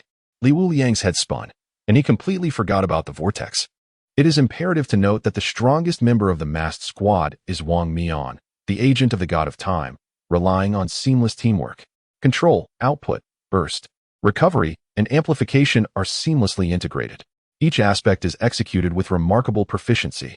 The vortex, after all, is responsible for control. Yu Gui stood by the vortex, dissatisfied. Why did it take you so long? I was nearly incapacitated. In past encounters, the vortex would have retorted, it's merely a minor realm. However, this particular realm was utterly beyond its capacity. Wuliang could easily be regarded as a mysterious force within the realm of rivers. Look, he is vomiting. Qiye exclaimed excitedly. He had been struggling to find an opportunity to attack, and now Wuliang seemed to be wide open. But in the next moment, several boxes were suddenly struck and sent flying toward them. The trio froze momentarily before instinctively retreating. Boom! A tremendous explosion hurled Qiye and the vortex away. Their full attention had been devoted to Wuliang, rendering them oblivious to Lin Qiye and his companion's subtle maneuvers. Yes, we succeeded, Bali exclaimed, exhilarated. Universal flux. Molly immediately activated the forbidden territory and struck the dagger held by Qiye. The violent tremor left Qiye's hand numb and aching. Yet, Molly was promptly kicked away. That was a close call. Qiye gasped for breath, shaking his hand, nearly facing disaster. The ultra-dangerous forbidden territory was no mere trifle. Had he not reacted swiftly and released his grip on the dagger, that strike would have sent his mask flying. The vortex, now anxious, urged, "Let us move. Wuliang is coming after us with great fervor. Don't run. Who unleashed that forbidden territory? Face me one-on-one." Qiye remarked, "He is calling you out." The vortex replied, "I'll go meet him." Tian Ping interjected, "Let us not forget, our mission is to ensure the mask remains intact. If we fail, the captain will have us punished severely." The vortex retorted, "Then what is the point of fighting? Let us flee." At that moment, they had all forgotten that their realm surpassed that of Wuliang. None dared to believe in their capability to evade being struck by him and losing their masks. Chapter 40. Where is the little kitten? Yuan Gang watched this scene through the monitor, his mouth agape in disbelief. "Chief, are you sure we should be training them instead of them training us?" A somewhat anxious instructor inquired. On the screen, Wuliang, with a fierce expression, was wildly chasing after the three members of the masked squad, brandishing a knife and shouting phrases like "Don't run. Come back for a duel." Who was really training whom? Yuan Gang's expression fluctuated between light and dark. I should never have agreed to let him join those little rascals. Everything was in disarray. Who would have expected that even without the forbidden ruins or a sword, wielding a knife, he could exhibit such formidable combat prowess? A plan was needed to restrain him. Otherwise, this already unstoppable group of rascals would become even more uncontrollable. Should we let Wang Mian intervene? An instructor suggested. No. Yuan Gang shook his head decisively. He is our last trump card. If he loses, the masked squad loses, and these people will turn the world upside down. So, you don't believe Wang Mian can win? Upon hearing this, Yuan Gang fell silent, fixated on the screen. He indeed had doubts. After all, Wuliang was merely at the pinnacle of the Lantern Realm. After careful consideration, Yuan Gang took a deep breath and said, "At this point, we can only rely on Wang Mian." Meanwhile, Rose, witnessing the chase, burst into laughter. Why challenge Wuliang when you could have chosen anyone else? However, her laughter faded as she realized there might not be any fault in their actions. It seemed that the masked squad's purpose for coming here was to temper the zeal of these newcomers, yet it appeared they were the ones being tempered. "Captain, what should we do? Should we go help?" Rose asked. Wang Mian frowned. "I've said it before, we shouldn't have gone after him from the start. Why did none of you listen? Our mission is to keep our masks on until 9 o'clock tonight. And now, he has turned the tables from a passive to an active role. From the beginning, he never intended for others to target Wuliang. Rather, he aimed to deal with the others first and then join forces to tackle him. Now, with the others still unhandled and needing to be wary of Wuliang, the situation was indeed troublesome. After much contemplation, Wang Mian shouted to the others, "Scatter and run. From now on, we tackle them one by one. Don't let him seize the opportunity." At this declaration, all participants in the training were utterly shocked. What is happening? The roles have reversed? Well, look. Wuliang is chasing the masked squad members with a knife. He is incredible. Isn't he calling for disciples? I must become his student. Whereas the instructor? I want to learn this. Shen Qingzhu's expression shifted continuously. He had never truly admired anyone until now. At the very least, he could never imagine pursuing the special squad. He glanced around, seeing that the surroundings had already been reduced to ruins by Wang Mian's strike. This sense of defeat stripped him of his fighting spirit. Yet now, it was back. Everything was salvaged. Brothers, rally to support Wuliang. As soon as the words left his mouth, a colossal hammer plummeted from the heavens, crashing directly onto his head. In an instant, Shen Qingzhu, who had just regained his fighting spirit, was smashed into the wall, unable to extricate himself. Rose scoffed, huh? Only Li Wuliang can achieve such feats. Do you honestly believe you can as well? You underestimate him far too much. As she spoke, a chilling breeze swept past her, prompting her to turn her head, her pupils constricting in alarm. There, she beheld the trio of Yue approaching the dormitory building with haste. What the hell? Are you out of your minds? Why are you drawing them here? Weren't you supposed to disperse? Rose fumed, her frustration boiling over. Yue, on the verge of tears, lamented, we didn't mean to. We just ended up regrouping while chasing. Enough. Let us hide inside. He urged. He cannot use the forbidden ruins. He wouldn't destroy the dormitory. In a confined environment, we hold the advantage. Tianping's lips twitched. How could one live with such duplicity? In a flash, the four of them dashed into the dormitory, concealing themselves. Li Wuliang, wielding his blade, scanned the surroundings, panting heavily, resembling an invader surveying the desolate quarters. Where is everyone? Aren't they supposed to suppress us? Why is everyone hiding? Wang Mian, come out for a one-on-one. Yet, silence was his only reply. Meanwhile, Wang Mian had intercepted Lin Qiye and his group en route. You need not search for him any longer, Lin Qiye. Your opponent is me. His gaze was cold and piercing as he focused intently on Lin Qiye. As fellow agents of the divine, Lin Qiye was his primary target. Even with Li Wuliang present, he was eager to engage Lin Qiye first. Lin Qiye observed, indeed. You've been waiting for the moment we would separate. He had sensed that Wang Mian had refrained from attacking, likely biding his time for an opportune moment when they would part ways.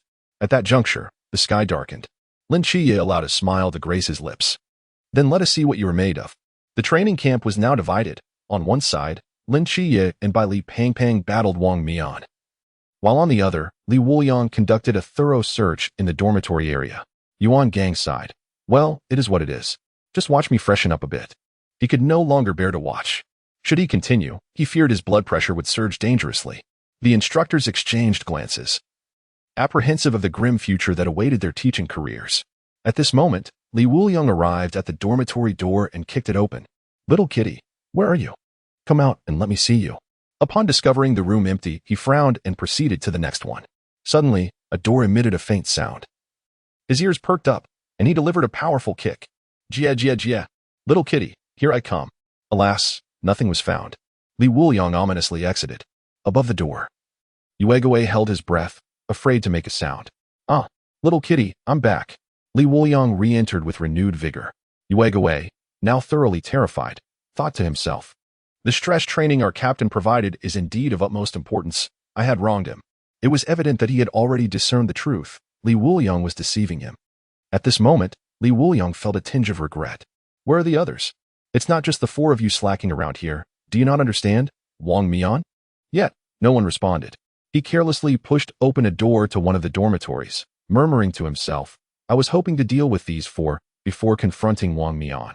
If only I could utilize the forbidden ruins, I would simply obliterate the dormitory building and see how they escape. Suddenly, a flash of inspiration struck Li Wuliang. How could he have forgotten? With that thought, he rushed outside. At that moment, a graceful figure slowly crawled out from beneath the bed. Chang Wei gritted her teeth. Vowing to herself, I will surely make those three pay for this. Why must they come running to me? Li Wuliang emerged outside and pulled Shen Qingzhu out with a knife. Wake up, bro. He slapped Shen Qingzhu's face repeatedly until he stirred awake. Bewildered, Shen Qingzhu looked at Li Wuliang. Is it over?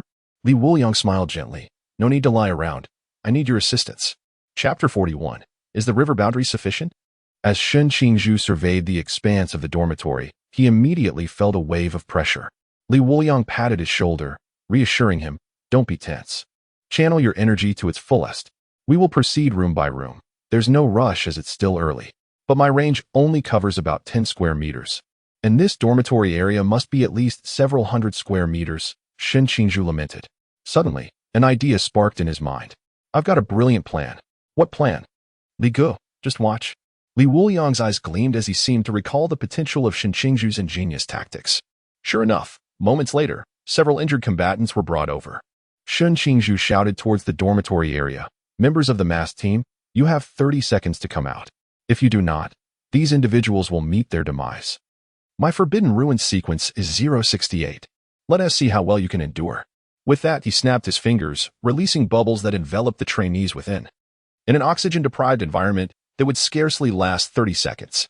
Everyone, I will now commence the countdown, Lin Qiye sneered. Meanwhile, Wuliang took a drink, increasingly admiring his friend's boldness. While this tactic might not work on everyone, it was foolproof against the masked team. The sense of responsibility among special teams was extraordinarily profound. In mere seconds, the doors of 4 rooms were pushed open. Tianping, Yue Gui, Chang Wei, and Xuanhua stepped out, their gazes coldly fixed on Lin Qiye, as if they had condemned him 1,000 times over. Stop this. We are here now, Tianping announced, stepping forward. No wonder Instructor Yuan sent us. You are indeed a formidable challenge. To employ such heavy-handed tactics against your own, are you truly suited to be a night watchman? Once they emerged, the others immediately stood up from the ground, bowed to them, and then formed a line to depart. The gentle breeze caressed the ends of Tianping's hair, the autumn wind bearing a hint of desolation. Lin Qiye revealed a radiant smile, showcasing his white teeth as he declared, "Farewell, my friends. For your true rival is not me." With that, he dashed forth, leaving the dormitory area behind. Wuliang swayed his arm and down the entire contents of his bottle. Appearing slightly inebriated, he gazed intently at the 4 before him. No more jesting. Unleash your full potential. I am eager to discover the limits of my own capabilities. Full potential? Tianping was taken aback, then chuckled resignedly. Do you truly comprehend what our full potential entails? You are formidable, yet there remains a vast chasm between us. We will still confront you using the pool realm. Rose interjected. Wuliang shook his head. I have stated it clearly. Full potential. You assert that my realm is insufficient. Correct? Is the river realm adequate then? Drunken mode, activate. In an instant, Wuliang's prowess surged dramatically, his aura escalating like a relentless tide. From the initial stage of the pool realm to the pinnacle, he ascended to the river realm. The pupils of the 4 constricted in unison, astonished as they beheld Wuliang. Why you are in the river realm? Impossible. How could you have attained such a level so swiftly after your awakening? What sorcery is this, Wuliang? Have you been concealing your true strength all along? Meanwhile, on the other side of the surveillance monitor, Yuan Gang had just returned from washing his face, only to witness this extraordinary scene. His expression turned to one of disbelief. Shenmai, what manner of monster have you enlisted as a night watchman? At this moment, he recognized that there was no turning back for Wuliang. Thankfully, he spoke into the microphone. Wuliang, your battle with them will not be counted as part of today's training. Tianping, if he wishes to fight, then let him. Engage him with your full strength. What he could do now was to ensure that both parties faced no constraints, free from the shackles of rules. Yuan Gang was also eager to witness the true extent of Wuliang's strength. The commotion attracted the attention of Wang Mian and Lin Qiye. Ceasefire, he said, attempting to intervene. However, Lin Qiye stepped in front of him, coldly stating, have I agreed to a ceasefire? I will not allow you to obstruct him. Wang Mian frowned, then sighed, very well. Let it continue. I shall resolve this matter with utmost haste. At this moment, Bailey Pang Pang and Xiao Yuan were concealed behind a boulder. Xiao Yuan, you must assist. I cannot wield a blade. I would only commit further sins, he replied. What nonsense is this at such a time? Ahmedba, I apologize. Xiao Yuan was but a youth, his mind consumed with thoughts of atonement. Bailey Pang Pang, exasperated, could only draw forth his own forbidden item to aid Lin Qiye. Meanwhile, on the other side, Wuliang, with a drunken demeanor, brandished his blade towards the 4. The river realm suffices, does it not? Tianping and the others exchanged glances. In the next moment, a vortex swiftly enveloped Wuliang as Tianping clasped his hands together, shifting the tide of battle. Suddenly, Wuliang appeared to float in midair. Yet he quickly found a point of equilibrium. Regardless of how the direction may change, his origin remains unaltered. This technique resembles the ghostly visage of the Phantom King. Fortunately, I have already devised a solution. When one loses their bearings and establishes a point, they simultaneously gain numerous directions and footholds. I am the axis. In battle, one should not be distracted by such disturbances. As long as I am aware of your whereabouts, that suffices. The expression on the balance's face shifted. Indeed, his combat awareness is formidable. The captain has remarked that this tactic of reversing one's position is akin to child's play before the strong. Those who fear need not employ it, and those who are unafraid have even less reason to do so. Vortex, Moon Ghost, Rose. Do not afford him any opportunity to counterattack. The 3 immediately charged forth. A colossal hammer, as large as a building, descended from the heavens, and Wuliang entered a state of intoxicated swordsmanship. In a flash, he appeared behind Rose and struck. Bang! The Moon Ghost materialized. wielding a dagger to parry Li Wuliang's assault. However, the force exerted by Li Wuliang was so overwhelming that it left a trail of blood on the moon ghost's shoulder. With a forceful flick of his blade, the moon ghost intoned, "Continue the onslaught. Do not give him a chance to react. Balance. Join in." As soon as the words left his lips, the four began to unleash a relentless barrage upon Li Wuliang. Yet, he executed the Azure Lotus Sword technique, weaving through their assaults with fluid grace. A lotus formed from sword energy blossomed in midair. "The river's boundary has risen. Your pool is sufficient." With that, Li Wuliang manifested several shadows that flitted past the four. The sword descended, and the lotus unfurled. The four collapsed to the ground. Yuan Gang's pupils quivered as he observed through the monitor. Was it truly this easy to be defeated? Having attained the sea realm, he could discern the subtlety in Li Wuliang's final strike. At that moment, Li Wuliang's speed had escalated to a degree that blurred perception.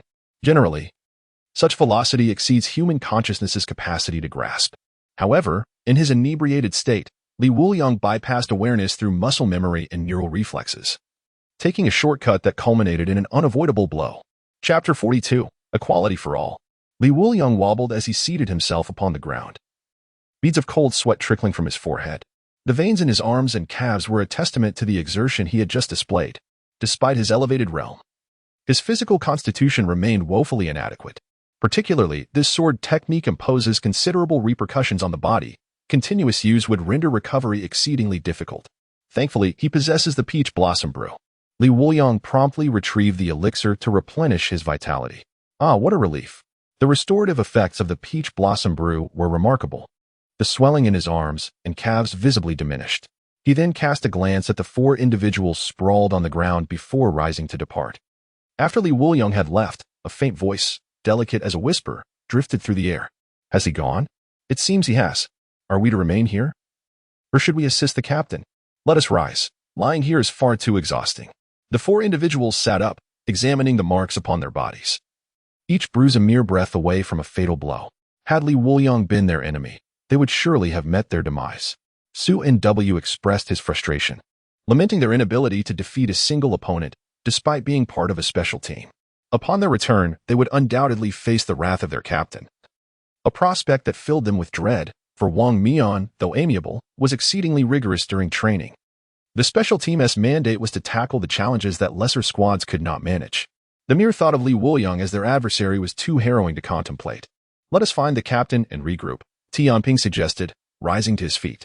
Suddenly, Qiangwei turned her head, her face flushing a vivid crimson. "Ah, Tianping. Hurry and put your pants on."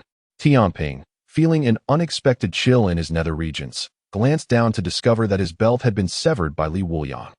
He hastily pulled up his trousers, securing them with a piece of rope. Yue Gui chuckled. "Ha ha ha. Blue underwear like Ding Yang Cat. I never imagined you had such a penchant." He too stood up. A gust of wind seemed to carry away his dignity. "Sunflag underwear? Your taste is rather interesting," Taiping mocked. At that moment, both turned their gazes towards Su Nw. A shiver ran down Su Nw's spine. "Don't come near me. I refuse to stand up. Don't touch me." But his protests fell on deaf ears, revealing a pair of boxers. "Goodness, you wear boxers. I always thought our disparity lay in intelligence, yet here you are. A member of the boxers faction. I've misjudged you," Tianping sighed. Su Nw puffed out his chest with pride. "A man must think ahead. I anticipated this day, which is why I've always donned boxers. This is called foresight." The two regarded Su Nw with solemn expressions, their eyes betraying a hint of pity. Poor child. He had surely been stripped of modesty too many times. Xiangwei, gritting her teeth, interjected, "Enough? What are you doing discussing underwear at a time like this?" "If you're not embarrassed, I certainly am." But in the next instant, two streams of blood gushed from beneath their masks. "Little bear with strawberries." A sharp explosion echoed through the dormitory area. Meanwhile, Li Wuliang, upon hearing the scream, felt a twinge of satisfaction. "I treat all equally. On the battlefield, gender matters not." He then glanced at the rewards provided by the system. Defeated the masked team Tianping. Reward: 3rd grade spirit wine Ziyush in queuing. Defeated the masked team Su Nw. Reward: 3rd grade spirit wine Tni Osho. Defeated the masked team Qiangwei. Reward: 3rd grade spirit wine Ziyush in queuing. Defeated the masked team Yuegui. Reward: 3rd grade spirit wine Ziyush in queuing. 3rd grade spirit wine Ziyush in queuing. Brewed by ancient deities during their earthly travels. Its taste is invigorating, with minimal aftereffects, allowing for rapid recovery of stamina. Third-grade spirit wine TNIOSHO, brewed from the remnants of the Qingyuan fairy, it is exceptionally spicy. Unique effect, increases sword-drawing speed by 10%. It appeared that Ziyeshin Qing was merely the standard variant among the third-grade spirit wines. For individuals encountered a rare bottle today, indeed a stroke of good fortune. However, one cannot help but wonder why even the fallen female deities have such a penchant for brewing spirits. The last one, Luminous Tear, suffered even greater misfortune. Entrapped in the throes of infatuation. Subsequently, Li Wuliang continued to observe. Defeating the entire squad grants a special third-tier spirit liquor. After a moment's hesitation, he opted to claim it directly. Although the special third-tier spirit liquors possess unique effects, akin to the novice gift of swords South Spring Snow, significantly enhancing his swordsmanship proficiency, he was in dire need of a drink like Mountain Green, one that could be consumed together and also provide benefits. Primarily, it aids in stamina recovery, a significant weakness of his own. Despite previous improvements, he still lagged considerably compared to others who have trained consistently over the years. The dual lotus maneuver of the Qinglian sword technique could only be executed once. The second attempt left him utterly fatigued. Furthermore, 2 members of the masked squad had not appeared, leaving no pretext for further challenges. These 2 served as support. He had also indulged in a hangover mode, regrettably missing an opportunity. Soon after, Li Wuliang arrived at another battlefield, where many participants had already been eliminated. This was where the true action lay. At this moment, neither side could gain the upper hand. Lin Qiye held his straight sword tightly, slightly trembling. Li Pangpang lamented in indignation, "You are cheating. Your sword is the forbidden artifact Gu Yuan. Even if you restrain yourself, you cannot suppress its power." Wang Mian's expression remained unchanged. "Are you suggesting that when you battle the followers of the ancient gods, they should refrain from wielding their weapons?" "Lin Qiye, let us continue." At that moment, Chao Yuan noticed a straight sword on the ground. He could no longer afford to hesitate. Time was running out, and if this continued, they would lose. Resolute, he swiftly picked up the sword. In an instant, a surge of dark energy erupted from within him, and a layer of armor enveloped his body. A terrifying aura reverberated through the arena. Wang Mian frowned at the unfolding scene. Forbidden Ruins 031 Black King / So he cannot control it himself. In the next moment, the darkened Chao Yuan swung his sword towards Wang Mian.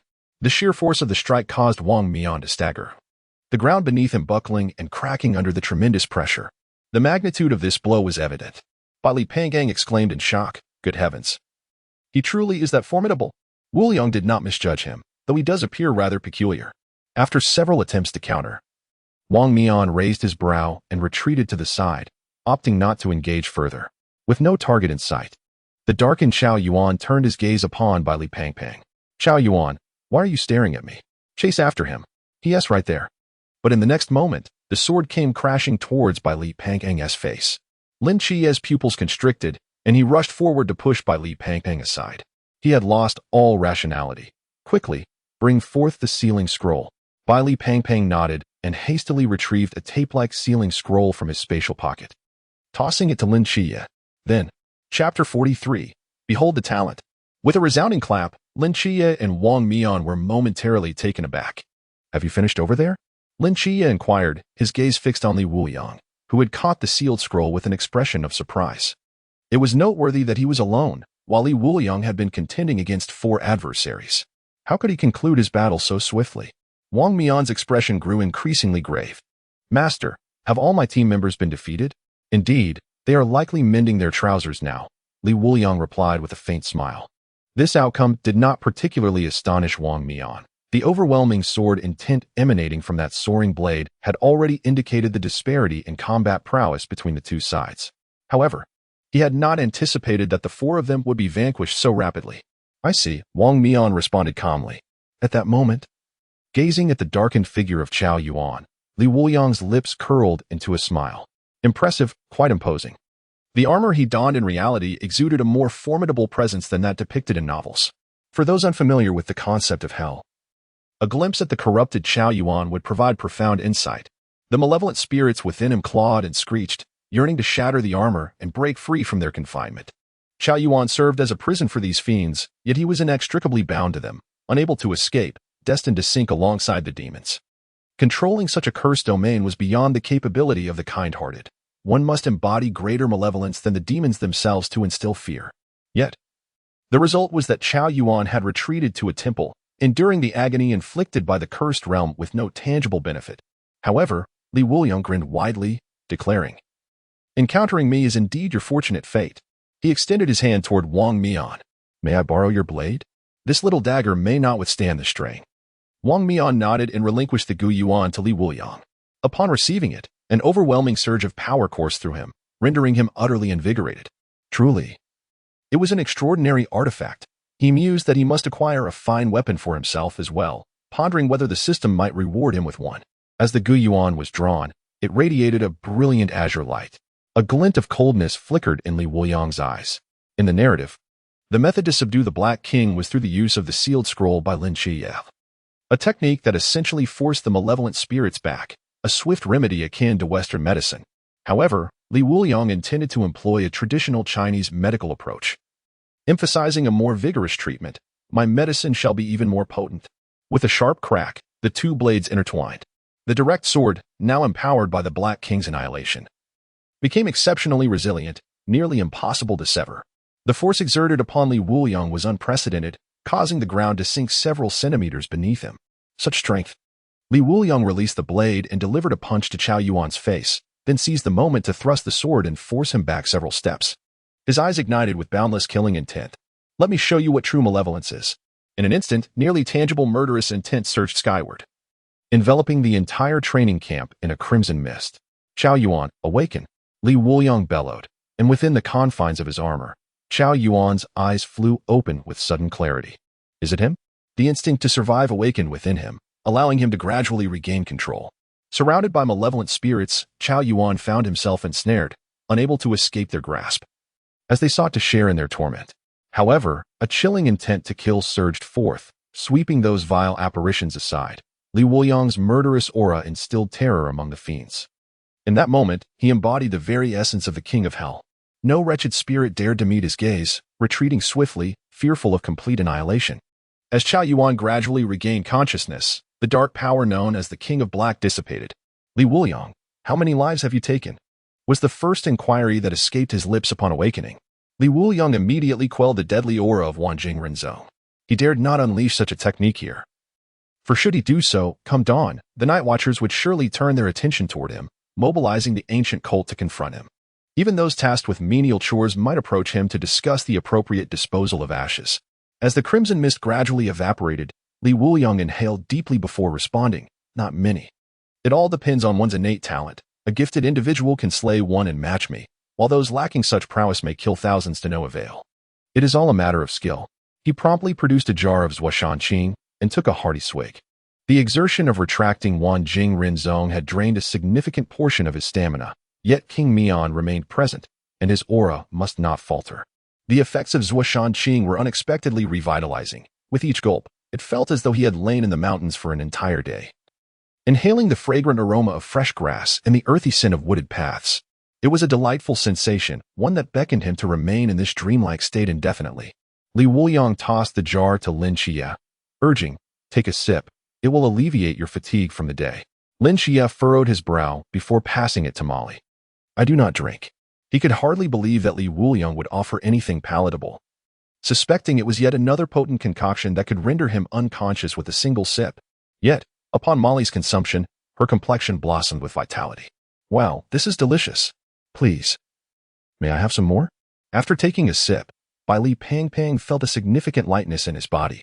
"Qiye, this wine is truly delightful. You really should try some," he implored. Lin Qiye swallowed hard. Having previously declined, it felt somewhat embarrassing to partake now, yet it did indeed seem exquisite. "Well then, I suppose," he hesitated. "Forget it. If you do not wish to drink, I shall claim it for myself." Molly interrupted Lin Qiye, draining the remaining contents in one swift motion. "Refreshing." Lin Qiye conceded. "All right then, it's yours." Li Wuliang returned the Gu Yuan to Wang Mian and chuckled. "Are you convinced?" Wang Mian sighed in response. "I am. Yet I still desire a duel with my master, to gauge the extent of our disparity." This was a lingering doubt within him. Had it not been for the obligations to Instructor Yuan, he would have already challenged Li Wuliang to a one-on-one match. Having maintained control for this long was no small feat, as you wish, Li Wuliang replied nonchalantly. picking up a blade and stating, "You may strike first." In the next instant, Wang Mian propelled himself forward, eschewing the powers of the Forbidden Ruins, opting instead to thrust the blade directly at Li Wuliang's chest. Lin Qiye observed the scene, a slight twitch at the corner of his mouth. Previously, they had relied on oppressive measures. Yet now they had cast aside all restraint and engaged in a genuine duel. Such hypocrisy was indeed striking. At this moment, Li Wuliang entered a state of intoxicated swordplay, his strikes becoming increasingly rapid. With a sharp sound, a flaw was exposed, and Wang Mian's hand was grazed. Remarkably, this had occurred in less than 10 seconds. Surely, this was an accident. Alas, it was my oversight. Let us continue. In the blink of an eye, Li Wuliang's blows landed on the crook of Wang Mian's arm. The sword, Gu Yuan, clattered to the ground, leaving Wang Mian utterly bewildered. He began to question whether he had truly exerted himself over the years, wondering why he was consistently caught off guard. Why was he so full of vulnerabilities? Again, the sword fell once more. "Master, I was unprepared. Let us try again." After being struck yet again, Wang Mian's defenses crumbled entirely. "Why? I have been diligent. I practice daily. Yet how is it that my flaws are so easily exploited? I do not understand." His composure shattered. Li Wuliang approached and patted Wang Mian on the shoulder. "Young man, the road ahead is long. This endeavor relies on talent. Do not compare yourself to me, lest you fall into despair." Chao Yuan, hearing this, joined Wang Mian's side. "Our talent may be lacking, but we shall compensate with hard work. Keep pushing forward." Chapter 44. A modest success. Defeated the leader of the masked team, Wang Mian, and received the reward, 3rd-tier special spirit wine, 9 dust heart. 3rd-tier special spirit wine, 9 dust heart.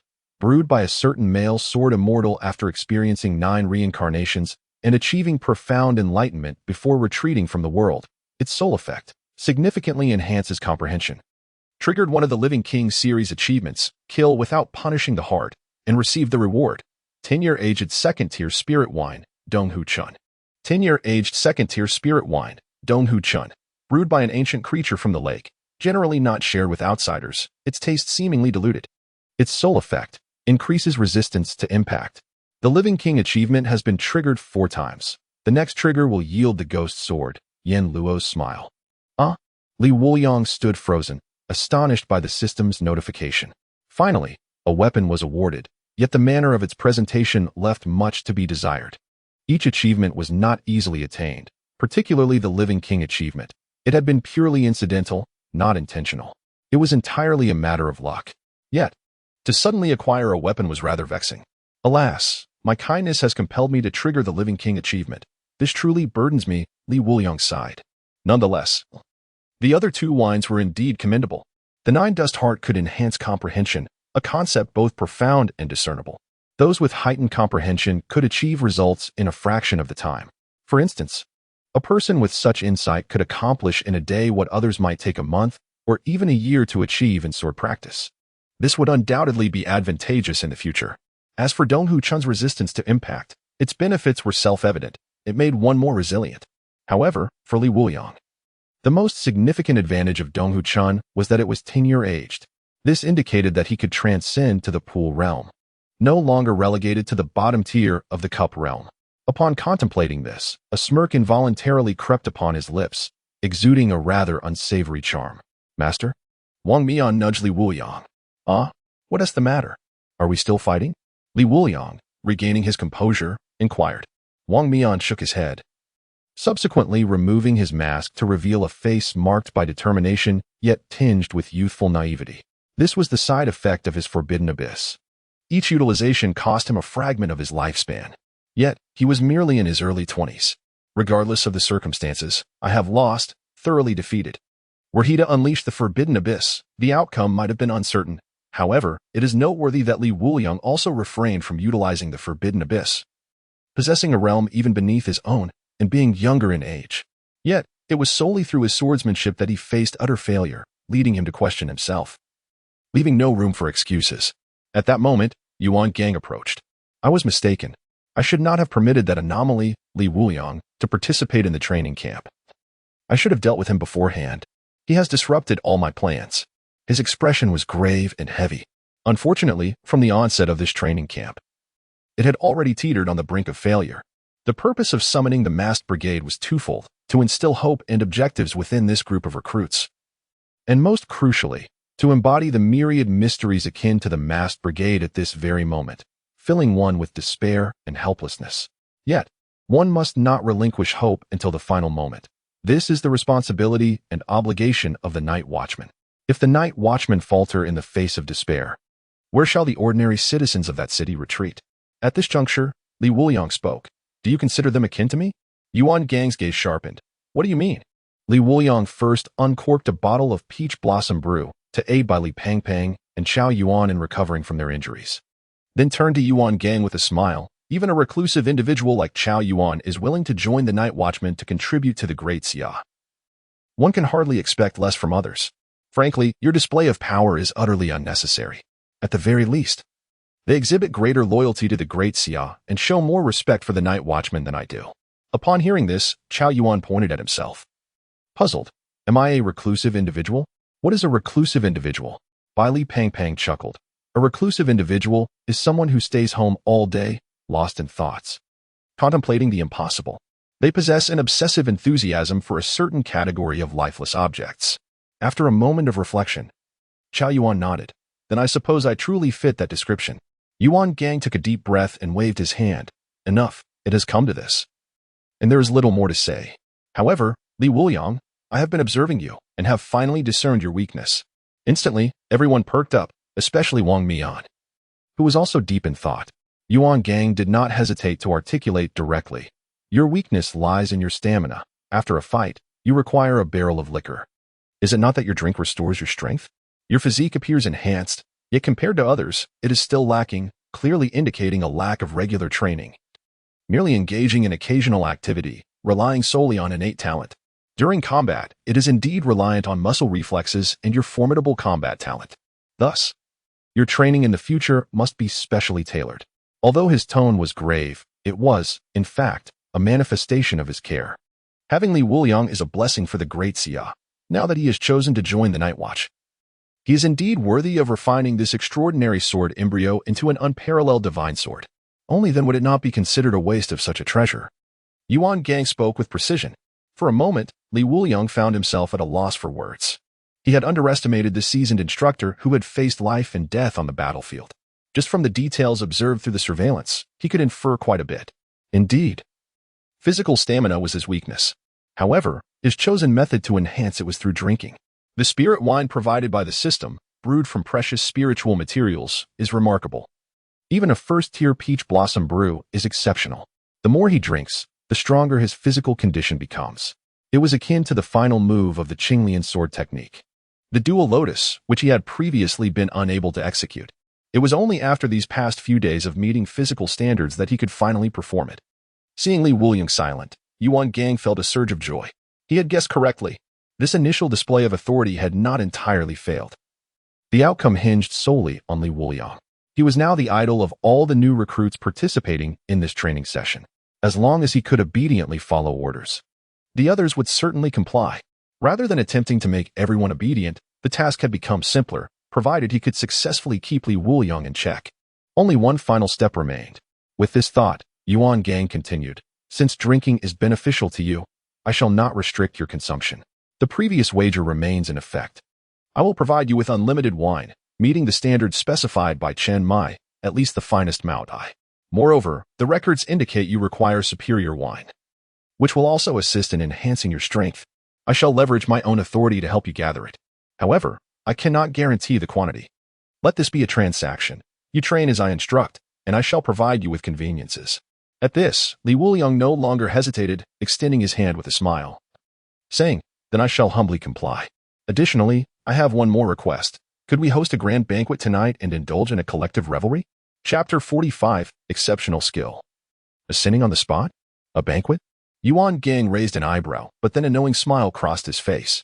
Very well, let us allow everyone to get acquainted. As he spoke, he reached out to shake hands with Li Wuliang.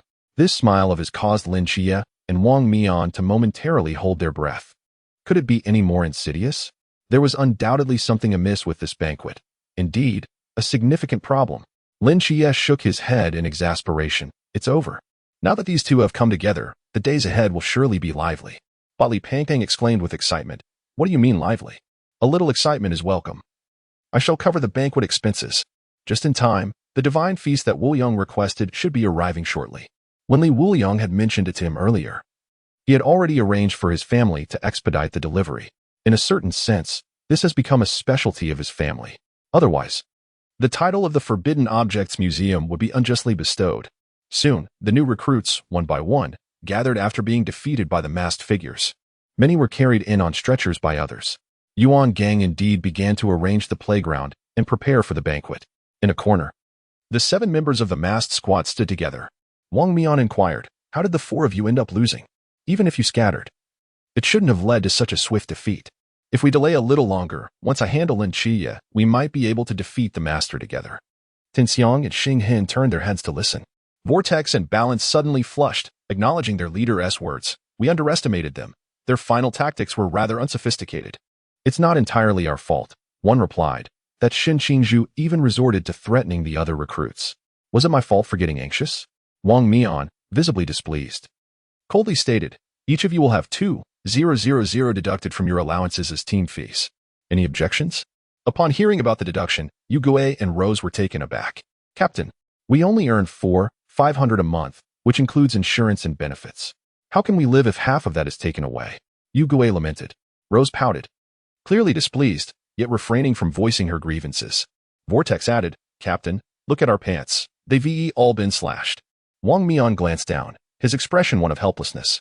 The 3 men could not produce a single intact piece of fabric. Seeing Yu Gue's uniform transformed into shorts, he sighed silently. Why didn't Rose wait? Rose, why are you wearing a skirt? Wang Mian exclaimed, somewhat stunned. The uniforms were standardized, without distinction of gender. Yet now, 2 of the 4 had turned their outfits into casual wear, 1 into shorts, and Rose had transformed hers into a short skirt. Was this still his squad? Where was the discipline? As these thoughts crossed his mind, he felt a surge of dissatisfaction rising within him. Our pants have all been destroyed, Rose pointed at Li Wuliang. He treated us all the same, not sparing even me.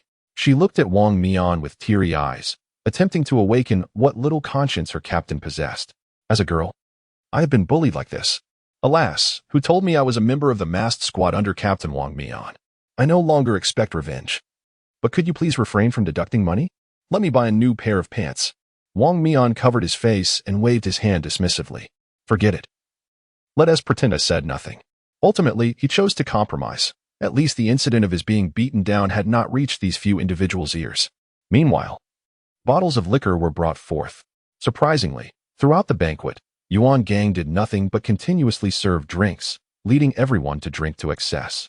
At this moment, Shin Qizhu approached Li Wuliang, raising his glass with a smile. I, Shin Qizhu, have never yielded to anyone, but I must truly commend you.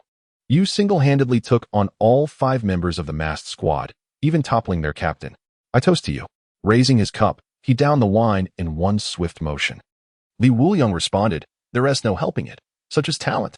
His words, though somewhat pretentious, left Shin Qizhu at a loss for a retort. At that moment, Chao Yuan squeezed his way over. Wuliang, I am grateful to you today. Had it not been for you, I fear I would have wrought much havoc once more. I toast to you. Li Wuliang patted Chao Yuan on the shoulder, declaring, once we share a drink, we are all brothers. Let me speak candidly. You, my friend, are far too kind. Who taught you to restrain the malevolent spirits and send them to the temple? Haven't you heard that kindness invites deceit? Just as a good horse is ridden? From now on, heed my words. I shall take you to the ancient god cult to unleash your true potential. You must be fiercer than the evil spirits. To the ancient god cult? Chao Yuan inquired, perplexed. Trust me, you will not regret it. Li Wuliang continued without elaboration. For now, cast aside the Buddhist scriptures and seek out a brawl. Shin Qingzhu is well versed in this. Just follow his lead. Lin Qiye, standing nearby, had a glimmer of despair in his eyes. This was yet another misguided expansion of Team 136. I wouldn't be surprised if, within half a year, Li Wuliang led this group astray. At that moment, Bai Li Pi chuckled, Wuliang, everyone is in high spirits. Why don't you entertain us? A chorus of applause erupted, urging Wuliang to perform. Feeling elevated by the energy in the room, Li Wuliang stood atop the table. Very well, since everyone is in such a jubilant mood, allow me to present a feat. Let us call it ascending on the spot. The audience collectively gasped. In a corner, the masked team froze at the mention of those words. Su NW exclaimed, "Holy cow, your master is about to ascend." Tianping scoffed, "What nonsense? Ascending on the spot? Surely doesn't he intend to swallow a sword? I wager he is merely going to fall asleep." Yugue laughed. Meanwhile, Yuan Gang, observing the festivities from a distance, grew intrigued. He too was curious to see what Li Wuliang would conjure. Without delay, Li Wuliang produced a bottle of 10-year-old Donghu Chan. "Ladies and gentlemen, let me spin you a tale." With that, he tilted the bottle and created a small whirlwind. While this might be fitting for an ordinary gathering, it was merely pedestrian within the confines of a training camp. However, the next moment, an overwhelming aura emanated from Li Wuliang's being. Before the watchful eyes of the crowd, he broke through. Li Wuliang's mental prowess surged from the realm of the lantern to that of the pond without any hindrance. His mental strength had already reached the pinnacle of the lantern realm. He merely required the right opportunity to break through, something that often takes ordinary individuals a considerable time to achieve. Yet, he was the first to accomplish such a feat while under the influence of alcohol. Yuan Gang initially stared in disbelief, his eyes widening as he realized, this lad has truly pulled off an extraordinary act. On the other side, Su NW turned to Wang Mian and asked, "Captain, how long did it take you to break through?" Wang Mian replied, 3 days. Su NW remarked, "I took a week to reach the pond realm." He wasn't exaggerating. He indeed possesses remarkable talent. The silence that enveloped the masked team extended to the entire gathering. After his breakthrough, Li Wuliang, brimming with pride, proclaimed, a signature move, ascending on the spot. I shall reveal more during the next performance. Chapter 46, The Incident of Collective Alcohol Poisoning, by Li Pang swallowed hard. Incredible! As someone voiced their thoughts, the crowd drew back their jaws, especially Molly, whose eyes sparkled with admiration as she gazed at Li Wuliang. This moment did not escape Li Wuliang's notice. Alas, one cannot be too remarkable, lest they become the object of a woman's affections. At that moment, Molly approached, exclaiming, "Wuliang, congratulations on your successful breakthrough." "Thank you," Li Wuliang replied with a smile. However, Molly continued, "Let us have a match." As soon as she uttered those words, others began to egg them on. "Let us see a duel." I was knocked out too early to witness the magnificent maneuvers of the great Wuliang. Indeed, I was sent flying by the masked team's hammer and have no idea how he triumphed. "Come on, show us your skills, great one." The crowd was in high spirits, prompting Li Wuliang to scratch his head and rise, saying, "All right then." In the next moment, Molly unexpectedly produced a knife, clearly having planned this in advance. As the heir of the Mo family sword sect, she had honed her skills through countless sparring sessions since childhood. Tonight, she had been seeking the perfect opportunity and had finally succeeded in coaxing Li Wuliang into this challenge. Li Wuliang glanced around, realizing there were no suitable weapons at hand. He walked over to the ruins and extracted a piece of rebar. Fortunately, Wang Mian had not yet returned. Otherwise, he would have truly struggled to find an appropriate weapon. "Come." Molly's demeanor shifted suddenly, and with a swift motion, she lunged forward, brandishing her knife. The Mo family swordplay emphasizes speed, precision, and ferocity, sacrificing versatility for these principles. This is why, in these times, only the Mo family sword sect remains unyielding. Even the techniques practiced by the night watchmen were guided by the Mo family's teachings. Crack! Just as Molly approached with a serious expression, the rebar struck her hand, sending the knife clattering to the ground with a sharp sound. Silence. The onlookers were left dumbfounded. Was that it? Is this truly the heir of the Mo family? That was astonishingly swift, barely even a full move. Molly's face flushed slightly. "I wasn't prepared. Let's continue." However, the same scene unfolded once more. Wang Mian lowered his head, well aware of what was to come. After several consecutive exchanges, Molly charged at Li Wuliang, flailing her arms in frustration. "Ah, why? You were so insulting. Don't you know to give me a chance?" Fuming, Li Pang quickly stepped forward to hug Molly. In that fleeting moment, he felt his own face redden. "Come now, it's just sparring. I'll buy you a car and some clothes, so don't be angry. Get away, you spoiled rich kid. I'll scratch him to pieces." "Calm down, Molly." Li Wuliang remained unfazed, shaking his head as he settled back into his seat. At that moment, several individuals clad in suits arrived. Upon noticing them, Li Pang exclaimed, "Everyone, come help." "Oh, and that drink should be given to the person next to the rebar." A bottle of mineral water was placed directly in front of Li Wuliang, bearing the inscription, "The Joy of the Divine Feast." The writing appeared convoluted, reminiscent of a child's scrawl. Is this the elixir bequeathed by the Greek god of wine after millennia? Li Wuliang was taken aback. The transparent mineral water bottle contained a liquid of a delicate golden hue, seemingly adorned with twinkling stars. It was dazzling. He swallowed hard, poured himself a glass, and downed it in one gulp. A wave of pure wine fragrance enveloped his senses, momentarily transcending his being, as if he were at a celestial banquet amidst the clouds. The Greek deities indulged and reveled at this feast. Was this merely an illusion? Li Wuliang's expression bore astonishment, for he felt as though he had genuinely arrived at the divine banquet. The scenes before him appeared incredibly vivid, devoid of any semblance of fantasy. According to legend, the Greek gods convened only during such feasts, marking the moment when the deities gathered most harmoniously upon Mount Olympus. An idea blossomed in Li Wuliang's mind. Perhaps the joy of the divine banquet was merely a legacy left behind by the god of wine. The gods were scarcely present, and the wine god epitomized hedonism, making such a legacy fitting for his character. Especially the countenances of the goddesses. Even Li Wuliang, despite having perused countless images, felt a slight warmth in his nostrils. The wine god was indeed meticulous in detail. The host consumed the millennium-age divine banquet's joy of this world, triggering the achievement a dream of 1,000 years, and acquired the 4th-tier special spirit wine dragon's breath. 4th-tier special spirit wine dragon's breath brewed by the Dragon King Wuliang, a celestial product of the Dragon Palace. Unique effect, Dragon's Might. As the vision gradually dissipated, Li Wuliang slowly awakened, as if emerging from a profound slumber. Bewildered, he gazed at the familiar yet slightly alien surroundings. Bailey Pang Pang was still detaining Molly. It seemed little time had passed. At that moment, his realm ascended once more. He soared directly to the advanced pool realm, a leap of 2 levels. Truly, the millennium-aged wine had remarkably enhanced his mental prowess. Li Wuliang marveled. At that instant, Lin Qiye remarked, "You've leveled up again?" Seeing Li Wuliang nod, Lin Qiye felt an immense surge of pressure. His own advancement was merely to the advanced lamp realm.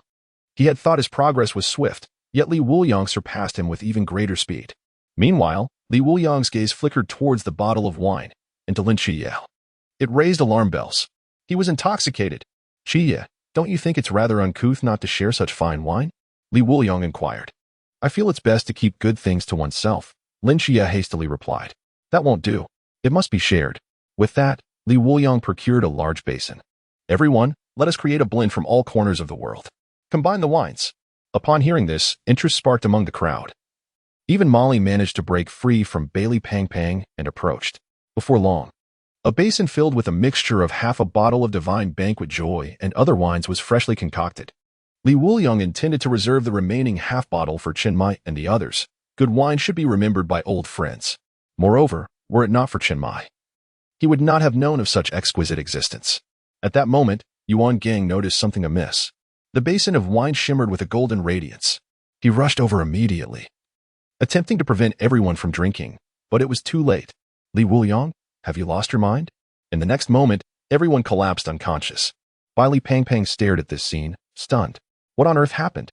He was a moment too slow, having just poured a cup of wine when everyone suddenly fell to the ground. "Wuliang, what's wrong with them? They were just watching a film, huh?"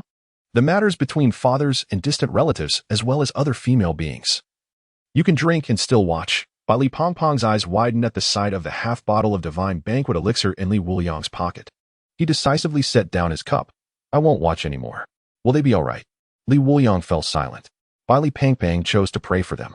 At that moment, Yuan Gang also halted, gazing helplessly and despairingly at the starry sky. "Heh, I seriously want to retire." Then, the notification chimed, triggered the achievement of the Living King of Hell series. Alcohol poisoning acquired. Reward, 2nd-tier spirit wine sobering soup. 2nd-tier spirit wine sobering soup. Drink to clear the mind. Clarity will follow. Living King of Hell achievement triggered 5 times. Reward, Ghost Sword Yin Luo Smile. Chapter 47. Mom, what do you call him? With a thought, a black-purple longsword appeared in Li Wuliang's hand, sheathed and adorned with intricate patterns resembling the fangs of a malevolent spirit. Ghost Sword Yin Luo Smile. The personal sword of the King of Hell, long tainted by ghostly energy, can only be suppressed by an extraordinary sword cultivator. "I have a sword now." Li Wuliang's excitement bubbled forth. As a sword cultivator, possessing a sword was essential. Using mere sword molds and blades was hardly the same. Although the acquisition process felt somewhat degrading, the rest was bearable. Glancing at the new recruits who had succumbed to sleep, Li Wuliang sighed. Your sacrifices are not in vain. Should there be a need in the future, just call, and I shall be there. Behind him, Yuan Gang's lips twitched, his facial muscles quivering. Li Wuliang. Yes, here. Li Wuliang leaped from his seat, looking at Yuan Gang with an innocent expression, so harmless that one would wonder how he could commit such a heartless act. I understand you, Instructor Yuan. Come to me for my special sobering soup. Just a bit, and they will sleep soundly, waking to a bright and sunny morning as vigilant guardians. Unless there is anything else, I shall take my leave to rest. Speaking thus, Li Wuliang handed the sobering soup, a reward from the system, to Yuan Gang. Bai Li Pang stood frozen, feeling as though he and Li Wuliang had stumbled into a grave mishap, particularly since the divine banquet elixir was his gift to Li Wuliang. He could not escape culpability. I didn't let you leave. Yuan Gang passed the sobering soup to Lin Qiye, instructing, go feed them the sobering soup. Lin Qiye pointed to himself, then nodded helplessly. Yuan Gang turned to Li Wuliang, eyeing the suddenly appeared sword. Where did that sword come from? It's fine for the others to sleep, but I need to clarify this sword matter before letting you go. It was given by the divine. He was thoroughly satisfied with the divine feast, thus bestowing upon me a weapon, Li Wuliang solemnly declared. Is that all? Yuan Gang was taken aback. It was the first time he realized that such a meticulous deity would reward their agent with a fine sword, which appeared to be an extraordinary artifact. Deities typically regard their agents with indifference. Had it not been for particular demands, they would not deign to glance upon the mortal realm.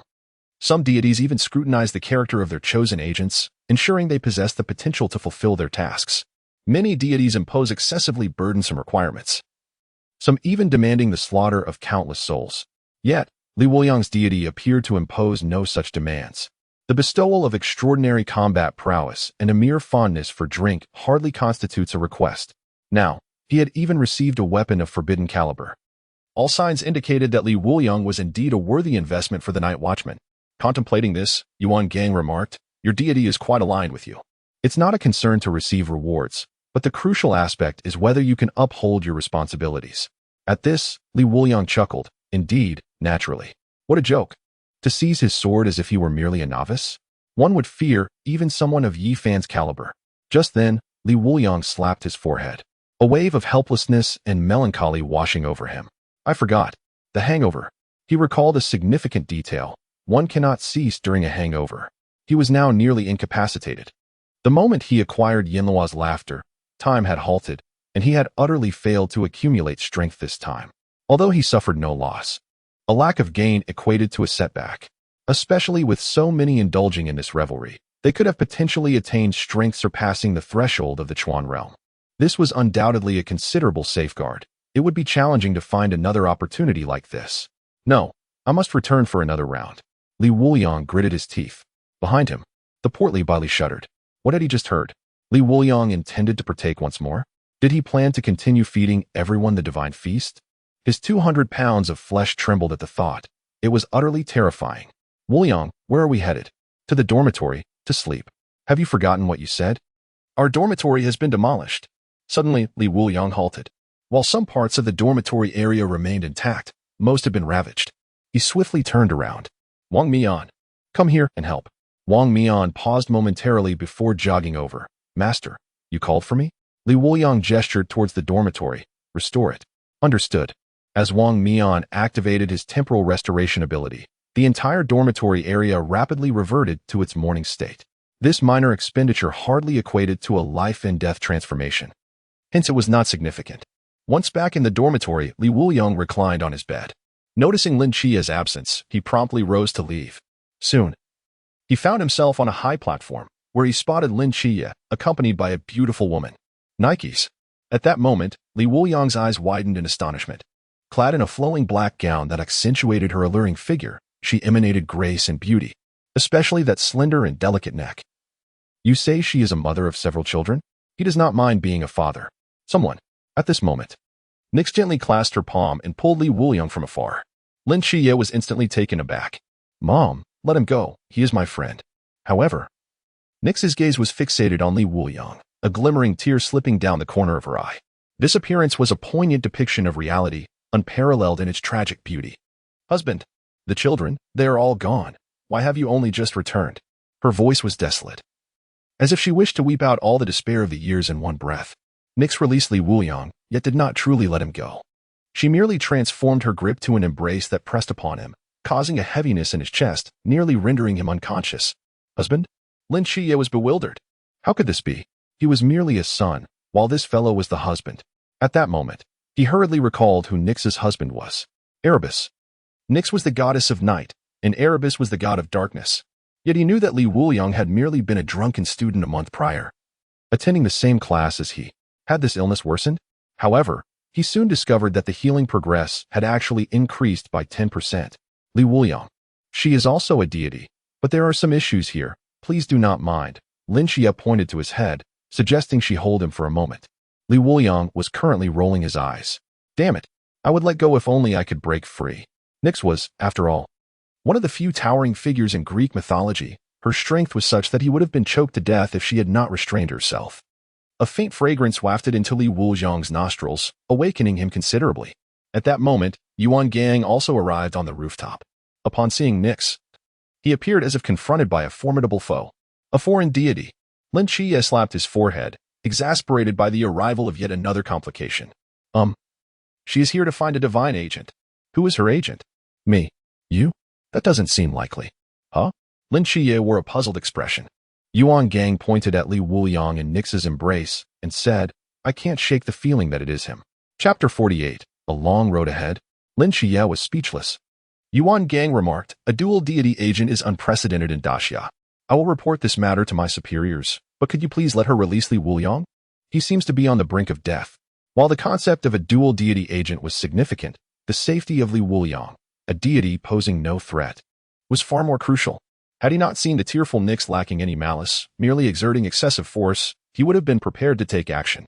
After all, he was from the sea realm. He could withstand a few seconds of pressure. Just as Lin Qiye stepped forward, intending to persuade Nix to relent, she loosened her hold on Li Wuliang and, pulling him closer, said, Husband, look, it is Darnadus, our son. He has grown so much. You have been gone for so long, missing his growth. Let us not be apart any longer, shall we? Son, quickly call him father. Nix gazed expectantly at Lin Qiye. Everything is for the sake of healing progress. Father, he gritted his teeth and said. All right, my dear, Li Wuliang replied, rubbing his heavy chest. Just hearing him call father made his suffering worthwhile. Nixus wrapped her arm around Li Wuliang's, saying, all the other children have perished, but with you here, we shall have more children. Right, darling? Yes, we will. Her hopeful gaze left Li Wuliang unable to refuse. At that moment, Nixus noticed the faintness of Li Wuliang's aura and gasped, your divine power is gone. What happened? Li Wuliang glanced at Lin Qiye, who made a series of exaggerated facial expressions, implying he should concoct an excuse. Instantly, his expression dimmed. My dear, for the sake of world peace, for the health and prosperity of the people, I have reincarnated. I sacrificed my previous divine power to save the world. You wouldn't despise me for my current state, would you? He sighed, you are now a lofty deity, while I am but an inconsequential mortal. Li Wuliang spoke with such fervor that he almost convinced himself. Lin Qiye clenched his fists, thinking how could he spin such an elaborate tale? How could this possibly deceive anyone? Yuan Gang remained silent, having never encountered such blatant fabrications. Li Wuliang still needed to practice his fibbing skills. However, a glimmer of admiration appeared in Nixus's eyes as she grasped Li Wuliang's hand and smiled. Darling, as long as you are here, none of this is a problem. Our children can still help fulfill your heart's desires. Your greatness will be inherited by them. It's getting late. Perhaps we should rest. Lin Qiye and Yuan Gang were left in shock, mouths agape. Could it be? She believed such absurd lies. And what resting was she talking about? Her eyes were practically sparkling. Lin Qiye almost forgot a crucial detail. Nixus had an immense love for having children. Among ordinary people, she would be the type to go years without needing a single sanitary pad. In fact, one of her abilities was extraordinary fertility. Thus, her intentions were evident. She wished to skip the honeymoon phase and dive straight into having a child. Li Wuliang was taken aback. We just reunited today. It might not be wise to act too impulsively. You know, impulsiveness is the devil. Nixus shook her head with a smile. Even devils are adorable children. We already have a child who has been the lord of demons. If you desire a devil, then let us have one. A multitude. It was over. Li Wuliang sighed, growing resolute. In that case, so be it. I am willing. You are willing, indeed. Lin Qiye stepped forward, placing himself protectively behind Li Wuliang. Mother, We just reunited with father today. Perhaps we should discuss these matters later. Would you please return home? His voice held a pleading tone. He absolutely refused to allow Li Wuliang to find a partner, especially when he was playing the role of his impersonated father. Nixis gazed at Li Wuliang, her expression troubled. Li Wuliang sighed. Since our dear son has spoken, you may return for now. We have ample time ahead. He shall not lack for brothers in the future. With this assurance, Nixis reluctantly made his way back to the psychiatric hospital. Yet this time, his condition had markedly improved. He sat in his room, gently caressing his hair with a tender expression. Upon his return, Lin Qiye took a deep breath. Li Wuliang, you cannot be serious, can you? What do you mean by having ample time ahead? His eyes, bloodshot and wild, turned to Li Wuliang with a fierce intensity, as if he wished to tear him apart. Li Wuliang placed a reassuring hand on Lin Qiye's shoulder. It is time for the elder to rest. I shall take my leave now. He swiftly turned and hurried towards the dormitory. A premonition gripped him. If he lingered any longer, he might truly fail as a father. At this moment, Yuan Gang wore a slight smile. All right, Lin Qiye, this is a blessing in disguise. Nixis, the Greek goddess of night, wields immense power. Even deities may not remain compliant under the influence of a divine agent. With Li Wuliang to keep Nixis in check, it adds an extra layer of security for the great Xia. Lin Qiye sighed silently. I understand, instructor. Do not worry, I shall teach Li Wuliang a lesson come morning. Yuan Gang smirked mischievously. Lin Qiye paused, feeling a sense of relief wash over him. Others may hesitate, but this instructor appeared to be no pushover. Yuan Gang was inwardly jubilant. He could effectively cultivate Li Wuliang while simultaneously helping Lin Qiye in his frustrations, achieving two objectives at once. He had already set a trap for Li Wuliang. Li Wuliang's physical stamina was a significant concern, although he was considerably stronger than the average person. Within the ranks of the Night Watchers, he was among the weaker. Not to mention, he could not compare to those Watchers unburdened by the abyss. Thus, his training concentrated on enhancing his physical endurance, which was the most grueling form of training. Meanwhile, upon returning to the dormitory, Li Wuliang was surprised to find Bai Li, who had not rested, but instead sat pensively on the edge of his bed. What are you doing? Li Wuliang inquired. I'm contemplating how to win over Molly. I've realized I am in love with her, Bai Li responded despondently. Well, go after her. Just don't be a sycophant, Li Wuliang advised. I want tea. Forget it. You probably don't know how to pursue a girl either. With your fondness for drink, what girl would ever like you? Bai Li lamented. However, Li Wuliang scoffed. Me? Do you have any idea how many love letters I received during school? Team Songnan's 136th squad had a plethora. The Team S Flower even came to my room to drink with me and slept over at a villa. Even the dignified and graceful married women have thrown themselves at me, calling me husband. You think I don't know how to woo a girl? At that moment, Lin Qiye entered with a dark expression. Li Wuliang immediately pointed at Lin Qiye and declared, ask him if what I said is true. Bai Li turned to Lin Qiye without hesitation. He indeed spent the night with the flower of the Songnan Night Watch team, and even a beautiful woman called him husband? Lin Qiye's resolve hardened. His fists clenched tighter. Li Wuliang, speak the truth, or else. Lin Qiye. Yes, he is correct. Chapter 49. This training is simple. Bai Li Pongpong's eyes sparkled with newfound enthusiasm. Wuliang, you must teach me. From this moment forth, you shall be my elder brother.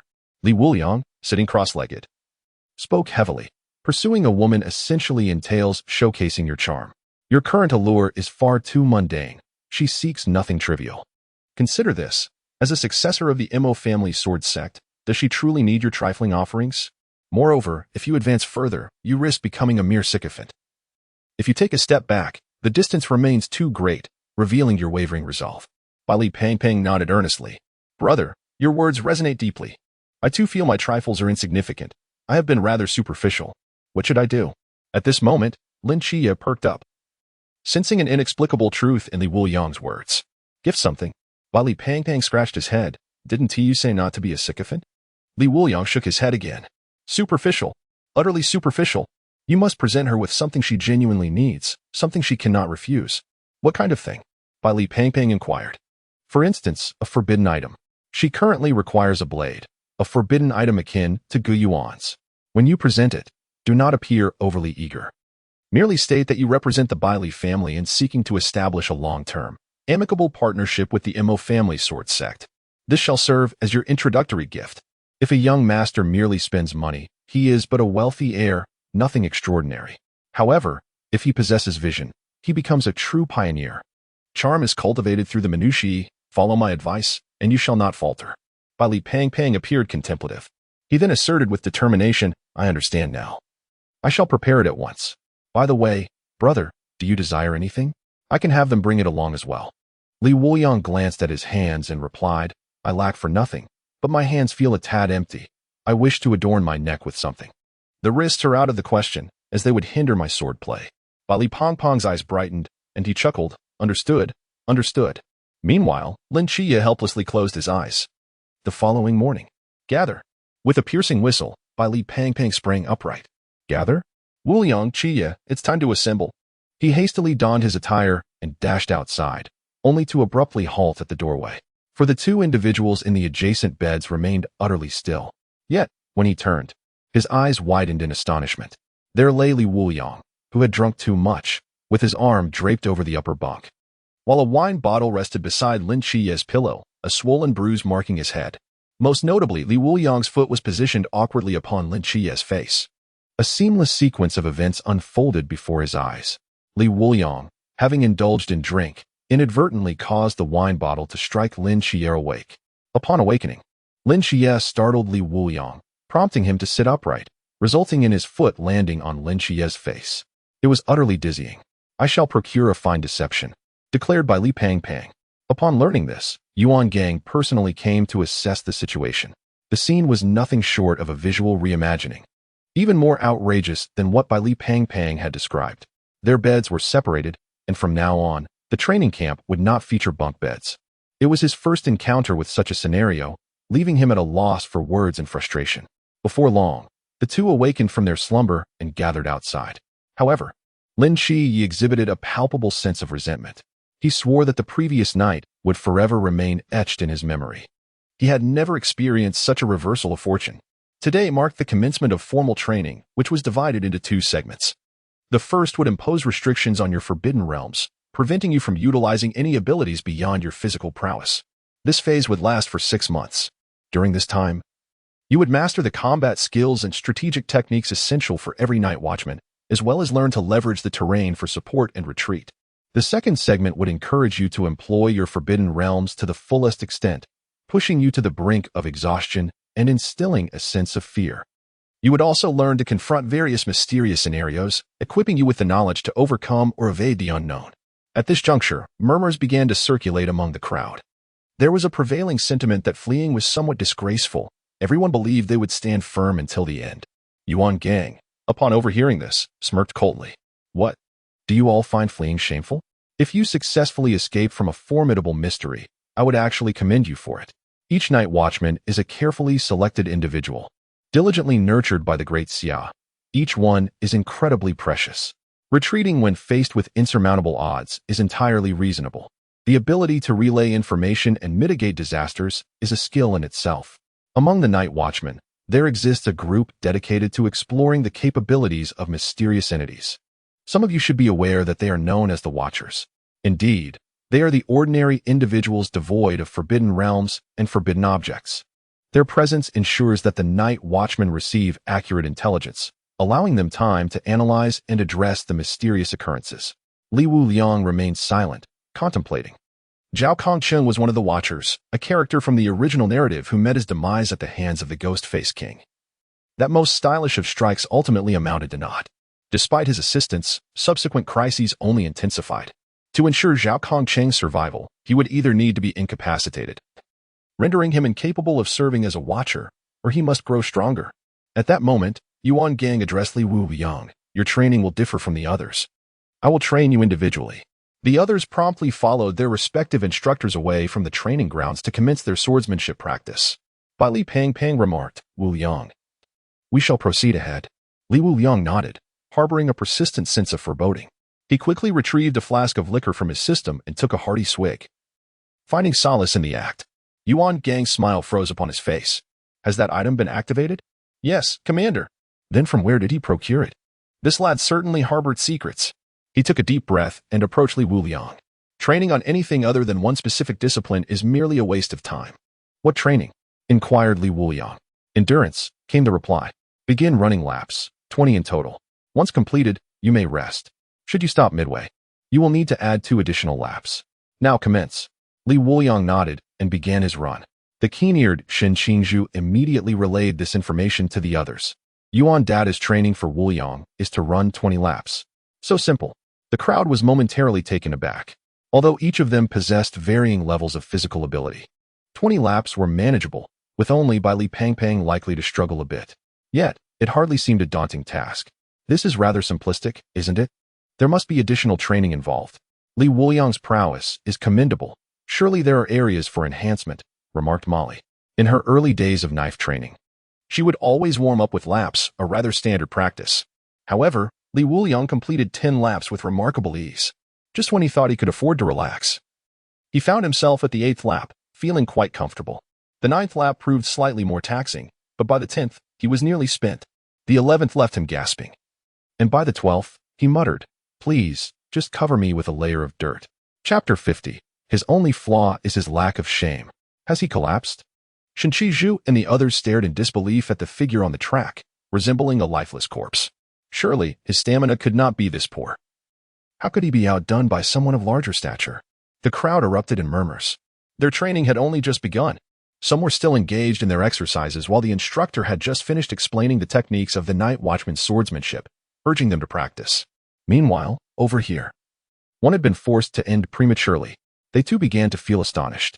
Good heavens, how can he not finish even 10 laps?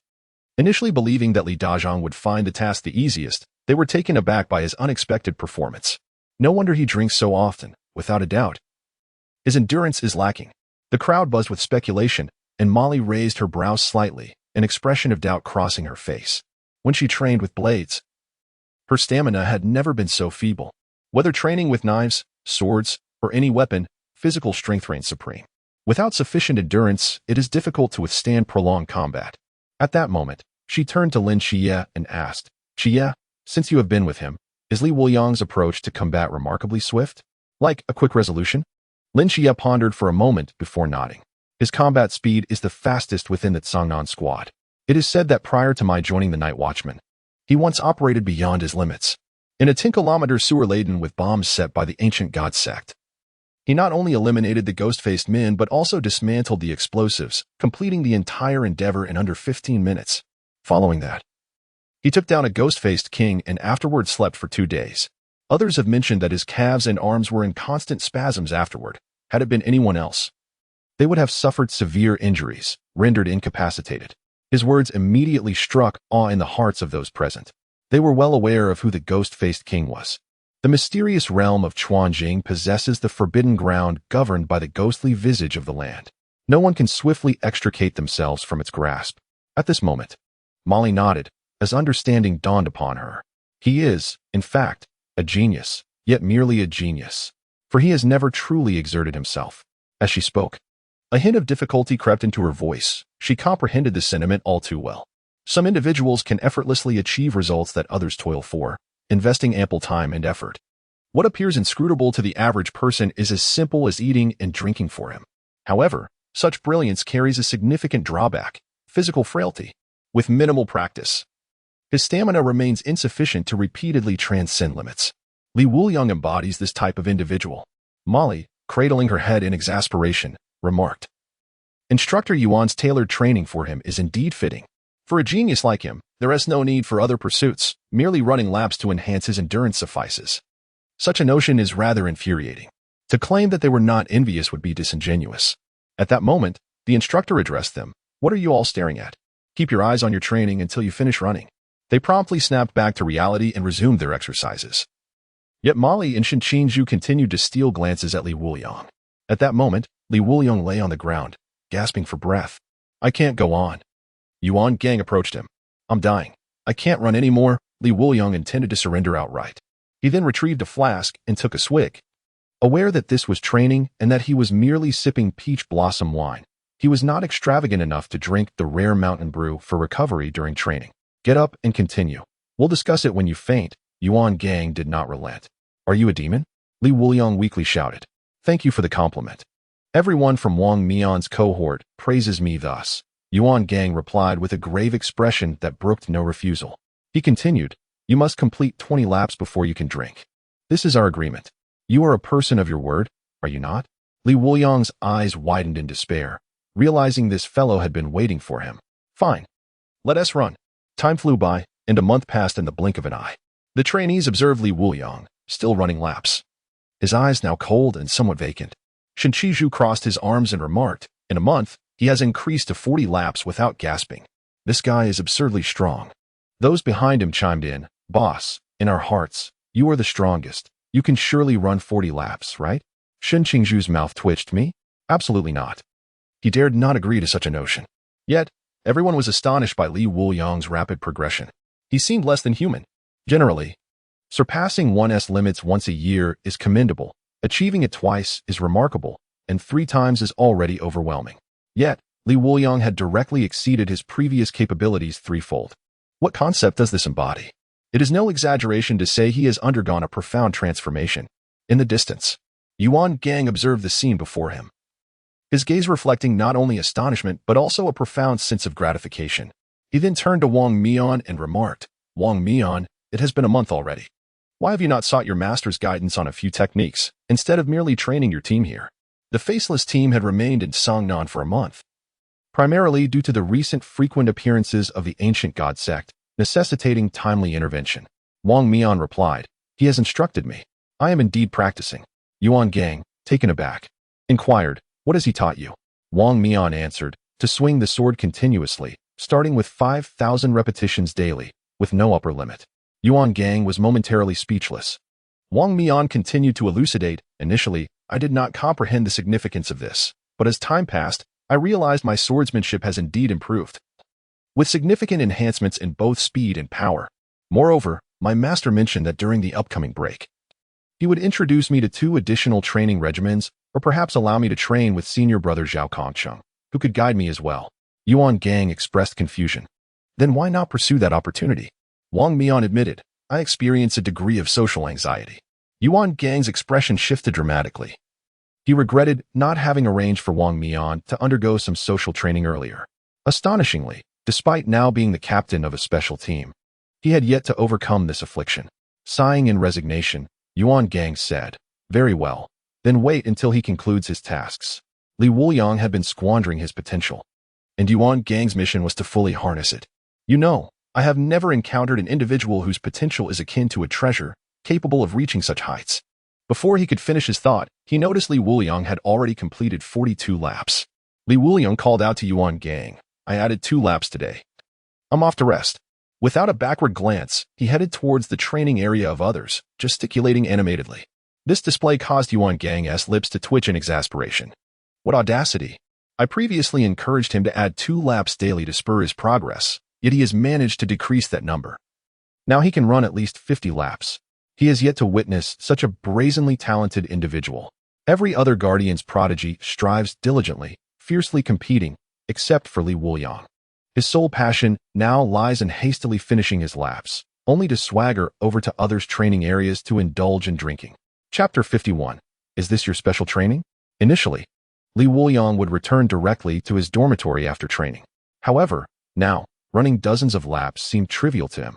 He relished the gentle breeze and the pleasure of drinking outside. Li Wuliang, if you find yourself bored, why not train with Wang Mian? Yuan Gang, unable to tolerate his antics any longer, approached him. He had previously attempted to curtail such behavior, but having bound Li Wuliang with promises, he felt he could not be the first to break them. Thus, he allowed Li Wuliang to continue his folly. Li Wuliang appeared to be merely a drunkard, yet he possessed a keen intellect. So, do you allow us to leave the training camp? Li Wuliang queried. Yuan Gang shook his head, not at all. What training method requires you to leave the camp? Li Wuliang retorted with a light scoff. I am merely concerned about the negative influence. Although effective, if this were to be trained here, you might find yourself facing disciplinary action. Upon hearing this, Yuan Gang's anger flared. This was a sign of disrespect. Who was he? The head of the training camp. Who could discipline him? Train however you wish. If it proves effective, it will be implemented across the entire army. Yuan Gang declared without hesitation. Is that your assertion? Li Wuliang narrowed his eyes slightly, revealing a hint of a smile. Still unwavering? Yuan Gang, feeling emboldened, replied, Indeed, I stand by my words. Even if the King of Heaven were to come, it is still my decree. Everyone bear witness to this. Li Wuliang nodded. Then I shall not be held accountable. I will make a call to have the training equipment and personnel delivered. Are you footing the bill? Yuan Gang immediately retorted, pay for it yourself. It cannot be on Wang Mian's account. You think I am some kind of housekeeper to reimburse such trifling expenses? At that moment, Li Pangpang approached, kindly presenting a black card. Wuliang, use mine. The password is 6 ones, and it will remain valid thereafter. Remember to include me in your plans. Li Pangpang's timely gesture endeared him to Li Wuliang. Rest assured, I shall certainly include you in the future. Li Wuliang replied with a smile. He then moved to a corner and dialed a number. Beep, beep. Hello, Wuliang. Why are you calling instead of training properly?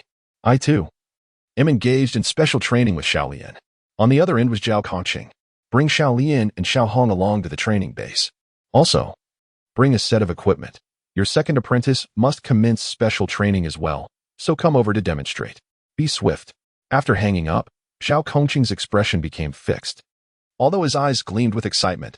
Goodness, Wuliang is truly establishing a sect, and I am still the eldest apprentice. I wonder which fortunate soul will become my second apprentice. I have heard that among this batch of newcomers, there are several outstanding candidates. It wouldn't possibly be Qiye, would it? Given his temperament, that seems unlikely.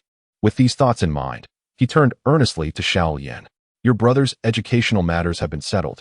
Prepare your things promptly. I will find a vehicle to take you all somewhere. Xiaolian's eyes sparkled with gratitude. Thank you so much, Brother Kongqing.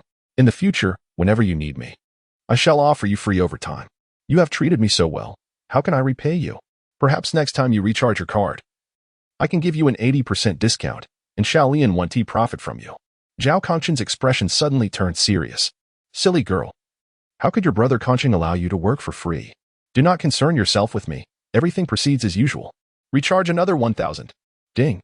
Zhao Kongqing looked at the payment record with satisfaction, feeling a sense of elevated nobility. Half a day later, a van filled with young women from the club stopped outside the training ground. The soldiers on guard were taken aback by the sight. Zhao Kongqing smiled and said, I am Zhao Kongqing, the guardian of Tsangnan City, here to lend a hand. After being granted passage, 2 soldiers exchanged puzzled glances. The commander instructed that all items for special training be allowed through, but if memory serves, those women's uniforms from the foot bath establishment should belong to a foot massage parlor, right? Wow, did the night watchman enjoy such benefits as well? Do not dwell on it. It bears no relation to us. Continue to keep watch at the door. Before long, Yuan Gang became entranced by the fragrant attire of the women from the foot bath establishment. At that moment, he was breathless, wishing to deliver a couple of sharp slaps to Li Wuliang.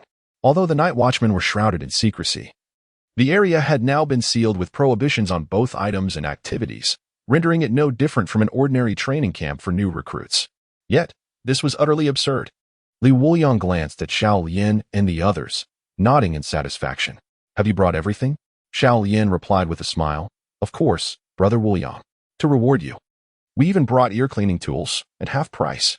What are we waiting for? Boil some water and prepare for foot bathing, Li Wuliang declared. Wang Mian felt a twitch in his eyelids. He sensed several pairs of eyes fixed upon him from behind.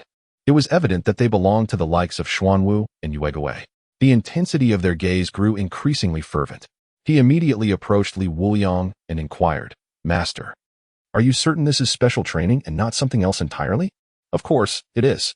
Just compare yourself with your senior brother, and you will see, Li Wuliang replied. He had already reclined on the sofa, extending his feet in readiness. At that moment, a thought struck him. He turned to Yuan Gang and said, Instructor Yuan, what are you waiting for? Join us. Me? You want me to join you? Yuan Gang questioned incredulously. Of course you must join, otherwise, how will you avoid being accused of shirking later? Li Wuliang asserted. Gasped. Everyone collectively inhaled sharply. To have Yuan Gang partake in a foot massage was an audacious move indeed. He found himself in a dilemma once more. If he refrained from participating, he could not disprove Li Wuliang's claims, nor could he cancel such a ludicrous affair. Conversely, if he did join, by his understanding, the title of foot massage instructor would haunt him for the rest of his life, even to the point of being inscribed on his gravestone. A deadlock. At this moment, Li Wuliang appeared like a devil, extending his hand to drag him into the inferno known as foot massage. This young man was truly formidable. While Xiaolian prepared, Wang Mian remained skeptical. He could no longer contain himself and approached Zhao Kongqing. You are the senior brother. Let us compete. In blades? Indeed. Forget it. You're merely a rookie, and it would be unfair to fight you. The onlookers from a distance were utterly astonished. Shen Qingzhu looked at Lin Qiye and asked, "Has that watcher always been this brave?" Without a moment's hesitation, Lin Qiye replied, "He has had even braver moments." Mo Li's expression remained calm, yet her eyes sparkled with intensity. At that moment, she too yearned to engage in a duel with the two. The two then drew their blades. Wang Mian did not wield the Gu Yuan, while Zhao Kongqing, being an ordinary person, was perplexed at the notion of using it. Zhao Kongqing grasped the hilt, his demeanor turning grave. "Second junior brother, I am about to begin." Wang Mian nodded, "Come." In an instant, Zhao Kongqing leapt forward, his blade slicing through the air with a resounding hum. Clang! The two blades collided. They stood locked in combat, the glint of their blades flashing, as Zhao Kongqing unleashed a full-force strike that overwhelmed Wang Mian. Zhao Kongqing grinned and asked, "Do you yield, second junior brother?" "I do not yield. Let us continue." In the next moment, Zhao Kongqing twisted his waist, deftly evading Wang Mian's attack, and placed his blade directly against Wang Mian's throat. "With this strike, you're finished. You have lost, second junior brother." Wang Mian stared in disbelief at the knife poised beneath his neck. At that instant, he was utterly conquered.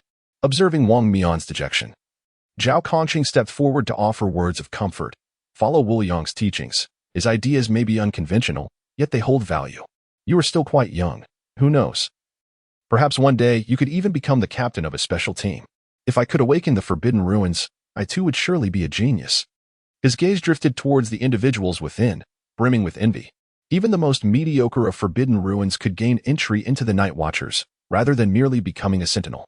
Yet, he harbored no grievances. A future as a general followed by a return home to see his mother was a commendable path. Wang Mian nodded in agreement. "Even without the Forbidden Ruins, I am willing to acknowledge your prowess.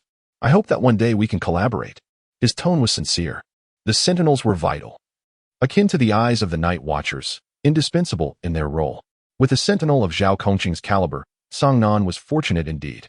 At that moment, Xiaolian waved her hand, calling out, "Brother Kongqing, the water is ready. Come and take a seat. You have only completed half of your work today." Zhao Kongqing's heart soared, and he trotted over. Wang Mian followed suit, though he felt somewhat reserved during his first foot massage. Yet, under Xiao Min's delicate touch, he gradually relaxed, closing his eyes to savor the sensation. Yuan Gang had already reclined on his chair, but his demeanor was markedly different from the others. His expression was urgent, his gaze desolate, and his mood weighed down by gravity. "Welcome to the fragrant foot bath. Xiaoyao is at your service." As he submerged his feet in the warm water, a pair of hands gently caressed them, causing him to feel slightly uncomfortable, as if he could sense a fiery gaze upon him, mocking him. "Ah, uncle, you have ingrown toenails. Allow me to assist you with that." "You can do this?" "Of course." "How old are you?" "I'm 25. What made you consider this line of work?" "My father is getting older. He has toiled his entire life in the fields. I want him to enjoy a little comfort. If I can buy a house in the city, this month's performance might just be enough for the down payment." "How much more do you need?" "Another 4,000. If my performance is on target this month, I'll meet the requirement." Li Wuliang, overhearing their conversation, felt a twitch at the corner of his mouth. Oh no, Zhao Kongqing number 2 has appeared. However, he dismissed the thought, believing Yuan Gang's stipend would suffice. After indulging in the foot massage, Wang Mian and Yuan Gang's expressions gradually illuminated with a glimmer of hope.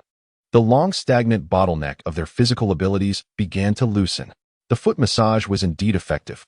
Li Wuliang's eyes fixated intently on Yuan Gang, waiting for him to speak. Yuan Gang, feeling somewhat uncomfortable under the scrutiny, flushed slightly. "Ahem, this is merely a minor benefit. It's nothing significant. Your special training won't be solely reliant on this, will it?" At that moment, he found himself harboring a flicker of anticipation. Wang Mian nodded in agreement, acknowledging the peculiarity of the situation, yet recognizing its effectiveness.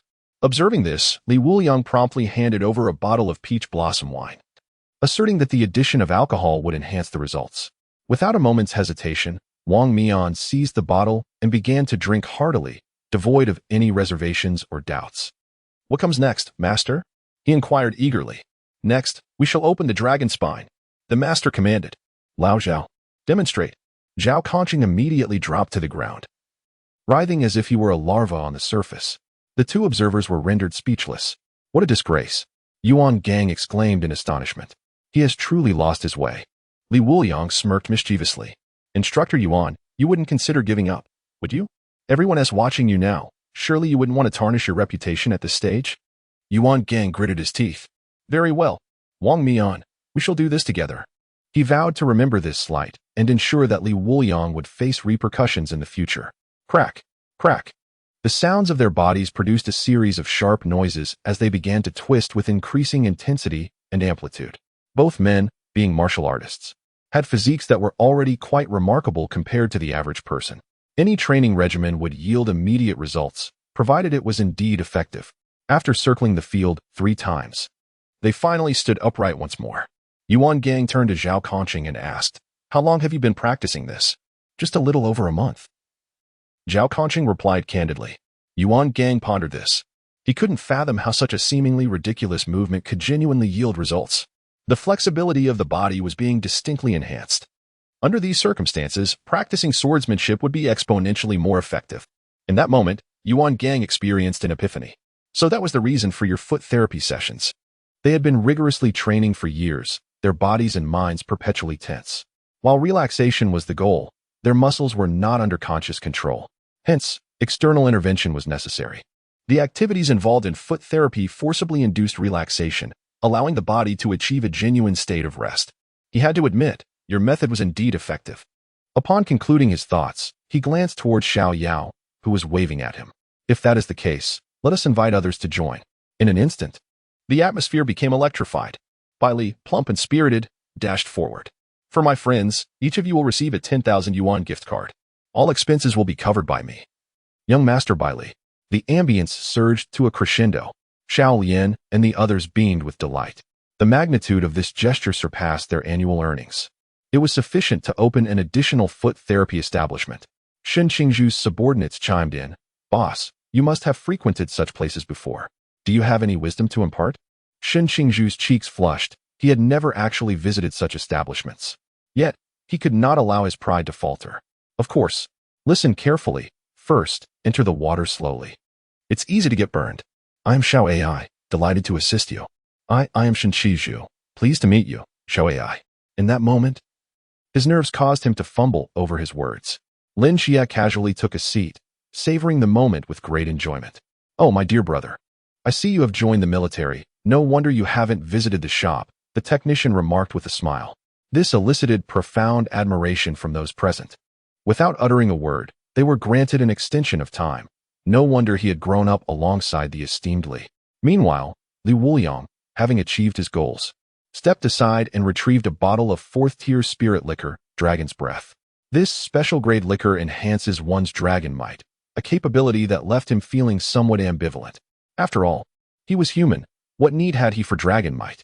However, the mental power and agent metrics contained within the 4th-tier spirit liquor captured his attention even more.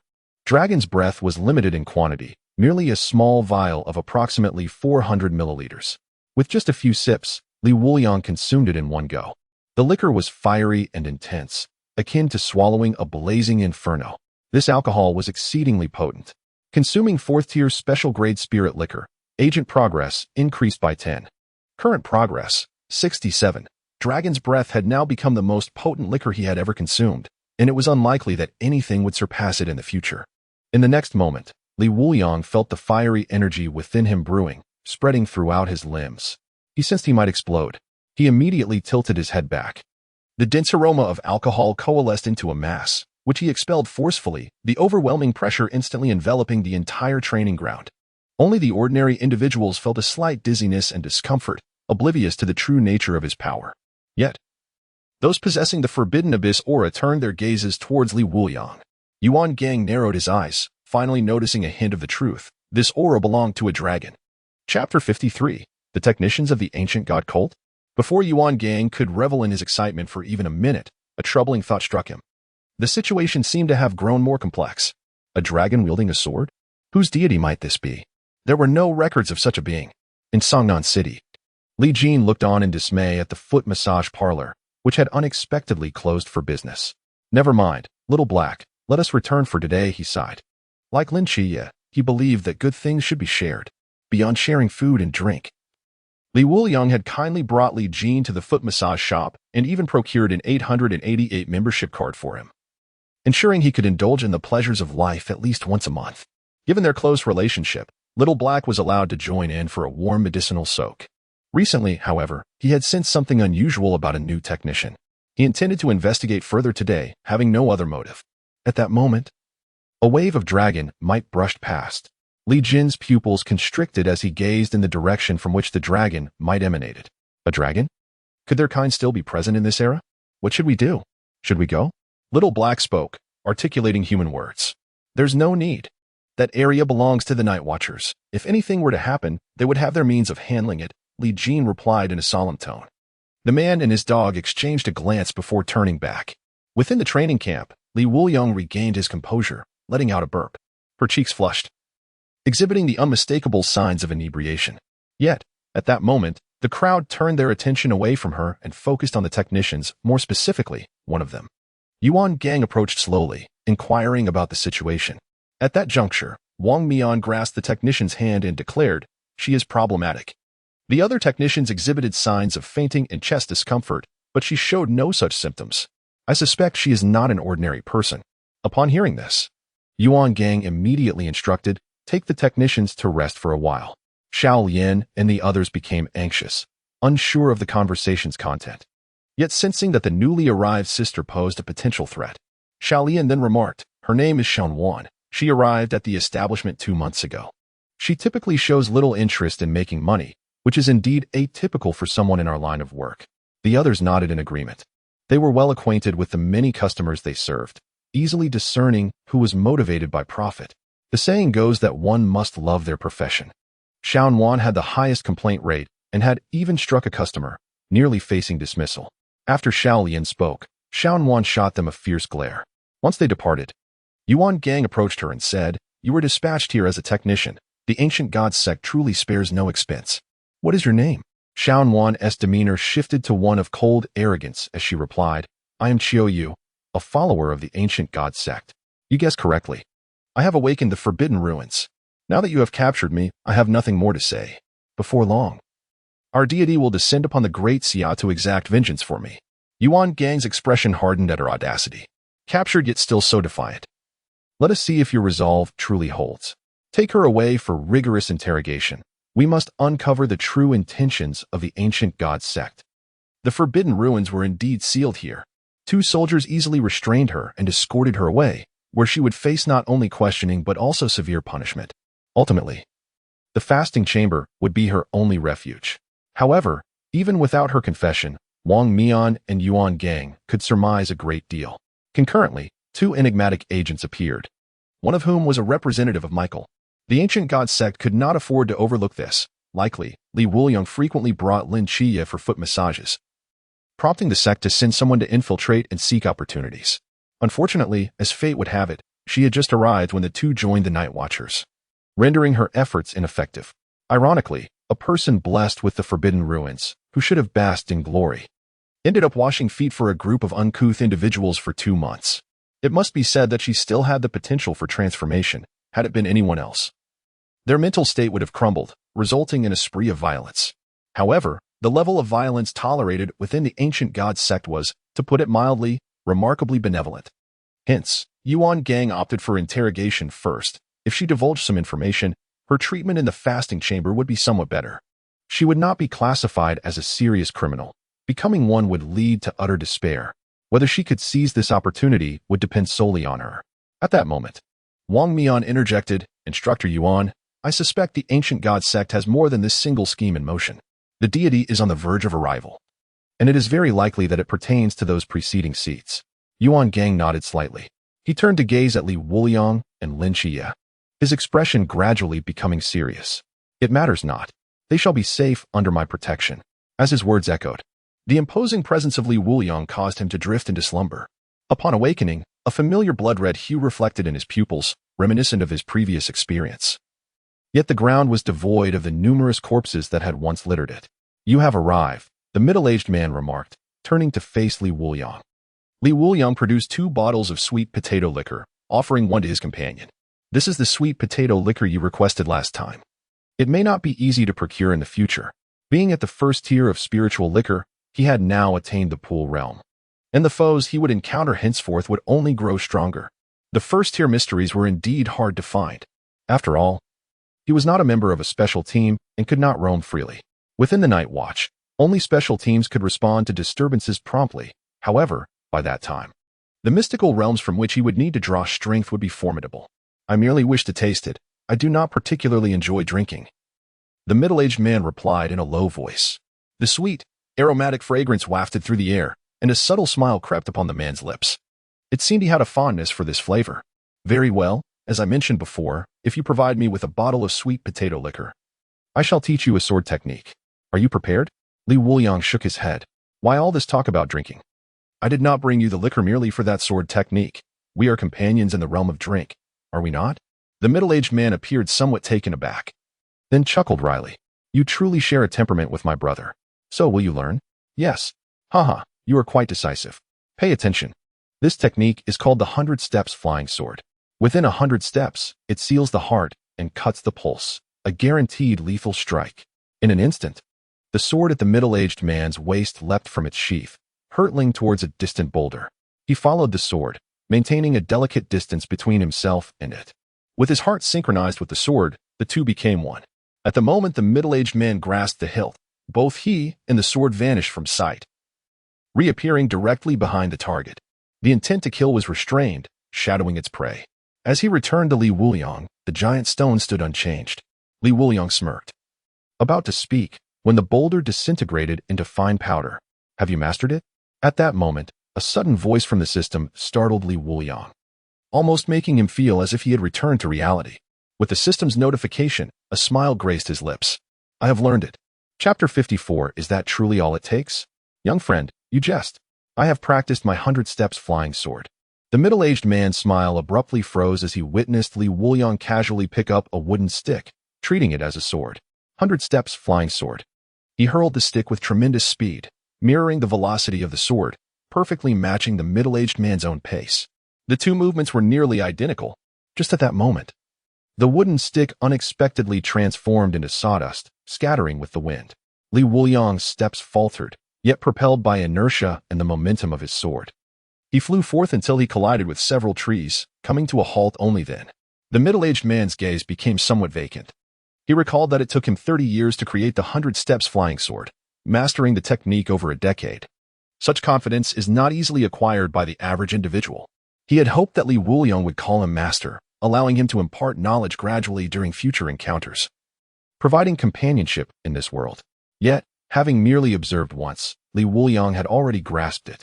Once Wuliang's sword intent and momentum reached perfection, he would be indistinguishable from him. The middle-aged man approached and extricated Wuliang from the debris. Your talent is quite remarkable, comparable to my brother's. I intended to take you as a disciple, but with my abilities, I fear I would soon be unable to teach you. Thus, I would not wish to hinder your progress. Wuliang's eyes widened. I regard you as a brother, yet you wish to be my master? I have a friend whose godmother wanted to call me husband, which I firmly rejected. Crossing boundaries is inadvisable. The middle-aged man was taken aback, as if a gust of wind had left him disoriented like a bamboo swaying in the breeze. At that moment, Wuliang's form became ethereal. I am leaving. I shall return another time. The middle-aged man waved his hand. Until next time. When Wuliang opened his eyes, he was startled to find numerous gazes fixed upon him. What is the matter with you all? He exclaimed. Was I merely dreaming? Wuliang, did you learn or practice something in your dream? Yuan Gang inquired at that moment. Wuliang nodded. What relevance does that have? Get up and see for yourself, Yuan Gang replied helplessly. As he rose and turned to look behind, he was struck with horror. Half of the office building that had just been restored had collapsed. The load-bearing columns appeared as though they had been shattered, lying in a neat row. Wuliang recalled the trees he had crashed into in his dream, pointing at himself. Did I do this? Everyone nodded in unison. Is everyone all right? They collectively shook their heads, then pointed towards a nearby bed. Li Pangping lay there, weak and bandaged from head to toe, while several medics tended to him. At that moment, Wuliang remembered that the trees he initially crashed into had been soft and yielding. It turned out to be by Li Pangping. He then understood why things had transpired as they did. In his dream, he had directly utilized the 100 steps flying sword, akin to instinctive spellcasting. Fortunately, he had only wielded a wooden stick. His eyes widened. Did I hold anything in my hand? You had a bottle of liquor. Luckily, it couldn't withstand your strength. Otherwise, Li Pangpang would have needed cremation by now, Lin Qiye remarked. Li Wuliang scratched his head, thinking to himself that he must never employ any techniques in dreams again. Fortunately, he had never used the vanishing tracks of man. Do not claim that the lines between friend and foe are blurred. Even if they were distinct, the self I envision in my dreams remains unfathomable. My apologies. Li Wuliang said sincerely as he approached Li Pangpang. Wrapped tightly, Li Pangpang managed to utter a few words through his bandages. We are all friends. This minor injury is inconsequential. Remember to assist me in pursuing. Before he could finish, he lost consciousness again. The medic, witnessing this, immediately shouted in anger, who tied him up without leaving any room for breath. Li Pangpang had not been killed by the impact, but he had come perilously close to suffocating. Meanwhile, Li silently discarded the remaining bandages aside, feigning nonchalance. Before long, the farce concluded. Yuan Gang looked at Li Wuliang and remarked, practicing swordsmanship in dreams is indeed a rarity. Let me inform you that the Night Watchers have discovered a jar of wine, known as the Water of Tiandu, which boasts a history of over a millennium. Li Wuliang's heart leaped with joy. Where is it? Do not rush. Yuan Gang rolled his eyes at the impatient Li Wuliang. It has merely been found, not yet obtained. Some within the Night Watchers are engaged in this matter.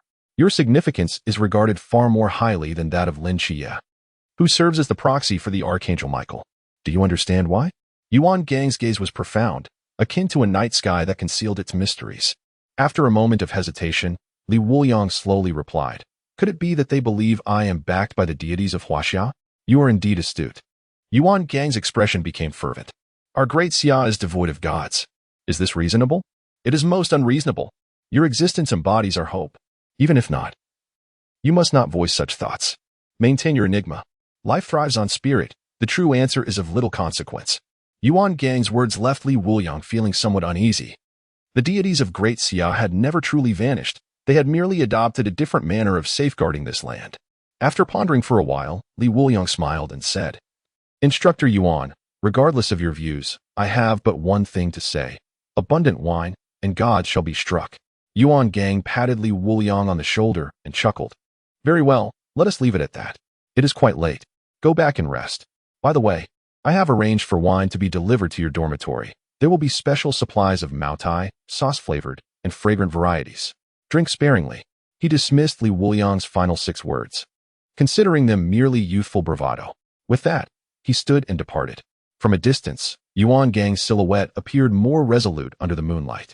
Upon returning to his dormitory, Li Wuliang was astonished to find Zhao Kongsheng reclining on his bed, conversing with Lin Qiye. Oh, you're back? Li Wuliang remarked as he flopped onto Li Pangpang's bed, as he was currently confined to the infirmary and could not leave for the next few days. What did Instructor Yuan tell you? Lin Qiye inquired. Nothing much. Why haven't you left, Zhao? Are you expecting them to walk back on their own? Zhao Kongsheng laughed heartily. Xiaolian and the others have been requisitioned. They now belong to the logistics department, serving as a pilot program for the training camp, receiving 5 insurances and a pension, with a monthly salary of 5,000. However, this is also a measure to protect them, considering a follower of the ancient god sect was discovered in their shop. There is a possibility of retaliation from the sect. Li Wuliang found this arrangement to be quite reasonable. The madness of the ancient cult was evident from that fateful encounter in the sewers, where they brazenly planned to gamble with the lives of all the inhabitants of the old town. Their actions lacked any semblance of logic, resorting to unscrupulous methods to achieve their ends. And what of you? Li Wuliang inquired further. Zhao Kongsheng replied helplessly, me? The commander instructed me to stay. So here I am. Li Wuliang chose not to press further. Instead, he casually brought over 2 crates of wine and settled down beside Zhao Kongsheng. Let us indulge in a little post-separation revelry. Lin Qiye, you should join us too. Lin Qiye grimaced, wishing to decline the heavy drinking, when suddenly his expression turned awkward. At that moment, Nix appeared before the trio. Upon seeing her, Zhao Kongsheng instinctively reached for the dagger at the bedside. Do not be alarmed, she means no harm. Lin Qiye hastily reassured. Chapter 55, The Wine in One's Mouth? Nix, in that moment, exuded an alluring charm, her demeanor a captivating blend of languor and seduction, igniting the imagination. And who might you be, Divine One? Zhao Kongsheng asked, his voice tense. Despite Nix's beauty, he remained unfazed. if he could not withstand such allure. He was unworthy of being a sentinel. I am Nix. I heard my husband wished for a drink, so I came to accompany him. Drinking is always more enjoyable with a woman present, is it not? She playfully tapped her finger against Li Wuliang's lips. Mind your manners, there's a child present. Li Wuliang interjected promptly. Nix smiled. Very well, I shall temper myself. She took a seat next to Li Wuliang, falling silent. Zhao Kongqing, perplexed, asked, What is going on here? Can either of you explain? His head began to spin. To him, deities were mere hearsay, never encountered in flesh. The dangerous aura radiating from her suggested that, should she choose to strike, he would perish in less than a heartbeat. Lin Qiye elucidated. I am currently the dual deity's proxy, as well as her representative. She regards Li Wuliang as her husband. That is all. The explanation left Zhao Kongqing's mind in utter disarray. Each word was familiar, yet together they formed a strange, incomprehensible riddle. He glanced at Li Wuliang, thinking perhaps he was more suitable than Li Wuliang himself. Lady Nix, do you think I might have a chance to become your representative as well? Absolutely not. Nix replied with a smile that stung. Her immediate rejection extinguished any hope Zhao Kongqing harbored. Very well, he sighed, feeling a wave of despondency wash over him. All right then. Let us drink. He now had a purpose, to drown his sorrows in wine. Li Wuliang promptly entered a mode of indulgent inebriation.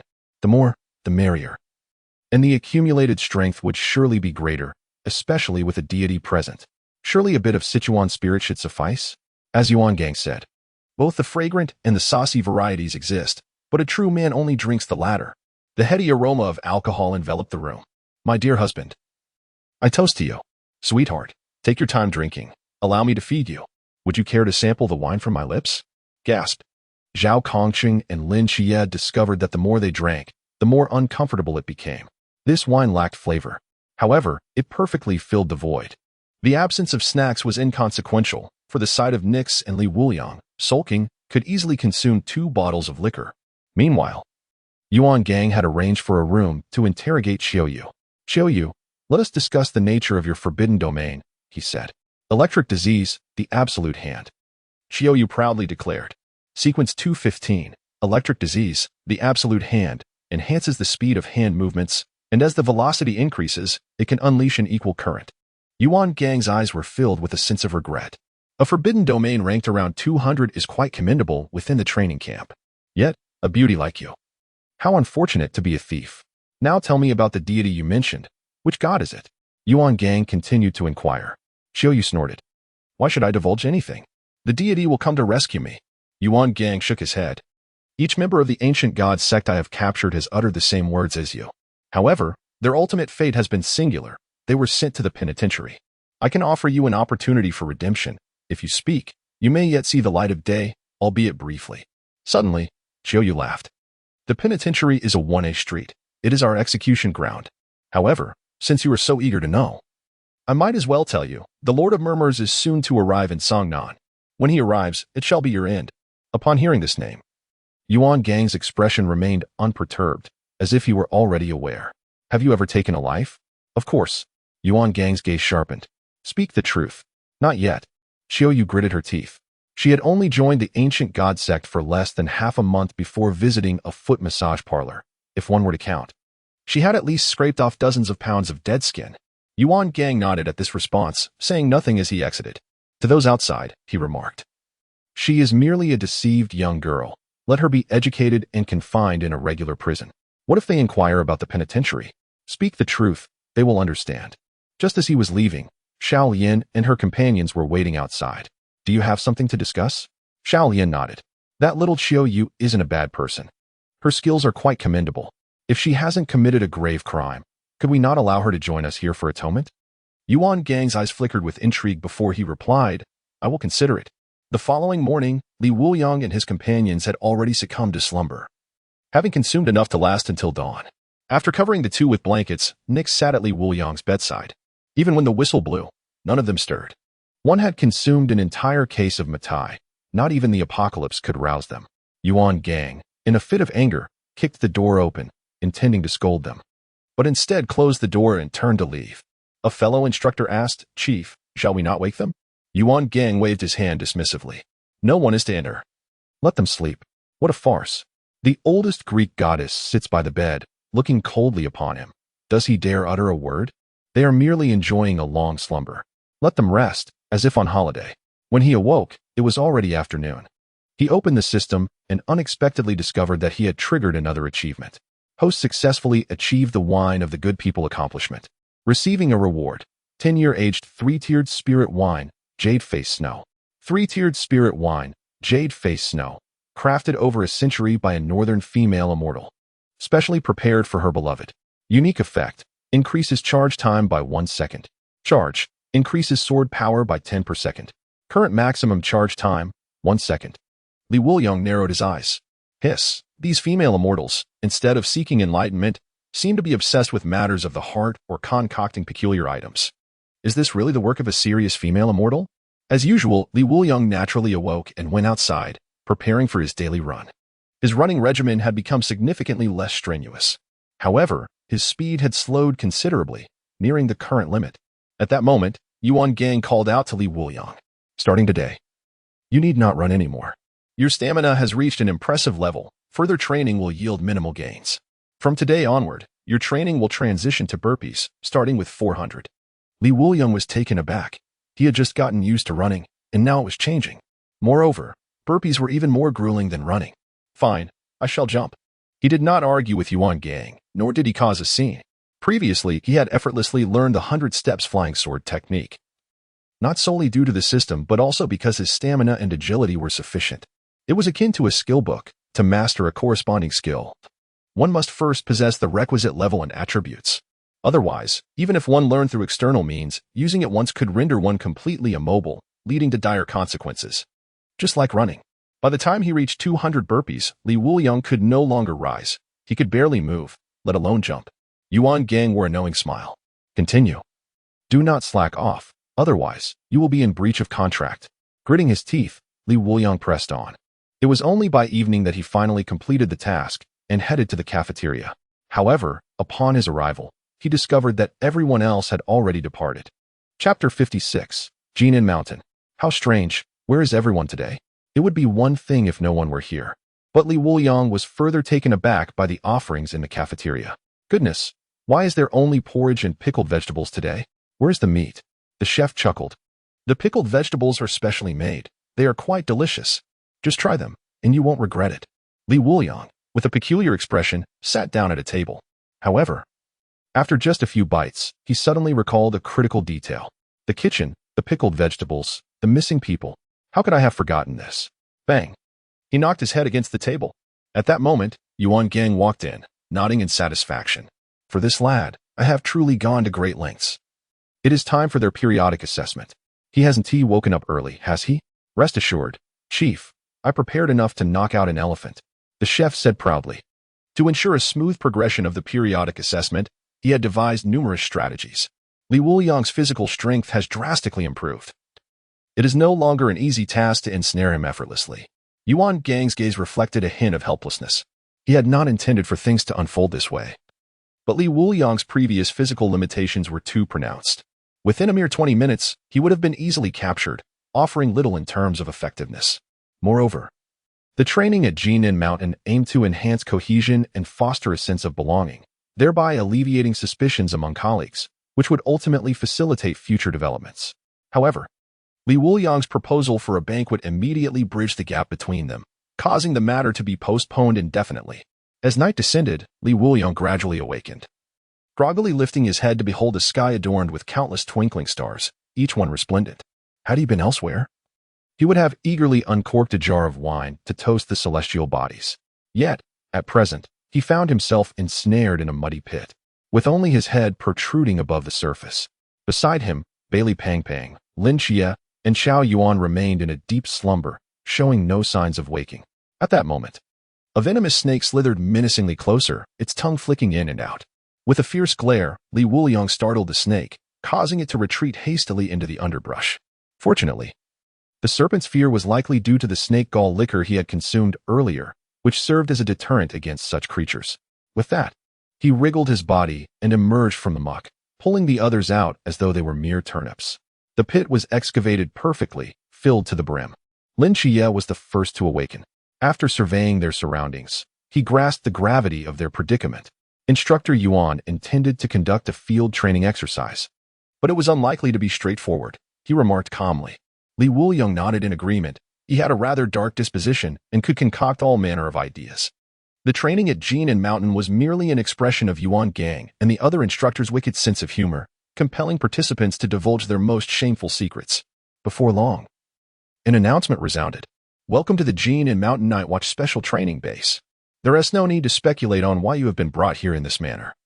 Merely understand that you are accompanied by a 50-kilogram weight. Strap it on and reach the other side of Jinan Mountain before dawn. The total distance is 35 kilometers. During this endeavor, drones will be releasing paintballs upon you. If you are struck, you will be eliminated. The consequences of failure will be publicly announced. Trust me, if you are eliminated today, your future conversations at the banquet will be exceedingly rich. The chilling announcement sent shivers down the spines of the participants. Yuan Gang's words were not mere idle threats. The repercussions could indeed be dire. There are still 8 hours until dawn. 35 kilometers is not insurmountable, Lin Qiye stated. However, the issue remained that they would be pursued and targeted by drones.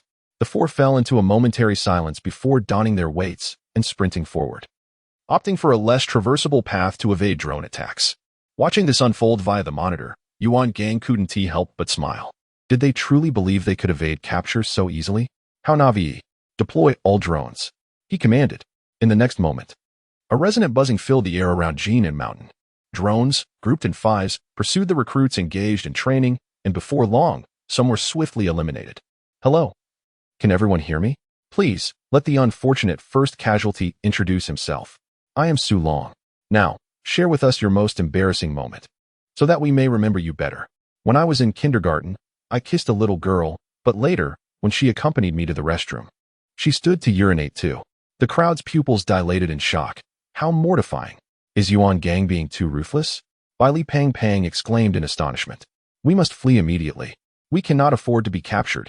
Chao Yuan seemed to recall something and urged. On their path, a striking red-haired figure caught Bai Li Pang Pang's attention. He waved Molly. Over here. Let us run together. Molly glanced back at him and leaped down from a height.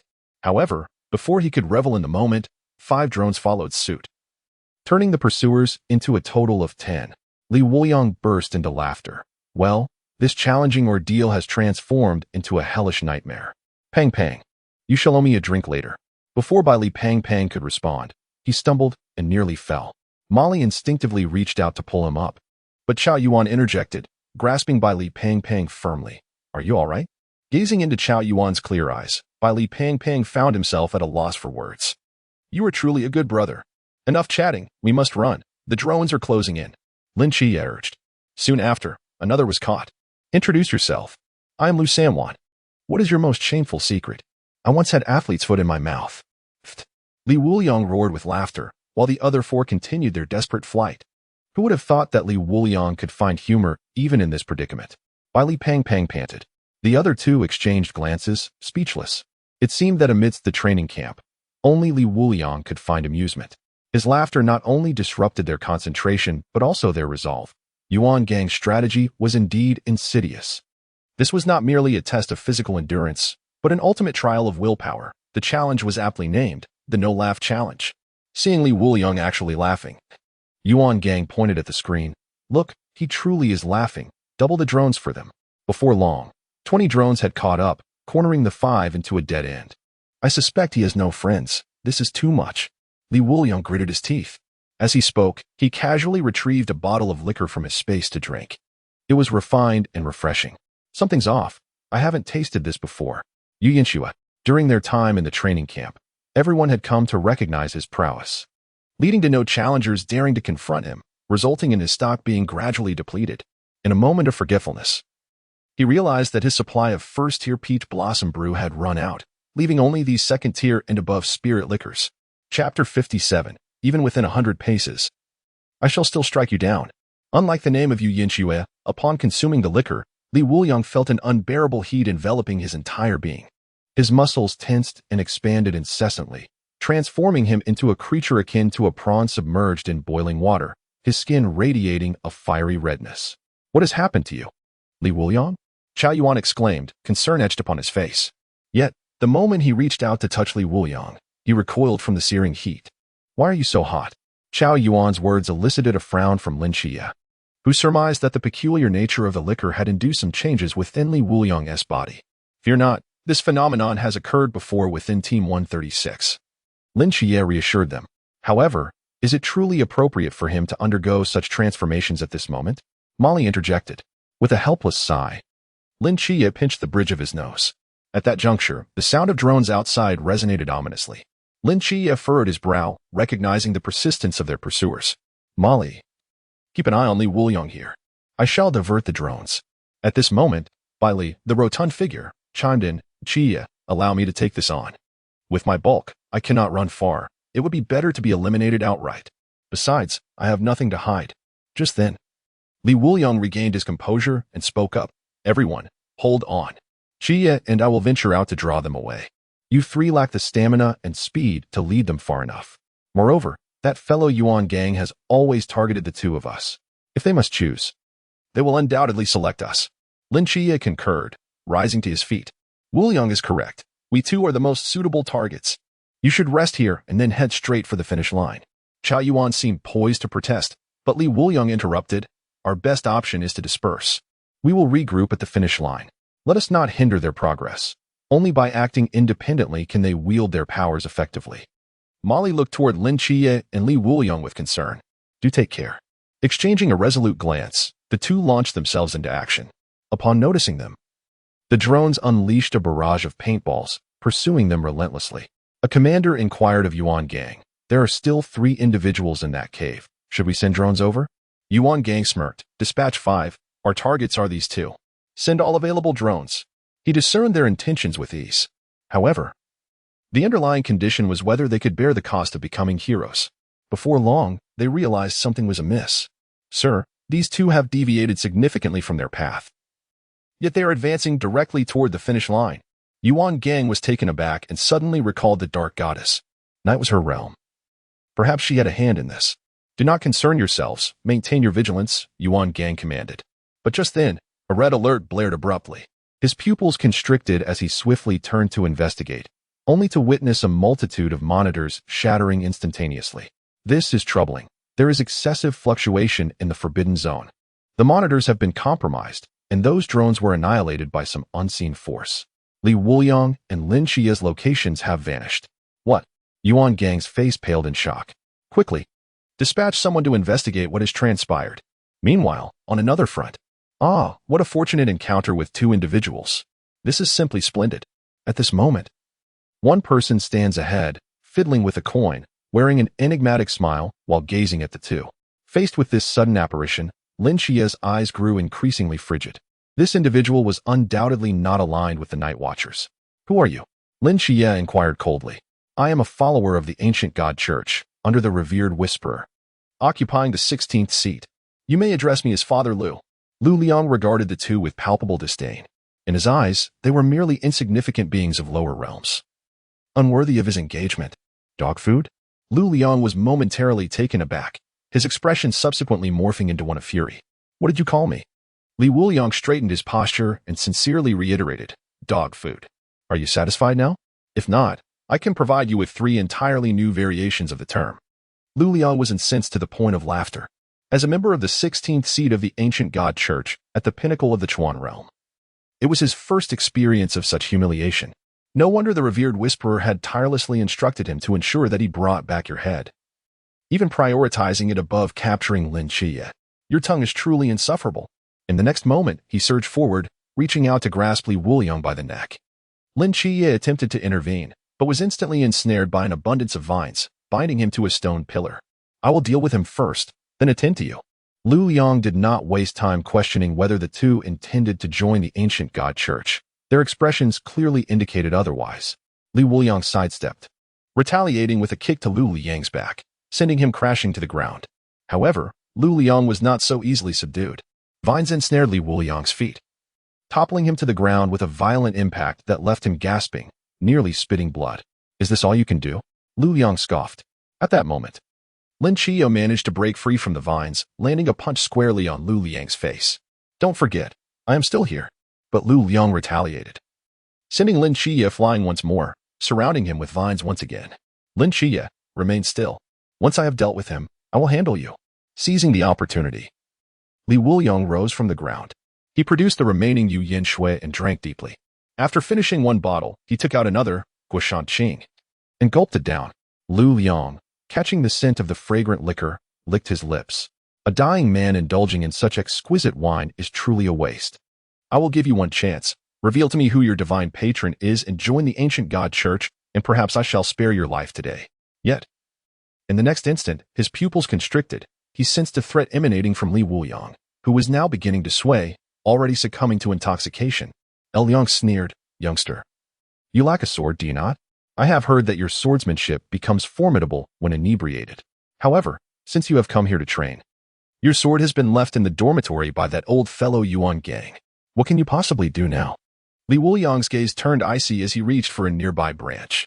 You wish to see a sword? Very well, I shall oblige you. A mere branch? Liang laughed. Do you intend to strike me with a twig? A branch suffices. The branch, resembling a sword drawn from its sheath, emitted a resonant hum in the air. Li Wuliang surged forward. Did your master not teach you? With the essence of the sword, anything can become a weapon. 100 paces flying sword. At that moment, Liang perceived the branch transforming in his vision, as if it were an unparalleled sword aimed directly at his brow. 100 paces? You are so close. Have you perhaps imbibed too much? He did not cease his actions, promptly conjuring a wall of vines to obstruct the attack. In an instant, Li Wuliang appeared behind Liang, the branch shattering effortlessly. He slowly turned to face him, his voice cold. The 100 paces do not denote the necessary distance. It is merely the moment of the sword's utmost might. Even from less than 100 paces, I can still cleave you. Do you yield, dog food? Chapter 58, here. Only foes remain. To think you discern my projection. Indeed, it is intriguing, Liang remarked coldly, his form becoming ethereal. At that moment, Li Wuliang's figure also began to waver. Lin Qiye's pupils constricted as he dashed towards Li Wuliang, attempting to seize him, but only grasped at air. Li Wuliang, the ancient god church. In the archaic sanctuary, the congregants of the ancient god church gathered, awaiting the moment's arrival. Li Wuliang's figure gradually materialized at the center. Yu gazed in astonishment at the figure that emerged, but soon, an unmistakable rage flickered in his eyes. Li Wuliang, it is you who has come. He turned to Liang, demanding, provide me with an explanation. Liang, somewhat helpless, replied, initially, my target was Lin Qiye. Yet it was ultimately Li Wuliang who vanquished the projection. Thus, he is the one who was transmitted here, within the ancient god church. A unanimous vote was cast to bring Lin Qiye in as an attraction. Conversely, Li Wuliang is marked for execution by unanimous decree. Li Wuliang had nearly eradicated all the hidden agents in Songnan City, resulting in the church's complete lack of contact with Lin Qiye. Furthermore, this had inflicted severe losses upon the church. Particularly, the explosives previously placed in the sewers had led to the destruction of many procurement channels by the Night Watchers, leaving the congregants in Songnan City unable to communicate with one another, effectively rendering them obsolete. Li Wuliang shook his arm and looked at Liang. You truly live up to the title of dog food. What have you brought me here for? He discreetly produced another bottle of Guoshan Qing and drank it. Having arrived at the enemy's lair, there was no way he would simply depart. Liang's forehead immediately became lined with veins. My lord Yu, allow me to slay him. However, the murmurs directly approached Li Wuliang, who had not been seen for some time. You still have such a fondness for alcohol. With white hair and a somewhat effeminate demeanor, Li Wuliang recognized him. Ernyo, I owe you an apology. After our last drinking session, I buried you. But isn't it said that cats can transform into cat girls? Why have you become a cat man? Mentioning this matter, Yu was infuriated. Your chance was already squandered during our last encounter. I was contemplating how to deal with you, but since you have come to me, you shall obey my commands. He extended his hand towards Li Wuliang, invoking the forbidden dream of the abyss. From this moment forth, you shall be the loyal dog of my ancient god sect. The surreal tendrils penetrated Li Wuliang's brow, leaving him utterly unresponsive. Yu then coldly commanded, kneel. Li Wuliang retorted, is that all? Retrieve your tendrils. They merely tickle my mind. The members of the ancient god sect widened their eyes in disbelief, staring at Li Wuliang. Lu Liang exclaimed in shock. How can he resist Lord Yu's forbidden dream? He is nothing but a mere pool realm waste. The serpent woman also gazed in astonishment. How could this be? Although Lord Yu's forbidden dream is not omnipotent, even a sea realm expert would exhibit signs of resistance. Yet Li Wuliang showed no reaction whatsoever. Could it be that he consumed counterfeit liquor, injuring his mind, thus nullifying the effect? At this moment, Li Wuliang forcefully yanked the tendril away. Ernyo, you had your chance, yet you are of no use. A smirk of derision graced his lips. Iyu's ability was a mental assault, but he had previously consumed the tears of Lioli, a brew crafted by a love-stricken celestial being over a millennium. Not even Iyu, nor the deity themselves, could breach his defenses. You truly seek death. Iyu thundered in fury. Seek death? You cannot kill me, Li Wuliang retorted, enunciating each word with scorn. At that moment, Lu Liang rushed forward. There are no swords, no branches here. Lord Iyu has commanded me to deal with him personally. The serpent woman immediately added, Lord Iyu, please act swiftly to eliminate him. Time is running out.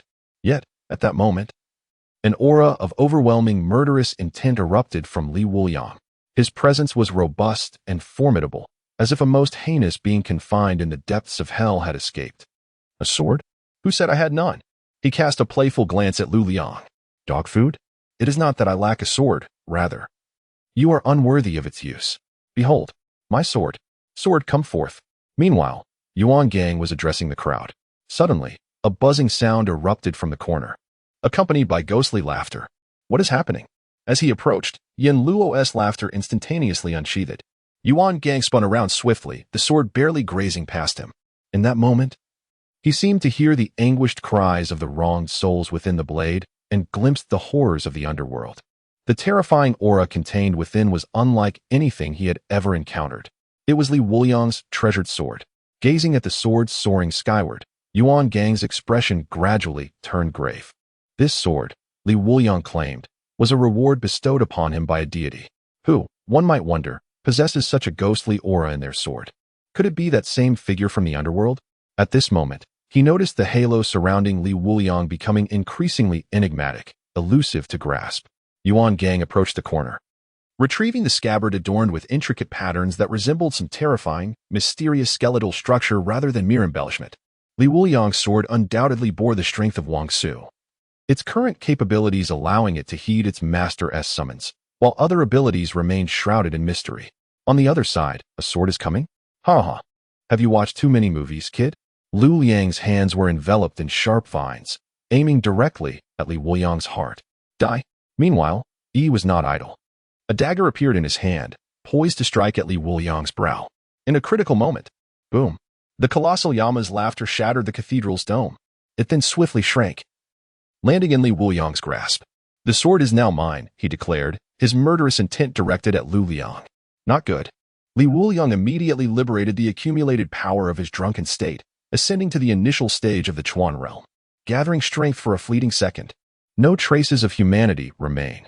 In this place, there were no allies, no friends, only foes. The intense killing intent swiftly transformed into countless flying swords that surged forth, spinning. Gradually, they coalesced into a crimson tempest. Each sword, infused with lethal intent, pierced through Lu Liang's chest, rendering him a mere sieve. The snake woman and her companions, witnessing this scene, were powerless to intervene. Finally, Li Wuliang's gaze fell upon the largest statue of Shiva among the three deities. Today, I shall slay the divine. Tomorrow, I will annihilate the ancient gods. In a flash, Li Wuliang vanished from his spot. Without the support of his sword intent, the flying swords within the blood-red storm shattered and dissipated in an instant. Lu Liang coughed up blood, lowering his head to inspect the gaping wounds. Lordy, save me. But before he could finish, he collapsed to the ground. Yi's expression darkened, his body marred by dozens of wounds. Had he reacted even slightly slower, he too would have been pierced by a sword.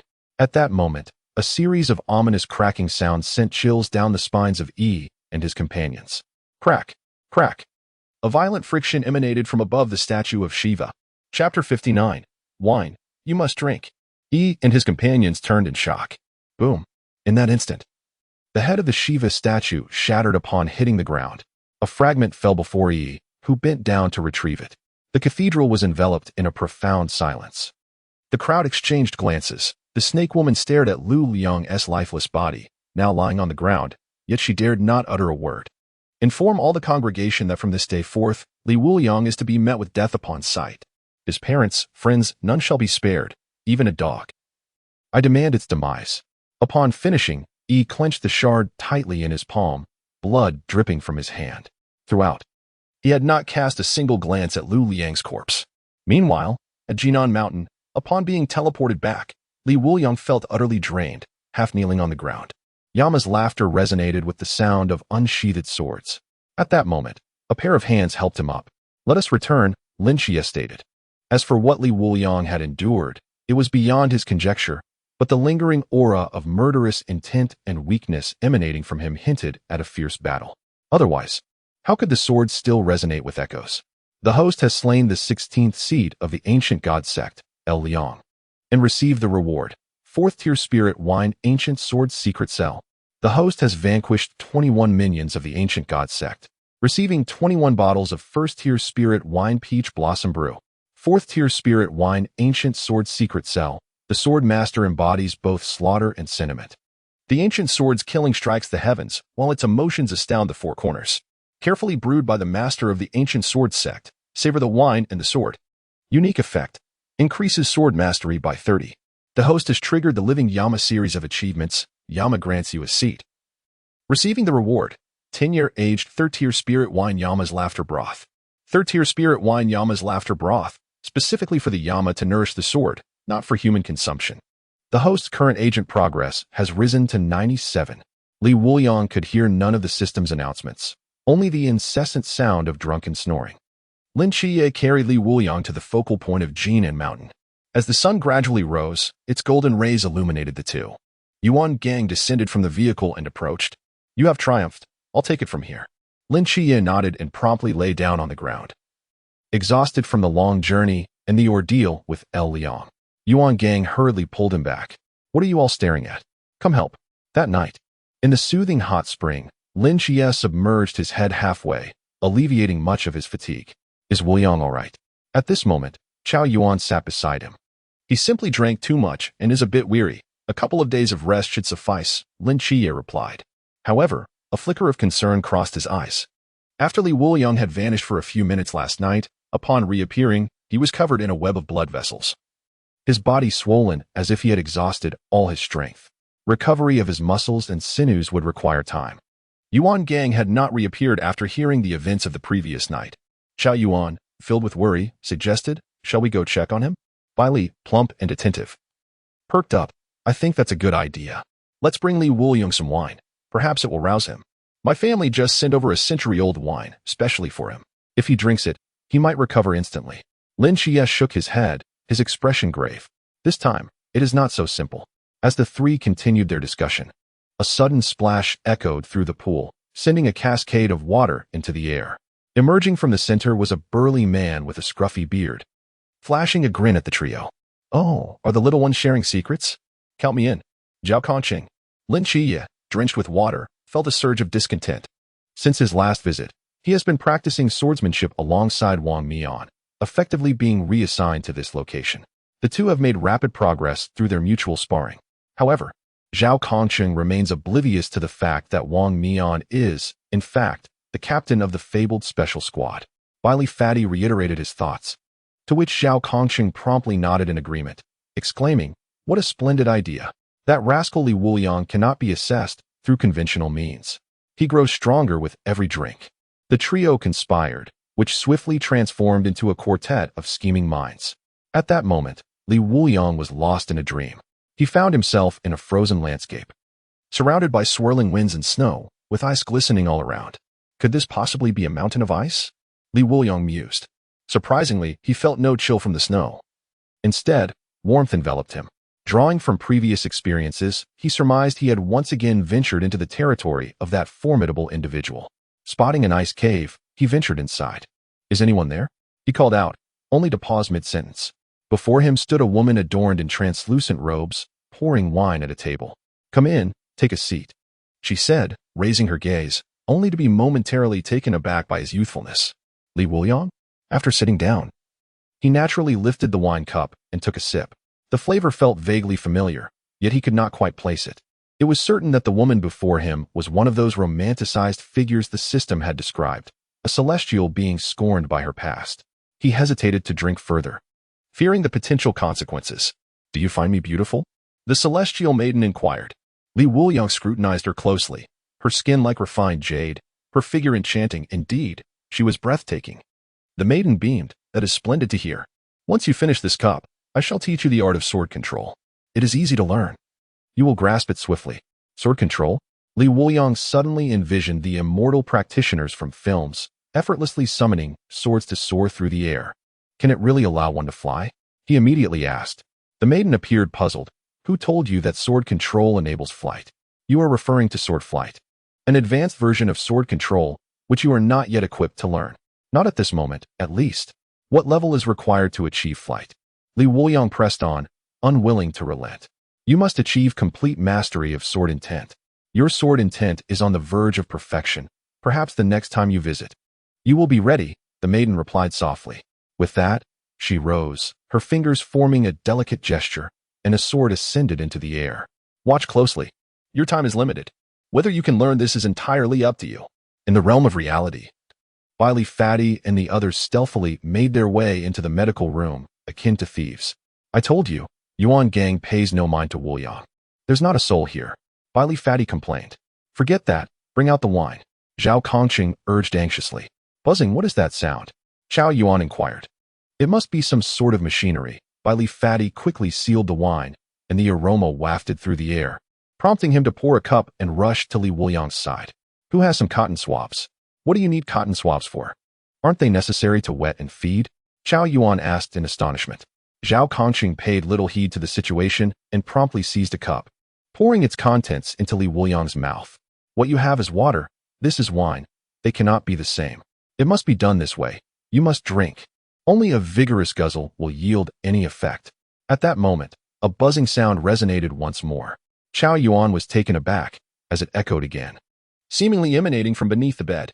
Chapter 60. Is your sword also intoxicated? Lin Qiye furrowed his brow and bent down to peer beneath the bed. His eyes widened in astonishment as a figure performed a backflip and emerged from the shadows. Yin Luo laughed, springing forth from beneath the bed, the glint of his sword's tip sending a shiver through the air. How could Li Wuliang's sword be here? And more importantly, how is it moving? Li Pang Pang exclaimed in disbelief. Wait, we must flee, Zhao Kongqing urgently warned. Yet, his warning came too late, as the sword hurtled towards Chao Yuan. Just as the blade was about to pierce Chao Yuan's chest, Zhao Kongqing grasped the hilt with a firm hand. Yin Luo's laughter reverberated, attempting to break free. This sword must possess some sort of spirit. Qiye, you two leave. I shall handle it, Zhao Kongqing insisted. Lin Qiye immediately turned to Li Pang Pang and Chao Yuan, saying, You both should exit first. We will remain here to control the sword. Li Pang Pang, terrified, hastily fled, while Chao Yuan hesitated. However, Zhao Kongqing added, Chao Yuan, you should not stay either. The fewer people here, the better. This way, we can accurately gauge its movements. Chao Yuan nodded in agreement. Be careful. He had intended to stay, but he was uncertain whether his own restrictions would be triggered by merely touching the sword. Should that occur, he would become the greatest threat in this scenario. Once the two exited, Zhao Kongqing addressed Lin Qiye. Come here, we shall stand to the side. The moment the sword breaks free, you must catch it. Understood. In the dreamscape, why is this sword unable to move? Li Wuliang pondered, perplexed. It had been functioning perfectly moments ago. Yet now, the sword hovered in midair, immovable regardless of how he attempted to manipulate it, even if he disregarded it. The sword remained suspended. This sword is faulty. Perhaps I should dissolve it later, Li Wuliang grumbled. The female immortal smiled gently. No worries. Let it be for now. Your comprehension is commendable. You have grasped the basics of sword control in such a short time. Among all whom I have known, you rank within the top 3. Li Wuliang immediately expressed his discontent. What do you mean by the basics? Is there an advanced version? Indeed. The female immortal gracefully raised her jade finger, and suddenly, countless ice swords shot forth from the ground. Each sword was impeccably arranged, continuously spinning in an elegant display, indicating that this was not her utmost limit. Is the advancement of sword control merely about the number of swords? Li Wuliang inquired. The female immortal nodded with a smile. You are correct. Sword control is the art of manipulating myriad swords. One can wield thousands to confront foes and defend against countless armies. As time draws near, drink this cup of wine, and then you may return. Li Wuliang stepped forward, raising the jade cup and draining its contents in one swift motion. Farewell.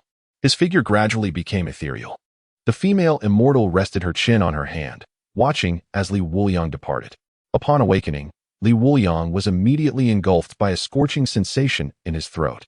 Gulping, he drew in air as if he were on the brink of suffocation. Damn it, that scoundrel. To think he would pour such copious amounts of liquor down my throat while I slept. Frustration welled up within him. Had he awoken any later, he might have choked to death. Noticing something amiss beside him, he turned and was startled. What on earth happened to you two? There stood Zhao Conqing and Lin Qiye. Their hair disheveled like a feather duster, their attire reduced to mere tatters, presenting a most disheveled sight. You inquire what transpired? Lin Qiye's smile was devoid of warmth, his eyes burning with a desire to devour Li Wuliang. At last, you have awakened. Shall we take our leave? Zhao Conqing spoke, a hint of mirth in his voice. Where to?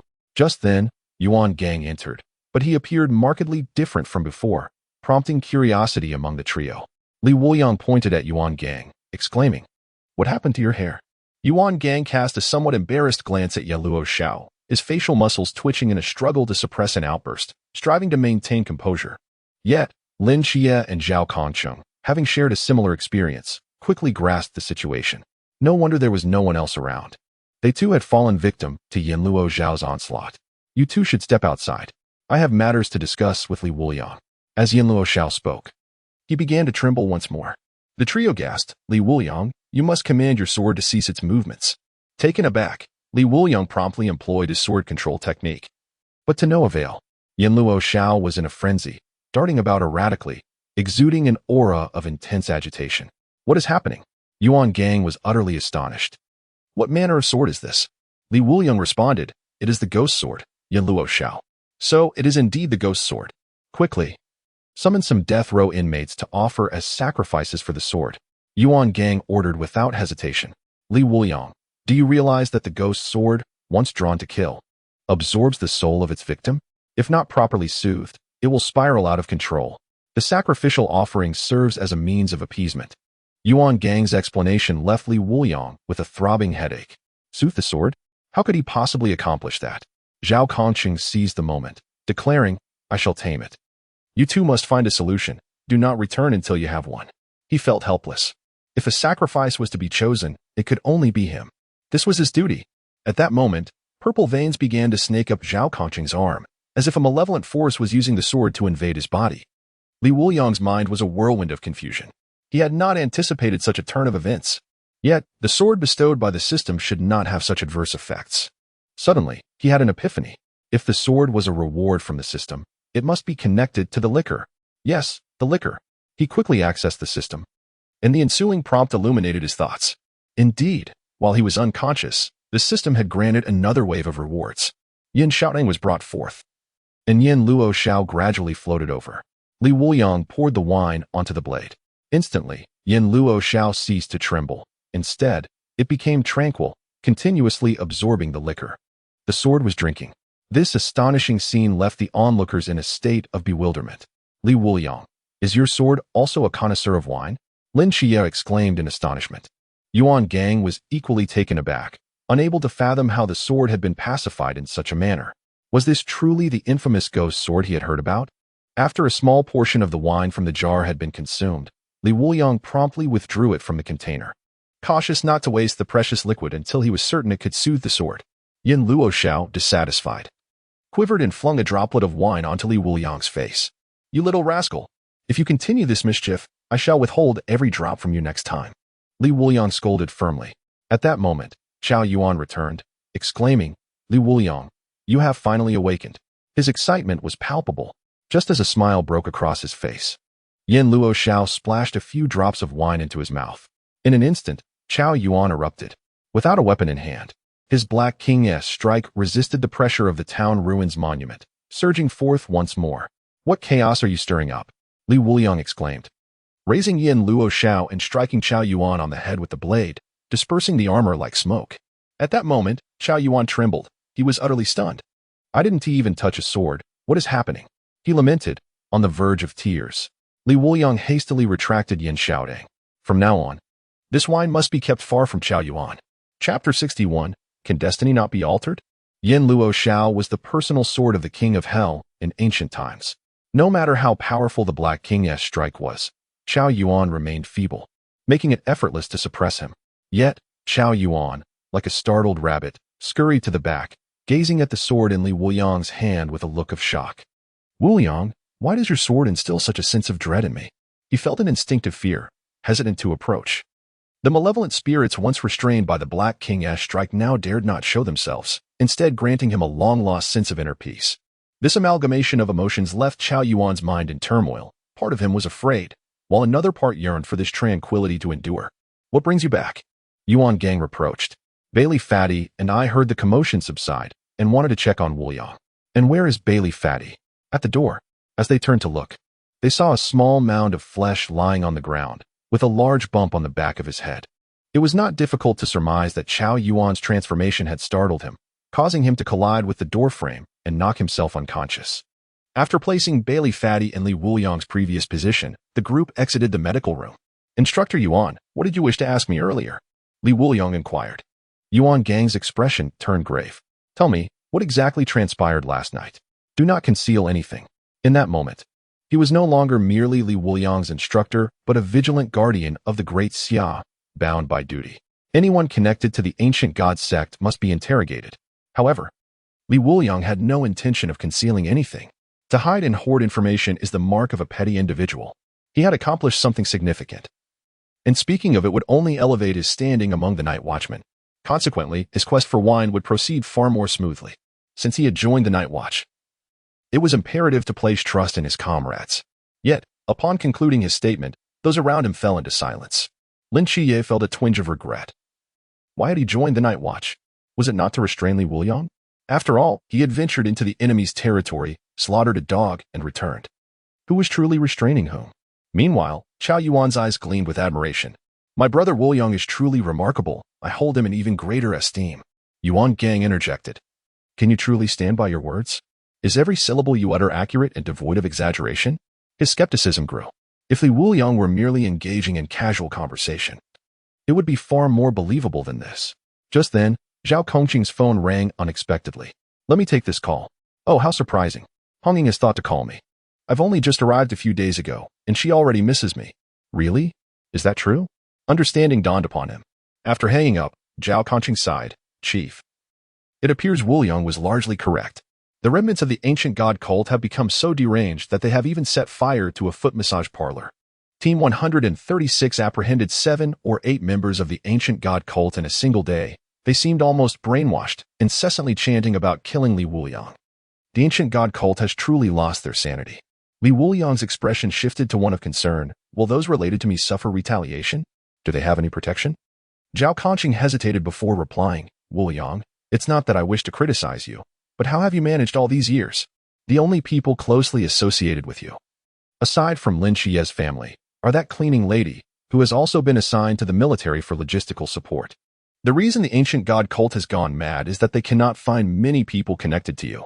Instantly, the others began regarding Li Wuliang with pity. Such a tragic state. Even Chao Yuan felt his own circumstances were not so dire in comparison.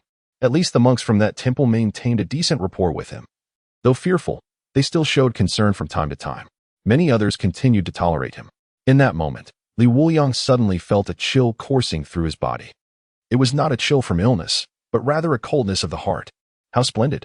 It seemed there was nothing left for him to cherish in this world. Even his enemies could scarcely find a few acquaintances. This too was a form of sorrow. Alas. It was fortunate he had the company of the Team's beauty and a lovely woman to share drinks with. Damn it.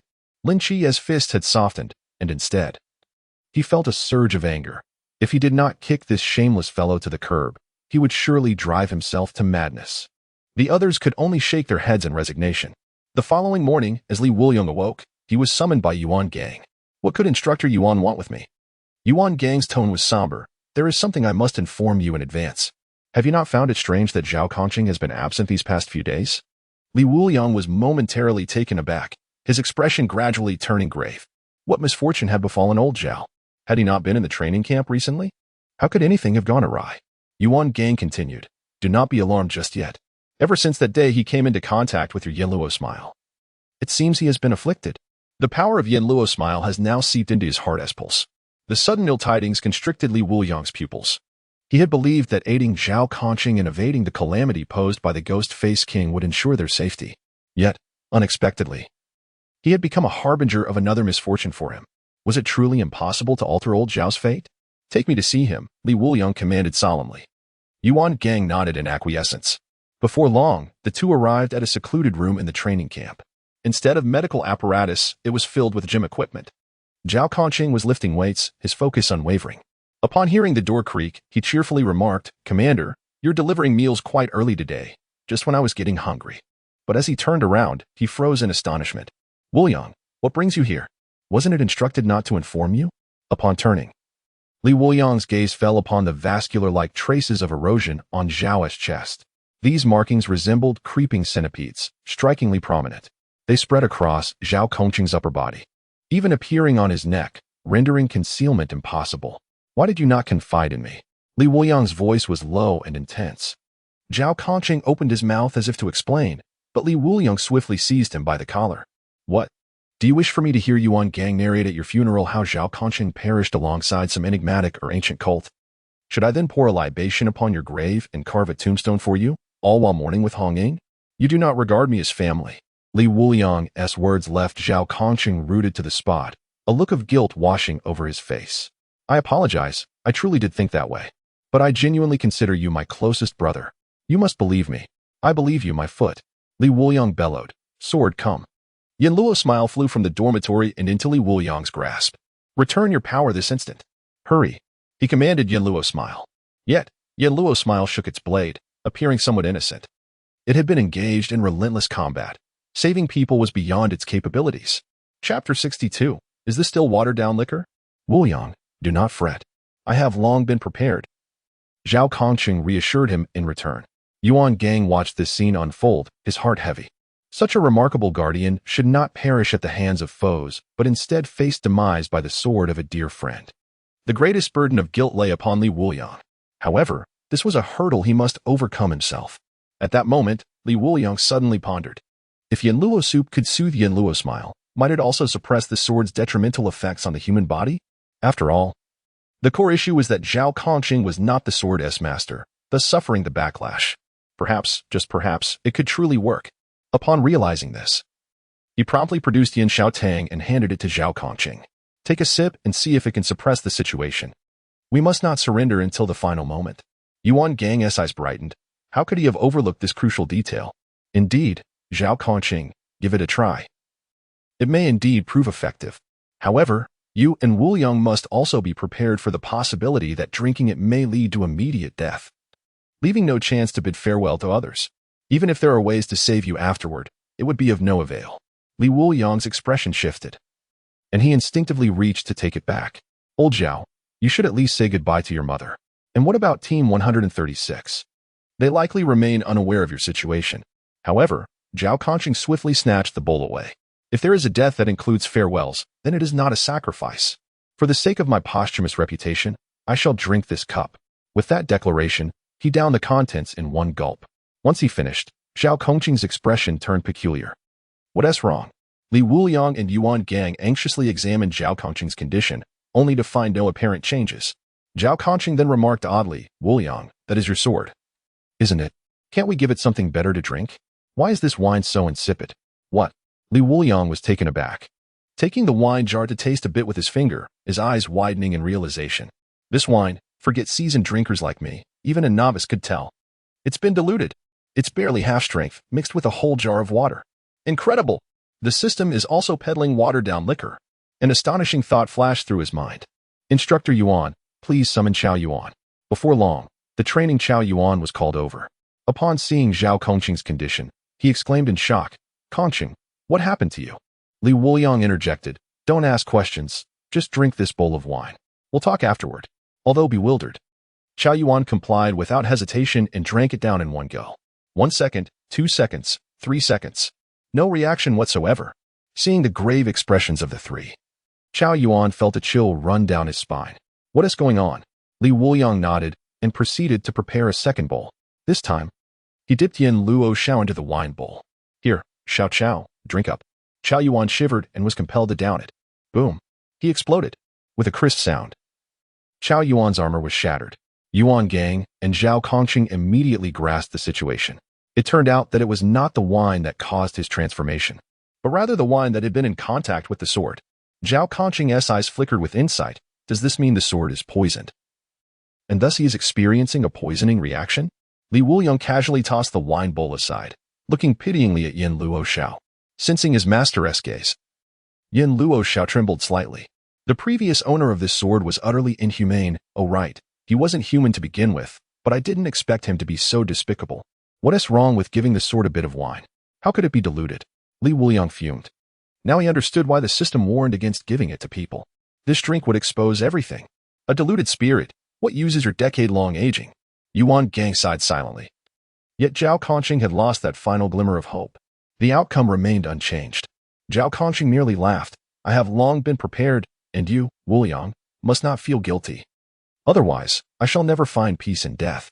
You shall be reduced to ashes. There is no need for rest, Li Wuliang lamented. Zhao Conqing responded with confusion. He then retrieved a bottle of liquor from a nearby chest and poured it onto the ground for Yin Luoxiao. Oh, poor sword, though you have wronged me. I bear you no grudge. Come, let us taste what true liquor is like. A bottle of Matai was poured out. The once purple blade of Yin Luoxiao began to turn crimson, the ominous aura dissipating, replaced by a hint of ferocity. Ah, it seems to have taken a liking to it, Zhao Conqing remarked with a grin.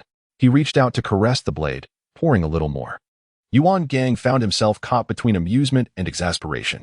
He understood that Zhao Conqing wished to lighten the mood. All right, you two, return to your training. Yuan Gang's stern demeanor returned. At this moment, Li Wuliang spoke up. Instructor Yuan, with the new year approaching, I have a humble request. I hope you can grant it. Yuan Gang's brow furrowed in suspicion. What are you up to now? It is training time, and collective drunkenness is strictly forbidden. I wish to challenge everyone, Li Wuliang declared directly. This thought had lingered in his mind for quite some time, but he had awaited the right moment. Moreover, he harbored a notion that perhaps Zhao Conqing could survive, though he dared not attempt it lightly. Thus, he sought the counsel of those in the know. What audacity! Yuan Gang rebuked vehemently. Such insolence was tantamount to disregarding his authority as an instructor. He had trained these individuals for nearly half a year, achieving the first training objective. Li Wuliang's challenge was not merely a slight against him, but a slight against all participants in the training. If he were to succeed, what meaning would their 6 months of effort hold? It would be akin to delivering a crushing blow to all trainees. Any morale, no matter how high, would be utterly obliterated and irretrievable. Li Wuliang hastily explained, do not rush to refuse. You may inquire about their thoughts. If they are unwilling, I will not insist. I beg of you. His tone bore a sincerity previously unseen. Yuan Gang pondered for a moment before letting out a slow sigh. Very well. I will inform you that if even one person disagrees, I shall reject your proposal outright. Now, you two should return to your training. Yes. They promptly exited. At the doorway, Li Wuliang paused and turned to Yin Luoxiao, who had taken a liking to the liquor, saying, you stay here and reflect on your misdeeds. Buzz. Yin Luoxiao's blade quivered at once. Zhao Conqing quickly urged, hurry along, don't frighten the child. Xiao, let us drink a bit more. If it pleases you. Perhaps you can help restore me. Who wishes to embrace death when life still remains? If one cannot be the master of the sword, perhaps befriending it might aid in survival. Yuan Gang observed and remarked softly, the sword's share will be deducted from Li Wuliang's portion. Feel free to nourish it as you wish. No. Upon hearing those 3 words, Yuan Gang smiled with satisfaction. At last, he had managed to teach this young man a lesson. Chapter 63, The Challenge Training Camp. How dare you? Early in the morning, the participants of the training camp gathered together. After 6 months of rigorous training, Shen Qizhu and Imo Li, among others, displayed a noticeable transformation in their demeanor. They exhibited less casualness and more seriousness, and the hushed whispers that once filled the air had ceased. Yuan Gang surveyed the crowd and began to speak. You have all trained here for several months and seem quite proud of your progress. I acknowledge your improvements. At the very least, when I speak, no one dares to murmur anymore. But then he shifted his tone. However, it appears that some believe they have made even greater strides. It is no mystery who I speak of, Li Wuliang. He wishes to challenge all of you. But I have yet to agree to this. I will leave the choice to you. If you consent, remain where you are. If you have any objections, now is the time to voice them. As soon as Yuan Gang finished speaking, a figure stepped forward from the crowd. Report. Upon seeing someone stepping out, Yuan Gang felt a mix of relief and disappointment. This was, after all, a sign of cowardice. Nevertheless, it was the most prudent course of action. Even if Li Wuliang were to defeat half of the participants, it would still be a blow to morale. Shall we engage in a wheel battle? All at once. All at once. Report, instructor. I agree. Yuan Gang was taken aback. He stared in astonishment at the eager crowd. This was not what he had anticipated. Particularly the inquiry about whether to engage in a wheel battle or all at once caught him off guard. What? So we won't do the wheel battle? At this moment, the assertive Shin Qingzhu stepped forward, saying, report. What is it now? Yuan Gang found himself hoping that he would refuse, though he was the least likely to do so. I request permission for us to use the Forbidden Ruins. Denied. Well then, I consent. For a moment, Yuan Gang was at a loss. Why did they seem so exhilarated? They appeared more invigorated than if they had received an adrenaline rush. Li Wuliang, at that moment, wore a sinister smile, his head bowed. Everything was going according to his expectations. The purpose of his recent antics, drinking in front of them after training, was not merely for show. After all, they were all spirited youths. Being beaten was nothing to be ashamed of, but not being able to retaliate was far worse. After months of pent-up frustration, the time had come to reap the rewards. Lin Qiye felt a chill run down his spine. If anyone at the scene understood the underlying motives, it would be him. He had schemed for so long. But what was his ultimate goal? However, it seemed reasonable to give Li Wuliang a good thrashing in return, which was not a bad outcome. He was too lazy to ponder why Li Wuliang was doing this. All that mattered was the opportunity to strike back. At this moment, Yuan Gang pinned his last hopes on by Li Pangpang and Xiao Yuan. You too, do you also agree? Ba Li Pangpang grinned and replied, report, although I am reluctant. This may be my only chance to defeat him. Therefore, I agree. Xiao Yuan remained silent, pondering that while Wuliang's intentions were unclear, he must have his reasons. And thus he would acquiesce to his guidance. After 6 months of transformation, he had relinquished the habitual recitation of Amitabha and had begun to manage the malevolent spirits within him according to Li Wuliang's teachings, showing significant progress. At the very least, he was now able to exert a modicum of control when wielding a blade, managing to suppress the dark forces that had once overwhelmed him. Although this change had come in a brief span, it marked a profound metamorphosis from nothing to something. At this juncture, Yuan Gang nodded and declared, very well. Let us prepare. Aside from Lin Qiye, we shall retrieve our weapons from the armory. Lin Qiye, taken aback, hurriedly interjected, Instructor Yuan, I wish to participate as well. Not a chance. Stay right there. Yuan Gang dismissed him, unperturbed by Lin Qiye's protests. Unlike the others, Lin Qiye was the divine agent of Michael, drawing the gaze of the entire realm of Xia. In the eyes of many, his significance even surpassed that of Li Wuliang. For the hopes placed upon a mysterious divine agent were fraught with uncertainty. Michael's essence, particularly in the mundane realm of Sequence 03, destined Lin Qiye for an extraordinary future. The impending conflict between the two would undoubtedly attract widespread attention. The capricious tactics employed now were merely frivolous. At that moment, Li Wuliang chuckled, Instructor Yuan. Allow him to join us. Perhaps we are the main event after all. It would only be fair. Upon hearing this, the crowd erupted in outrage. The great deity may be aware of your prowess, yet we are no mere pushovers. A duel of 200 against 1, even without the abyss, would crush you under sheer numbers. Lin Qiye, step aside and let us take the forefront. If we falter, you shall bolster our ranks. Indeed. Let Lin Qiye hold the line while we lead the charge. This is how we show respect to the great deity. Their indignation had been brewing for some time. Yuan Gang was not oblivious to the situation. The primary motivation for the daily training sessions at the boot camp was the desire to best Li Wuliang. In fact, weekly private symposiums were held to strategize on how to defeat him, led by Shin Qingzhu and Mali. Li Wuliang, as the senior during military training at the academy, sat nearby with a smug smile, sipping his cold cola, exuding an air of provocation. In the past, he had soaked in the rain, relishing the chance to overturn the umbrellas of his juniors. The distinction was that while upperclassmen enjoyed soft drinks, he indulged in alcohol, even without prompting from Li Wuliang. They would invariably propose this plan before the end of each phase, albeit with the intention of employing a ring to exhaust his stamina until someone could land a decisive blow. Yuan Gang had not anticipated that Li Wuliang would further inflame the situation. Since you put it that way, I shall refrain from saying more. Lin Qiye, go to the armory and arm yourself. Teach him a lesson that will remind him of the world's vastness. The crowd surged forth, racing eagerly toward the armory, their expressions brimming with excitement, akin to the joy of a festival. Before long, they returned to the training grounds, weapons in hand. At this moment, Li Wuliang held 2 swords in his hands. In addition to the Yin Luo Shao, he had also drawn the specially crafted sword that Chun Mai had given him. Dual swords? Molly was taken aback and immediately turned to ask Bailey Pang Pang, when did he learn to wield two swords? Why was this not mentioned? Bailey Pang Pang replied with a hint of grievance. He has never demonstrated dual swords before. He must have just mastered it. Lin Qiye added, indeed. Li Wuliang has not used dual swords previously. This must be a concealed tactic of his. A hidden tactic? How splendid. Shen Qingzhu's face brimmed with excitement. Eager to be the first to engage in battle. Only when both sides exert their utmost effort can the experience be truly exhilarating. Li Wuliang took out 3 jars of wine and drank them down, instantly feeling a surge of warmth coursing through him. His cheeks flushed. As he entered a state of intoxicated swordplay, taking on such a multitude alone necessitated his full commitment.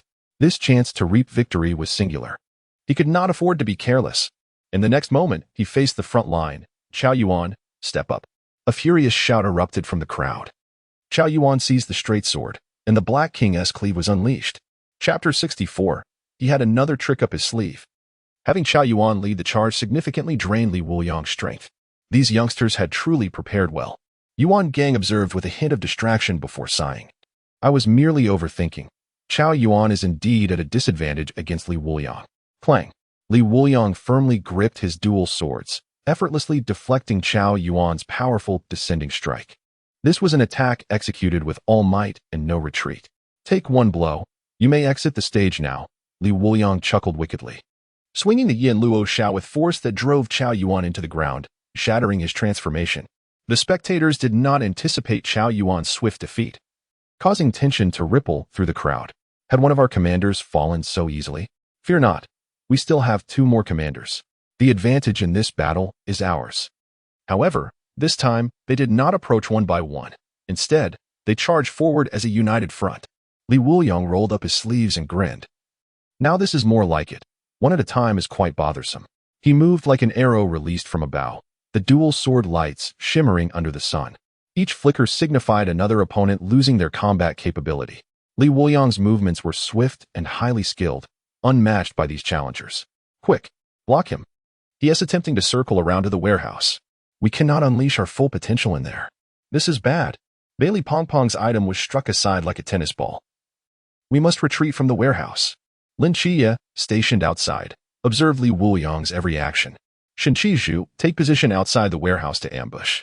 While the warehouse may limit us, it poses an even greater restriction on him. Leave it to me. Shen Qingzhu proceeded with utmost caution, summoning a few others to lie in wait around the corner of the warehouse. He had realized he had underestimated the situation. Initially, he thought they were the only ones scheming to deal with Li Wuliang, yet it now appeared they had fallen into Li Wuliang's trap. From the orderly pattern of his movements, it was evident that Li Wuliang had been well prepared.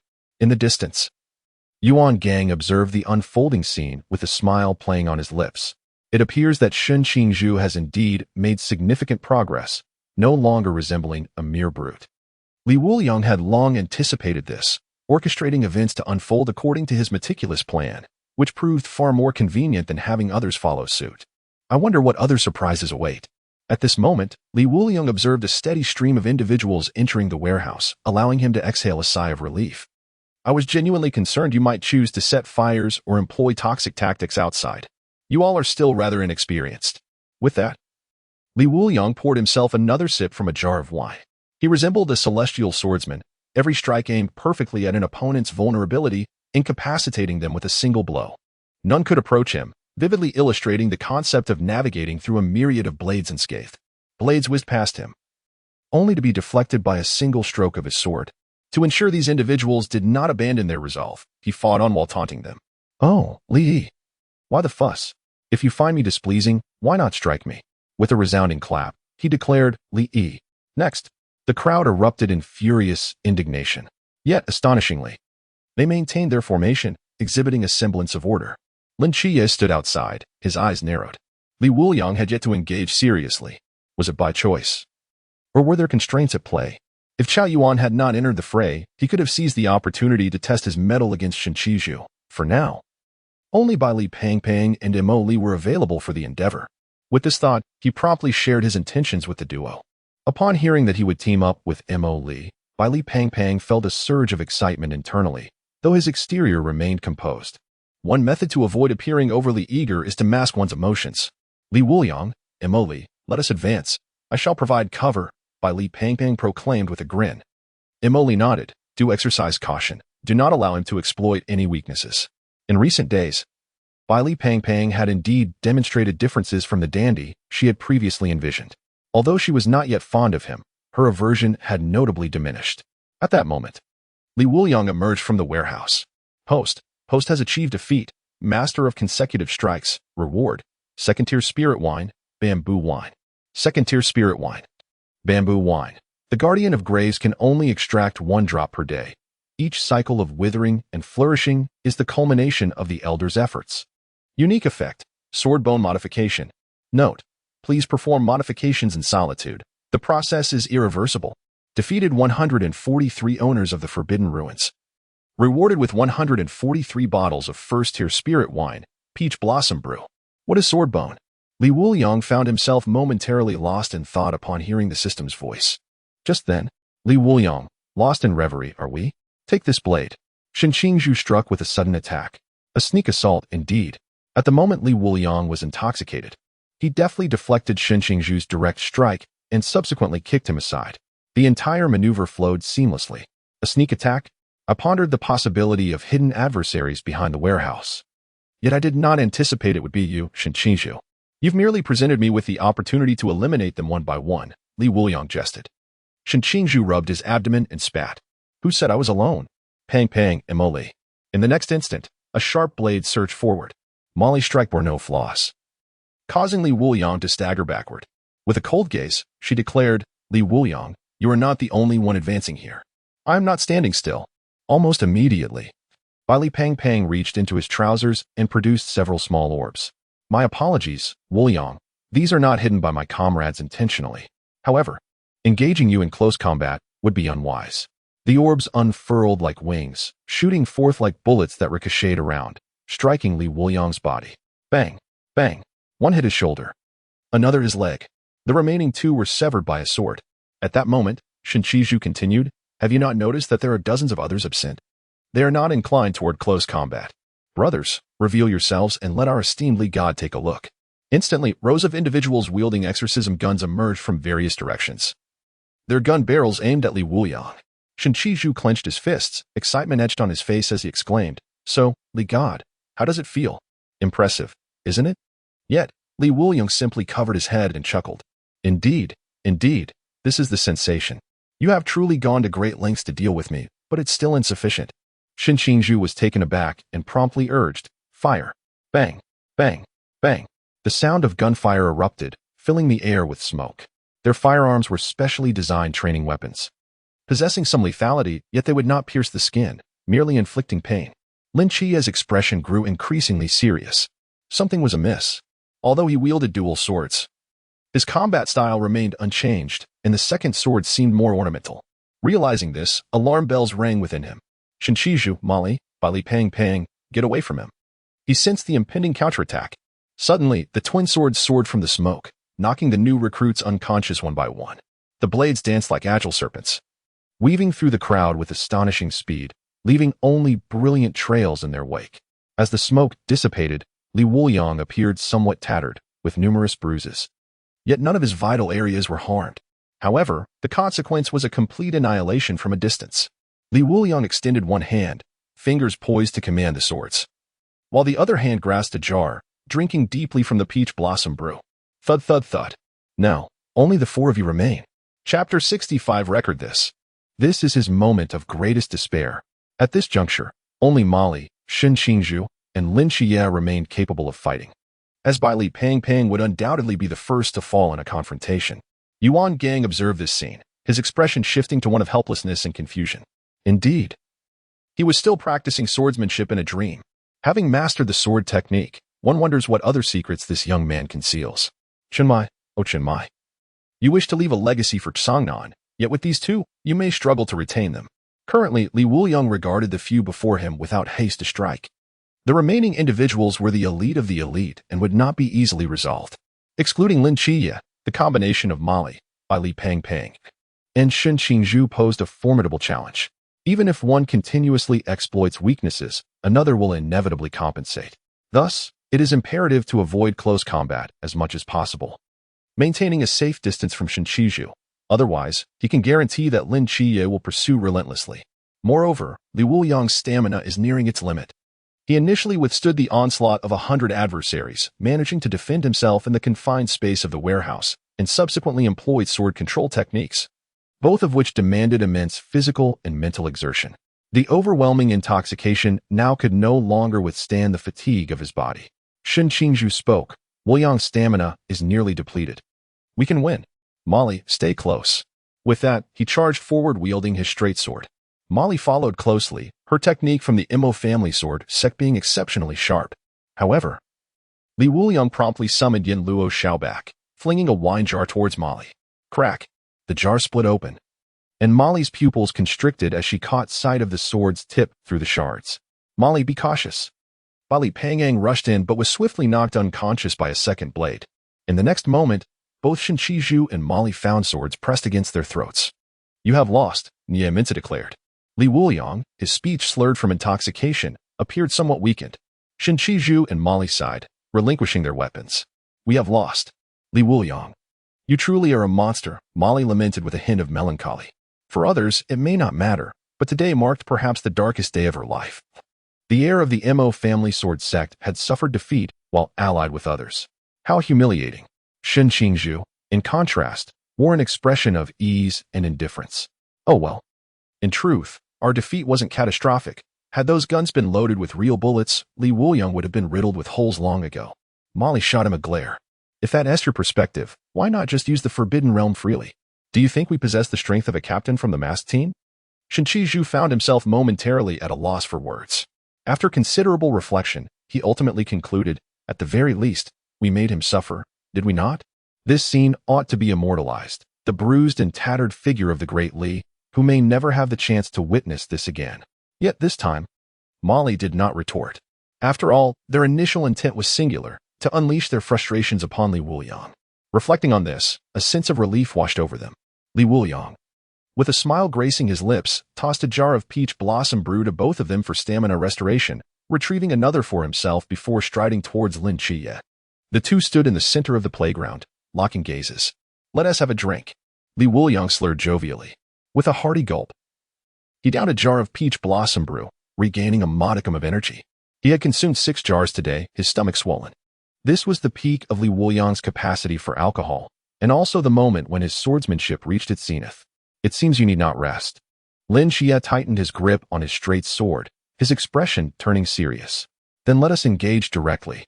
He was well acquainted with Wuliang. The more he drank, the swifter Wuliang's blade became. Thus, in a contest of swords, defeat was inevitable. To secure victory, one must seek an alternative path rather than engage in a head-on clash. Yet, Lin Qiye held no regard for such caution. Losing was not to be feared. What truly frightened him was the inability to confront the challenge. As anticipated, upon their first exchange, Lin Qiye's straight blade was nearly knocked from his grasp. However, with a swift motion, he drew the exorcist gun and unleashed a flurry of shots towards Wuliang, maneuvering to control the distance between them. After deflecting several bullets with his sword, Wuliang braced himself and withstood one shot, cleaving the exorcist gun in 2, before launching himself at Lin Qiye with his blade aimed at his back. Remarkably, Lin Qiye executed a deft turn and countered the strike with a flick of his blade. Why have you ceased to wield your Qinglian sword technique? Is it a matter of desire or capability? Lin Qiye inquired. A moment of contemplation passed, and Wuliang's demeanor shifted, his steps became deliberate, and an ethereal aura enveloped him. This sword seemed to awaken from the depths of mud, like a lotus emerging from the mire on a summer night, breaking free from its constraints. This strike was unstoppable. Clang! The tip of the sword severed Lin Qiye's straight blade, its point now directed at Lin Qiye's throat. I concede, Lin Qiye sighed, a hint of bewilderment in his voice. I truly cannot fathom how you have grown so formidable so swiftly. His expression remained untroubled, almost mundane. No, it is a draw. At that moment, Yuan Gang approached, effortlessly lifting the unconscious Wuliang. The reason you were not harmed is that you refrained from retaliating at the last moment. This sword strikes only the petty, sparing the noble. Lin Qiye shook his head. Winning was never a matter of pride. Moreover, our intention was merely to give him a good thrashing, nothing more. At this juncture, those previously defeated recruits gathered around. Each was eager, exclaiming, Instructor Yuan, Put him down. Some opportunities must not be missed. Yuan Gang, understanding their intentions, gently set Li Wuliang down. Cough, cough. Remember, do not go overboard. He then swiftly departed, choosing not to intrude upon their moment of camaraderie. When he was a new recruit, only those who were exceptionally well-liked received such treatment at the end. In a certain sense, it was an honor. Wang Mian was also meant to receive similar treatment. Yet he had ultimately succumbed to his social anxiety and hidden in the restroom. Once Yuan Gang left, the crowd encircled Li Wuliang eagerly. Li Pangpang promptly retrieved several markers from his space and distributed them among the group. One for each of you, and let us capture a group photo. But do not crowd. Hey, no drawing below the waist. This size is unacceptable. Keep the female teammates at bay. They must not take advantage. This great one belongs to us men. At that moment, as Li Wuliang opened his eyes once more, he found himself in an ancient city. The surrounding walls appeared weathered by time. Though clean, they still bore the marks of age. A white-haired elder clad in straw garments was sipping wine.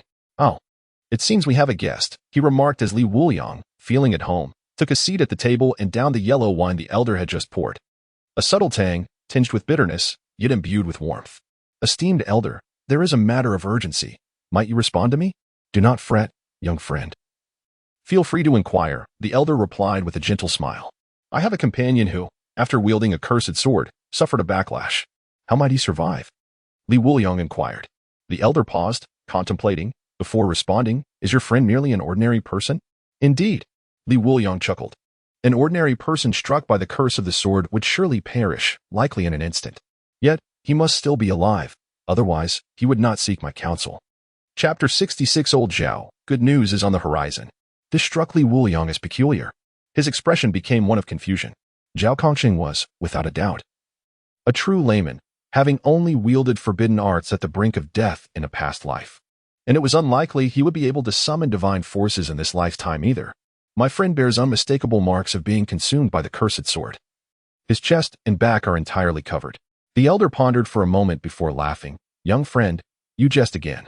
The cursed sword is crafted from the essence of hellish spirits. It may devour souls, but how could it leave physical traces?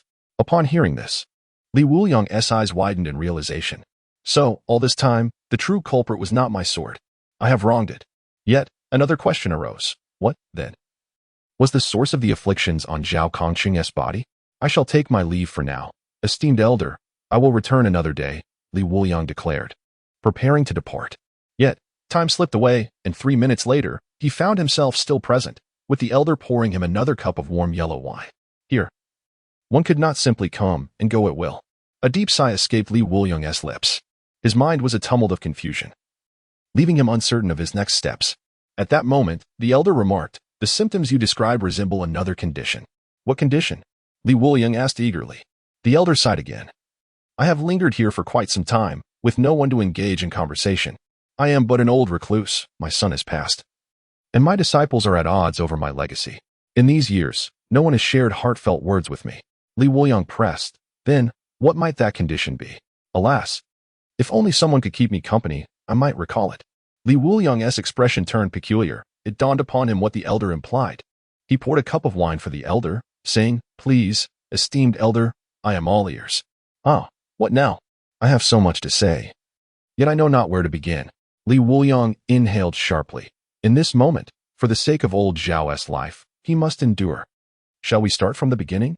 Very well, it is rare to encounter someone so patient. Time flowed, and Li Wuliang realized he had yet to depart. This was the longest he had ever lingered in a dream. Perhaps he was simply fatigued. He poured himself another cup of yellow wine.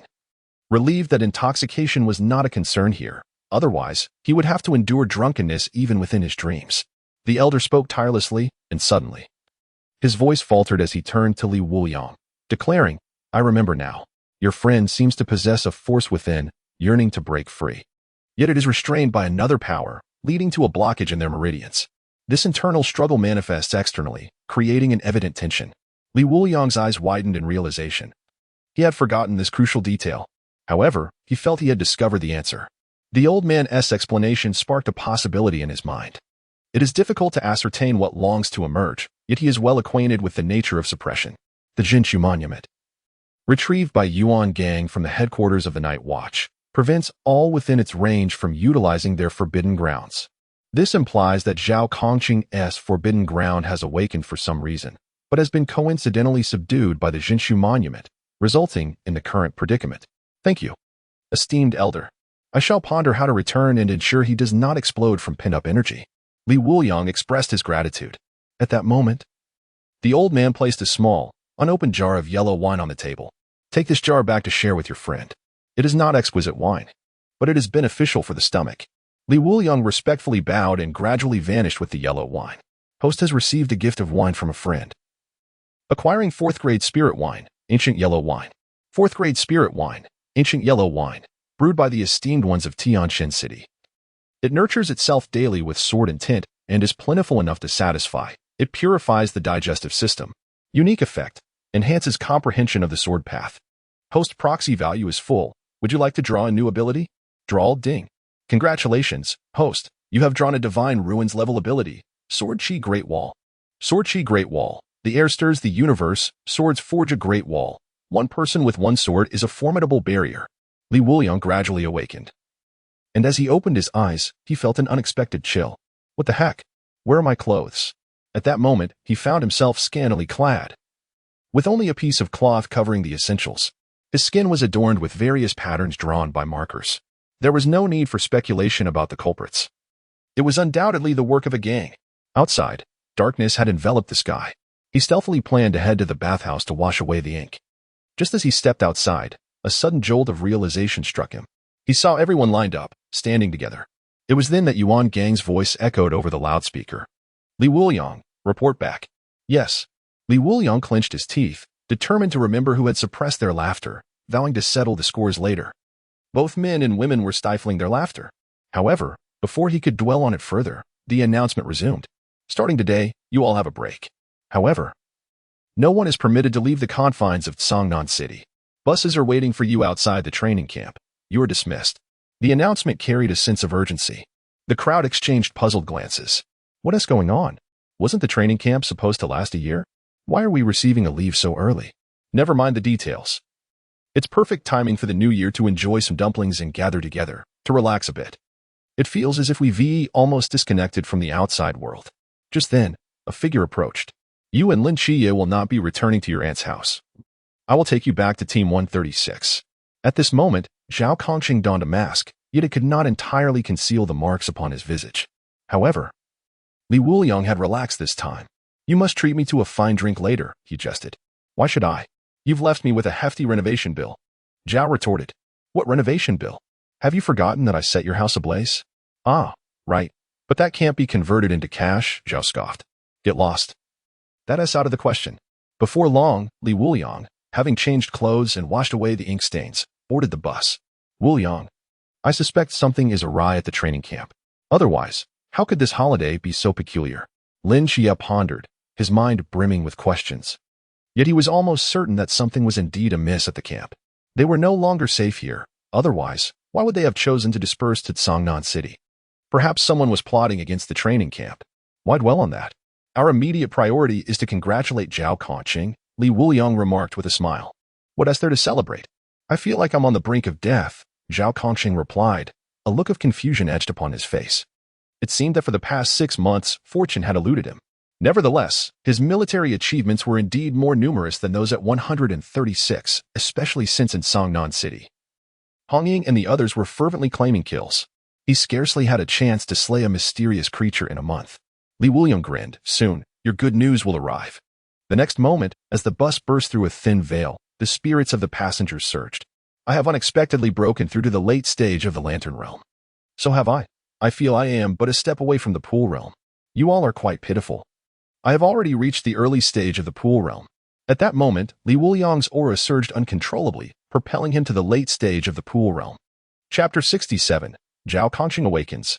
Alas, only the late stage of the Pool Realm. I had hoped to reach the River Realm, Li Wuliang exclaimed, raising his hands in resignation. Lin Qiye had merely attained the late stage of the Lantern Realm, just a step away from the Pool Realm. Noticing Li Wuliang's demeanor, he hastily rubbed his chest. Muttering to himself, remain calm, remain calm. He is just showing off a bit. There is no need to be upset. Meanwhile, the others found their excitement waning. Just as Zhao Kongqing was about to speak with a smile, his body suddenly stiffened, and his heart began to race violently. The sounds of his breathing, heartbeat, and even the flow of blood became audible. His body gradually flushed red, and those seemingly formidable marks began to fade away. "Old Zhao, what's wrong?" Lin Qiye inquired urgently. Yet Zhao Kongsheng was rendered speechless, his entire being immobilized, while his bodily functions rapidly deteriorated. At that moment, someone in the bus pointed outside. "Look outside. Someone is setting off fireworks. My phone is dead. This mountain road makes it my first time witnessing fireworks," another remarked. But Li Wuliang's gaze sharpened. "They have made their move." He immediately addressed the others. "Draw all weapons. Driver, do not stop. Keep moving forward." Li Wuliang retrieved a jar of peach blossom wine and a bottle of mountain green. "Someone feed old Zhao. We can't let the flow of wine cease." Zhao Kongsheng is, after all, an ordinary individual. If he had awakened normally, it would have been acceptable. However, after being suppressed for such an extended period, it is highly probable that his body could not endure the strain. Otherwise, he would not resemble a mere vegetative state. The peach blossom brew is intended to mend internal injuries, while the mountain essence is meant to bolster physical strength. The remainder depends solely on Zhao Kongsheng's willpower. In a moment of confusion among the crowd, Lin Qiye noticed the flickering lights resembling stars. Those were not fireworks. They were missiles hurtling towards them. Lin Qiye spoke coldly, asserting that there must be an issue at a nearby military base. Otherwise, they would not be targeting us. Panic immediately swept through the group. While they might not fear the unknown, the sheer volume of missiles raining down upon them was terrifying. "I told you to draw your weapons," Li Wuliang exclaimed, kicking open the glass and firmly planting his feet. "Now, watch my technique." The others swiftly retrieved the blades that had been stored away. Li Wuliang was uncertain whether the knives could be controlled, but he assumed they would be similar in nature. He steadied his breath and focused. In the next moment, the blades began to tremble and shot out of the bus, aligning flawlessly in midair. Li Wuliang's twin swords led the formation, exuding an aura of valor. Lin Qiye laid Zhao Kongsheng flat on the bus and turned to Li Wuliang, asking, "Can you manage this?" "I will give it a try," Li Wuliang responded solemnly. A flicker of concern crossed Lin Qiye's eyes. Li Wuliang's expression was more serious than ever before, beads of sweat forming on his forehead. Clearly, the effort to control multiple weapons simultaneously was taxing both his mental and physical endurance. "Go," Li Wuliang commanded, pointing towards the missiles. The flying swords zipped through the air, creating a resonant hum, and soon, a flurry of explosions illuminated the sky. However, the number of missiles was overwhelming, and their speed was relentless. Boom. One missile struck the mountainside, nearly cleaving the road in two. At that moment, the driver flipped his cap backward, declaring, "The outside is up to you, Li Wuliang. I will handle the rest." He was an experienced night watchman, unfazed by minor obstacles, as long as there was a path, even one that could barely accommodate a wheel. He would navigate it. Night watchmen may lack boundaries, but they must possess at least a few formidable skills. "Everyone, brace yourselves." The bus began to tilt as it navigated a slanted rock. A slight miscalculation could send all aboard plummeting off the cliff, leaving no trace behind. Boom, boom. Missiles continued to rain down. In the buses trailing behind, Shen Qingzhu and Bai Li Pangpang were among the passengers. Bai Li Pangpang produced a flight-restricting artifact and placed it atop the bus. While its speed was not exceptional, it effectively steered them away from the perilous mountain path. Meanwhile, Shen Qingzhu utilized Qi Min to diminish the explosive force, significantly reducing its velocity, before Li cleaved through it. The new recruits also began to seize opportunities, employing their own forbidden techniques to intercept the stray missiles. After the initial wave of attacks, a second wave emerged. Lin Qiye anxiously glanced at Li Wuliang, only to find his pupils constricting in alarm. At this moment, Li Wuliang's nose and ears bled profusely, yet his gaze remained unwaveringly fixed on the outside. He promptly activated the Divine Ruins and the Starry Night Dancer, leaping out of the window to seize the exorcism gun, aiming it at the incoming missiles. Gritting his teeth, he was confronted with a voice in his mind. The host is currently facing extreme danger. Shall the drunken mode, which accumulates power, be activated? He consented, although he did not wish to utilize this stored strength at such an early juncture, for once they reached Songnan City, the ancient cult would pose an even greater challenge. However, if he refrained now, it was likely that none would make it to Songnan. Instantly, Li Wuliang's energy surged, attaining the mid-stage of the Chuan realm. This left the others in utter astonishment. Yet, following this elevation in realm, his mental and physical stamina significantly rejuvenated. Flying swords swiftly traversed the sky, and the remaining projectiles dwindled rapidly. Finally, when the last missile exploded in a dazzling display of sparks, the missile assault came to an unequivocal conclusion. Li Wuliang's energy swiftly diminished. Indeed, the sword summoning technique could not be employed so liberally. It was quite taxing. His mind was filled with the image of that celestial maiden, who effortlessly commanded 1,000 ice swords to soar, both in stability and quantity, utterly astonishing. He had merely manipulated 22 swords, and yet the exertion was so great. By comparison, that celestial maiden's power must exceed his by at least 50-fold. And this was a qualitative multiplier. The reality could very well be even more exaggerated. But just then, a series of roars echoed from all directions. There were ghost-faced beings atop the mountain. They were climbing up from the sides. Where had all these ghost-faced beings come from? The crowd gasped. Under ordinary circumstances, this would be one thing.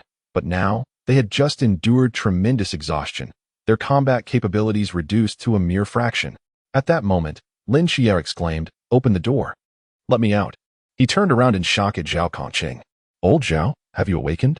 Zhao Kongqing appeared radiant. The prominent veins across his body had completely vanished. His entire aura had undergone a dramatic transformation. Such a phenomenon could only have one explanation. Zhao Kongqing had awakened. With a grin, Zhao Kongqing declared, "I told you I am a genius." Hong Ying and the others did not believe me. "Qiye, Wuliang, you must observe closely. My next strike will be quite spectacular." He tightened his grip on his saber and stepped out of the bus. Facing the approaching ghost-faced beings, his eyes sharpened, and he coldly commanded, "Annihilate the moon of life." A cerulean aura coalesced upon the blade. In an instant, the black crescent blade was unleashed, cleaving the ghost-faced beings in half, as if they were mere vegetables.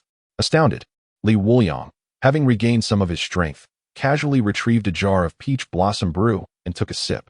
"Indeed, this has exceeded my expectations," Lin Qiye remarked. Even as an ordinary person without the divine ruins, Zhao Kongqing was already capable of contending with the ghost-faced king of the Chuan realm. Now, with the divine ruins, his power has skyrocketed to an almost absurd level. Li Wuliang smiled, gazing at Zhao Kongqing outside the bus. Breaking free from shackles. Today, General Zhao has finally returned to his rightful place. Chapter 68. Escape. By the time they returned to Songnan, the moonlight had deepened. Zhao Kongqing felt invigorated throughout the journey. Previously, he had no knowledge of such exhilaration. Now that he had awakened the forbidden ruins and possessed the lantern realm, he began to comprehend the vast chasm that existed between the two. Meanwhile, Hong Ying and Chunmai had arrived at a certain base. The two exuded an intimidating aura, causing those around them to hesitate in their approach. It was evident at a glance that their intentions were far from benign. "I will go in, you stay outside," Chunmai declared, promptly kicking the door open and striding in. Outside, Hong Ying chewed gum, her gaze frosty, with her long legs propped against the wall, radiating a striking presence. Inside the room, Yuan Gang regarded Chinmai with disdain. "What is this attitude? I am still your superior. Shouldn't there be a modicum of respect?" Chinmai, with his hands on his hips, coldly scoffed. "You want to discuss respect? I am quite curious as to how the missile base fell, and how it could still launch 2 rounds of missiles after its breach. Are your men merely feasting without working?" His emotions surged, rendering him exceedingly agitated. Yuan Gang's brows twitched slightly before he softened his tone. "After the incident with Li Wuliang, I initiated a thorough investigation internally. I apprehended several traitors, but the results were minimal. This time, I have cleaned out all the infiltrators. However, I did not anticipate that the ancient god sect would send divine agents. None of my men returned alive, and even the traitor on the other side was completely eradicated." Upon hearing this, Chinmai felt his words falter. If anyone suffered losses, it was Yuan Gang, whose trusted aides had been exposed as traitors. The missile base had also endured severe devastation. Fortunately, Li Wuliang and Lin Qiye emerged unscathed. Chunmai continued, "I require more precise information from the ancient god sect to prepare adequately." Yuan Gang nodded in agreement. "Certainly, and we will ensure that our information flows mutually." At this, Chinmai's expression shifted slightly. "Are you implying that the ancient god sect may take action in Songnan?" "It is not a possibility, it is a certainty," Yuan Gang replied solemnly. In a restaurant in Songnan, Li Pangpang sat down and immediately began to complain. Today was truly terrifying. "Chao Yuan, if Zhao Kongqing can awaken the forbidden ruins, does that mean I can as well?" Chao Yuan responded honestly, "I don't think so." His bluntness struck Li Pangpang like a sharp blade. At that moment, Lin Qiye and Li Wuliang also took their seats. "My goodness!" Li Pangpang exclaimed, seeing Li Wuliang once again in a half-dreaming state. Wuliang, just escaping danger, and you've already consumed a whole jug, haven't you? Who do you look down upon? Li Wuliang proudly held up 3 fingers. I can drink 3 jugs in one breath. As he spoke, he produced a small jug of liquor, from which a sharp, intoxicating aroma emanated. Just the scent was enough to induce a feeling of inebriation. 4th-tier spirit wine from the ancient sword's secret cellar. Initially, Li Wuliang intended to indulge in this liquor only when he reached a point of stagnation. However, the urgency of the moment rendered such plans inconsequential. The effects of the hangover accumulated over time had been entirely depleted, and without enhancement, it would be challenging to adequately confront impending dangers. My goodness. This wine seems almost supernatural. But Li Pangpang appeared somewhat taken aback. I hadn't even drunk, yet it felt as though I were on the verge of intoxication. Tun. Without hesitation, uncorked the bottle and gulped it down. Almost immediately, he collapsed onto the table, and soon Li Wuliang's hands began to tremble once more, his veins pulsating like serpents in a frenzy. In dreams, Li Wuliang found himself atop that mountain peak once again, tirelessly wielding his sword day after day. His body and blade became one, evoking a sense of embarrassment in the 3 bystanders. The potency of the liquor was indeed outrageous, rendering him unconscious. Qiao Yuan picked up the bottle, inhaled its scent, and poured a drop into his mouth. His eyes widened in astonishment, and a flush crept across his face. I feel as if I've consumed pure alcohol. Clang. Another one down. Bai Li Pangpang could only shrug in resignation. What's with this young man collapsing without warning? The shopkeeper remarked in surprise. Lin Qiye observed Li Wuliang's trembling hands and understood the situation. Let us not mind him. We shall enjoy our meal. At this moment, Shen Qizhu and his companions entered. Lin Qiye, Li Wuliang? Upon seeing the two, he expressed his confusion. I thought your family resided here. Why not return home? It must remain confidential, hence our absence, Lin Qiye replied, his gaze dimmed as he longed to visit Li Jin and his aunt. Yet returning now would leave him unable to provide an explanation. Shen Qingzhu nodded. Boss, 5 bowls of plain noodles and 4 bowls with extra ribs. I'm not hungry. A bowl of noodles will suffice. Observing the ribs in Lin Qiye's bowl, he ordered an additional portion for his companions, though his funds were dwindling, and they still needed to address lodging. At that moment, a smile crept upon Bai Li Pangpang's face as he approached Shen Qingzhu. Where will you all be staying tonight? Shen Qizhu had not considered this matter, but it was likely that they would all be crammed into one room. What does that concern you? We have our own plans. However, Bai Li Pangpang did not take his leave, continuing, Li Wuliang and Lin Qiye have their destinations, and Qiao Yuan and I find ourselves rather bored. Would you be interested in joining us? Of course. Accompanying me, Pangpang, without contributing a single penny would be an affront to my character, given our half-year companionship. I sincerely hope you will not refuse. Upon hearing this, Shen Qingzhu's brothers became quite animated. They were already aware of Bai Li Pangpang's family background. He was indeed the legendary brother who slept on the lower bunk. Wealthy and generous, Shen Qingzhu crossed his arms, his expression somewhat displeased. He had never relied on others throughout the years. Just then, Lin Qiye spoke up. The ancient deity sect has already attempted to strike at us once without success. They may very well take further action. Perhaps it would be prudent to unite, ensuring mutual protection. With that, Shen Qingzhu ceased his objections. Certainly. Here is the refined and improved version of the text in English. Very well, but I am not one to frivolously spend others' money. You all have contributed your funds for Bai Li Pangpang, considering it as lodging expenses. After several individuals took out their money, Shen Qingzhu awkwardly handed it to Bai Li Pangpang for 134 yuan and 50 cents. A mix of denominations. Not to mention, they would struggle to last even a week, let alone until the new year. Bai Li Pangpang accepted it and stuffed it into his pocket. His indifference towards money was overshadowed by the fact that Shen Qingzhu had agreed to join him. Boss, add another portion of meat for my brothers. Upon returning to their seats, Lin Qiye quietly inquired, was it Li Wuliang who taught you this? Bai Li Pangpang scratched his head. You see right through me. Wuliang instructed me to gather Shen Qizhu and the others to prevent any mishaps where we might lose track of them. Indeed, Bai Li Pangpang lacked guile. Such an idea could only stem from the lucid mind of Li Wuliang. Shen Qingzhu's abilities should not be underestimated. Should Qiao Yuan and Shen Qingzhu unite, even if they cannot prevail, they would at least have time to resist or an opportunity to escape. Chapter 69. The Mastery of Sword Intent. Upon exiting the noodle shop, Shen Qizhu carried Qiao Yuan, while a few others mysteriously procured a wooden board to lift Li Wuliang. Passers-by paused to observe. This group shared a profound camaraderie. braving the winter chill to ensure their friend was brought home safely. Noticing their military attire, one could surmise they were soldiers returning home for the holidays. Wait, are soldiers truly this affluent? Why are they patronizing such a high-end hotel? The group made a grand entrance outside the hotel, where a car halted before them. A strikingly tall and elegant woman alighted, chewing gum as she approached Lin Qiye. "I'll take him home and give you a ride to Wuxiangnan as well." Bang. Shin Qingzhu rushed over, pressing Lin Qiye and inquiring in astonishment. "Qiye, who is this enchanting lady?" "Her name is Hong Ying, Li Wuliang's roommate and landlord." Lin Qiye replied, exasperated. Huh? The crowd's eyes widened in disbelief as they stared at the deeply asleep Li Wuliang. "They live together. You must be joking," Bai Li Pang Pang exclaimed.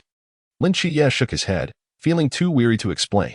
Over the years, he had observed that the more attractive the woman, the closer her relationship with Li Wuliang seemed to be.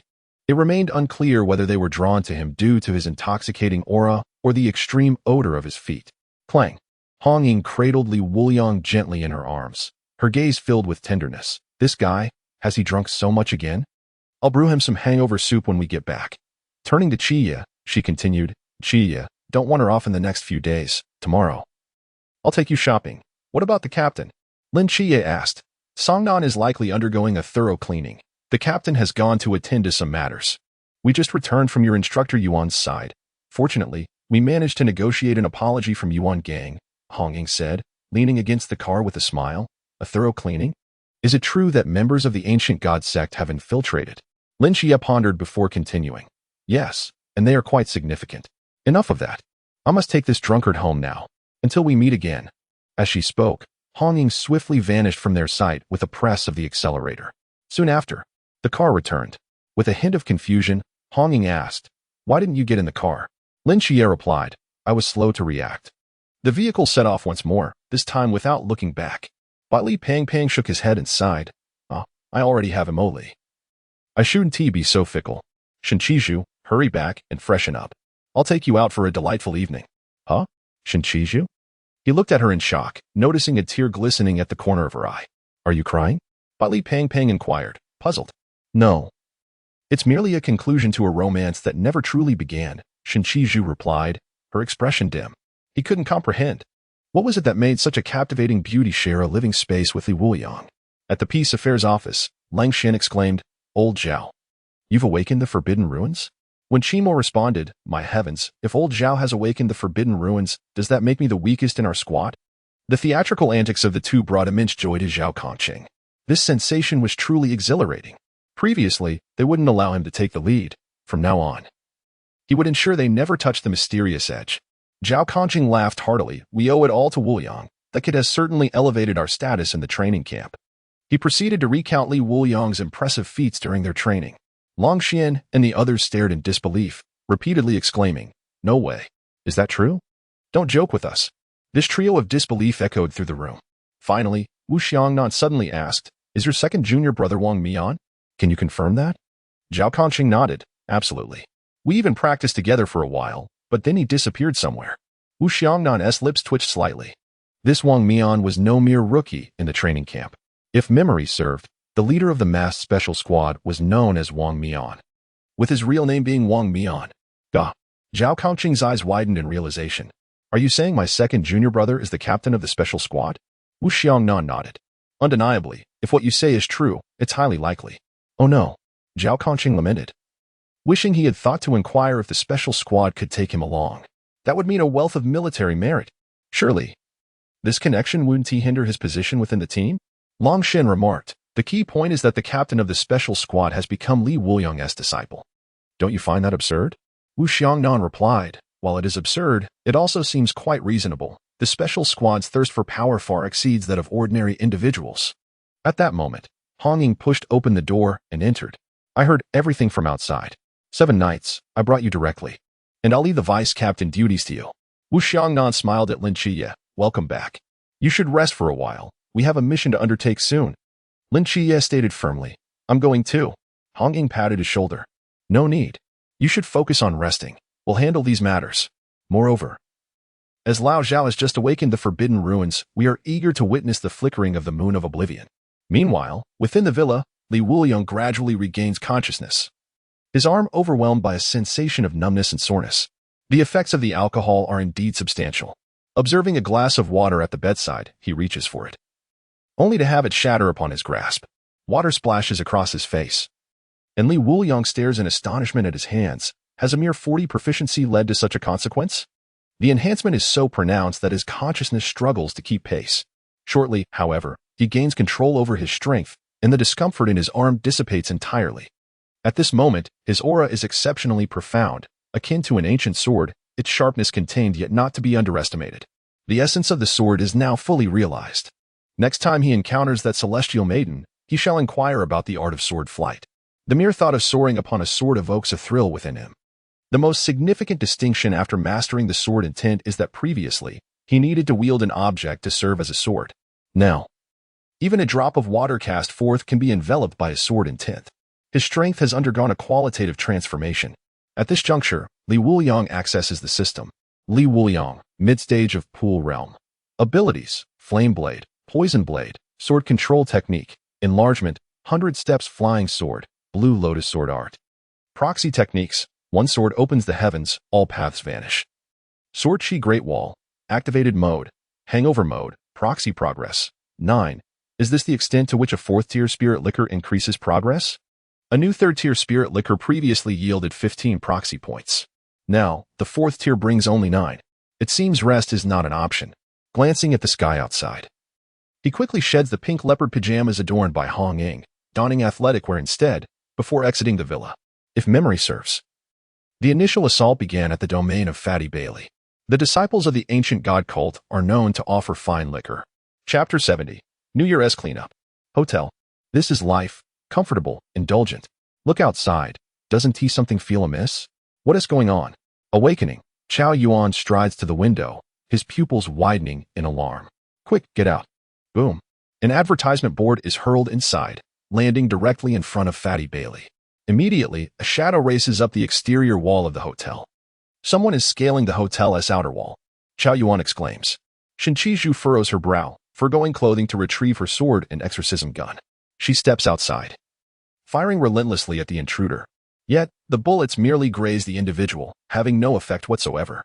At this moment, Fatty Bailey hastily dons his attire.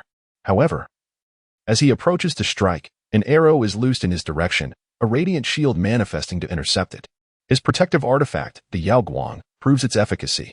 Truly, they do not regard the young master lightly. Watch as I decisively end him. But Li Pang Pang, in a fit of anger, leapt from the upper floor, aiming directly at his adversary. As he descended, he expanded his fists, ready to deliver a powerful blow. With a resounding crack, the impact echoed as his punch connected, producing a sharp sound akin to a bone fracturing. Li Pang Pang sneered at his opponent, declaring, "Do you truly believe I would leap without some fortification?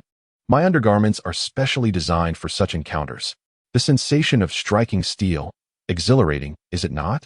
Harnessing the momentum of his punch, he surprisingly rebounded back to his original position. Shen Qizhu and Chao Yuan swiftly caught him. Chao Yuan exclaimed, "I never anticipated your undergarments to be so formidable. Do you possess any spare?" Shen Qizhu interjected. Our opponent belongs to the Forbidden Ruin Sequence 214, possessing an immensely powerful physique, reinforced and sturdy, with additional long-range support from afar. We cannot engage effectively here. We must descend. After exchanging glances with Chao Yuan, they prepared to dash down the wall. At that moment, a voice rang out from a distance. "Everyone, stand down. Allow me to take over." It was Li Wuliang. He had awakened. Chao Yuan's excitement was palpable. They then beheld Li Wuliang's figure, with Yin Luo Shao gleaming brilliantly in his grasp. With just a few agile leaps, he closed in on the masked woman providing long-range support. How could there have been no warning? Her pet parrot was supposed to scout, yet it had offered no alerts. Ultimately, all she perceived was the swiftly approaching tip of a sword before it struck her down.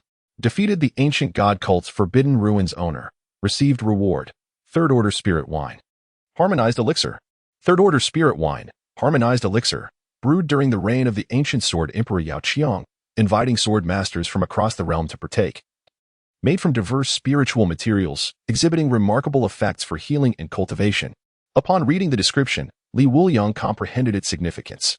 Lacking any extraordinary effects, it seemed this was merely the common variant of 3rd Order Spirit Wine. He then immediately turned his gaze to the muscular figure below the hotel. With a resounding thud, Li Wuliang propelled himself off the ground. 100 steps of flying swords. With a hum, Yin Luo Xiao emitted a melodic sword cry, soaring forward and tracing a brilliant arc in the air. His speed was such that it rendered his movements nearly invisible to the naked eye. As Shen Qizhu and the others followed the beam of light, they found the previously formidable adversary incapacitated, a grievous sword wound marking his chest. Soon, Shen Qizhu and the others hastened downstairs. Li Wuliang. Shen Qizhu grasped his arm, filled with envy. How have you become so much stronger again? It is a matter of insight, which you may not grasp, Li Wuliang replied casually. You're infuriating. Shen Qizhu nearly reached her breaking point. But Li Pang reassured her. Fear not, we slumber together daily, yet I too cannot fathom why he is so powerful. Do not compare yourself to a genius. Such comparisons will only deepen your isolation. Shen Qizhu gritted her teeth. Pang, do you not realize you lack the ability to comfort others? But Li Pang nodded with a smile. Because my comfort typically comes in the form of monetary gifts, yet for our bond, I deem such material offerings unsuitable. Only words can convey the sentiments within my heart. Shen Qizhu clenched her teeth in frustration. Very well. At the very least, he, like himself, had no girls interested in him. Li Wuliang remarked at that moment. You all stay here. I must take my leave. Otherwise, the bounties will be snatched away. With that, he hurried off once more. But Li Pang, in astonishment, mused. Is the character of Songnan City truly so unpretentious? Zhao Conqing also mentioned that he often has his kills stolen. It's peculiar, indeed. Meanwhile, in a narrow alley, Wu Xiangnan and Wen Qima prepared for their drive. Between them stood a figure clad in a mask. Be cautious, Qima. He wields a forbidden artifact, Wu Xiangnan urged anxiously.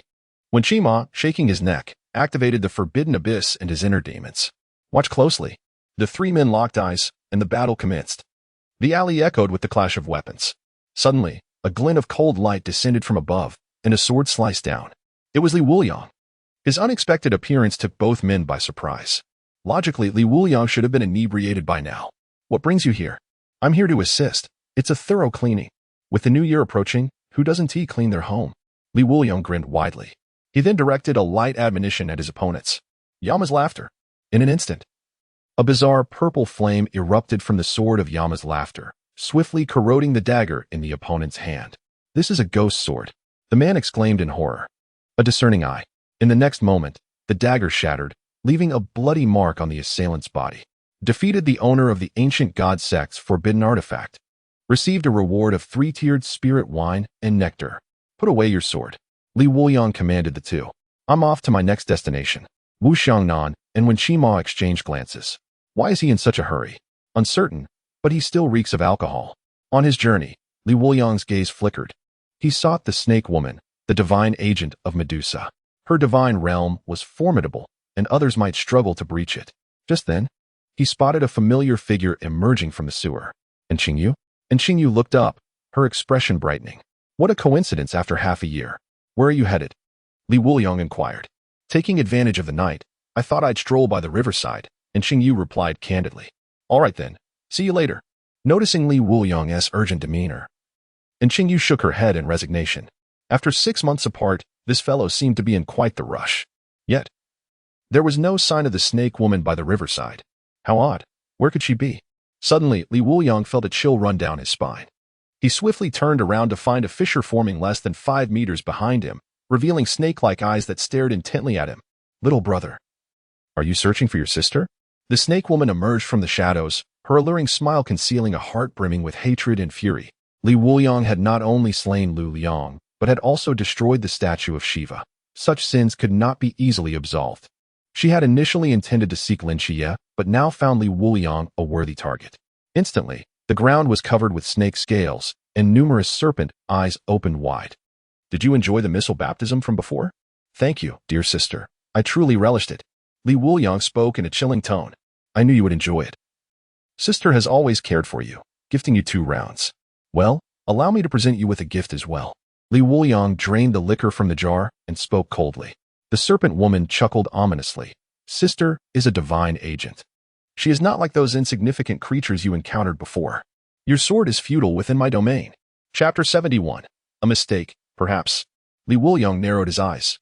The serpent woman's forbidden realm was exceedingly difficult to breach, akin to a labyrinth. A moment's carelessness could lead to petrification. one must accurately strike the serpent eyes that emerged on the ground.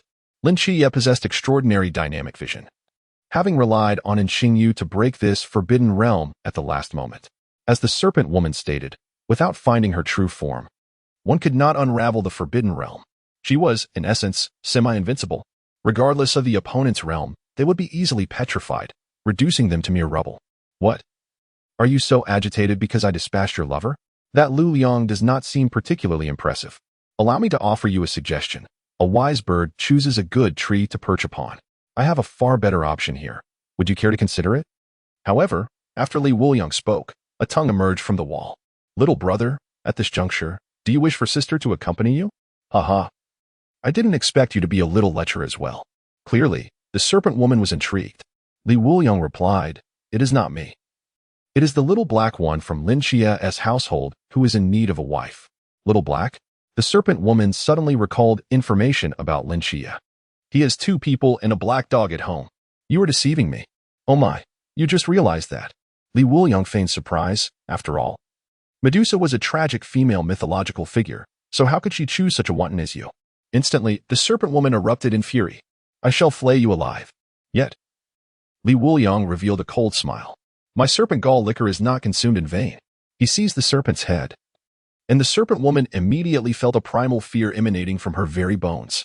It was as if Wuliang were her natural nemesis.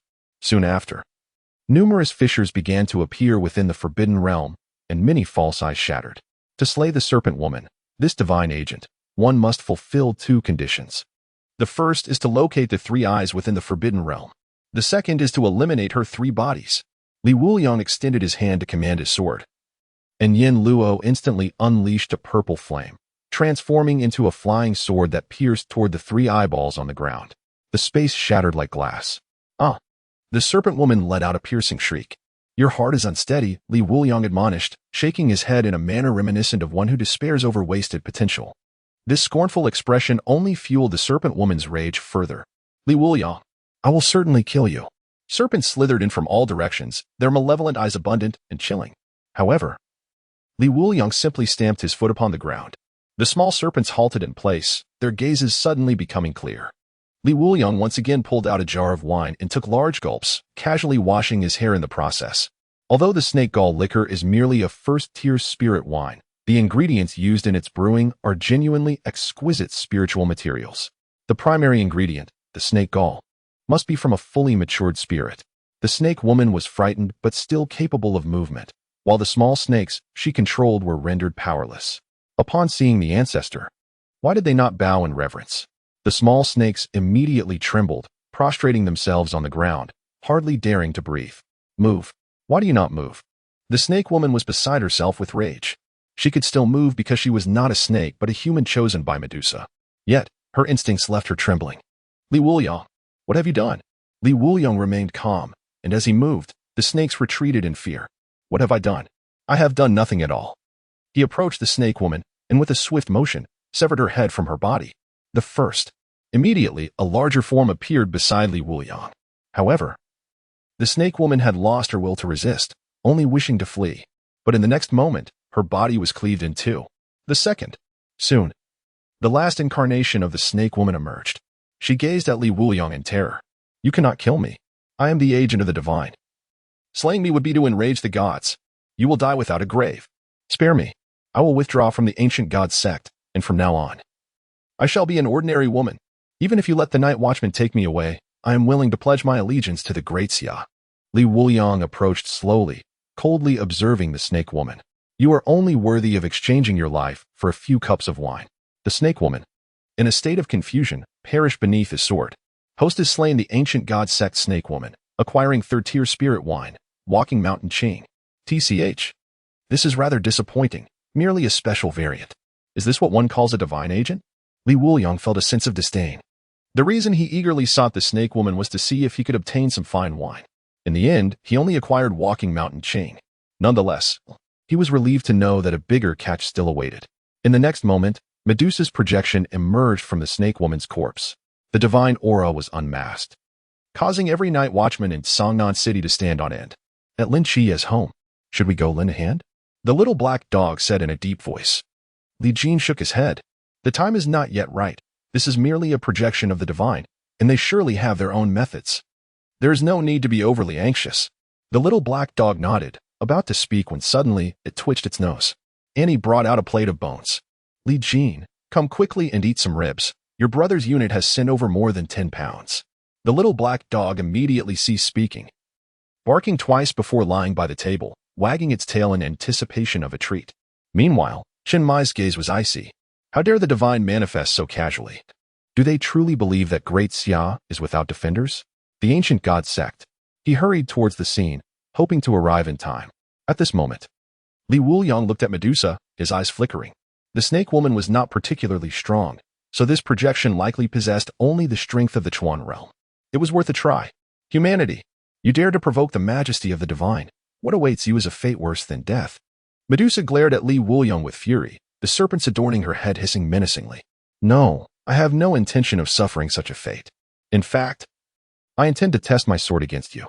With several jars of wine consumed, Li Wuliang felt the intoxicating effects intensifying, his excitement mounting. He had yet to unleash his newly acquired ability, the sword Qi Great Wall.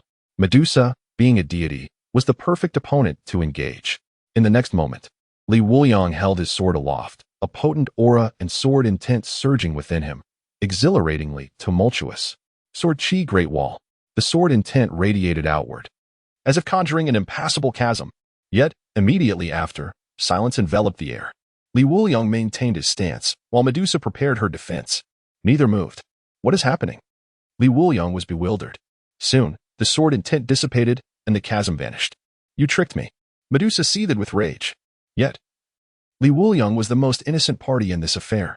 He merely wished to slay Medusa with the utmost respect, never anticipating that the sword Qi Great Wall would simply vanish. Without further hesitation, he swiftly adjusted his grip on the sword, shifting to a stance of readiness. My apologies. I made an error just now. I assure you, I shall not falter again. With a single stroke, he unleashed the might of the heavens. At this moment, Li Wuliang had achieved mastery over his sword intent. The strike he released bore the weight of apocalyptic force, cleaving through the air. The entire city of Cangnan trembled in response. Chapter 72. Confrontation in the Sea Realm. No escape. Li Wuliang himself was astonished by the sheer power of his sword strike. Following this blow, the sky indeed revealed a pronounced fissure. Medusa's projection began to disintegrate, her expression wrought with horror. How is this possible? Nevertheless, as a deity, it was exceedingly difficult for even such formidable sword intent to truly vanquish her. Medusa was thrust beyond the rift in the sky. Her scales shattered, divine blood spilled forth. Yet she still attempted to resist. However, she could only maintain this for mere seconds. Realizing the dire situation, Medusa understood that this descent would yield no success. She then glared with resentment and bellowed, Li Wuliang, I curse you with the blood of the divine. Yet before she could articulate the specifics of her curse, the rift completely sealed itself. Medusa's form was cleaved as though sliced by an unseen blade, with less than a third of her body falling away, gradually morphing back into that of a serpent woman. Enough with the empty threats. Many have cursed me before, just the other day. The neighbor's old lady cursed me to drink myself to death. Li Wuliang scoffed at the notion of curses. Such words are uttered only when one is unable to overcome their opponent, a desperate attempt to salvage dignity. A deity? Is this all there is to it? Utter rubbish. When it comes to curses, the standards set by the elderly of the Qing dynasty remain unparalleled. Li Wuliang sheathed his sword, calming his aura as he gradually retracted the dispersing sword intent. Otherwise, should an ordinary person wander past, they might suffer grave injury. The host has defeated the divine projection of Medusa and received a special reward. For 10 minutes, he can borrow the consciousness of any drinking companion. Upon hearing this reward, Li Wuliang's eyes sparkled with excitement. Drinking companions? He had quite a few. Each of them was remarkably easy to persuade. Even summoning that lady in the white gauze to lend a hand would not be a significant issue. Oh, the desire to indulge in a hangover. Li Wuliang stood by the riverside, shouting at the frozen river surface. It had been quite some time since he last experienced a hangover, and Nix probably wished to enjoy a drink as well. Ever since Lin Qiye had awakened from his last hangover and witnessed Nix's intentions towards Li Wuliang, he had seldom allowed Nix to emerge. Moreover, he had developed a hint of resentment towards Li Wuliang. However, Li Wuliang understood. After all, it was a rare opportunity for him to gain a godmother, only to have his good brother turned into a godfather in the blink of an eye. This was indeed a difficult pill to swallow. Yet, Li Wuliang did not mind waiting patiently. One day, Lin Qiye would willingly call him foster father. At that time, he would invite Hong Ying and the others to join. He needed to recharge the hangover mode. After the battle, it was time to celebrate. Clap, clap, clap. At that moment, a gentle applause drew nearer. Li Wuliang, you truly are full of surprises. Even the divine projection of Medusa was severed by your sword. At barely 20 years of age, you have already achieved mastery in sword intent, truly a heroic youth. Li Wuliang turned towards the source of the voice. The newcomer wore a beige coat, his handsome yet somewhat cold face framed by shoulder-length hair. He glanced at the lifeless serpent woman beside him, his expression not betraying much emotion. It seems I have arrived just a moment too late. Your strength exceeds my expectations. The serpent woman perished beneath your sword in a mere 10 minutes. Allow me to introduce myself. I am Han Xiaoyan, a disciple of the Whispering Seed of the ancient god cult, holding the 13th seed among the followers. Han Xiaoyan's demeanor was icy, exuding a nonchalant air. Yet his tone was laced with an unsettling killing intent that sent chills down one's spine. Originally, the plan was for them to ambush the divine agent of Michael. Lin Qiye. Li Wuliang's unexpected intervention took them by surprise. In their strategy against Li Wuliang, they had also devised a plan to unite and eliminate him at any cost. The serpent woman had indeed contemplated retreating initially, but provoked by Li Wuliang's words in less than 3 sentences, she chose to remain. Otherwise, given her strength, escaping from Li Wuliang would have been quite challenging. Li Wuliang fixed his gaze on Han Xiaoyan and promptly uncorked a jar of wine, drinking to restore his energy. I have heard of you. The former captain of the Night Watch team in Sioux City, a pinnacle of the river border. Later, you betrayed the Night Watch, causing significant casualties during multiple attacks for the ancient god cult in the Great Xia. Countless innocents were affected by your assaults, leaving even their bodies unaccounted for. In response to Li Wuliang's mockery, Han Xiaoyan did not exhibit anger. Rather, his expression remained largely unchanged. These were facts he had long accepted. To be honest, I initially found it hard to comprehend why the serpent woman chose to stay, even waiting for my support. Now I comprehend, Li Wuliang, that aside from your immense potential, you possess another quality, your sharp tongue. The serpent woman during her menstrual cycle is notoriously irritable, and she can hardly tolerate your presence. At this moment, he twirled the long spear in his hand, aiming it at Li Wuliang. Allow me to correct you. I am not at the peak of the river realm. I am in the sea realm. Li Wuliang's gaze sharpened. While he could barely manage in the river realm, the sea realm was a different matter entirely. His only option was to flee. However, the problem lay in the fact that escape seemed impossible. An invisible force had already locked onto him. The sea realm was not merely superior to the pool realm and river realm. It was of an entirely different caliber, an insurmountable chasm of strength. To flee would be tantamount to exposing his weaknesses. One blow would surely lead to his demise. Thus, he resolved to stay and fight to the death. With a glacial glare, Li Wuliang grasped the hilt of his sword, preparing to unsheathe it once more. He intended to unleash another strike to split the heavens. Although this maneuver would inevitably lead to his unconsciousness, it would suffice as long as he could hold out until reinforcements arrived. Just then, a hurried voice echoed from afar. Wuliang, no, you must not use the split heavens again. Both Li Wuliang and Han Xiaoyan turned towards the speaker. It was Chun Mai, breathless as he rushed over. Wuliang, the split heavens has opened a certain passage, creating a connection with an unknown realm. Now, the space of Tsangnan has already been torn asunder by your previous strike. Any further destruction could easily incite a greater calamity. Just moments ago, he had received a call from Longxian. The harbinger of calamity had summoned again. This occurred precisely at the moment of your split heavens. Moreover, a note had descended from the sky, landing before him. The note warned against allowing Li Wuliang to use the split heavens in the same place on the same day. A triangular symbol was drawn beneath it, reminiscent of the boundless void. Understanding the gravity of the situation, Chen Mai hurried over. Fortunately, he arrived in time. Otherwise, Li Wuliang would have unleashed an unknown disaster. Han Xiaoyan gazed at Chen Mai in astonishment. Is it you? Upon seeing Han Xiaoyan, Chen Mai's pupils constricted, filled with fury and hatred. Han Xiaoyan, so it was you. You traitor of the Night Watchman. How dare you come to Tsangnan? Han Xiaoyan snorted coldly. Indeed, you are as easily provoked as the rumors suggest. However, your presence is of little consequence. I have already made my decision not to kill Li Wuliang today. As you said, his continued existence holds even greater value. At that moment, several figures appeared along the riverbank. Other followers of the ancient god sect had also arrived. Hong Ying and Si Xiaonan approached Chunmai, one following the other. From a high vantage point along the riverbank, a glimmer of cold light emanated from Lin Qiye's sniper scope. Seeing that the assembly was complete, Han Xiaoyan declared, "Come. Chunmai, allow me to witness what your team has to offer." Chapter 73. I am the Azure Lotus Sword Immortal. Bang. The clash of swords and spears. Han Xiaoyan brandished his long spear, deflecting the flying sword, a streak of crimson marking his face. Did I not mention that I am not your opponent? How did I become the captain? Wuliang, wielding the flying sword, was brimming with fighting spirit. The opponent, Chunmai, a peak practitioner of the sea and river realms, is hardly a match for him. At best, he could only engage in a fleeting skirmish. Currently, there are 8 members of the ancient god sect. On their side, there are only 4, Hong Ying, Si Xiaonan, Lin Qiye, and Chunmai. The others are preoccupied with purging the city of the mysterious entities unleashed by the ancient god sect. They are outnumbered and outmatched in terms of cultivation. He does not anticipate a swift defeat. In a state of intoxication, the advantage lies with him. Wuliang, you should withdraw. Do not overexert yourself. Chunmai declared. He can perish, but Wuliang must remain unharmed. Captain, if you trust me, then swiftly eliminate the others. Moreover, the outcome of this battle is still uncertain. The disparity between the pool and sea realms is negligible. As the last sip of mountain green entered his system, his steps began to falter, plunging him into a profound drunken state. In the next moment, Wuliang seized Yan Luo's weapon and dashed towards Han Xiaoyan. Simultaneously, he manipulated another sword to create distractions. The Qinglian sword technique, emerging from the mire. He thrust forth a blade. Han Xiaoyan's pupils constricted as he swiftly wielded his long halberd in counterattack.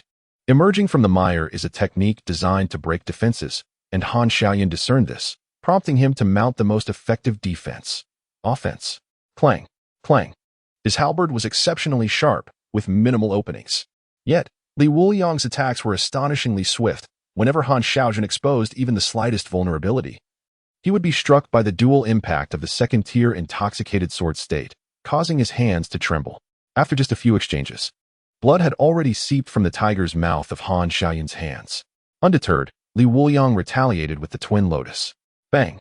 Han Xiaoyan was forced back several steps. His eyes filled with astonishment. Wuliang, it is no injustice that the serpent woman perished at your hands. He had initially believed that Wuliang had deliberately provoked the serpent woman to induce her loss of control. But he soon realized that this was merely Wuliang's strategy to conserve energy. The serpent woman had not even compelled Wuliang to exert his full strength. Her greatest contribution had been to exhaust a sword that splits the heavens. Otherwise, he too might have faced dire consequences. Rest assured, when your time comes, it will be no injustice. With a belch, Wuliang's speed suddenly surged. Oh, you can grow stronger, Han Xiaoyan exclaimed in surprise. At this moment, his long halberd struggled to keep pace with Wuliang's assault. However, a cold smirk crept across his lips. But the farce must come to an end.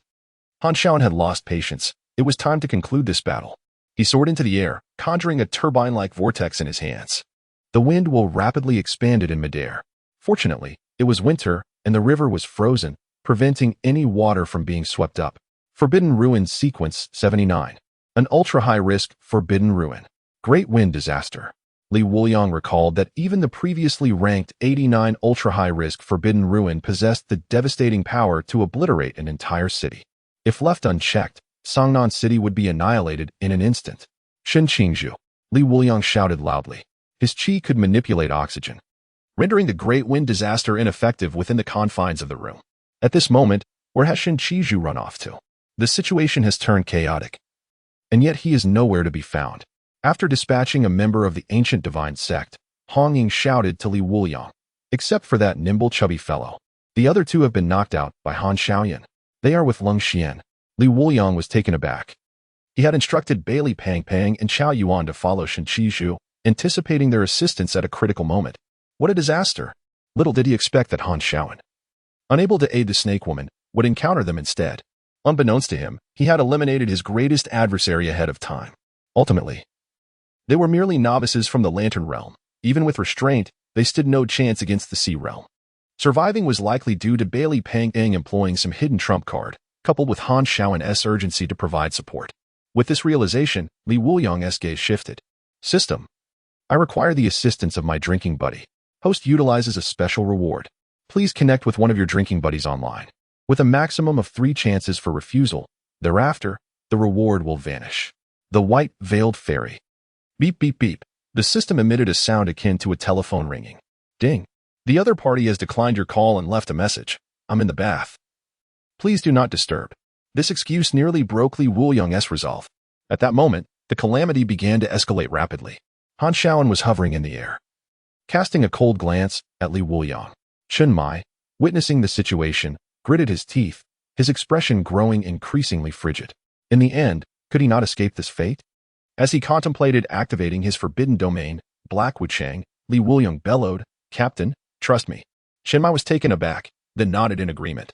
Han Shaoan's gaze faltered, tinged with regret. At that moment, Li Wuliang initiated another call. "Connect me with my elder brother." Beep, beep, beep. Ding. The other party has declined your call and left a message. "Sorry, if I come to your side, there will be no survivors." In the blink of an eye, he had failed twice. Li Wuliang, once brimming with confidence, now plummeted into despair. These two individuals were among those he felt a solid rapport with, aside from the fairy. The man who had taught him the 100 Steps flying sword was the most recent connection. Yet, he had overlooked the fact that the latter was a formidable killer. This was his last chance. "Connect me with that effeminate fellow." Beep, beep. The other party has accepted. In 3 seconds, the divine consciousness will descend. Please prepare yourself. Host. 3, 2, 1. In the next instant, Li Wuliang's eyes, aura, and sword intent underwent a complete transformation. A terrifying presence left Han Shaoan and Chen Mai astounded. Could it be that a deity was personally intervening? Chen Mai exclaimed in shock. Yet, beauty can only last so long.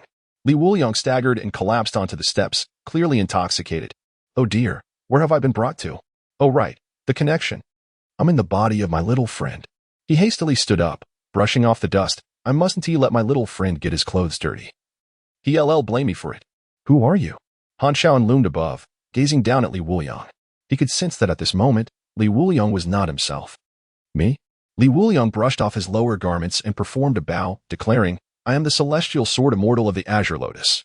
However, some prefer to address me by a layman's name, which I find rather agreeable, except for the derogatory term you used, my young friend. He raised his gaze towards Han Shaoan, scrutinizing him. It appears that it is because of you, my young friend, that I have been summoned. You are still rather weak, and you are not much stronger yourself. Nevertheless, since I am here, I shall wield a single sword. This is not an act of arrogance, but rather a means to provide my young friend with an explanation. As soon as he finished speaking, he lightly raised his finger. And Yin Luo, the ghost sword, flew into his hand. Ah, a ghostly sword. It has even been nourished by the waters of the river of forgetfulness. Truly a fine blade. Chapter 74. After the sword falls, let us return home for a drink. At this moment, Han Shaoyan felt the hairs on his body stand on end, truly doubting whether he could withstand this sword strike. Just then, Yuan Gang and others arrived to assist. Upon witnessing Li Wuliang's demeanor and aura, his pupils constricted. Chen Mai, what on earth is happening? Good question, Chen Mai replied. I do not know, but it seems to be the projection of that deity manifesting through Li Wuliang. Yuan Gang was momentarily stunned, his expression shifting as if he had words that yearned to escape. He wished to inquire whether this individual was truly a god of the Great Xia.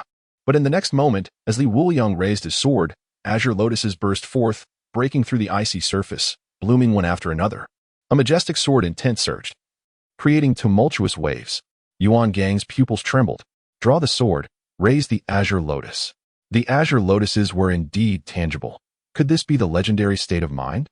The ability to materialize one's martial will, such prowess could only be described as divine. The deity behind Li Wuliang was, in fact, the legendary state of mind. His expression was one of immense excitement. Had it not been for Chen Mai holding him back with all his strength, Yuan Gang might have rushed forward. At this moment, the vicinity surrounding Li Wuliang was exceedingly perilous. The sword's aura surrounded him, capable of instantaneously shredding anything that dared approach. Han Shaoyan unleashed all his mental energy in a tempest of disaster, leaving no room for retreat. A deity? What of it? Li Wuliang is merely a being of the pool realm, utterly incapable of containing excess mental energy. To think you can slay me is but a dream. He roared in fury. Li Wuliang laughed heartily. Mental energy? What is that? I have declared I will strike you down with the sword, and I shall do so with the sword alone. Prepare yourself. Do not tarnish my azure lotus. With a resonant sound of the sword, the strike descended. In an instant, The tempest of disaster condensed into a vortex was utterly obliterated. The frozen river's surface shattered, and a chasm suddenly emerged. After the sword strike concluded, he proclaimed, "Let us return and drink, drink. This world is truly delightful." Li Wuliang's aura suddenly diminished. Immediately after, he spat out a mouthful of dark blood. Signs of rupture appeared on his body, and more alarmingly, his breath was rapidly waning. Li Wuliang. Chen Mai disregarded everything else. He knew that Li Wuliang must not come to harm. At that moment, Li Wuliang raised his hand to stop Chen Mai. "Wait, it is not yet over." Li Wuliang promptly uncorked a jar of Zhuashan Qing and consumed its contents, only to have blood trickle from the corners of his mouth. The sword strike from the Qinglian sword immortal was formidable, yet perhaps excessively so, rendering his body unable to withstand the onslaught. Nevertheless, he understood that without exerting himself to such an extent, it would be impossible to unravel the great wind calamity. If he were to delay even half a minute longer, the calamity would fully manifest, demanding an even greater sacrifice to dispel it. The outcome at this moment was not unfavorable. With unsteady steps, Li Wuliang approached Han Shaoan, who bore a crimson gash across his face, his aura waning, lacking the strength for any further actions. "To capture me?" he mused. "I never anticipated my defeat would be so dire, leaving me bereft even of the capacity for self-destruction. To capture me alive would be a significant achievement, likely earning you the star badge." Han Shaoyan's self-deprecating thoughts echoed in the air. Li Wuliang placed the Yen Luo Shao upon Han Shaoyan's shoulder and spoke. "Though this is not your desire, the deeds you have committed are fraught with bloodshed. I can grant you forgiveness, for you have not wronged me directly. Sending you to the abstinence hall seems sufficient. However, the lives extinguished by your hand remain unaccounted for in my eyes. Therefore, I urge you to inquire whether they would grant you forgiveness." As Li Wuliang moved to act, Chen Mai seized the Yin Luo Shao, blood seeping from his palm. "Hold on a moment, I have a question. Han Shaoan, why did you betray the Night Watchers and the Great Xia?" Han Shaoan suddenly burst into laughter, tinged with melancholy. "When you witness your comrades falling one by one before your eyes, what choice do you have? Chen Mai, tell me, what would you do?" Hong Ying, Leng Xian, Wen Qima, Li Wuliang, Lin Qiye, they were all ruthlessly slaughtered before you. How would you respond? In that moment of despair, perhaps no one could truly fathom his anguish. Chen Mai released his grip on the sword, his gaze dimming. "Captain, you are too kind to speak. I will speak for you." He would choose to die alongside them. Li Wuliang's words shattered Han Shaoyan's psychological defenses, yet there was no opportunity for further contemplation. A chill enveloped his neck, and darkness consumed him as he lost consciousness. Eliminated a follower of the ancient god sect, receiving rewards. 4th tier spirit wine, wind breath pure. 4th tier spirit wine, wind breath pure, brewed from the blood, sweat, and tears of the wind sword saint, who was once rejected by his betrothed, later expelled from his sect, and in his twilight years guarded the wind demon domain. This elixir wards off the lonely cold winds. Unique effect, wind shield. Alas, I wager my fortune that this person will be reborn. Li Wuliang silently exclaimed upon hearing the system's announcement. How tragic it is. Yet almost immediately, he began to feel dizzy, his complexion turning as pale as snow. Just as he was about to collapse, Chen Mai caught him in his embrace. "Rest well." Chen Mai's words seemed to exhaust all his gentleness. He then shouted to Hong Ying and the others, "What are you all staring at?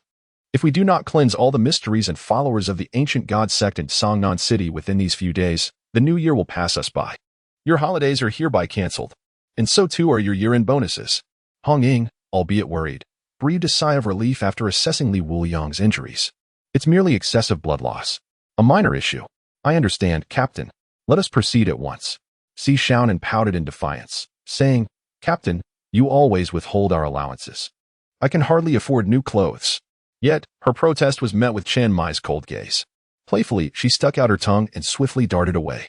For now, she would relinquish her cherished status to Li Wuliang, convinced that the captain would never deprive Li Wuliang of his reward. At this moment, Yuan Gang approached Li Wuliang and sighed. "I shall arrange for someone to assist you with these mysterious matters. After the new year, we may not have any peaceful days ahead." Suddenly, a figure appeared before them, looking utterly bewildered, as if he had just awakened from a deep slumber. It was Lin Qiye. "Have I missed something significant?" he pondered. Earlier, he had spent considerable time conversing with Malin behind the second door in the mental asylum, and time had slipped away unnoticed. The outside world was eerily silent. Had he not noticed the bats in the sky being drawn away by some unseen force? He might still be lingering inside. At that moment, Chinmai felt somewhat relieved. Everything is fine. There's no cause for concern. Let us escort Li Wuliang back for a good rest. You are on holiday, so let Hong Ying and the others handle the more arduous tasks. Ding. Lin Qiye suddenly felt a wave of warmth behind him. He turned to see Si Shaoan pointing at her eyes and then at him. Captain, I wish to participate in the mission, Lin Qiye declared. You can take a break, Chinmai replied. That won't do. I am also a member of Team 136. My presence is essential during busy times. Before Chinmai could respond, Lin Qiye spoke with a desolate expression. Have you grown weary of me? Chapter 75. A sword can both harm and protect. The pond, the lotus flowers, the koi fish, and the bamboo pavilion. This familiar setting was not alien to Li Wuliang. It was the domain of the Qinglian Sword Immortal. Observing the half-drunk Qinglian Sword Immortal, Li Wuliang naturally took a seat opposite him. Thank you, Li Wuliang said. Friends share mutual support, do they not? However, your frail frame still requires training. Had I not intentionally held back, you might not have had the opportunity to meet me. Qinglian retorted, a hint of mockery in his tone. He held a grudge, recalling the last time Li Wuliang spoke of his mother, a detail he had not forgotten. Continuing, the Qinglian Sword Immortal said, Come, sit with me for a while and gather your thoughts. This place is most nourishing. With a flick of his hand, a lotus seed flew towards Li Wuliang, landing before him. Your sword intent has reached great heights. If you fail to comprehend your martial will in the future and cannot condense your sword heart, consume this. My Qinglian essence is unparalleled. However, be warned. You shall never again enter the extreme realm. Li Wuliang did not decline but instead tucked it into his pocket. This was undoubtedly a precious item. Even if he did not need it, others would surely find it valuable. It would not be long before Songnan City would again face destruction. This was a miracle created by Lin Qiye 10 years ago, but miracles have their limitations, and he must remain vigilant. This time, Chenmai refrained from utilizing the Black Wuchang's forbidden ruins, thereby avoiding triggering the restraints of Shiva's resentment, which granted a temporary reprieve. Here, partake of this. Li Wuliang offered the wind breath elixir he had procured, sharing it with his companion. The Qinglian Sword Immortal glanced over and chuckled. Indeed, you demonstrate gratitude. Upon uncorking the bottle, a sharp gust of alcoholic breeze erupted forth. The Qinglian Sword Immortal furrowed his brow, deftly suppressing the wind.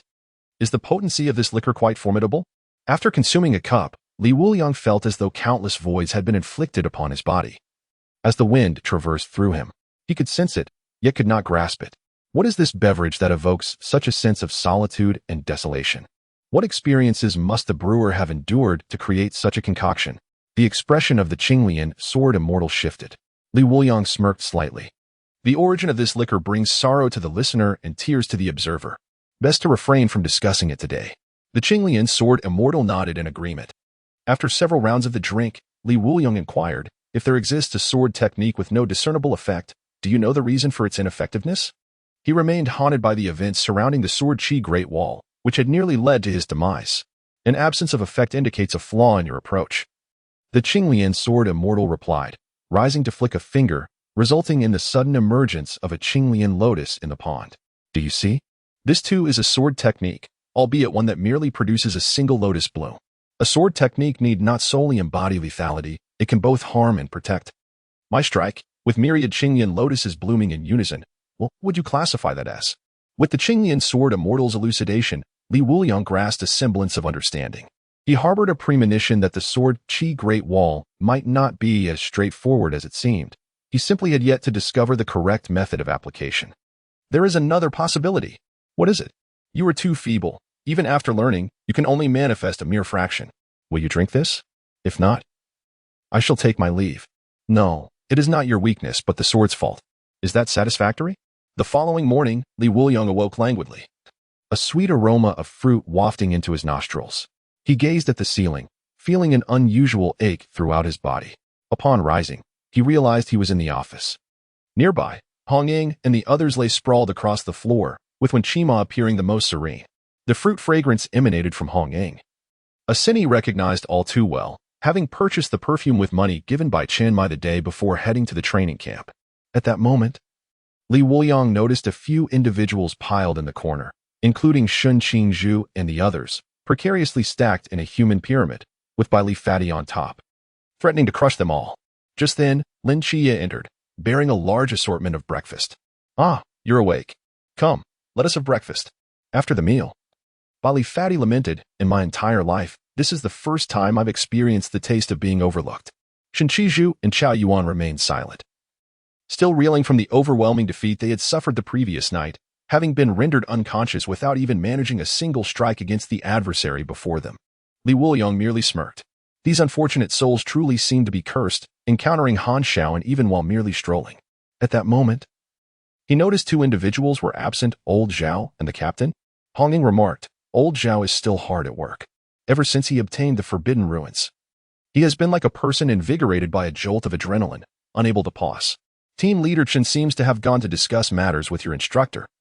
Pay him no mind. Li Wuliang then asked, by the way, who set up the Boundless Void last night. Fortunately, it was done in time.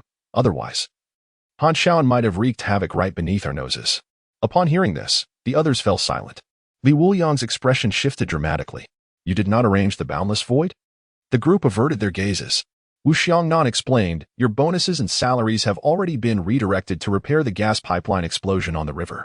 At that moment, Chen Mai entered, accompanied by 4 individuals. Young master, one of them addressed Bailey Pangbang. Who are they? Chao Yuan's gaze shifted, sensing a familiar aura emanating from these 4.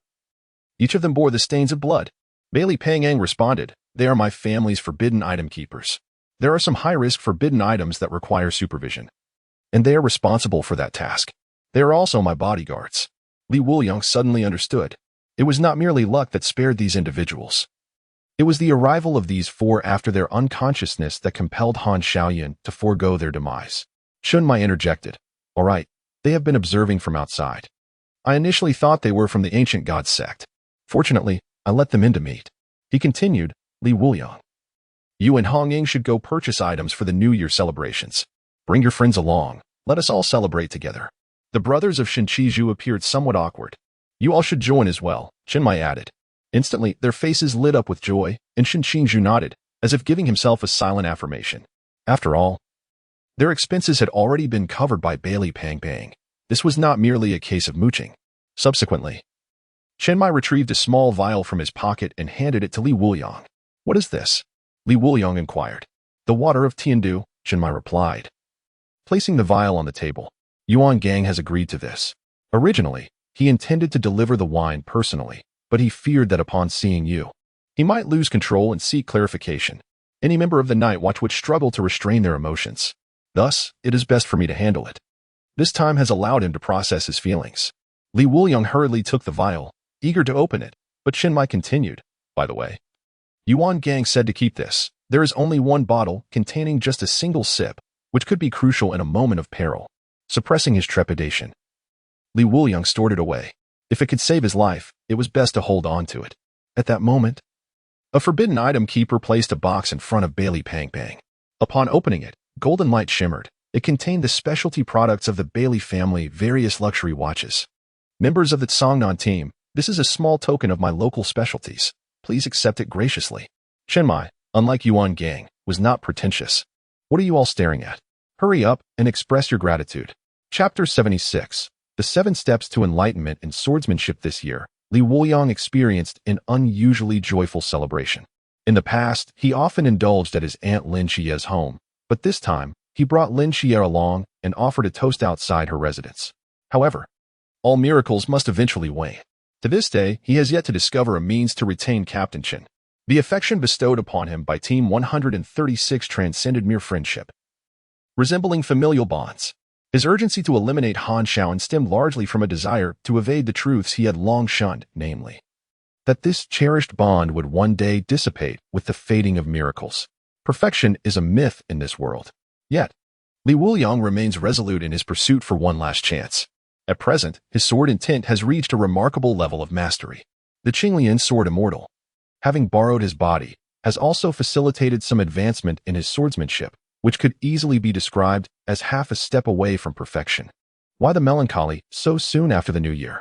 This is not the demeanor of Li Wuliang, Zhao Kongqing remarked, placing a reassuring hand on Li Wuliang's shoulder.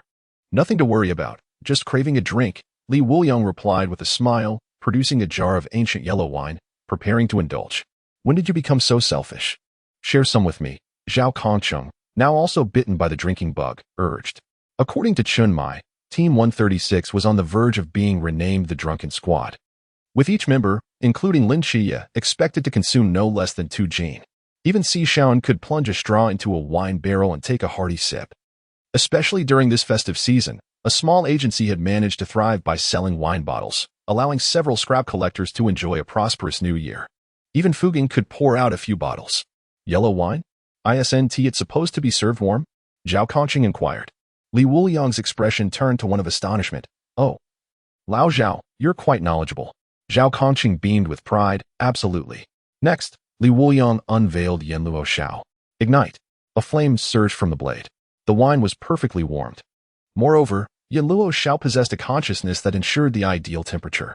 It quivered slightly as Li Wuliang poured a bit into it, causing the sword's body to emanate a crimson hue. Yanluo Shao exclaimed, "What wretched days have passed, master? I am yours for life." It showed no concern for the appropriateness of its usage. It simply relished the presence of wine.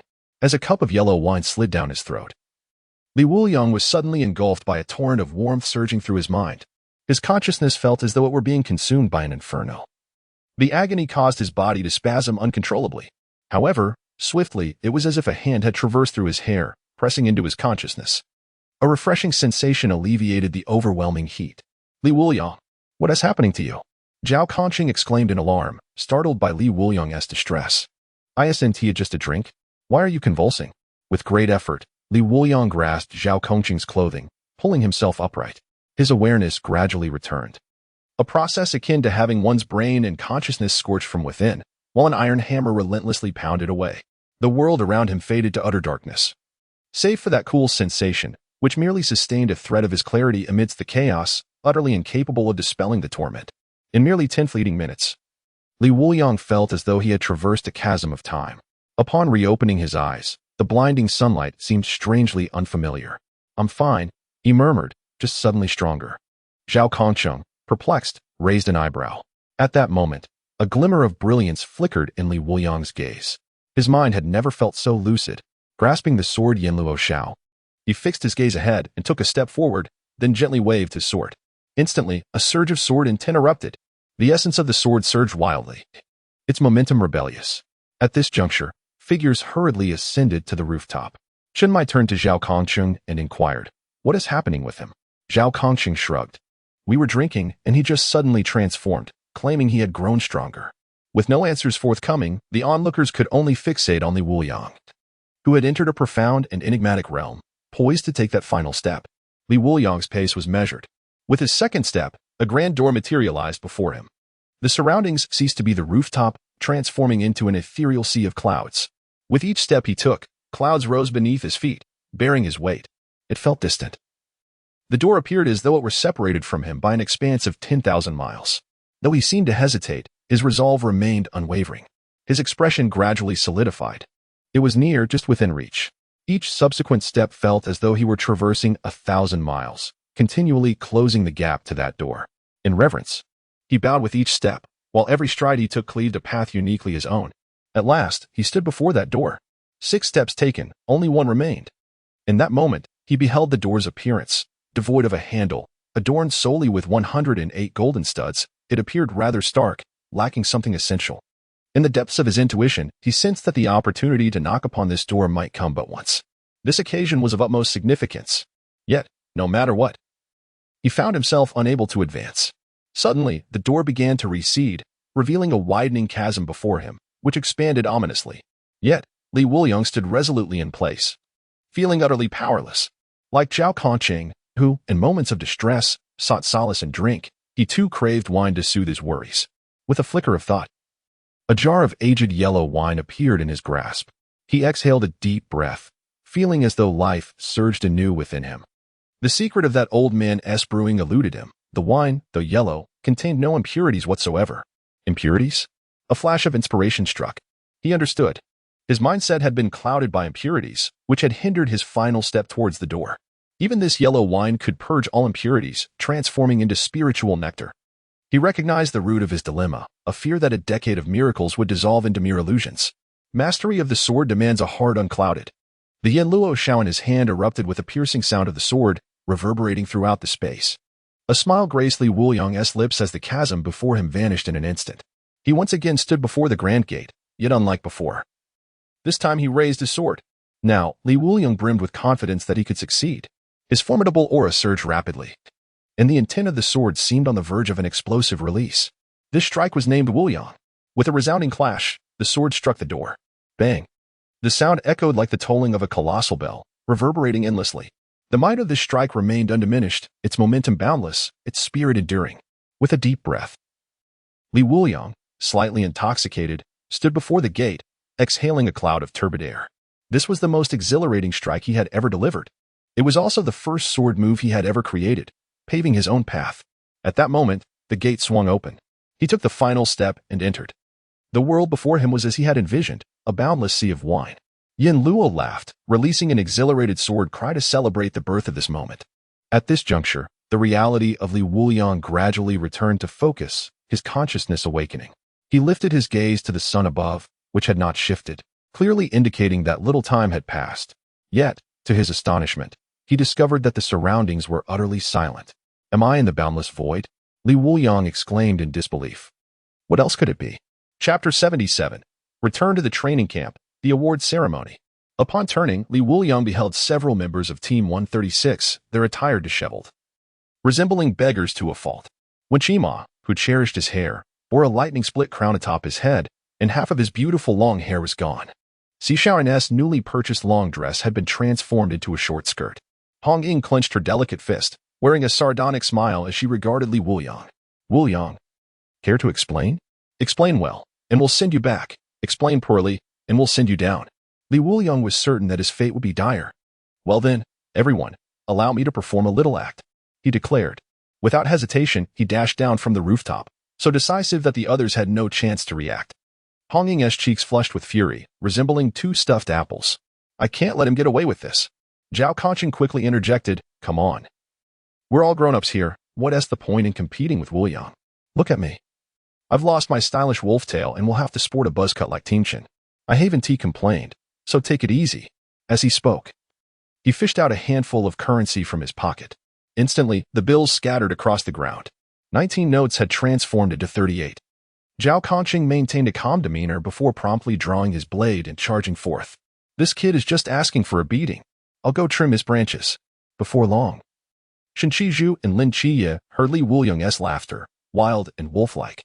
Shen Qizhu remarked, it's evident that you all share a strong bond. Upon hearing this, Lin Qiye produced an eye mask and handed it to Shen Qizhu. Here, you might need this. What is it? A breathable eye mask. Take it. It will be useful for the visually impaired. Shen Qizhu? Suddenly, Li Pangpang noticed a box of fragments in the corner. He approached to examine it and found it contained several cut photographs. The individuals above belonged to the squad. 7 Knights, take a look at this. Lin Qiye merely cast a glance before his eyes widened in shock. He quickly shouted at Chen Mai, hurry and find Lang Xian. Li Wuliang just shattered his vital essence. Chen Mai was equally astonished. It was only when he beheld the box of fragments that he breathed a sigh of relief. Thankfully, he had misinterpreted the situation. Just a moment ago, he had been marveling at Li Wuliang's rapid growth, and now he realized they were on the brink of a countdown. Find Lang Xian and save Wuliang. Gunshots and cries echoed in the boundless void for an extended period. A few days later, at the Jinan Mountain training camp, sighs reverberated throughout the dormitory. It felt like a lifetime ago, yet here we were again. The year had passed joyfully, yet it carried a sense of fragmentation. Li Pangpang was filled with profound reflections. He had hoped to see Mo Li, yet unexpectedly, she seemed to have vanished without a trace. There was no sign of her. Do not despair. You will soon see Mo Li downstairs, Li Wuliang chuckled. Lin Qiye was speechless. It appeared that everyone else was thriving, while he felt rather mundane. After speaking with Nikes, the unexpected advice was that he needed to pursue a romantic relationship. What about Zhao Concheng? Lin Qiye casually inquired. Upon arriving at the playground for assembly, the crowd quickly noticed several peculiarities. A few instructors were missing. Yet, one individual stood proudly on the platform for reasons unknown. Li Wuliang, unable to contain himself, let wine spill from the corner of his mouth, utterly astonished as he gazed at the stage. He could fathom what had happened to the missing instructors, but what was Zhao Concheng doing up there, clad in instructor's attire? Zhao Concheng cast a smug glance at Li Wuliang, urging him to ponder the situation. At that moment, Yuan Gang stepped forward. Welcome back. It is commendable that no one has given up and ventured away without return. This brings me great solace, for you have endured a half year that few could withstand. And you have emerged as qualified night watchers. However, You still lack distinction, and the forthcoming 6 months will be the most unforgettable of your lives. The upcoming training will elevate your capabilities and excellence. Simultaneously, it will become increasingly perilous and arduous, demanding your unwavering resilience to persevere through the training. At this juncture, he shifted his tone. Now, we shall proceed with the award ceremony. Upon hearing this, the crowd was not overly perplexed. They had heard whispers of the events in Songnan City, particularly from Bai Li Pongpong's incessant chatter and Shun Qingzhu's sycophantic followers. It was a wonder the news had not spread further. Please welcome the commander to the stage to present the awards. As Yuan Gang finished speaking, they were taken aback. Yuan Gang's military rank was already astonishingly high, and when he mentioned the commander, it could only refer to some formidable figures. Then, an elderly soldier with silver hair approached with deliberate steps. Greetings, new night watchers. I am Wuliang, commander of the 6th Military District. Li Wuliang blinked, his mind racing in vain to comprehend who this person was. He initially thought it was either the esteemed Yi Fan or the venerable Qin Fuzi who had arrived. After all, they were indeed among the most powerful figures within the Night Watch. Moreover, the 6th Military District appeared to be a conventional military establishment, seemingly unrelated to the Night Watch. However, Wuliang soon chuckled, saying, I presume you are unfamiliar with me. Perhaps I should rephrase. The vehicles you have smashed, the buildings you have shattered, and the ground you have pierced, all of it has been repaired by me. It is I who ensures your safe demolitions and secure returns. They also refer to me as the Chief Logistics Commander of the Daxia Night Watch, you the caretaker. In an instant, thunderous applause erupted. The admiration in their eyes rivaled that of seeing one's own mother. Li Wuliang clapped the hardest, for his exclusive allocation of Maotai liquor was undoubtedly sanctioned by this esteemed elder.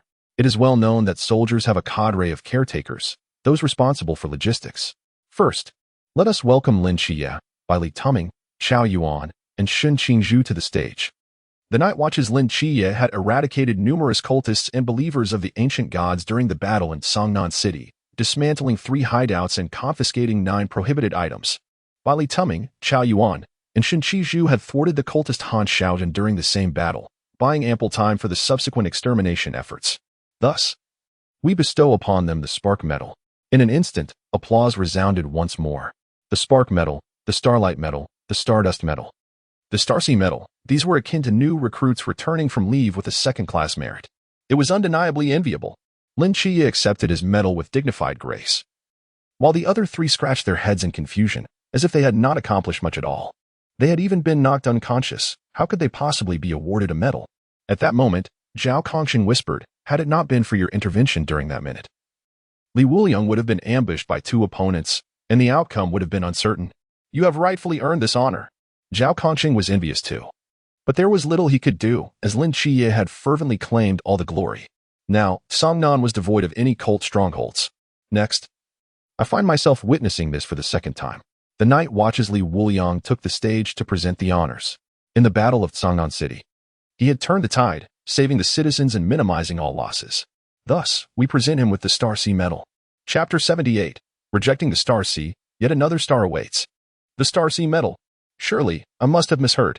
At this moment, the crowd was no longer composed. The first 3 medals seemed attainable. But the Starsea Medal was an entirely different matter.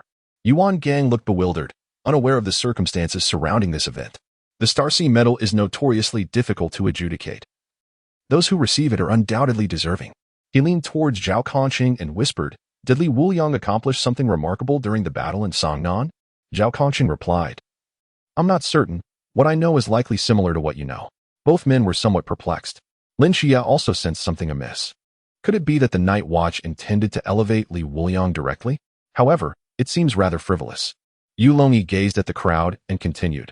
The Sea of Stars medal has only been awarded once in recent years to the captain of the special squad, Wang Mian. I trust everyone has heard of or knows a bit about the events from 5 years ago.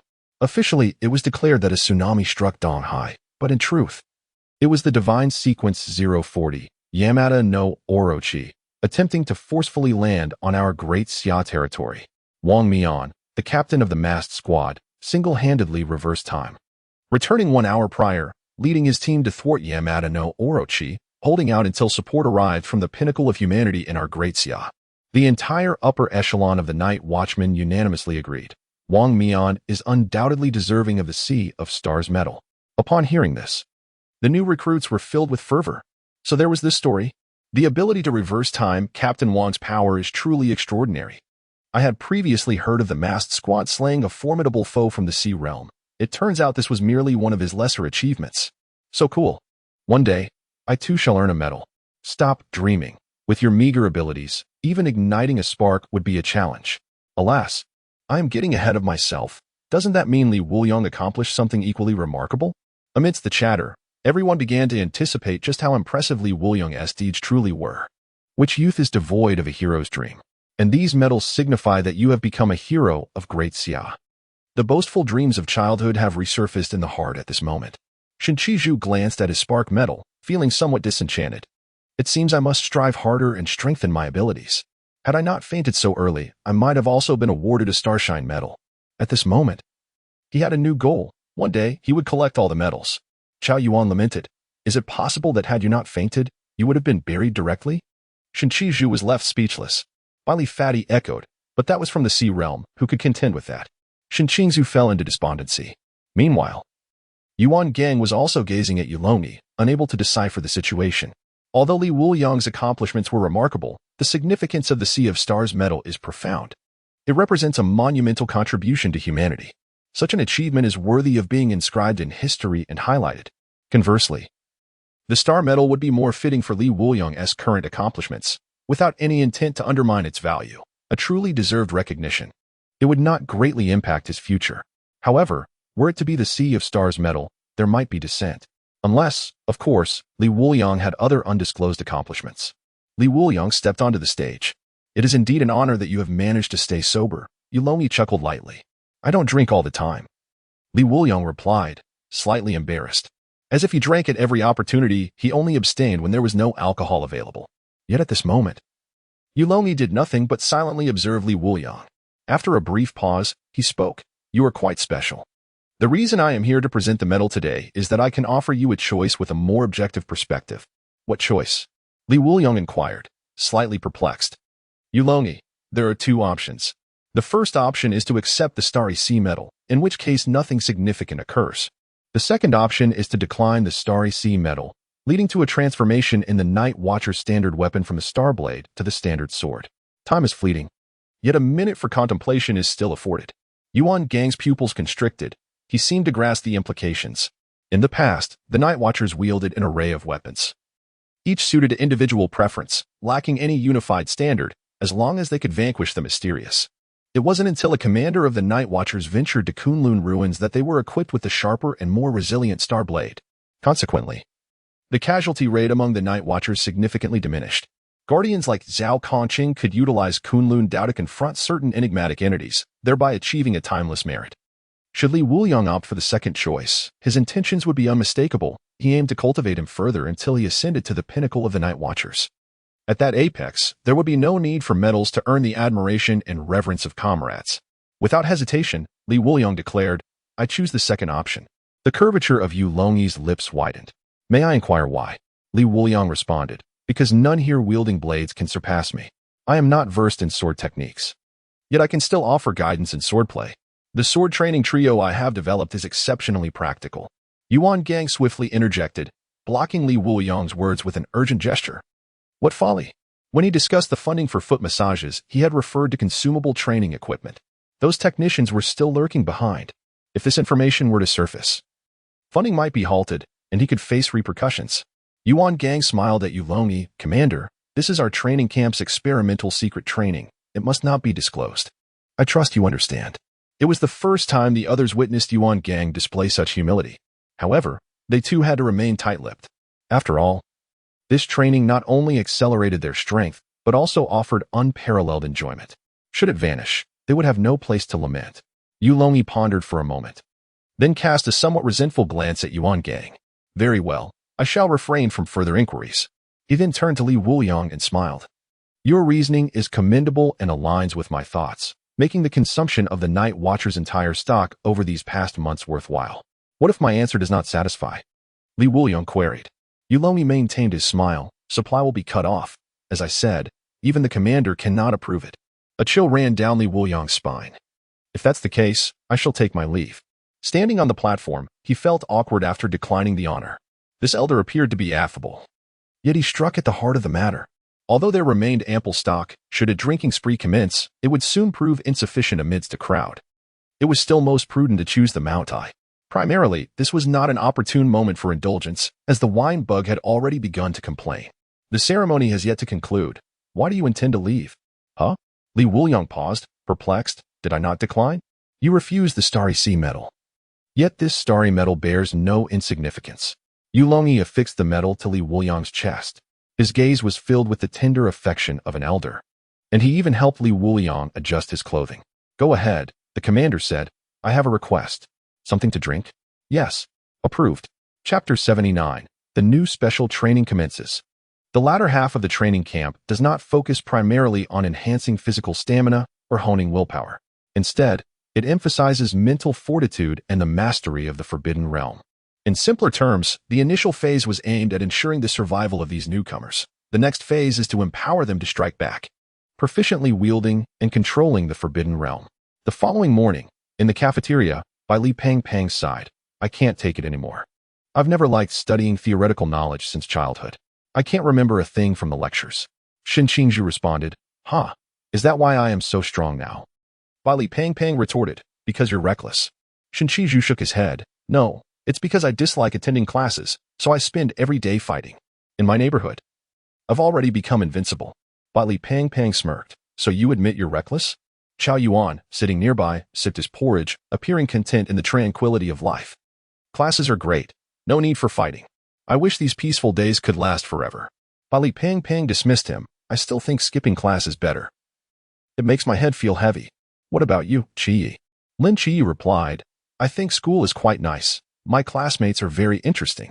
Shin Qingzhu snapped back to reality. Forget it. Li Wuliang mentioned that you barely attended a week of classes before being recruited as a night watchman. Your opinion holds no weight. Lin Qiye frowned, frustrated but unsure how to express it.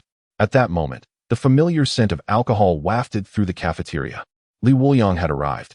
By Li Pang reached out, grabbing some air to his nose. I bet 100 he drank all night. Shin Qingzhu skeptically replied. I wager he just had a drink. After a bowl of porridge, Li Wuliang sat among them, his face devoid of vitality. Shin Qingzhu immediately inquired, Wuliang, did you just drink, or did you drink all night? Li Wuliang raised one finger. All night? Li Wuliang nodded. Shin Qingzhu reluctantly handed 100 to Bai Li Pang. You win. At that moment, Molly asked, where have you been for the past few days? You've been acting mysteriously.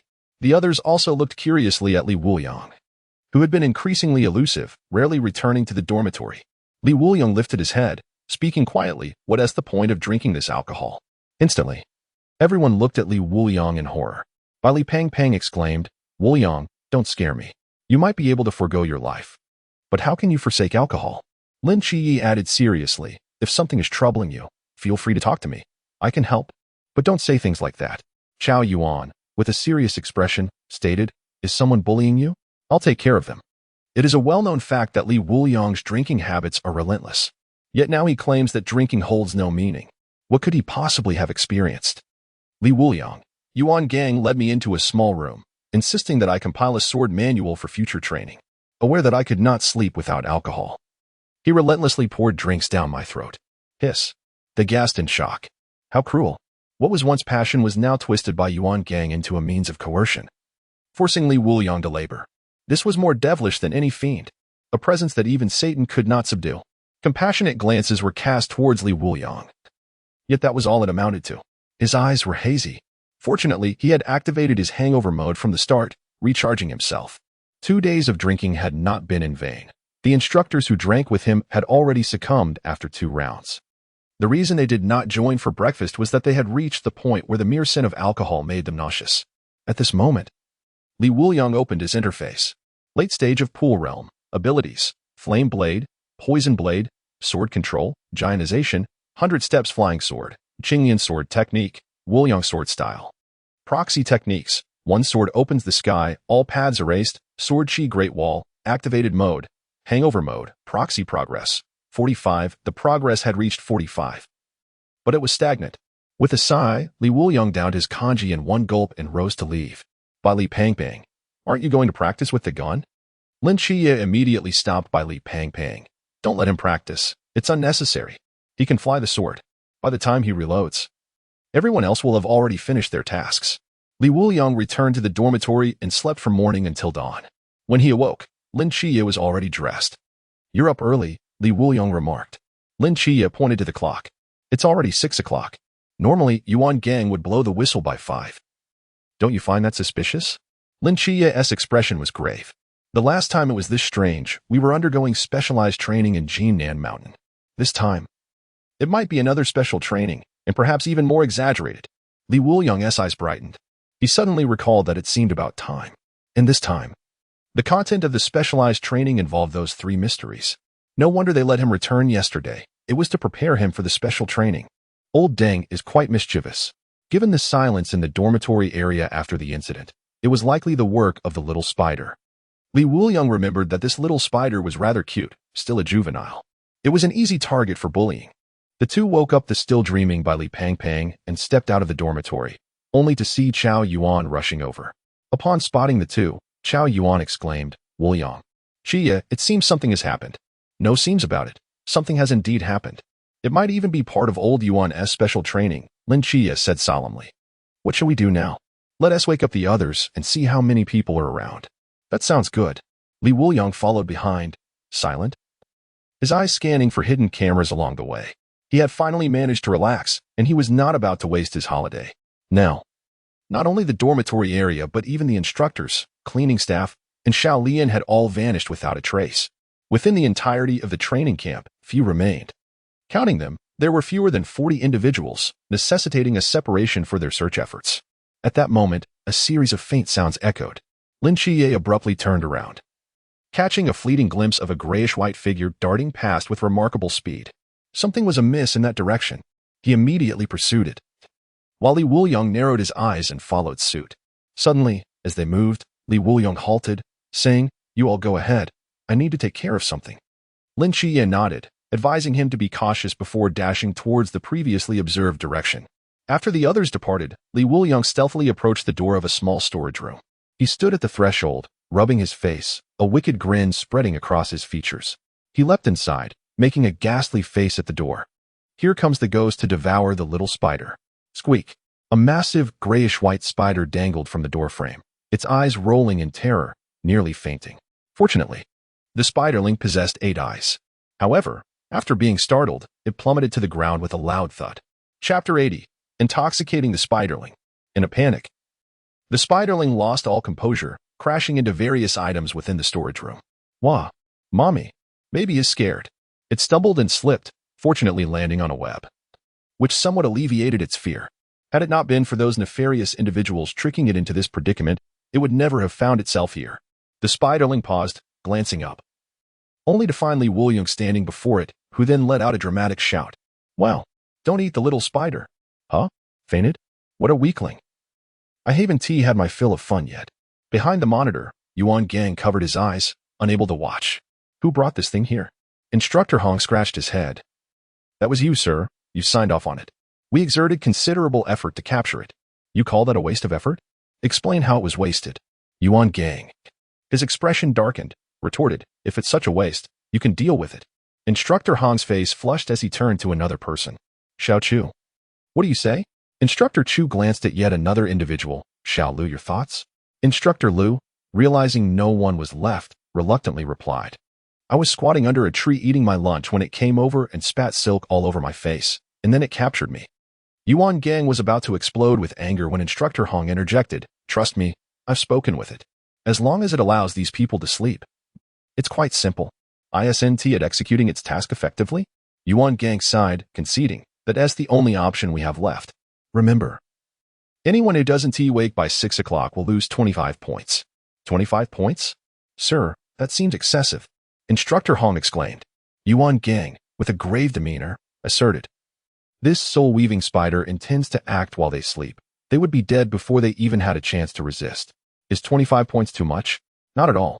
Instructor Hong meticulously recorded the names of Li Wuliang and a handful of others who had not been awakened, a mere dozen or so. This made matters rather straightforward. Meanwhile, Jutong, having just regained consciousness, found himself utterly immobilized. The villain who had previously frightened him by blocking the door was now seated by the fire, its flickering light casting an eerie shadow across Li Wuliang's face. "You've awoken," he stated, his voice devoid of menace. "Do not be afraid. The pain will soon subside. My blade is swift." Zhu Tong was immediately overwhelmed by tears, thrashing helplessly in midair. He found himself ensnared by his own silk, which Li Wuliang had skillfully woven around him. And in his panic, he forgot he needed to dissolve it with his saliva. "There are so many villains outside," he lamented. First, they had lured him in with delicacies, and now they sought to roast him. Poor Zhu Tong longed to escape, but flight was impossible. Li Wuliang casually grasped Yama's sword and jested. "Shall I first slice off your tiny spider claw, or would you prefer I roast your little legs to accompany my drink?" Zhu Tong gasped. His minuscule claws held little flesh, and his legs were dry and tasteless. Frantically, he wriggled in distress. Yet, Li Wuliang merely tapped Zhu Tong's belly with the sword, observing, "What a substantial morsel you are. Perfect for a spider steak." Noticing Zhu Tong's sheer terror, he crouched before him with a smile. "Do you wish to live?" Zhu Tong nodded vigorously. "Will you obey my commands?" He pressed further, and Zhu Tong nodded even more fervently.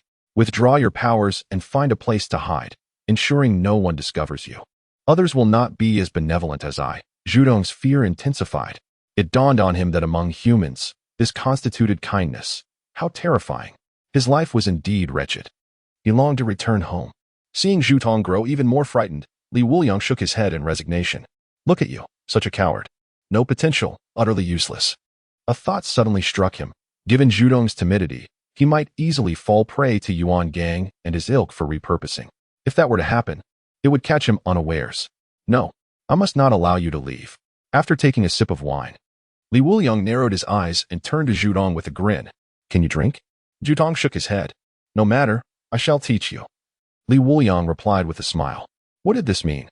Was he not to be released? Had he changed his mind? How cruel to prey upon such a fragile creature. After consuming 3 small bottles of liquor, Zhu Tong began to stumble as his head grew heavy, his soft fur turning a shade of crimson. With a resounding thud, he collapsed into a pile of clutter. The host, inebriated and taking advantage of a minor, has triggered the achievement Great Brute and received a reward. 10-year aged first-order spirit wine. Essence of Self. First-order spirit wine, Essence of Self. Brewed by a master of martial arts, it urges the lost to find their way back to virtue. Unique effect. Physical constitution enhanced by 10. Li Wuliang was left speechless. He had done nothing but frighten the poor creature. He had barely drawn his sword. How could this be considered bullying? Moreover, he had even offered Zhu Tong wine, clearly acting as a benefactor. For beings not of this world, he was loath to part with even a drop. At that moment, a deafening explosion reverberated throughout the dormitory area. Li Wuliang stepped outside, his face a mask of astonishment as he gazed at the distant armory, which was as expansive as a football field, now reduced to chaos. Such a magnitude of destruction. His expression was one of sheer disbelief. The other 2 items were located in the girls' dormitory. How could they possibly have emerged? And neither possessed the capability to instigate such an explosion? What on earth had transpired? Suddenly, a figure flashed by, moving with an astonishing speed that defied belief. Yet, Li Wuliang discerned that it was a woman. At that moment, Yuan Gang wore a cold smile. Since Li Wuliang's combat prowess had surpassed the ordinary, he too would arrange for some unconventional measures. Having intoxicated the weaving soul spider, he had several backup plans in store. Did old Hong notice Li Wuliang's expression? By the way, when did you move the items from the armory? Yuan Gang inquired with a grin. Instructor Hong's face shifted, and he remained silent. I say, you wouldn't have forgotten to relocate them, would you? Instructor Hong fell into silence. Does that mean that if the others awaken without the forbidden ruins, they will be unable to retaliate? Silence enveloped the evening. Yuan Gang's face turned purple with rage. This special training had turned into a significant loss. Chief, look! Someone suddenly exclaimed, pointing at the monitor. Yuan Gang immediately turned his attention to the screen. He observed Li Wuliang, as if jolted awake from a drunken stupor, beginning to search for others, his demeanor shifting from astonishment to an intense seriousness. It was highly likely that the recent explosion had instilled a sense of urgency in Li Wuliang, surpassing expectations. Is this explosion bad? Quite the contrary, it is splendid, Yuan Gang exclaimed, bursting into laughter as he slammed his hand on the table. Hurry, let everyone take their positions. The special training has only just begun. Meanwhile, Lin Qiye and Shenqi Zhu had gathered with others. While Li Pangpang anxiously remarked, did you all hear that explosion just now? What on earth happened? Lin Qiye furrowed his brow, The girls' dormitory is sealed off, and the armory explosion seems rather unusual. I suspect this might be part of a special training exercise. Upon hearing that the girls' dormitory was sealed, Li Pang immediately responded, "Does that mean Emily is in danger? I must go find her.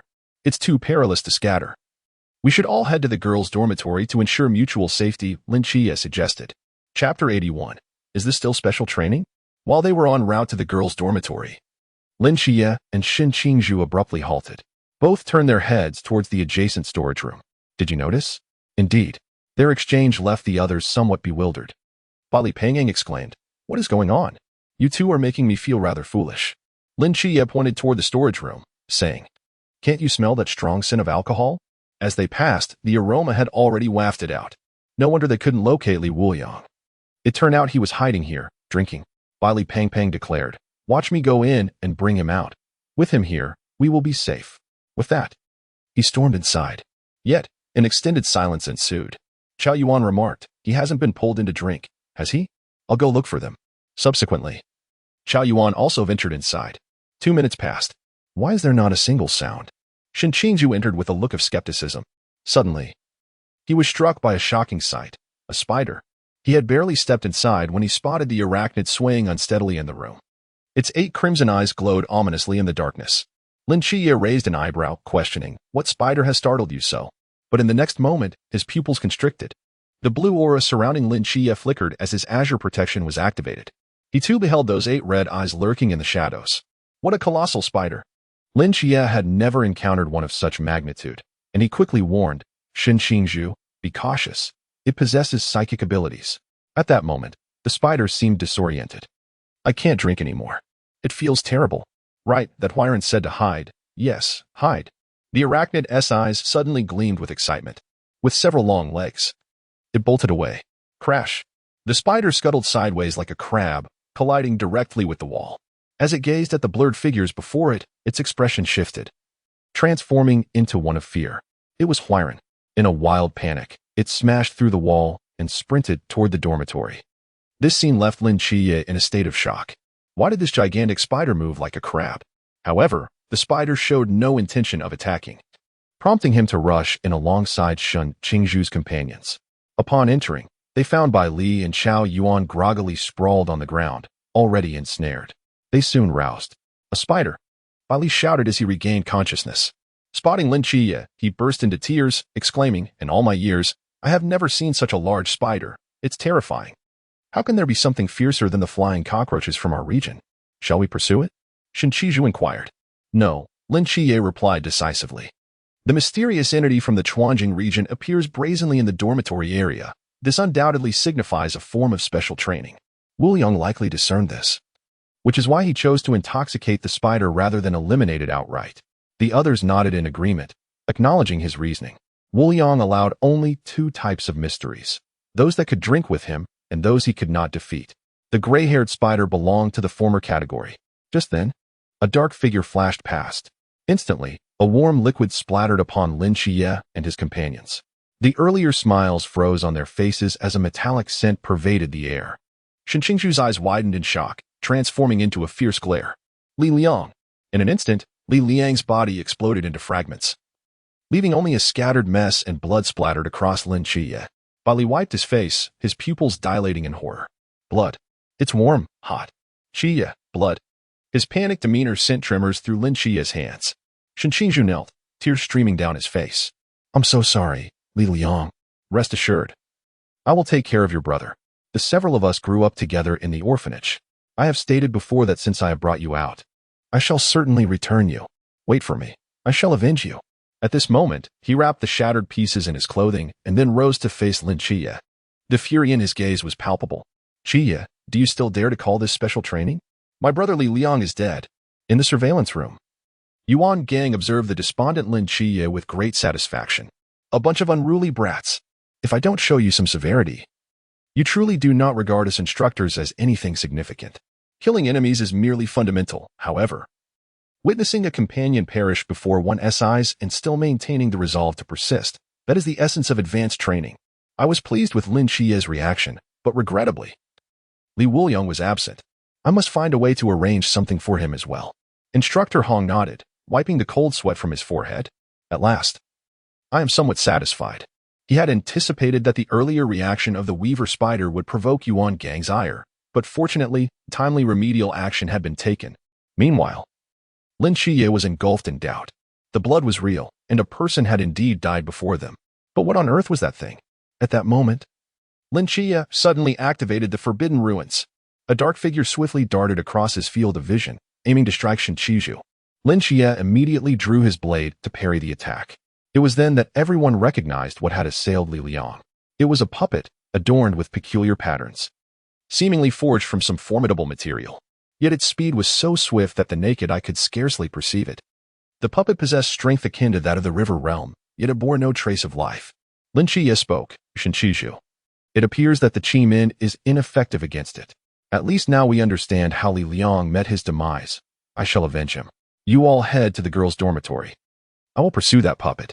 Lin Qiye firmly refused. We must act together. None can guarantee that Yuan-Ti encounter the spider we faced earlier. Nor can we assure that the puppet Yuan-Ti appear as well. It is more convenient to act as a group. His calm demeanor gradually steadied Shen Qingzhu's expression. I understand.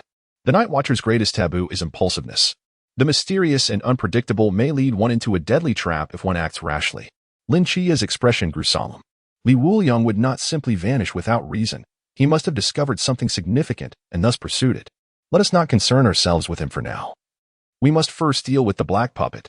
On the other side, Li Wuliang chased the woman into a secluded corner. He swiftly raised his hand. Yin Luo's blade flew out, tracing a beautiful arc in the sky. He promptly intercepted her. Stop. Don't run so fast. Speak. Who are you? Li Wuliang inquired coldly. He took a swig from a flask, while controlling his flying sword to prevent her escape. However, when she turned her head, Li Wuliang's gaze sharpened. It's you. The woman was none other than Qiuyu, the spy from the ancient god sect who had been captured earlier. How did you escape? Qiuyu sneered. Do you wish to know? At that moment, a new recruit staggered over, clutching his chest. Save me, he cried. Qiuyu's palm shimmered with a layer of electric energy, striking his chest with a forceful blow before she immediately fled. Li Wuliang rushed to support the fallen recruit, but it was too late. His chest had caved in, and he had succumbed to death. Chapter 82. The Black Puppet. Unlocking the third level of intoxication, Li Wuliang pressed his hand against the man's chest. The warmth of the body left him momentarily dazed. Was this real? Was this not merely a special training exercise? Or had something gone awry during the process? Indeed. There was a traitor among the higher ranks of the Night Watch, a member of the ancient god cult who must have seized this opportunity to silently eliminate other recruits. His gaze turned icy. Given that the ancient god cult had sent wine, refusing it would be impolite. Li Wuliang laid the man flat, and then pursued the direction in which Qiuyu had departed. A traitor possessing the strength of the mid-river realm. The ancient god cult was clearly investing heavily in him and Lin Qiye. Not long after he left, the figure on the ground rubbed his chest and sat up. How did he train his hand? Hitting someone feels so pleasant. No wonder the commander reassigned me. This kid is indeed difficult to deceive. At that moment, his walkie-talkie crackled to life with Yuan Gang's voice. You've worked hard. You can return now. The others are using counterfeit materials made from imitation substances. If you had time for a thorough inspection, you would notice something amiss. But Li Wuliang could not afford such luxury. His was genuine contemplation. Thus, to create a convincing illusion, one must invest significantly. This individual's ability to feign death was simple yet effective. He could disguise various forms of demise, and the results would appear identical. Even a Sea Realm presence would have to question how a person had perished. Just as he prepared to leave, he suddenly froze in place. A crab? No, it was a soul weaver spider. The spiderling scuttled towards him with a swaying gait. Bang! They collided in an embrace. The spiderling, with its 8 beady eyes, scrutinized him. Oh, it's you. Go play elsewhere. I'm leaving. As he attempted to rise, the spiderling hugged him tightly, extracting a bottle of liquor from its web and forcing it into his mouth. Let us drink together. Hiki. The spiderling had inadvertently stumbled into the storeroom and pilfered an entire case of premium liquor. The more it drank, the more intoxicated it became. Now encountering a familiar face, it insisted on sharing the bounty. Hey, what are you doing? Do you believe I'll roast you into a spider kebab? Yet, after a bottle was forcibly downed, he too began to lose his senses. Yuan Gang, witnessing this scene, clenched his teeth. You all, bring him back. If it weren't for Li Wuliang's exceptional performance, I would have seriously considered kicking him out. Among the 240 new recruits in the training camp, none abstained from alcohol. And even the female soldiers could down half a gin of liquor. The 12 instructors had consumed more alcohol over the past 6 months than they had in over a decade of service. Now even the River Realm Soul Weaver Spider had gone astray. What else could possibly be led astray? It is difficult to fathom the implications if Li Wuliang were to truly reach that level. The future of the Night Watchers would be bleak. Commander, Xiaoyu has requested to return, and Li Wuliang has gone mad. Yuan Gang glanced at the monitor and immediately commanded, "Bring her back at once." At this moment, Xiaoyu was in a state of sheer panic. Wasn't she instructed to cooperate in this charade? No one mentioned that the performance was intended for Li Wuliang. Bang! The tip of a sword sliced past her, leaving a gash so deep that bone was visible. Xiaoyu's pupils constricted. Indeed, the Night Watchers were all deceivers. Did they wish for her to perish at Li Wuliang's hands? She felt a surge of resentment after months of ideological education. She had genuinely severed ties with the ancient god sect. She sincerely wished to integrate into the Night Watcher family. Yet, it was all but a dream. How could the Night Watchers ever allow her to escape?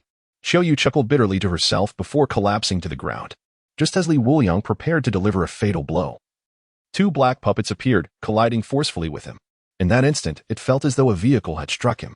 The tremendous force caused him to stagger back several steps, a searing pain erupting in his chest, nearly breaking a rib. Gazing at the unfamiliar puppets, Li Wuliang took a deep gulp of peach blossom wine to mend his wounds. Puppets? The ancient god sect truly has an array of tricks. Let me see what you are capable of.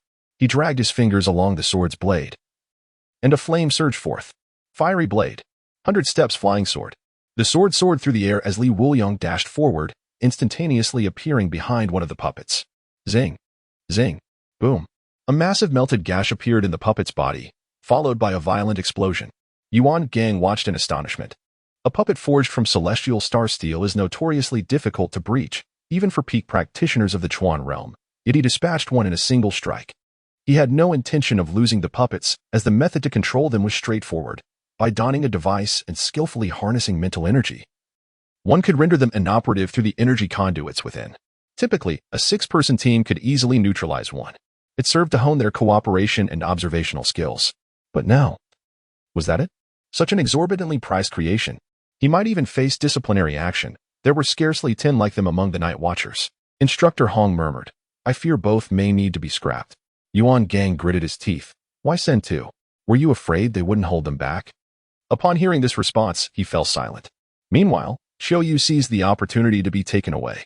Li Wuliang was now filled with murderous intent, immediately turning his gaze toward the other puppet. "So, you think you're tough, do you? Allow me to gauge just how tough you truly are."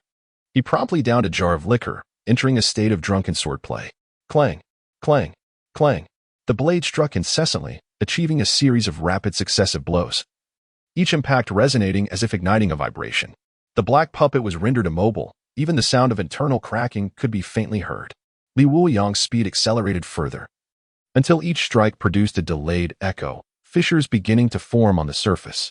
Yuan Gang's heart bled as he realized he could not save the second one either. Bang! In an instant, the second black puppet shattered into countless fragments, the light in its eyes extinguished completely. Host has successfully eliminated the target without injury. The third stage of the drunken sword state has been unlocked. With repeated strikes, an infiltration effect will manifest. Every 10 consecutive hits increases the probability by 10. And 100 consecutive hits will inevitably reveal a flaw. The condition for unlocking the fourth stage is to forego 3 attacks when a flaw appears in the same concentration. Upon hearing the voice of the system, Li Wuliang's drunkenness dissipated significantly. The third stage proved to be exceedingly beneficial. As one's realm ascends, flaws no longer appear at will. The higher the realm, the more focused the mind becomes, resulting in steadier hands and heart. Much like when facing Han Xiaoyan, even if minor flaws occurred, he could effortlessly resolve them in an instant. Li Wuliang then shook his neck. Seeing that Xiaoyu had been taken away, he felt a strange sense of intrigue. The ancient god sect's people knew how to rescue others? Meanwhile, on the other side, upon hearing the explosion, Lin Qiye, Shen Qizhu, and others hurried over. They caught a whiff of a fragrant aroma. Indeed, Li Wuliang was in this vicinity, Lin Qiye remarked. Just then, a droplet of liquid fell onto Bai Li Pongpong's head. He looked up and his eyes widened in shock.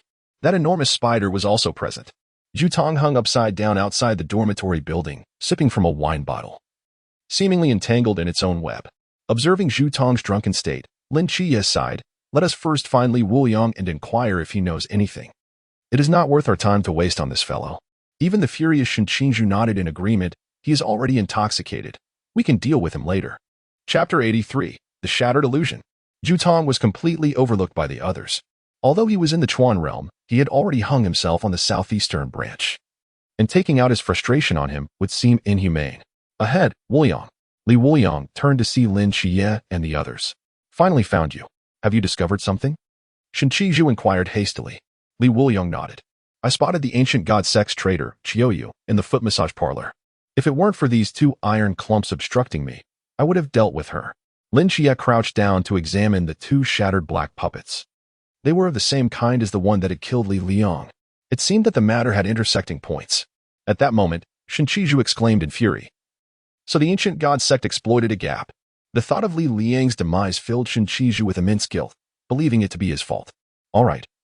Let us head to the girls' dormitory. They may be in even greater peril," Lin Qiye suggested. "Agreed." Li Wuliang sheathed Yin Luo with a smile. He sensed an unusual tension in the air. Qiye had vanished too swiftly. Wasn't she a master of foot massage? How could her leg techniques be so formidable? Perhaps she could also tread upon backs, but simply lacked the opportunity to demonstrate? His eyes narrowed. There was more to this than met the eye. As they passed by Zhu Tong, Li Wuliang glanced at him, their tin eyes locking onto one another. In the next moment, the young spider child trembled, attempting to extricate herself from the silken bindings that ensnared her, yet due to her inebriated state, she had inadvertently wrapped herself tightly, leaving only her posterior exposed. Li Wuliang, with a deft motion of his sword, sliced through the threads, liberating the spider child's small head. Otherwise, she would soon have become a historical curiosity as the first to suffocate herself. Drinking without weaving silk, and weaving silk without drinking, do you understand? Li Wuliang admonished. With tearful eyes, the spider child nodded in agreement. As long as you understand, that's good. Now, hang there. Li Pangpang and Chao Yuan exchanged glances. Had they both indulged too much? Well, the more Wuliang drinks, the more at ease I feel, Chao Yuan remarked earnestly. Before long, the group arrived at the girls' dormitory. Li Wuliang stepped forward and made contact. It was as if an invisible barrier separated the interior from the exterior. Among the three mysterious entities arranged by Yuan Gang, the most perilous was the weaving soul spider, yet due to its youth, it posed relatively little threat. However, among the other two, one was indeed a high-risk mystery, the sound hunter. This entity could unleash rapid attacks based on sound, making it exceedingly difficult for victims to react or defend themselves in time. The third mysterious entity obstructing their entry into the girls' dormitory was the chaotic cube, which possessed spatial confinement capabilities, capable of blocking and disturbing this space. Who possesses spatial confinement? Shen Qingzhu inquired, turning to her companions. Lin Qiye replied with exasperation, spatial confinement is exceedingly rare. The few available are either in a deep slumber that cannot be awakened or already situated within the girls' dormitory. At that moment, Li Pangpang seemed somewhat excited. Have you all been to the girls' rooms or dormitories? Shen Qingzhu and the others instantly blushed, shaking their heads in unison. The group collectively turned their gazes towards Li Wuliang. It's quite chaotic. For instance, Hongying's room has guns in it, and she prances about in a rabbit pajamas every day. It's quite bothersome. As for Xiaonan, her room is even worse, cluttered with dolls, leaving no space to stand. Li's room is likely similar to Hongying's, probably containing a knife as well. He showed no regard for the feelings of those who had been single for years. In an instant, their curiosity for beautiful things was extinguished. Li Pangpang covered his head, exclaiming, Wuliang, please stop. Li's room must be immaculate and tidy. Shen Qingzhu shook her head. Let us break through this barrier first. Since we lack spatial confinement, we shall use brute force. Her gaze sharpened. She drew her sword and struck, only to be repelled back. Observing this, Li Wuliang swiftly unsheathed his sword and approached. Watch me. He focused his energy, cultivating his sword intent. With the first strike, Wuliang. He touched the barrier gently, retracting his blade quickly as if to avoid inadvertently striking the structure within. The onlookers were momentarily speechless, but in the next instant, their eyes widened in astonishment. The barrier began to tremble like waves, and then, astonishingly, it shattered like glass, creating a large opening. Li Wuliang, your technique is truly formidable. With such a slight movement, you've managed to breach such a vast area. Li Pangpang exclaimed in awe. Chao Yuan and Shen Qingzhu gazed upon Lin Qiye with a profound reverence. Approaching cautiously, Lin Qiye finally spoke. Let us take over from here. You must have expended considerable energy wielding that sword, haven't you? He noticed that after Li Wuliang swung his blade, his breath was somewhat unsteady. A rare sight indicative of such significant exertion.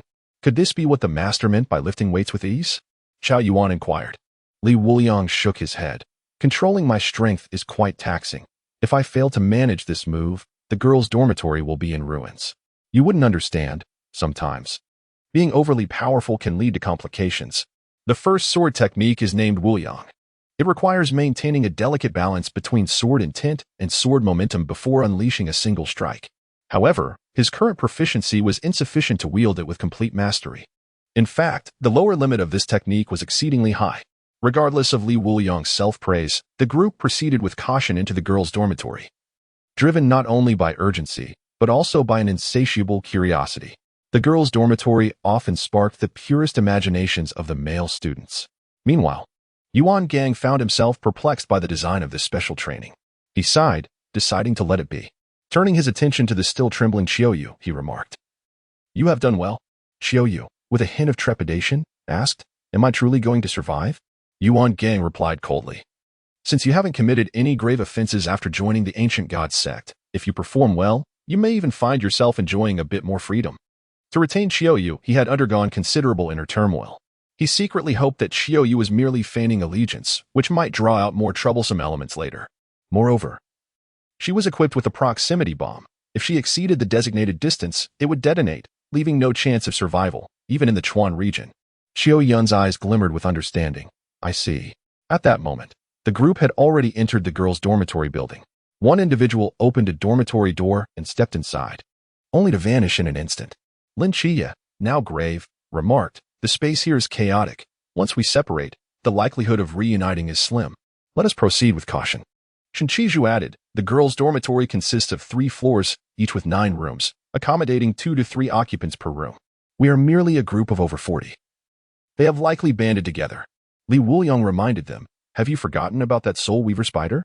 It's quite possible that most of the girls are still asleep. But Mo Li has surely awakened, and those who are awake pose the greatest danger. Lin Qiye queried, Are you suggesting there is more than one kind of mystery here? Li Wuliang nodded, choosing not to disclose that his knowledge stemmed from the original work. He casually stated, We are contending with 2 types of mysteries. And it is likely that the girls' dormitory harbors 2 as well. Furthermore, this spatial labyrinth is non-lethal. It merely controls, which is of no use. Bai Li Pangdang, suddenly anxious for Mo Li, exclaimed, What are we waiting for? We must find her. Before Li Wuliang could finish his sentence, Bai Li Pangpang vanished from sight. Clearly, even without opening the door, the space within the girls' dormitory remained chaotic, with corridors leading into diverse realms. Please wait for me here. I must address the enigma of the spatial abyss, Li Wuliang declared before casually opening a door and stepping inside. The hunter of sound remained, yet Lin Qiye, Chao Yuan, and Shen Qingzhu struggled to devise a solution. Only Li Wuliang possessed the means to unravel the chaotic Rubik's Cube. Chapter 84. Breaking the Stalemate.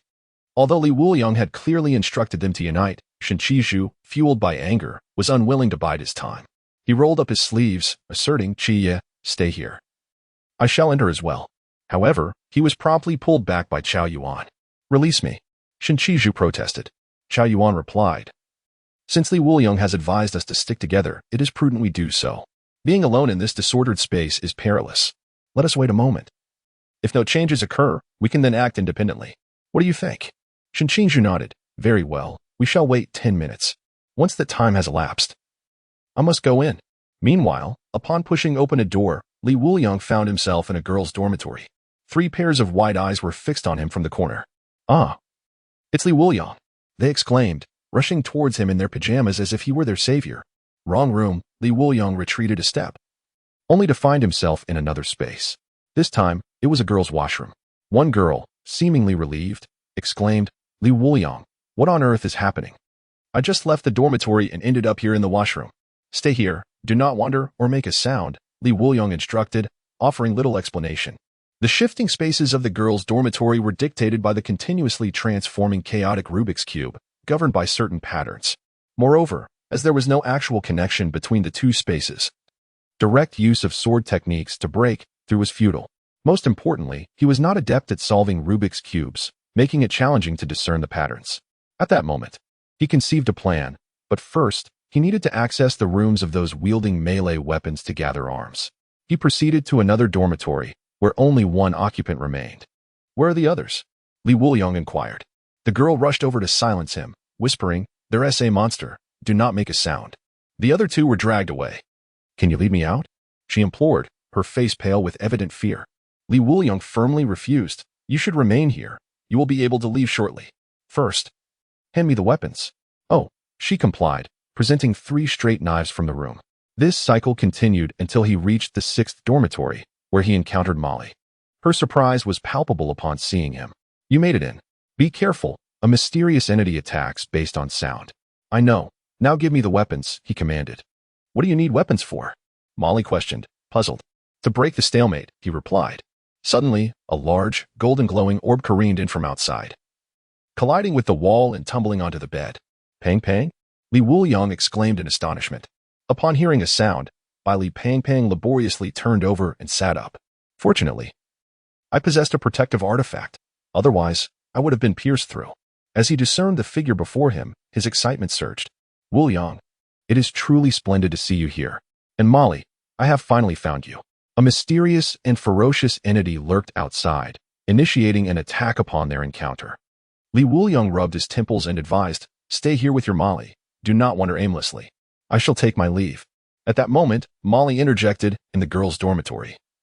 "There is a room filled with an array of weapons. Should you find yourself lacking, you might try your luck there." "How many?" "At least 50. Wuliang was astonished. "You women have your own armory? Is this a rebellion brewing among you?"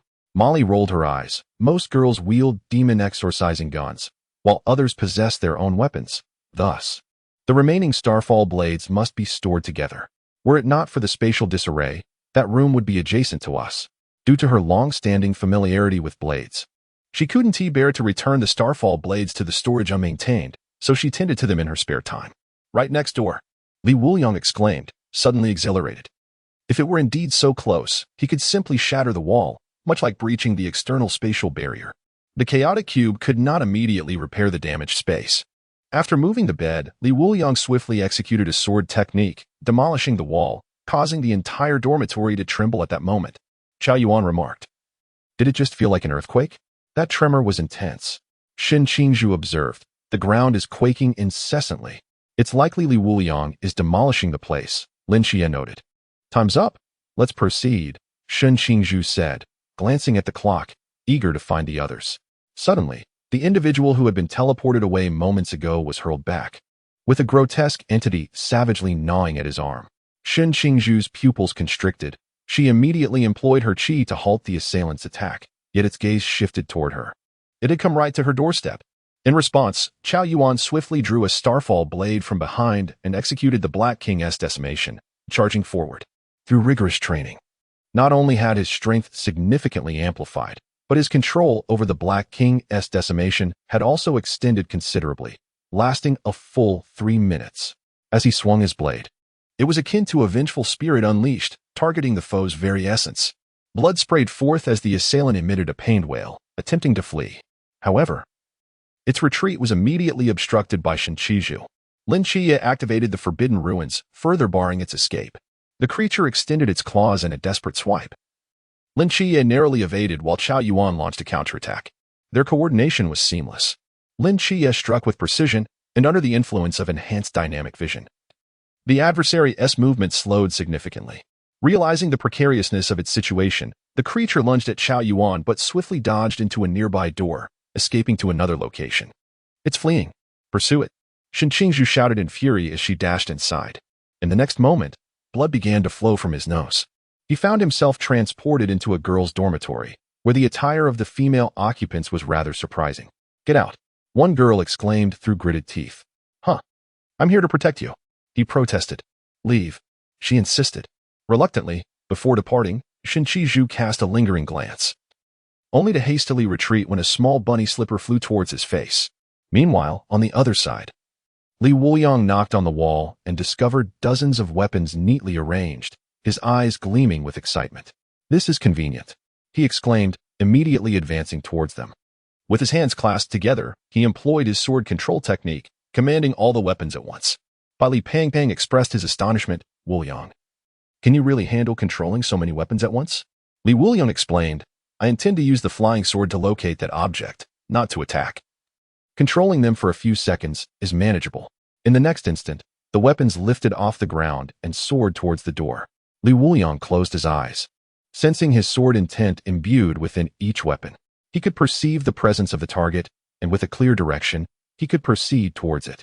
The chaotic space created by the magical cube could easily be envisioned as a vast cubic labyrinth. As long as he had the right line to follow, he could find his way out. Soon, Li Wuliang opened his eyes, a subtle smile gracing his lips. Found you. Chapter 85. Instructor Yuan, you are too merciful. Like an arrow released from its bow, Li Wuliang transformed 3 steps into 1, charging forward. Following the trace left by his sword intent, he darted through various rooms.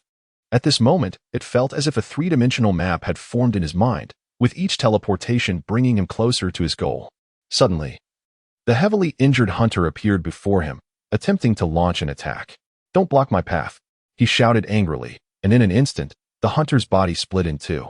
The once formidable mystical entity was now effortlessly extinguished by Li Wuliang. Kill the mystical entity. Reward received.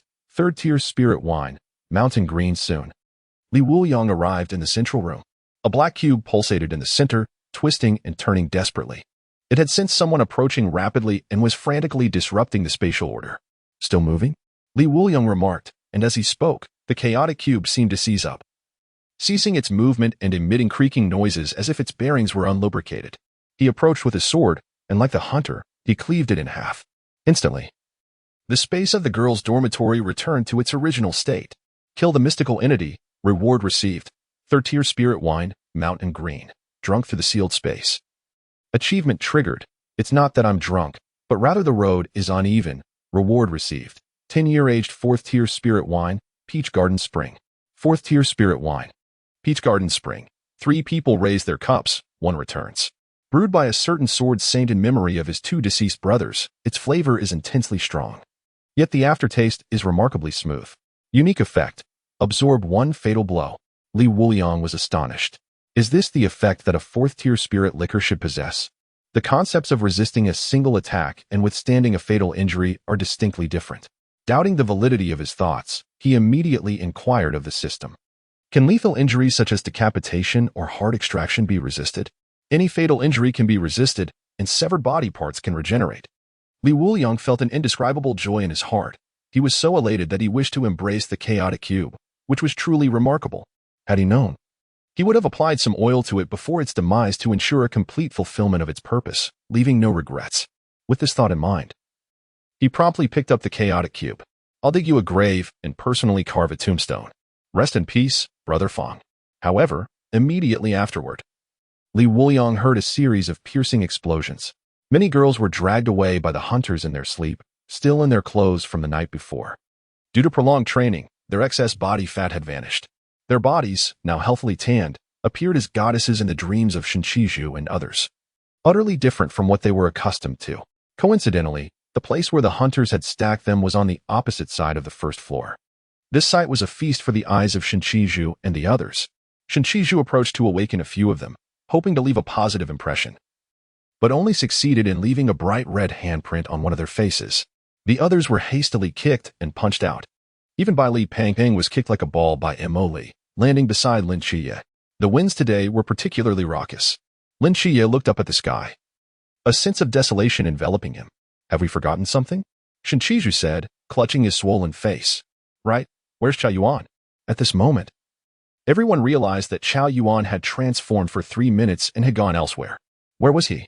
Li Wuliang gazed at the somewhat uncontrollable Chao Yuan and felt a sense of exasperation. He lifted Yen Luo Xiao and delivered a sharp reprimand. Bang!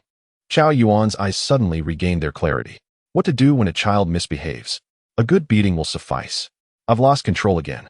Chao Yuan apologized after reverting to his original form. Li Wuliang patted his shoulder. Take it slow. It's all right. Spend some time in the kitchen, slaying a few chickens to enhance your aura of aggression. The old man might even throw in an extra chicken leg for you. A win-win situation. At that moment, a girl approached. Thank you, Wuliang. Do you have a girlfriend? She timidly lowered her head, fearing rejection or that he might already be taken. How much can you drink? Huh? Baijiu, how much? Half a caddy. I'm a girl. My tolerance is a bit lower. Isn't that normal? Practice a bit more. I believe in you, Li Wuliang reassured her. Instantly, the girl's eyes lit up. I know. I will practice diligently to match your worth. He had not directly rejected her.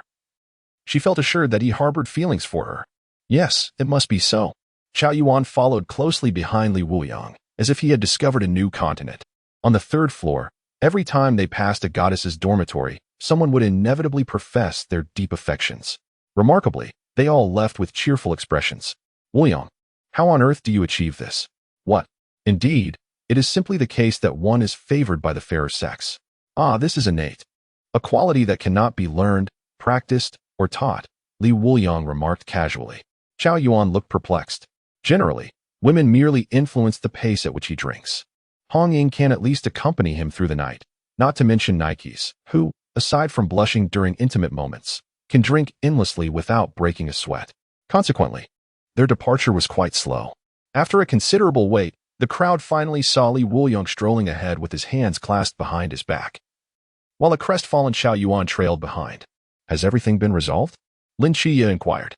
Of course. It was merely that they wouldn't let me leave, otherwise. I would have been out much sooner, Li Wuliang replied nonchalantly. Shen Qingzhu lamented. These women just rescued them, and then promptly ushered us out. How disheartening. What did you say? At that moment, a voice rang out. Big brother. Shen Qingzhu suddenly turned around to see Li Liang rushing towards him. Liangzi, you're alive, he exclaimed with immense joy. You all performed admirably. Yuan Gang approached, flanked by other instructors. Yuan instructor, Li Wuliang squinted slightly, confirming that indeed. This was a special training session. It was no surprise, for you truly are quite cunning. At that moment, Yuan Gang asked, Wuliang, you had sensed something amiss earlier. But I implemented remedial measures. What tipped you off? As he spoke, Instructor Hong made a series of exaggerated gestures, which Li Wuliang disregarded. There are those who rescued Qiu. The ancient god sect does not come to anyone's aid. That is the first point. What is the second? Yuan Gang furrowed his brow. Li Wuliang continued. If it were truly the ancient god sect, the male and female dormitories would have been entirely obliterated. I slew Han Xiaoyan. They would not hold back again, and any subsequent action would be lethal. Instructor Yuan, your design for this special training is rather lenient. This was the crux of his greatest suspicion. If the ancient god sect had infiltrated, then aside from Molly and a few others, the female dormitory would face annihilation. The chaotic magic cube serves as the perfect cover, ensuring that each room could be cleared without interference. Yuan Gang nodded in agreement and turned to Instructor Hong, saying, Did you hear that? Too lenient. These youngsters have just endured intense battles in Songnan. What significance does this hold? You shall face the consequences yourself. Instructor Hong lamented silently. Previously, in such special training sessions, one would be lucky to find a few mysterious figures from the Chuan realm. The intensity had already escalated. Yet, did Li Wuliang and Lin Qiye possess any redeeming qualities? Moreover, this was entirely of your own accord. In summary, this special training session was, regrettably, a failure. Much to Yuan Gang's dismay. Despite the considerable effort invested, the results were meager, a reality he found difficult to accept. How could this be? Li Wuliang smiled and gestured towards the crowd behind him. At least I am quite content. Yuan Gang's brow twitched furiously. This lad was far too mocking. He ought to have recorded the startled expression on Li Wuliang's face moments ago and played it on a loop daily. As night fell, Li Wuliang and a few others were dining in the cafeteria when he suddenly sensed something amiss. Qiye, do you think I might have overindulged this morning and forgotten something? Lin Qiye pondered for a moment, then replied oddly, Now that you mention it, I feel the same way. Moreover, have you noticed how sparse the crowd is today? The cafeteria isn't even full.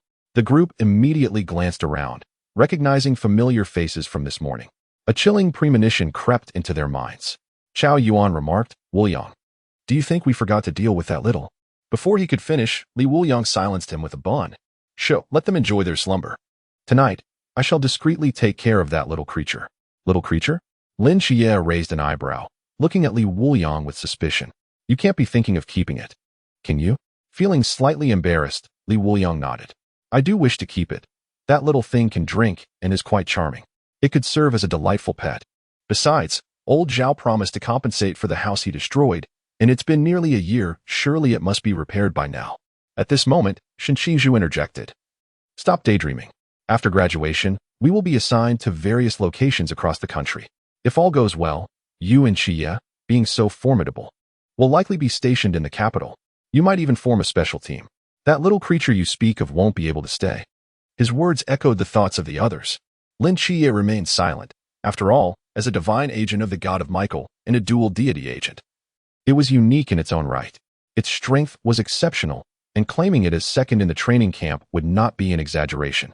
Li Wuliang remained quiet, acknowledging the reality. But for anyone with a modicum of sense, calling me brother could lead to assistance in times of need. Even those lacking sense understand that my name, Wuliang, implies boundless potential. Surely, he would have a place in the capital. At this moment, Li Wuliang fell silent. The miraculous decade must inevitably come to an end. He too was a resident of Songnan City. Perhaps he too would fade into obscurity. He ceased his musings and cheerfully proposed. Let us drink and be merry while we can. I have a fine jar of wine. Would you care to share it? What are we waiting for? As a white ceramic jar was placed on the table, those who had intended to join quickly dispersed, including several instructors who hastily made their exit. They still remembered the last time Li Wuliang brought out such a jar, leaving them reeling for 3 full days. What kind of wine is this? Chao Yuan inquired. Peach Orchard Spring. Although it is a 4th-tier spirit wine, its effects are such that one sip is enough to feel its potency. The brewer was generous. And this wine was crafted for brothers. The timing could not be more perfect. Count me in. A figure with crimson hair, carrying a hint of fragrant body wash, approached the table. How could women be absent from the drinking? Molly smiled. Molly. By Li Pang's eyes gleamed with excitement. In the past, Molly would have dismissed him with a slap for such behavior. Now, however, she bore him no ill will. This marks a significant advancement. Upon unsealing the jar, an exquisite aroma of aged wine wafted forth. The spirit, aged for a decade, possesses the ability to enhance one's mental fortitude and may even facilitate a breakthrough in realms. After filling their cups, Li Wuliang raised his glass with a grin and declared, "Let us dispense with pleasantries and drink." The sound of clinking glasses reverberated through the dining hall. The elder, witnessing this, couldn't help but reflect on the joys of youth. Once, he too had a few brothers with whom he shared drinks, but alas, they were dispersed to different kitchens and had not crossed paths in years. As the wine was swallowed, the group felt a fiery sensation in their throats. Molly's face flushed crimson as she fanned herself, only to be enveloped moments later by a gentle floral essence that filled her mouth. The stark contrast was unparalleled, a novel experience for her. How was this wine crafted? Upon swallowing, the potency transformed into a soothing warmth, devoid of any burning sensation. The others, equally perplexed, shared her astonishment.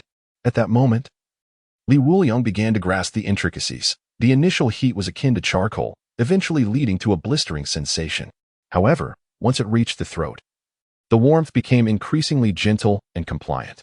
The master brewer, it seemed, harbored deep sentiments regarding the loss of his comrades. Suddenly, everyone noticed the wine evaporating within them, significantly enhancing their mental prowess. Particularly, Chao Yuan experienced a remarkable leap, breaking through to the mid-level of the pool realm. Lin Qiye and Shinshiju shared similar fortunes. Yet, the most notable advancement belonged to Molly, who, having entered the training camp at the pool realm, now ascended to the later stages. Each individual made substantial progress. Li Wuliang felt a tinge of dissatisfaction, still a bit short of reaching the river realm. However, this was within his expectations. A breakthrough to the river realm was no trivial matter, requiring further indulgence in the wine. Fortunately, the progress of the agent had seen a considerable increase. In a corner, 8 pairs of bright red eyes peered through the window into the dining hall, drawn by the enticing aromas of delectable food and drink. Zhutong felt quite hungry. As he observed the others indulging, he stealthily squeezed through the window, the noise catching the elder's attention. "I distinctly remember closing the window," he muttered. "Ah. Age takes its toll on memory." Meanwhile, Zhutong curled into a ball, hiding behind a garbage bin. He cautiously peeked out with his small eyes, waiting until the elder entered the kitchen before emerging. Upon seeing the meat and vegetable porridge simmering in the pot, his eyes sparkled with delight.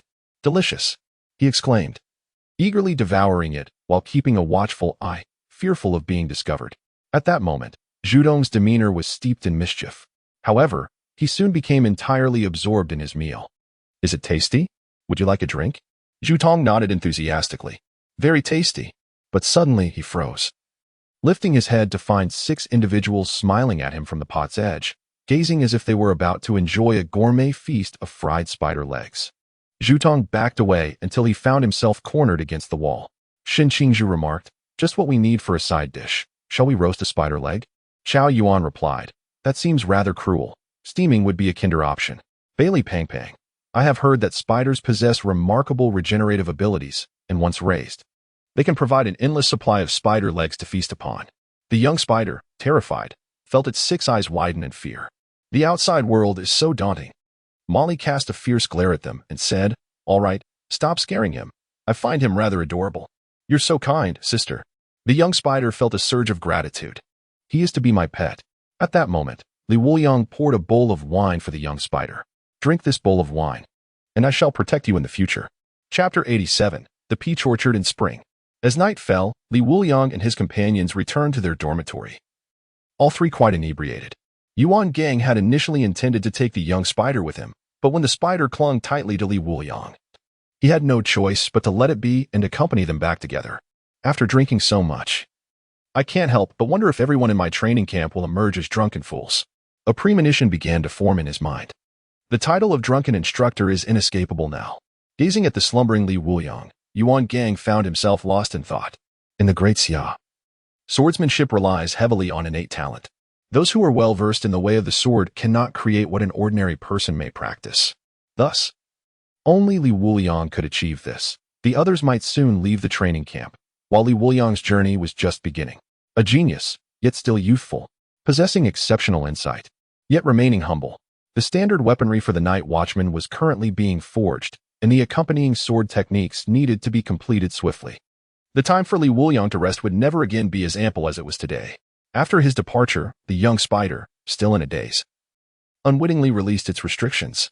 At the same moment, the boys who had slept all day suddenly jolted awake, as if having experienced a nightmare. Yet, each one appeared lethargic, wandering outside like soulless beings due to their insomnia. Yuan Gang raised an eyebrow, revealing a cold smile. "Old Hong, it's time for action." These lads have squandered an entire day in slumber. Their training scores are all zeros. They will practice until dawn, and after breakfast, they will continue. I want their mental and physical strength completely drained, not a drop left. Several instructors rubbed their hands together, their gazes sharp. After enduring a day of scolding, their performance ratings had all been slashed. They would share in the hardship. Meanwhile, in Wuliang's dreams, he found himself in an unfamiliar place. It was a peach orchard, filled with the fragrant aroma of peach blossoms. A solitary figure sat at a table, drinking alone, with 2 overturned cups beside him. Wuliang took a seat opposite him, scrutinizing the man carefully. This drinking companion was unlike the previous ones. He bore no overly sharp sword intent or imposing aura, but instead exuded a regal presence, commanding respect without uttering a word. Before Wuliang could speak, the man poured him a cup. "Please." Wuliang lifted his cup, clinking it first with the man's, then with the 2 empty cups beside him, before downing the contents in one gulp. "I have tasted this wine before. I am all too familiar with it. It is the Peach Orchard Spring." Indeed. Observing Wuliang's actions, the man revealed a warm smile. With that simple gesture, Wuliang had already earned his approval. As the wine settled within him, the man asked, "What is your name, young friend?" "Wuliang, just call me Wuliang." Upon hearing this name, the other party was momentarily taken aback, then chuckled. "What a splendid name. It exudes a certain grandeur. Had I possessed a fraction of such audacity back in the day, perhaps some events might have unfolded differently. It is quite regrettable to reflect upon now." For a moment, he seemed lost in reminiscence. Wuliang raised an eyebrow. "Nothing is absolute. Who knows, I might vanish one day. Still, one ought to indulge in a drink. Your 2 brothers, in the afterlife, surely wish not for your vengeance, but rather to witness you achieve greatness. Your regret must be a betrayal of their sacrifice." His words caused a tremor in the other's demeanor. He then forced a wry smile. "You speak the truth, young friend. I have indeed let down my 2 brothers, but it extends beyond them. Many others' hopes have been dashed due to my momentary anger. Now, confined in this peach garden, it serves well to allow me clarity on numerous matters, as a form of atonement." At that moment, he suddenly lifted his cup and laughed. "I nearly forgot to introduce myself. The name I once bore has turned to ashes. You may now call me Guing." Wuliang repeated the name a few times with a smile. "I shall remember it." Those who partake in drink often find themselves boasting as they sip. Li Wuliang then remarked, "Let me tell you. Over there they keep asking me to devise a sword technique that anyone can master swiftly for practical use. I've only wielded a sword for a few days, and I barely grasp the fundamentals, yet they persist.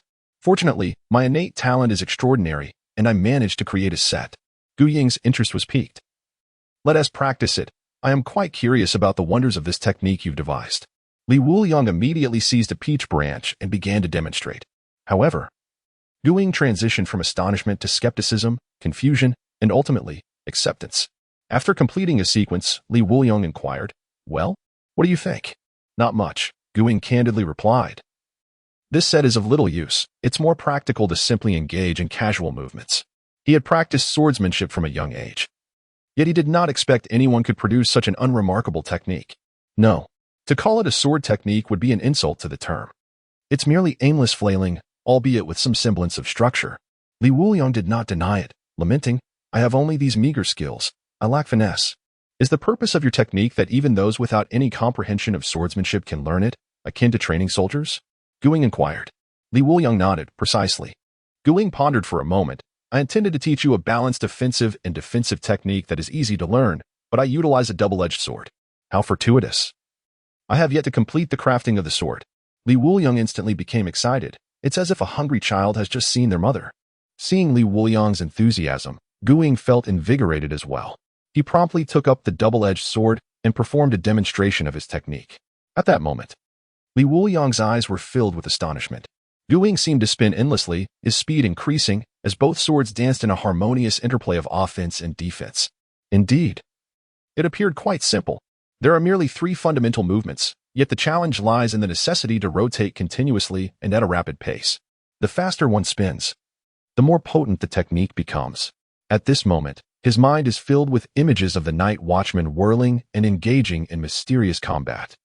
The vision is so enchanting that he cannot dwell on it further, regardless of whether it is a multi-person battle or a solitary duel. My set of Gu Ying's sword techniques can be effortlessly employed. The more familiar one becomes, the swifter the execution and the greater the power. Most importantly, it is simple and efficient. Gu Ying poured himself a glass of wine and chuckled. Li Wuliang, highly satisfied, nodded and said, "This is precisely what I need. Thank you. You are straightforward. If it were any other drinking companions, I would hesitate to inquire. Their sword techniques require contemplation before they can be executed. Have you mastered it?" Gu Ying was taken aback. Li Wuliang replied peculiarly, "Naturally, your set is rather simplistic." Gu Ying was astonished at Li Wuliang's exceptional talent. Fearing that in the realm of swordsmanship, he might surpass him by 100-fold in the future. Even if it is simple, one cannot claim to master it at a glance, can one? "Speaking of dual swords, I am reminded of someone who also has 2 brothers, Li Wuliang said. "Oh? Someone else wields dual swords?" His interest was piqued. "The big-eared thief, Liu Bei. Have you heard of him?" Gu Ying, taken aback, coughed a few times and then smiled bitterly. "Could I trouble you for a favor?" Li Wuliang replied with a grin, "Come on, just say it. Let us not mention the big-eared thief. Perhaps his ears are not large, but he hears quite clearly." "How do you know?" "Just a guess." Chapter 88. Let us start spinning. Upon awakening, Li Wuliang immediately rushed to the location of Yuan Gang. The troubles that had plagued him for days were finally resolved. The Gu Ying sword technique comprises only 3 variations: flick, thrust, and swing. In contrast to other sword styles, it is stripped of unnecessary embellishments, becoming more straightforward and refined. Hence, it is easier to practice. 2 swords? Yuan Gang contemplated before nodding. "I will handle this matter, but first, we must practice. It will take half a month for you to leave the camp, and if they can master the techniques well, all will be well." "What if they do not?" Li Wuliang inquired. Yuan Gang raised an eyebrow. "Oh? Already thinking about a backup plan before we even begin? If they cannot master it, there is no need for further discussion. You will remain here to restudy the sword techniques. You will serve as my instructor." Li Wuliang grimaced at the thought of staying. At that moment, he smiled and said, "Then, Instructor Yuan, if possible, could you lead all the instructors in a match against me? Not in the Forbidden Ruins style." Yuan Gang scoffed. "Fine, suit yourself. But remember this, I am at the pinnacle of the sea realm. A breakthrough to the infinite realm could happen at any moment. We cannot use the Forbidden Ruins." Li Wuliang chuckled. Several instructors exchanged glances, each reflecting the embarrassment in their eyes. Very well, if Li Wuliang succeeds, then taking a beating is a small price to pay. This could be a significant sacrifice. Soon, the trainees in the training camp were all equipped with 2 swords at their waists, standing in formation on the playground. However, at this moment, all eyes were drawn to the left side of the formation. A grayish-white spider stood behind the line, its piercing gaze fixed ahead. At this moment, his legs trembled slightly. Jutong exclaimed, "I am so frightened. What is happening? Are they going to strike me?" I obediently stood still, praying not to be touched. Oh dear. The fear is overwhelming. Is Wuliang also here to learn? Bali Pang Pang asked in astonishment. Wuliang nodded. I merely wish to test whether you all are more astute than that enigmatic figure, he stated. Jutong is merely a child. Do not pay him too much heed. He then proceeded to demonstrate a series of movements in slow motion, instructing everyone to observe carefully. He swiftly drew 2 swords and executed a demonstration at the slowest possible pace. After showcasing 3 variations, the onlookers were left in a state of astonishment. Even Lin Qiye appeared bewildered. The primary issue was its simplicity. They were not dull-witted individuals. A mere glance sufficed to grasp the essence. There were only 3 actions: a rotational pause, alternating sword strikes during the spin, and a thrust to sever. That was all. There were no specific footwork or body movement requirements. It was all about the rotation. The swordplay was refreshingly unembellished, yet far from mundane. What are you waiting for? Spin around, little tops. It sounded simple enough, but when it came to execution, Shinqing Zhu and the others found themselves struggling. After just a few rotations, they began to falter. Some of the boys even retreated to the side to begin retching. I can't take it anymore. I'm so dizzy. It's like being car sick. I feel the same. As the speed increases, my insides feel like they are shifting. Stop talking. The more we discuss it, the worse it gets. In stark contrast to the boys, the girls managed to maintain their composure. With no one succumbing to nausea, they spun gracefully as if engaged in a dance. If only Wang Mian were here, I would demonstrate a real combat scenario. Wuliang lamented, his forehead twitching with tension. With my junior disciple absent, how am I to proceed as the second elder brother?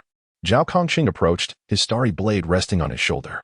Ever since awakening the perilous forbidden abyss, his strength had skyrocketed, akin to a rocket ascending. This was largely due to his relentless dedication. He had never allowed himself a moment's respite.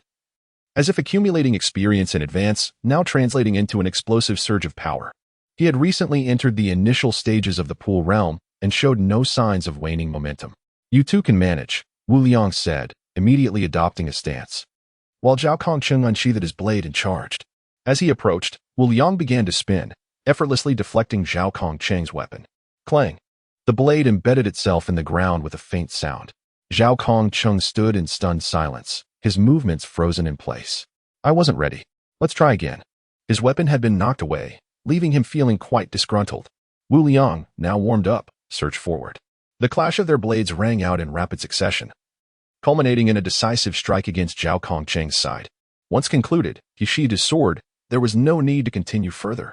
Wuliang had only consumed 2 jugs of alcohol today, merely at the level of rinsing his mouth. Under the influence, Zhao Kongqing took longer to retrieve his sword than to wield it. With a loud thud, he collapsed. Zhao Kongqing executed a swift slide and grasped Li Wuliang's thigh. Transform it into swordplay. I implore you, he pleaded. That is not feasible, and moreover, this is a dual sword style. You do not fit in, Li Wuliang advised. At that moment, Zhao Kongqing's resolve was unyielding. I believe I can give it a try. I shall practice with you all starting today. What purpose do you serve? He retorted, logistical transport, I presume? As he turned, he caught sight of Yuan Gang, whose expression was a tapestry of discontent, causing him to retract his neck slightly. Yuan Gang sighed in resignation. Very well. If you wish to train, then train you shall. We can manage without another driver. Compared to Lin Qiye and Li Wuliang, he held a slight preference for Zhao Kongqing, owing to their shared military background, which fostered a connection. Thus, he decided to afford him some conveniences. After all, one must indulge their favored soldiers a little. As night descended, the group was dizzy from their exertions. Yet their gazes were collectively drawn to a corner where a singular figure and a spider were engaged in vigorous practice. Zhao Kongqing and the spider youth were deeply engrossed, with the latter making remarkable progress. Having spent much of his time suspended from trees, he found the exercises effortless. His only vexation stemmed from the absence of a sword. Why practice without one? Meanwhile, Zhao Kongqing's face was turning a deep shade of purple as he clenched his teeth in determination. Li Wuliang was quite pleased. The duo's training effectiveness was commendable. When some sought to abandon their practice midway, they would glance at the pair, thinking, surely, I cannot be outdone by a novice. Not even one who is not truly a part of this. What a loss of face. Thus, they persevered through a rigorous 10 days of training. On the following dawn, the assembled individuals stood in orderly formation on the training ground. Wuliang turned to Yuan Gang with a smile. Feel free to conduct an examination. Send forth someone capable. Yuan Gang replied, quite ambitious. I have summoned the masked ones once more. Wuliang's heart sank. This felt akin to cheating. This small squad could easily contend with the formidable Yamada no Orochi for several minutes, and to pit these new recruits against them would surely result in utter defeat. Master. Wang Mian removed his mask and smiled. I have heard of your acquisition of the starry metal. Congratulations. There is no need for congratulations. It does not concern me. Wuliang replied. Please, go easy on me. Do not jeopardize my affairs. Wang Mian nodded, then donned his mask and turned to the new recruits. Casting a glance at Yuegue and Xuanwu, the three promptly stepped forward, but this time they suppressed their levels to the river realm. With dual swords drawn, each individual's aura intensified, a palpable chill enveloping the arena. This unexpected display took Wang Mian by surprise. Their progress was substantial. Do not underestimate them, he cautioned the two. Understood. Chapter 89. Instructor, you two will fight. Yuegue and Xuanwu surged forth like arrows released from a bow, devoid of ostentatious maneuvers or tactics. This was a contest of swordsmanship, serving as a phase assessment. When the newcomers entered, they would be evaluated by them, and upon exiting, a final examination awaited. Each recruit began to spin like little tops, leaving Yuegue and Xuanwu bewildered. What are they doing? I do not know. Let us engage one by one.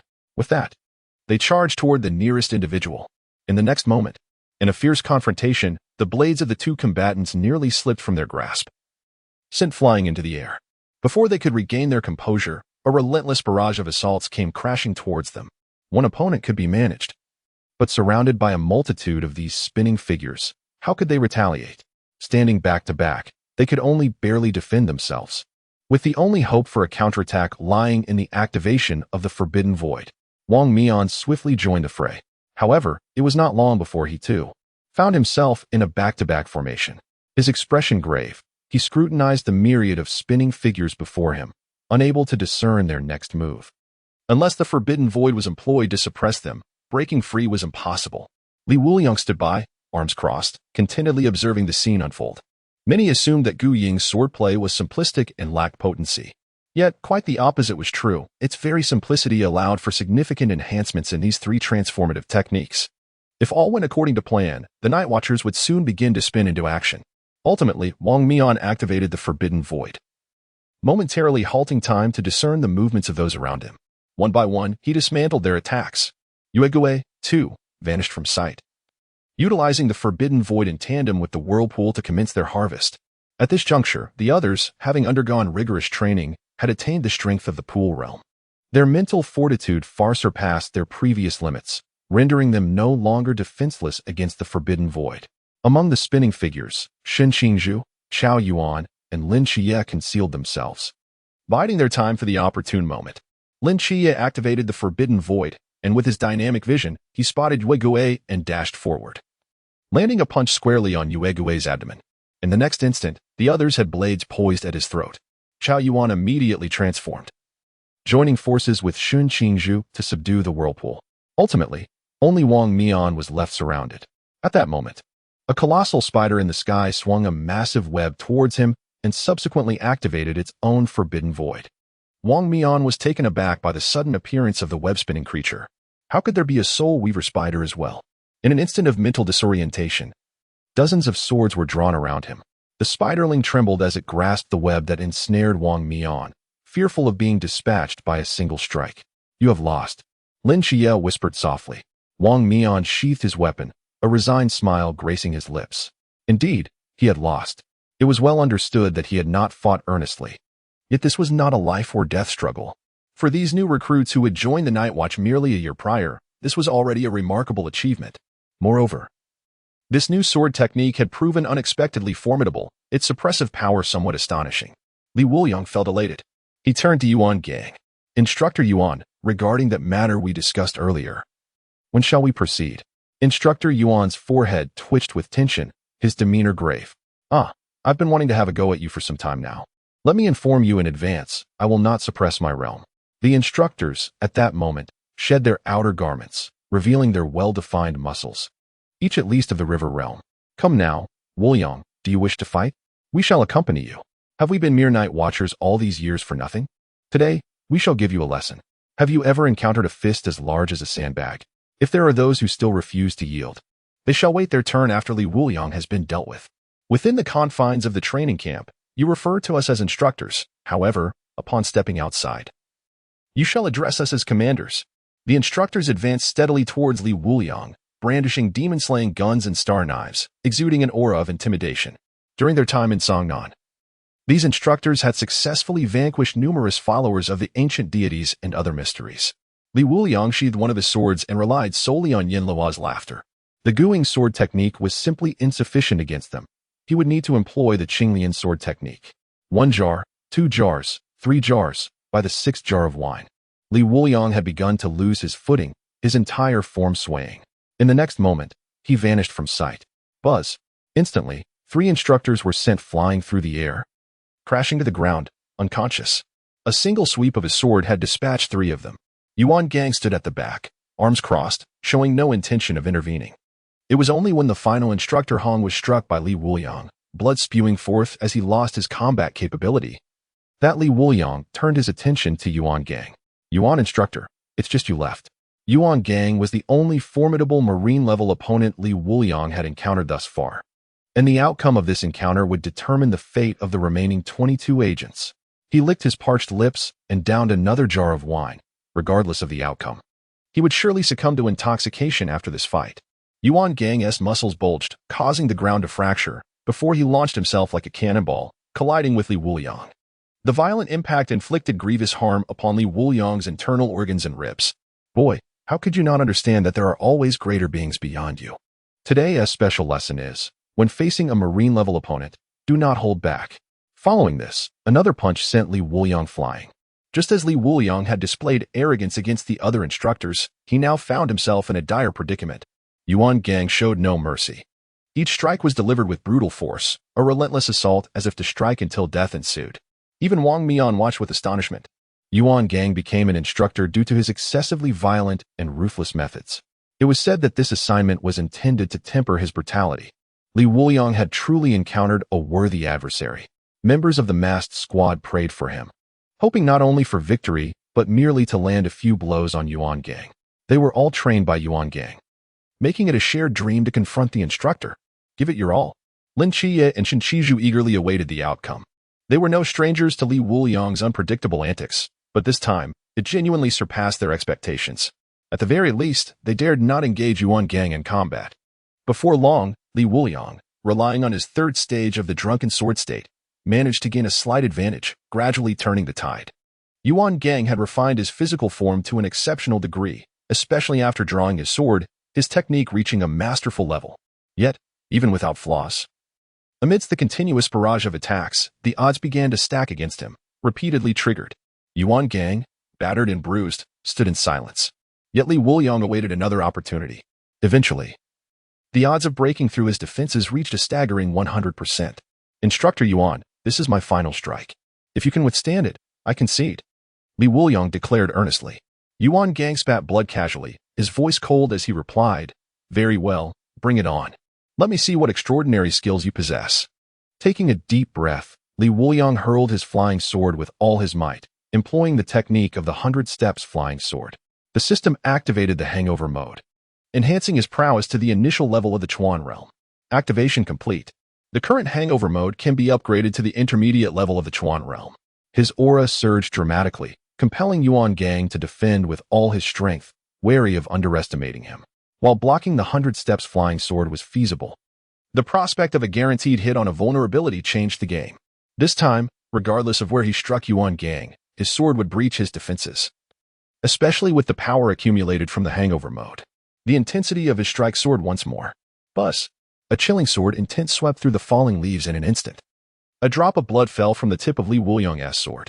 Yuan Gang slowly turned around, his expression composed as he regarded Li Wuliang. That was a commendable strike. but it still lacks a bit.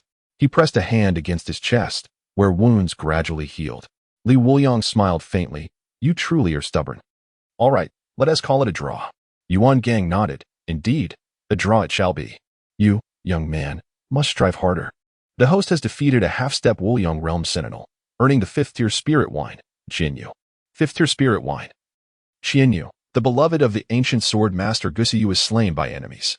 After countless years of searching, he finally found her reincarnation, only to discover she had married the descendant of her foes and had 2 children. Thus, he brewed this wine to remind others that both hatred and love can be released, urging them to look forward and not dwell on the past. Unique effect. Once per day, the next attack will guarantee a strike on the target's most vulnerable point. The system spoke, revealing that Yuan Gang was merely putting on a brave face. Considering the 5th-tier spirit wine, Li Wuliang pondered the unique effect, somewhat lost in thought. What did it mean by most vulnerable point?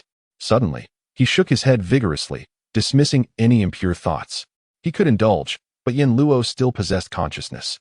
Perhaps, after consuming it, he would self-destruct, leaving no trace in this world.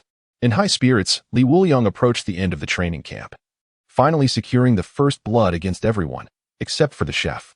Each participant contributed a bottle of wine to him. Delightful. Yuan Gang donned his clothes, exchanged a few words, and returned to his quarters. Immediately, he transformed, pulling out numerous pills to swallow. That little beast showed no mercy. He had nearly penetrated him completely. In the end, he felt somewhat inebriated. This was hardly a spar with a fledgling in the pool realm. It resembled a duel with a seasoned assassin. Every strike was lethal. One misstep could lead to his demise. After a while, Yuan Gang recovered and took out a phone to make a call. After a moment, someone finally answered the phone. Have you found a way for Li Wuliang to escape Songnan? Yuan Gang inquired tentatively. Not yet, but I am still searching for a solution. If it ultimately proves impossible to salvage, I hope you can make the necessary arrangements. He is of great importance.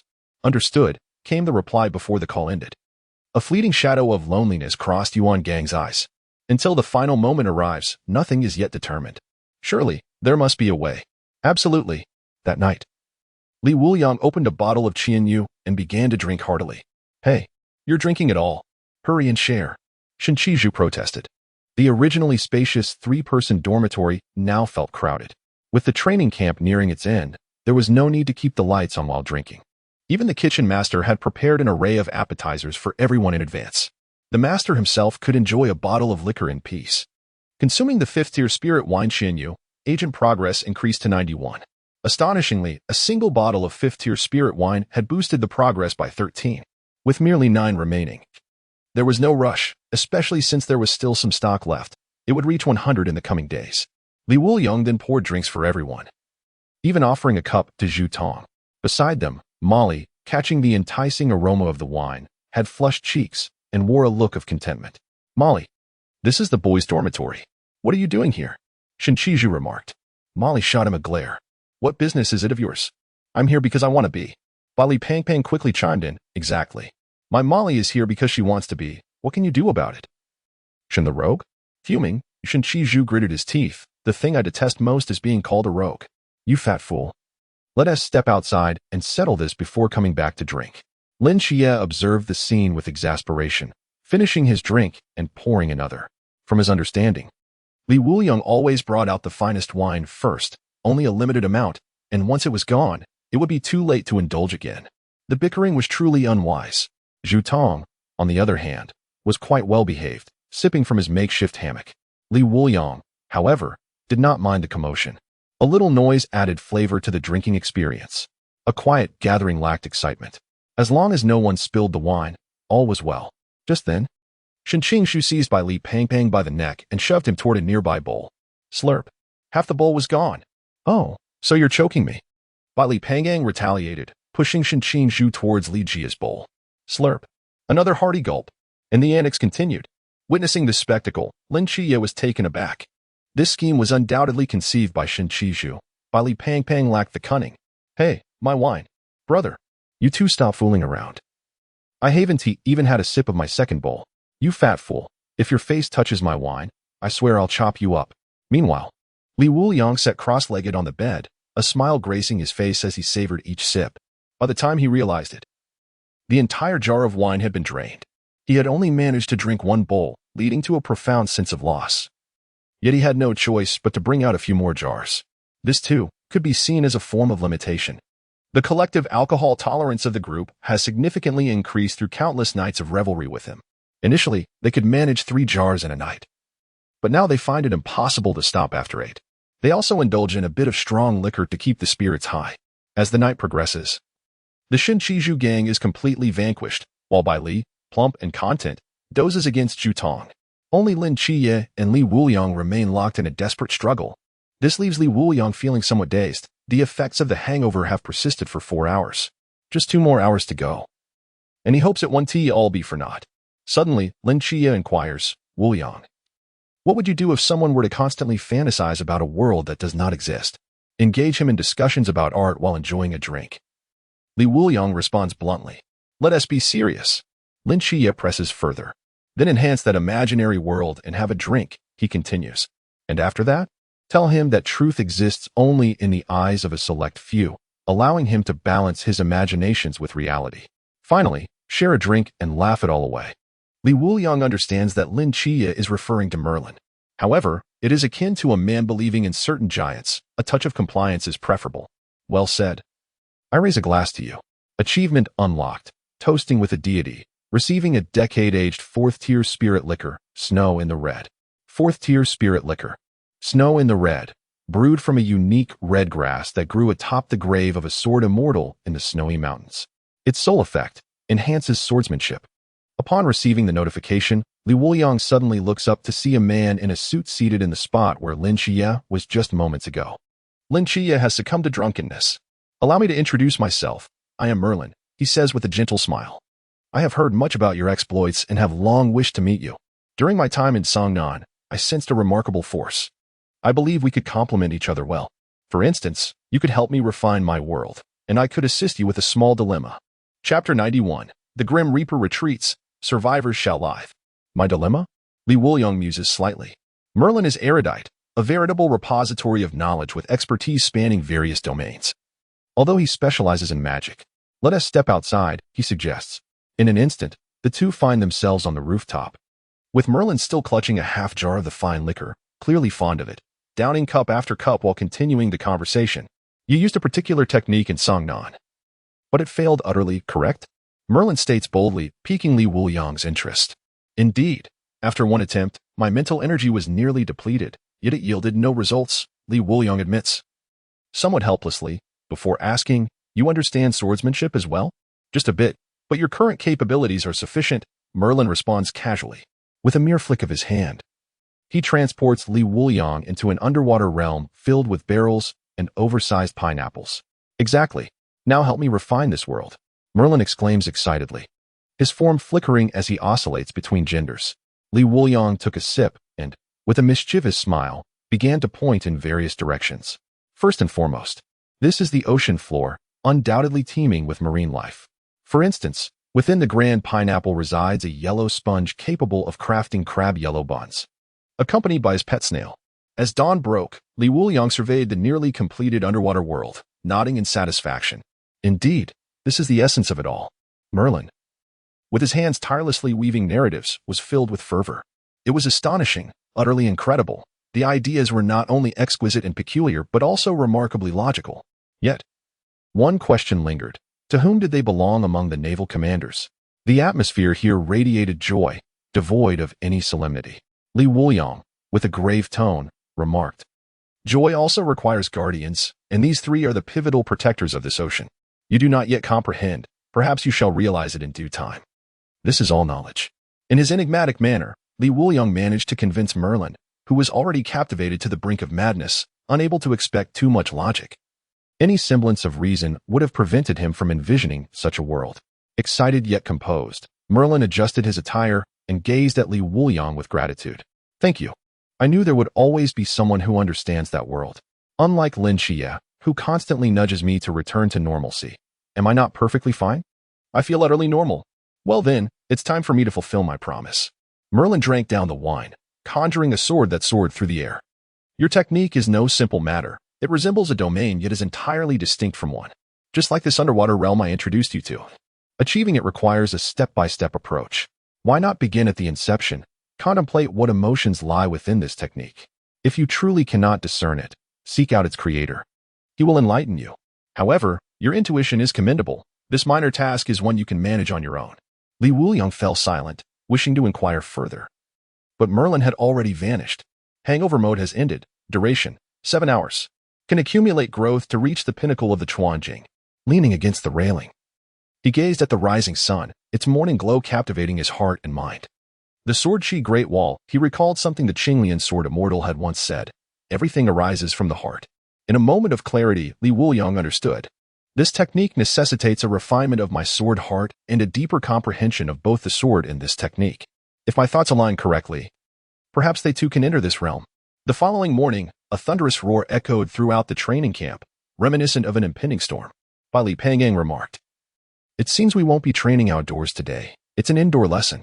Lin Qiye replied, "Yet the rain is falling rather heavily." At that moment, alarm bells began to sound. An alarm? What has transpired now? Li Pang hurriedly donned his attire and dashed outside. Lin Qiye cast a glance at the intoxicated Wuliang, letting out a resigned sigh before hoisting him up and carrying him away. The others quickly gathered. Yuan Gang and instructor Hong hurriedly approached. A massive landslide had struck the villages near the Jinan mountain region, causing severe devastation. You are to proceed to the rescue. We are guardians of the night. And as soldiers, it is our duty to save those trapped by natural disasters. Everyone, prepare to board the vehicles. A convoy of military green trucks rolled in, marked with the insignia of the 6th Army District. Yuan Gang began to organize the teams, ultimately forming 6 groups. Xin Qingzhu was appointed as the captain of the first team, with Li Pang as the vice-captain. Moli led the second team, while Chao Yuan, along with Lin Qiye and Li Wuliang, found themselves in the 6th team. The group hurried into the vehicles, setting off in a grand procession toward the disaster zone. Yuan Gang and the other instructors followed closely behind. Just as they were nearing their destination, Li Wuliang slowly regained consciousness. Upon realizing he had been relocated to an unfamiliar place, he quickly understood the situation. The mutterings had indeed found an opportunity to act, and that high-ranking traitor still remained at large. I can forego wearing clothes, but where is my sword? Li Wuliang discovered he was clad only in a pair of shorts and a sleeveless shirt, his dissatisfaction palpable. At that moment, Lin Qiye tossed him Yin Luo's robe and military uniform. "I have prepared these for you. I was asleep. Couldn't you have dressed me?" Li Wuliang protested. "That would be too intimate." After changing into the attire, he moved to the back of the truck and addressed the others. "I shall go ahead. You can follow the vehicle." Lin Qiye was taken aback. "You're going alone? This is urgent. My speed is greater. I will go ahead." With that, Li Wuliang leaped out of the truck, grasping a jar of mountain essence, and sprinted away at full speed. Given the mountainous terrain, the vehicle's speed was ultimately limited. It was better for him to act independently. He darted like a startled hare, nimbly navigating the rugged path. His pace far surpassed that of the truck. In the nearest village, a middle-aged woman, covered in mud, clung desperately to the collapsed structure, crying out, "Nan Nan, speak to me. Nan Nan, I am here. Sister Lin, Nan Nan cannot be saved. You must escape." "No, she is still alive. I can feel it." Seeing that persuasion was futile, the man gritted his teeth and began to dig. "I have a shovel. I will help you." In the face of calamity, every bit of assistance mattered. After all, there was still a glimmer of hope. At that moment, a deafening clap of thunder resonated through the sky. The lightning illuminated the ruins of the village, where many were digging for their loved ones, just like this elderly woman. One must see the living and the dead. Suddenly, the ground trembled violently. The earth shifted, and the landslide reawakened. Then, a resounding voice rang out, accompanied by the flash of a sword. "The soldiers of the great Xia are here. Death shall retreat, and the living shall survive." The sword's arc sliced through the ground before the village, creating a fissure that halted the descending rocks and timber at the village's edge. Li Wuliang approached the woman, carefully creating a gap in the collapsed roof to reveal the girl's frail form. He promptly lifted her from the ruins. At that moment, the girl's weak voice emerged, "Mom." Chapter 92, A Blade to the Rescue? The rain poured relentlessly, accompanied by the rumble of thunder. Military vehicles rolled into the village, and soldiers swiftly disembarked, foregoing the customary formation and distribution of tasks. The urgency of disaster relief was ingrained in their very being. They rushed into the collapsed structures, striving to rescue those trapped within during the critical golden hour. "Quickly, thank your brother," the woman said gratefully, cradling her child. However, the girl, greatly startled, had succumbed to a deep slumber. Li Wuliang gently urged, "Take the child to a safe place. We shall assist in rebuilding your home afterwards." The village near Jinan Mountain was perilous, thus he needed to arrive without delay. Fortunately, he made it in time. Otherwise, tragedy would have struck anew. "Comrades, come help. There are still people buried beneath." "On my way." Li Wuliang did not rush to confront the remnants of the ancient cult. This was a meticulously orchestrated trap targeting the night watchman training camp. Yet, the villagers were innocent, undeserving of being embroiled in this conflict. Should a confrontation arise at Jinan Mountain, it could lead to even greater devastation. Meanwhile, Lin Qiye shouted, "Where is Li Wuliang?" Upon halting the vehicle, Yuan Gang discovered Li Wuliang had vanished. What could he possibly be doing at this moment? He must have gone ahead to assist with the disaster relief. His route was directed toward the village, likely frustrated by the vehicle's pace, Lin Qiye deduced. The driver, visibly irate, leaned out of the window. "On mountain roads. In this rain, through landslides, I drove at 80. How is that slow?" He felt like a superhero. How could anyone criticize his speed? Yuan Gang waved for the driver to retract. "I understand. He must have a plan." He turned to Lao Hong. "Distribute weapons to them." The group stared in astonishment at the star blade in their hands. Weren't they supposed to be engaged in disaster relief? Why were they being armed to confront the enigmatic enemies?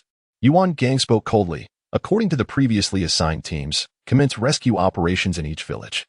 If you encounter remnants of the ancient cult, eliminate them without hesitation.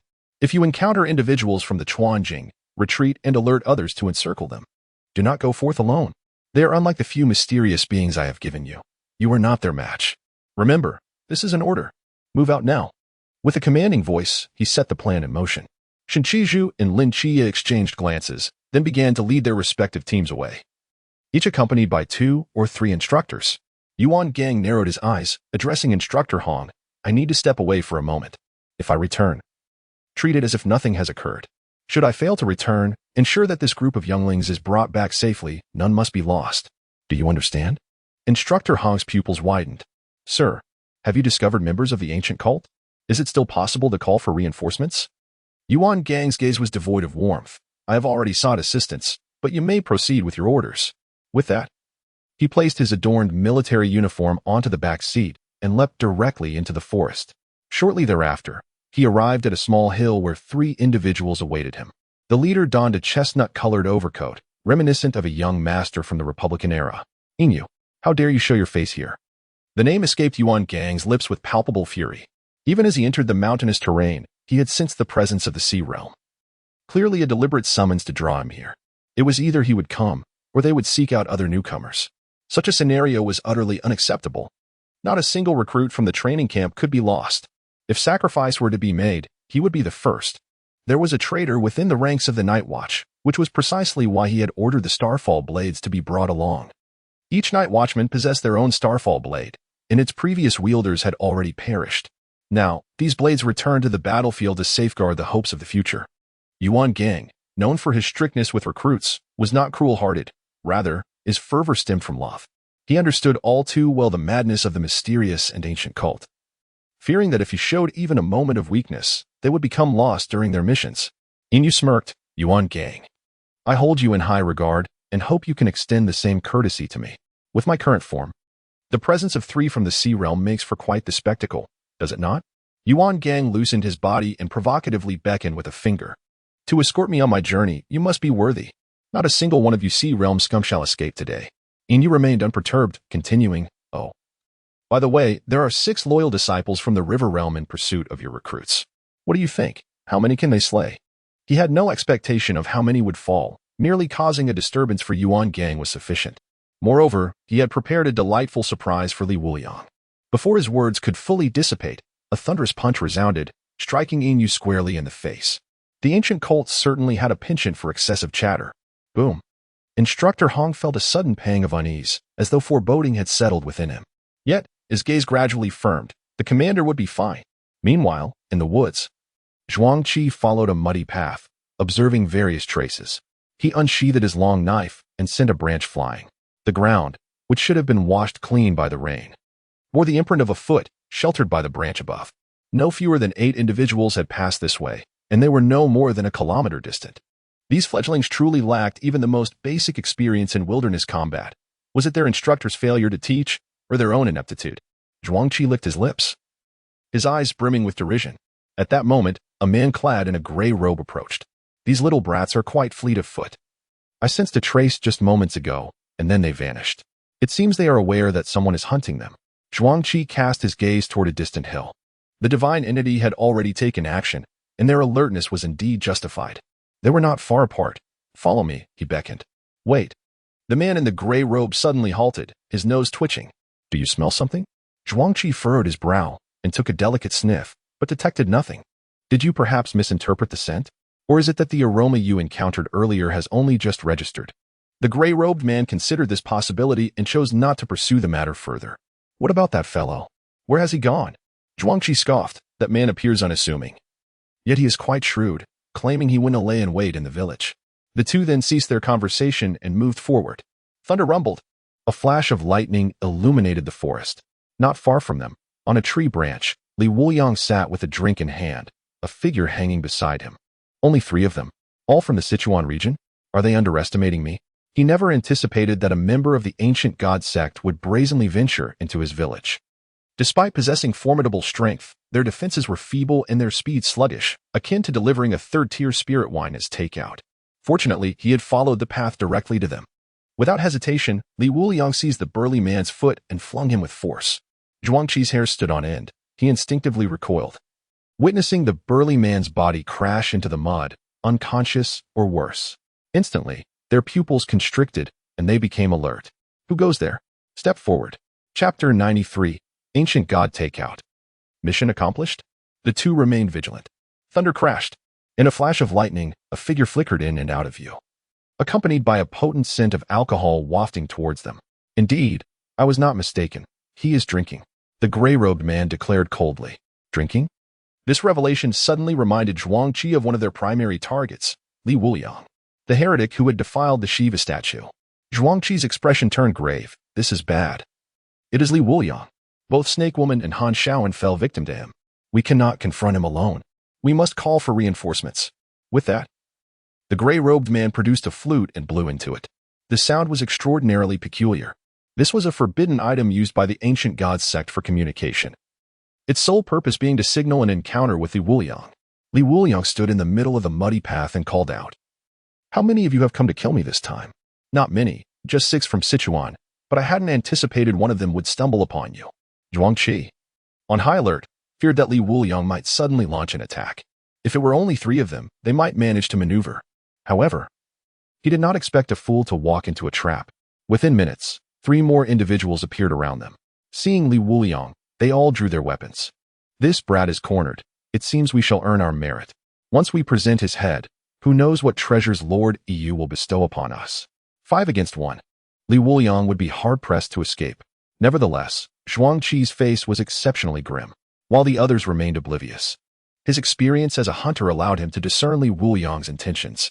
He was deliberately luring them in, aiming to ensnare them all. Wuliang, you have overstepped your bounds. Zhuang Qi coldly remarked. Gulp, gulp. Wuliang downed the final sip of Zhao Shanqing and tossed the jar aside. His gaze turned frigid as it fell upon them. In that moment, his aura surged forth with a brilliance akin to a peerless sword unsheathed. Zhuang Qi and the others felt an acute sense of dread, as though a razor's edge were poised at their throats. The surrounding air plummeted to a frigid chill, reminiscent of the harshest winter. Their eyes, fixed upon Wuliang, quivered involuntarily. Before even striking a blow, their spirits were already diminished. Buzz. Wuliang unsheathed Yanluo Shao, a flicker of purple flame igniting in response, while faint embers appeared upon the ground. Overstepping? Perhaps the pool realm is indeed insufficient to contend with you. His aura transformed once more, ascending from the advanced pool realm directly to the pinnacle of the river realm. Wuliang unleashed the latent power accumulated from his hangover state. If this battle were to commence, it must be resolved swiftly, lest greater troubles ensue. With both hands gripping Yanluo Shao, he plunged it into the earth. A scarlet killing intent began to coalesce, swirling like a tempest of blood and rain, encircling all present. This was the very technique he had previously unleashed within the Holy See. Retreat. This lad holds no intention of prolonging the fight. He aims to eliminate us in one swift motion. Where's Old Song? He possesses the greatest strength and must break Wuliang's momentum. He will be the first to be slaughtered. Confronted with the specter of death, Zhuang Qi felt his breath stutter, overwhelmed by an unprecedented terror. The paths were devoid of human footprints. In that moment, Li Wuliang resembled a deity of death, too fearsome to behold. Even 1,000 tortures could not absolve these individuals of their sins. It was within this very forest that Li Wuliang dared to unleash such a technique, fully aware that those lurking in the shadows would perish beneath his blade. Moreover, those arriving at this juncture were unequivocally foes, not friends. Whether they were night watchmen or ordinary soldiers, they raced against time to rescue the innocent villagers from this calamity. Even if disturbances arose here, they would not abandon their posts in the face of disaster. This was his unwavering trust in his comrades. Leave the grim task of dealing with the remnants of the ancient god cult to him. Lin Qiye and Sun Qingzhu exchanged glances, their hearts shuddering at the sight of the blood-red vortex soaring into the heavens. Fatty Bailey, it appears Li Wuliang has truly engaged in battle. It seems the ancient god cult is indeed behind this. Sun Qingzhu, enough watching. We must save the people. I've buried 2 individuals underground here. Lin Qiye. Why are you dawdling? Hurry and carry the old lady to safety. Yes. Kill 5 possessors of the River Realm Forbidden Ruins from the ancient god cult. Receive 4 bottles of 3rd-tier spiritual wine, Zhao Shaqing, and 1 bottle of 3rd-tier special spiritual wine, Blood Red Jade Dew. 3rd-tier special spiritual wine. Blood Red Jade Dew. Brewed from the blood of a vengeful adversary, this fine beverage possesses no foul scent despite its sanguine origins, being a superior quality wine. Unique effect. Increases killing intent within the sword. A jar of 3rd-tier special spiritual wine each time. The followers of the ancient god cult yield remarkable treasures. Perhaps it would be more fitting to rename it Ancient God Takeout, for it always delivers. Ha ha ha. Li Wuliang sheathed his sword with a beaming smile. Although the number of opponents was somewhat limited, he felt that the followers of the ancient god sect might have presented him with some valuable gifts otherwise. He then rejoined Lin Qiye's disaster relief team. Upon seeing Li Wuliang's return, Lin Qiye expressed surprise. Have you resolved the situation? It was merely a few minor nuisances from the Chuan territory. Handling them was quite simple, Li Wuliang replied casually. However, before he could catch his breath, he noticed a distant village being engulfed by a mudslide, and the entire ground seemed to upheave. The earth dragon was overturning. Li Wuliang's expression shifted slightly. It was not just one village. The entire mountain appeared to be collapsing, sending clouds of dust and debris into the air. Such a sight instilled a profound reverence for this world, leaving no room for thoughts of approach. Lin Qiye's countenance darkened. This cannot be an ordinary earth dragon overturning. Meanwhile, Li Pangtang had already sprinted far away, carrying 2 injured individuals as he dashed towards the safety zone, defying the expectations one might have of a 200-pound man. On the other side, witnessing this scene, Yuan Gang's expression changed dramatically. The earth dragon. You still had this card up your sleeve. With blood at the corner of his mouth and his arm hanging limply, looked quite wretched. This is a grand gift I prepared for Li Wuliang. An earth dragon from the sea realm. I initially intended to absorb it. With 1 earth dragon, the ancient god sect would grow even stronger, perhaps gaining more followers. But now, I desire only one outcome. Yu's voice turned sharp and menacing. That is Li Wuliang's death. He must perish. And I am willing to pay any price for it. Did you think you were stalling us 3? In truth, we are the ones who have been stalling you. Originally 3 Sea Realm experts, only 2 remain now. Yuan Gang had already snapped the neck of one, leaving him utterly lifeless. The remaining 2 were also in dire straits, similarly gravely injured. Thus, to eliminate Li Wuliang, the ancient god sect had mobilized 3 Sea Realm experts, alongside an earth dragon. Such cunning from the ancient god sect. I have faith in the strength of Li Wuliang and Lin Qiye. You should not return with that body. As his words fell, Yuan Gang's muscles tensed, and he swung his starry blade once more, charging forth like a ferocious tiger unleashed. At that moment, Li Wuliang arrived at Instructor Hong's side. I will go check on those 3 villages over there. Make sure no one approaches, or I cannot guarantee whom I will save. Instructor Hong furrowed his brow. There is no one left over there. Everyone has been rescued. What do you wish to accomplish? Just then, Lin Qiye interjected, I will accompany Wuliang. Understanding their resolute intentions, Instructor Hong, aware of their dispositions, cautioned them. Be careful, and do not push yourselves if it becomes too much. Chapter 94. Would you like a cup? Arriving at the site of the earth dragon's upheaval, Li Wuliang spoke. If we encounter followers of the ancient god sect, I will handle any sea realm opponents. You should return to notify others. Lin Qiye replied, perhaps, together, we can test our strength. They exchanged a knowing smile. Following the earthen mound, they arrived at an underground cavern. Surrounding them were parched lava formations, and a wave of scorching heat enveloped them. A silver-haired man stood a short distance away, his demeanor exuding an icy detachment. His aura was that of a boundary realm. The tension in the eyes of the two gradually eased, as if suddenly the challenge had diminished. "Allow me," one declared. "Another delivery from the ancient god." Wuliang unsheathed his sword and stepped forward, declaring, "I've dispatched 6 foes of your caliber already. Do you comprehend that?" The silver-haired man appeared slightly flustered, but this was soon replaced by an expression of fervent zeal. "Your efforts are in vain. My master, a formidable being of the sea realm, awaits ahead. If you kneel and submit to the ancient god sect, there remains a sliver of hope for survival. Why cling to the night watchman when you could worship the 3 gods and acquire unparalleled divine power?" Wuliang was taken aback, turning to Lin Qiye with a bewildered expression. "Are you intoxicated? Those 6 dared not boast before me. Now you, a mere fledgling, presume to speak thus?" Lin Qiye's face darkened in frustration. "What do you mean by intoxicated? Clearly, it's this fool who lacks discernment. Enough talk. Let us strike together. I yearn to teach him a lesson." With that, Lin Qiye activated the divine ruins and the starry night dancer, delivering a knee strike to the silver-haired man's abdomen. Seizing the moment, he drew the star blade and severed one of the man's arms. The fluidity of his movements was nothing short of graceful, without the slightest excess. Before the silver-haired man could react, Wuliang soared through the air, delivering a slashing blow that left a crimson mark upon him. "This fellow's skin is remarkably resilient. My sword can cleave through steel, yet he only bears a scratch?" The silver-haired man collapsed to the ground, terror etched across his face as he retreated in haste. Though the zealots of the ancient god sect were fanatical, they were no strangers to fear. After all, only those lacking resolve would join such a cult, while the more steadfast would align with the night watchman. "Stay back. My lord of murmurs is about to arrive."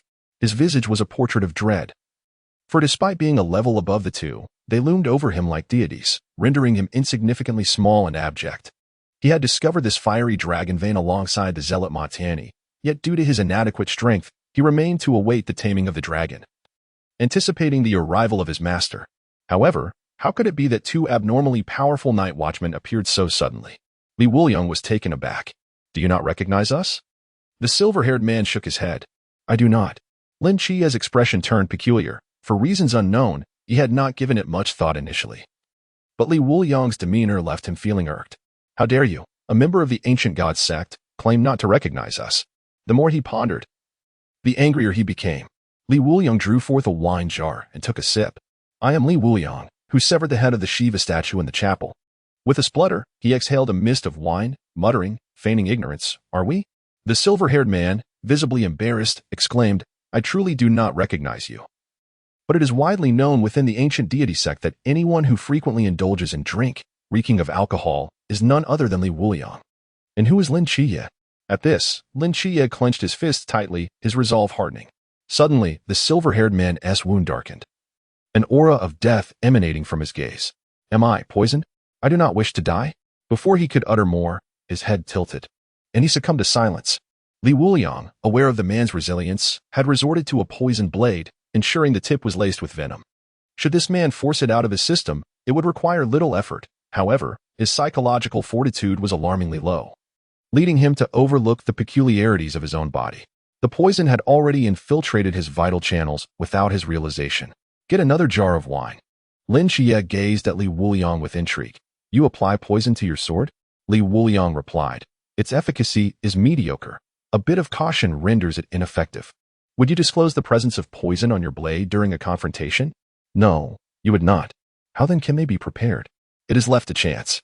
Lin Qiye fell silent, vowing never to spar with Wuliang again. His cunning was sufficient before drinking, and it only intensified thereafter. He was astounded that he had not even known Wuliang's sword was poisoned. As they advanced a short distance, a wave of heat enveloped them, the oppressive warmth causing them to break into a sweat. The sounds of fierce battle echoed in their ears. Lin Qiye and Wuliang stealthily approached from either side of the pit, only to witness a figure engaged in a struggle with a subterranean dragon, clearly at a disadvantage. They exchanged a knowing glance, instinctively readying their weapons. However, the atmosphere abruptly fell silent, broken only by an unexpected sound. The unmistakable aroma of wine wafted through the air. Lin Qiye stared at Wuliang in disbelief. "What are you doing?" "Drinking, of course. I always have a drink before a fight. It is my style." "You must be kidding." Lin Qiye lamented. realizing that if they had encountered mere fodder before, this was an entirely different caliber. A Sea Realm subterranean dragon. A Sea Realm follower of the ancient deity sect. How could they possibly launch a surprise attack? Without stealth, how could two individuals of the Pool Realm contend against them? We must flee, Lin Qiye urged helplessly. Flee? Watch me. Li Wuliang boldly approached with a jar of wine in hand. Ma Tianyi, maintaining a distance, regarded the approaching figure with an expression of surprise. You are Li Wuliang? Indeed, I am your father. Li Wuliang staggered slightly, having already consumed 7 jars of wine today. Nearing his limit. Well then, since you are here, let us capture you both. With that, Ma Tianyi crushed a sphere in his hand. Muttering a few incantations under his breath, he turned to Li Wuliang with a mocking glare. You have no chance of escape now. Lord Murmurer is nearby and shall be here shortly. When he arrives, you, Lin Qiye, and Li Wuliang will perish together. The ancient deity sect shall gain a new force of calamity. This time, we will feast. In recent days, he had set traps in this area, intending to jointly eliminate the new recruits from the Night Watch training camp. Thus, the previous failures were rendered inconsequential, even to the extent of being regarded as a grand success. Who would have anticipated that a flame-vein earth dragon lay dormant here? It was truly a delightful surprise. However, Li Wuliang completely disregarded Ma Tianyi and strode directly towards the flame-vein earth dragon. In the original narrative, this creature was a long-legged matron dragon known as Hongyan, characterized by her clumsiness and foolishness, comparable only to the timid nature of the spider child. He produced a 4th-tier spirit wine. Shueli Hong took a sip himself, and then offered it to Hongyan. Would you care for a drink? Let's become friends. Li Wuliang appeared somewhat intoxicated, yet his demeanor radiated sincerity. Just then, a spike shot towards him with lethal intent, accompanied by a barrage of attacks aimed at Li Wuliang. Lin Qiye's pupils constricted as he gritted his teeth, muttering, "What a fool!" Just as he prepared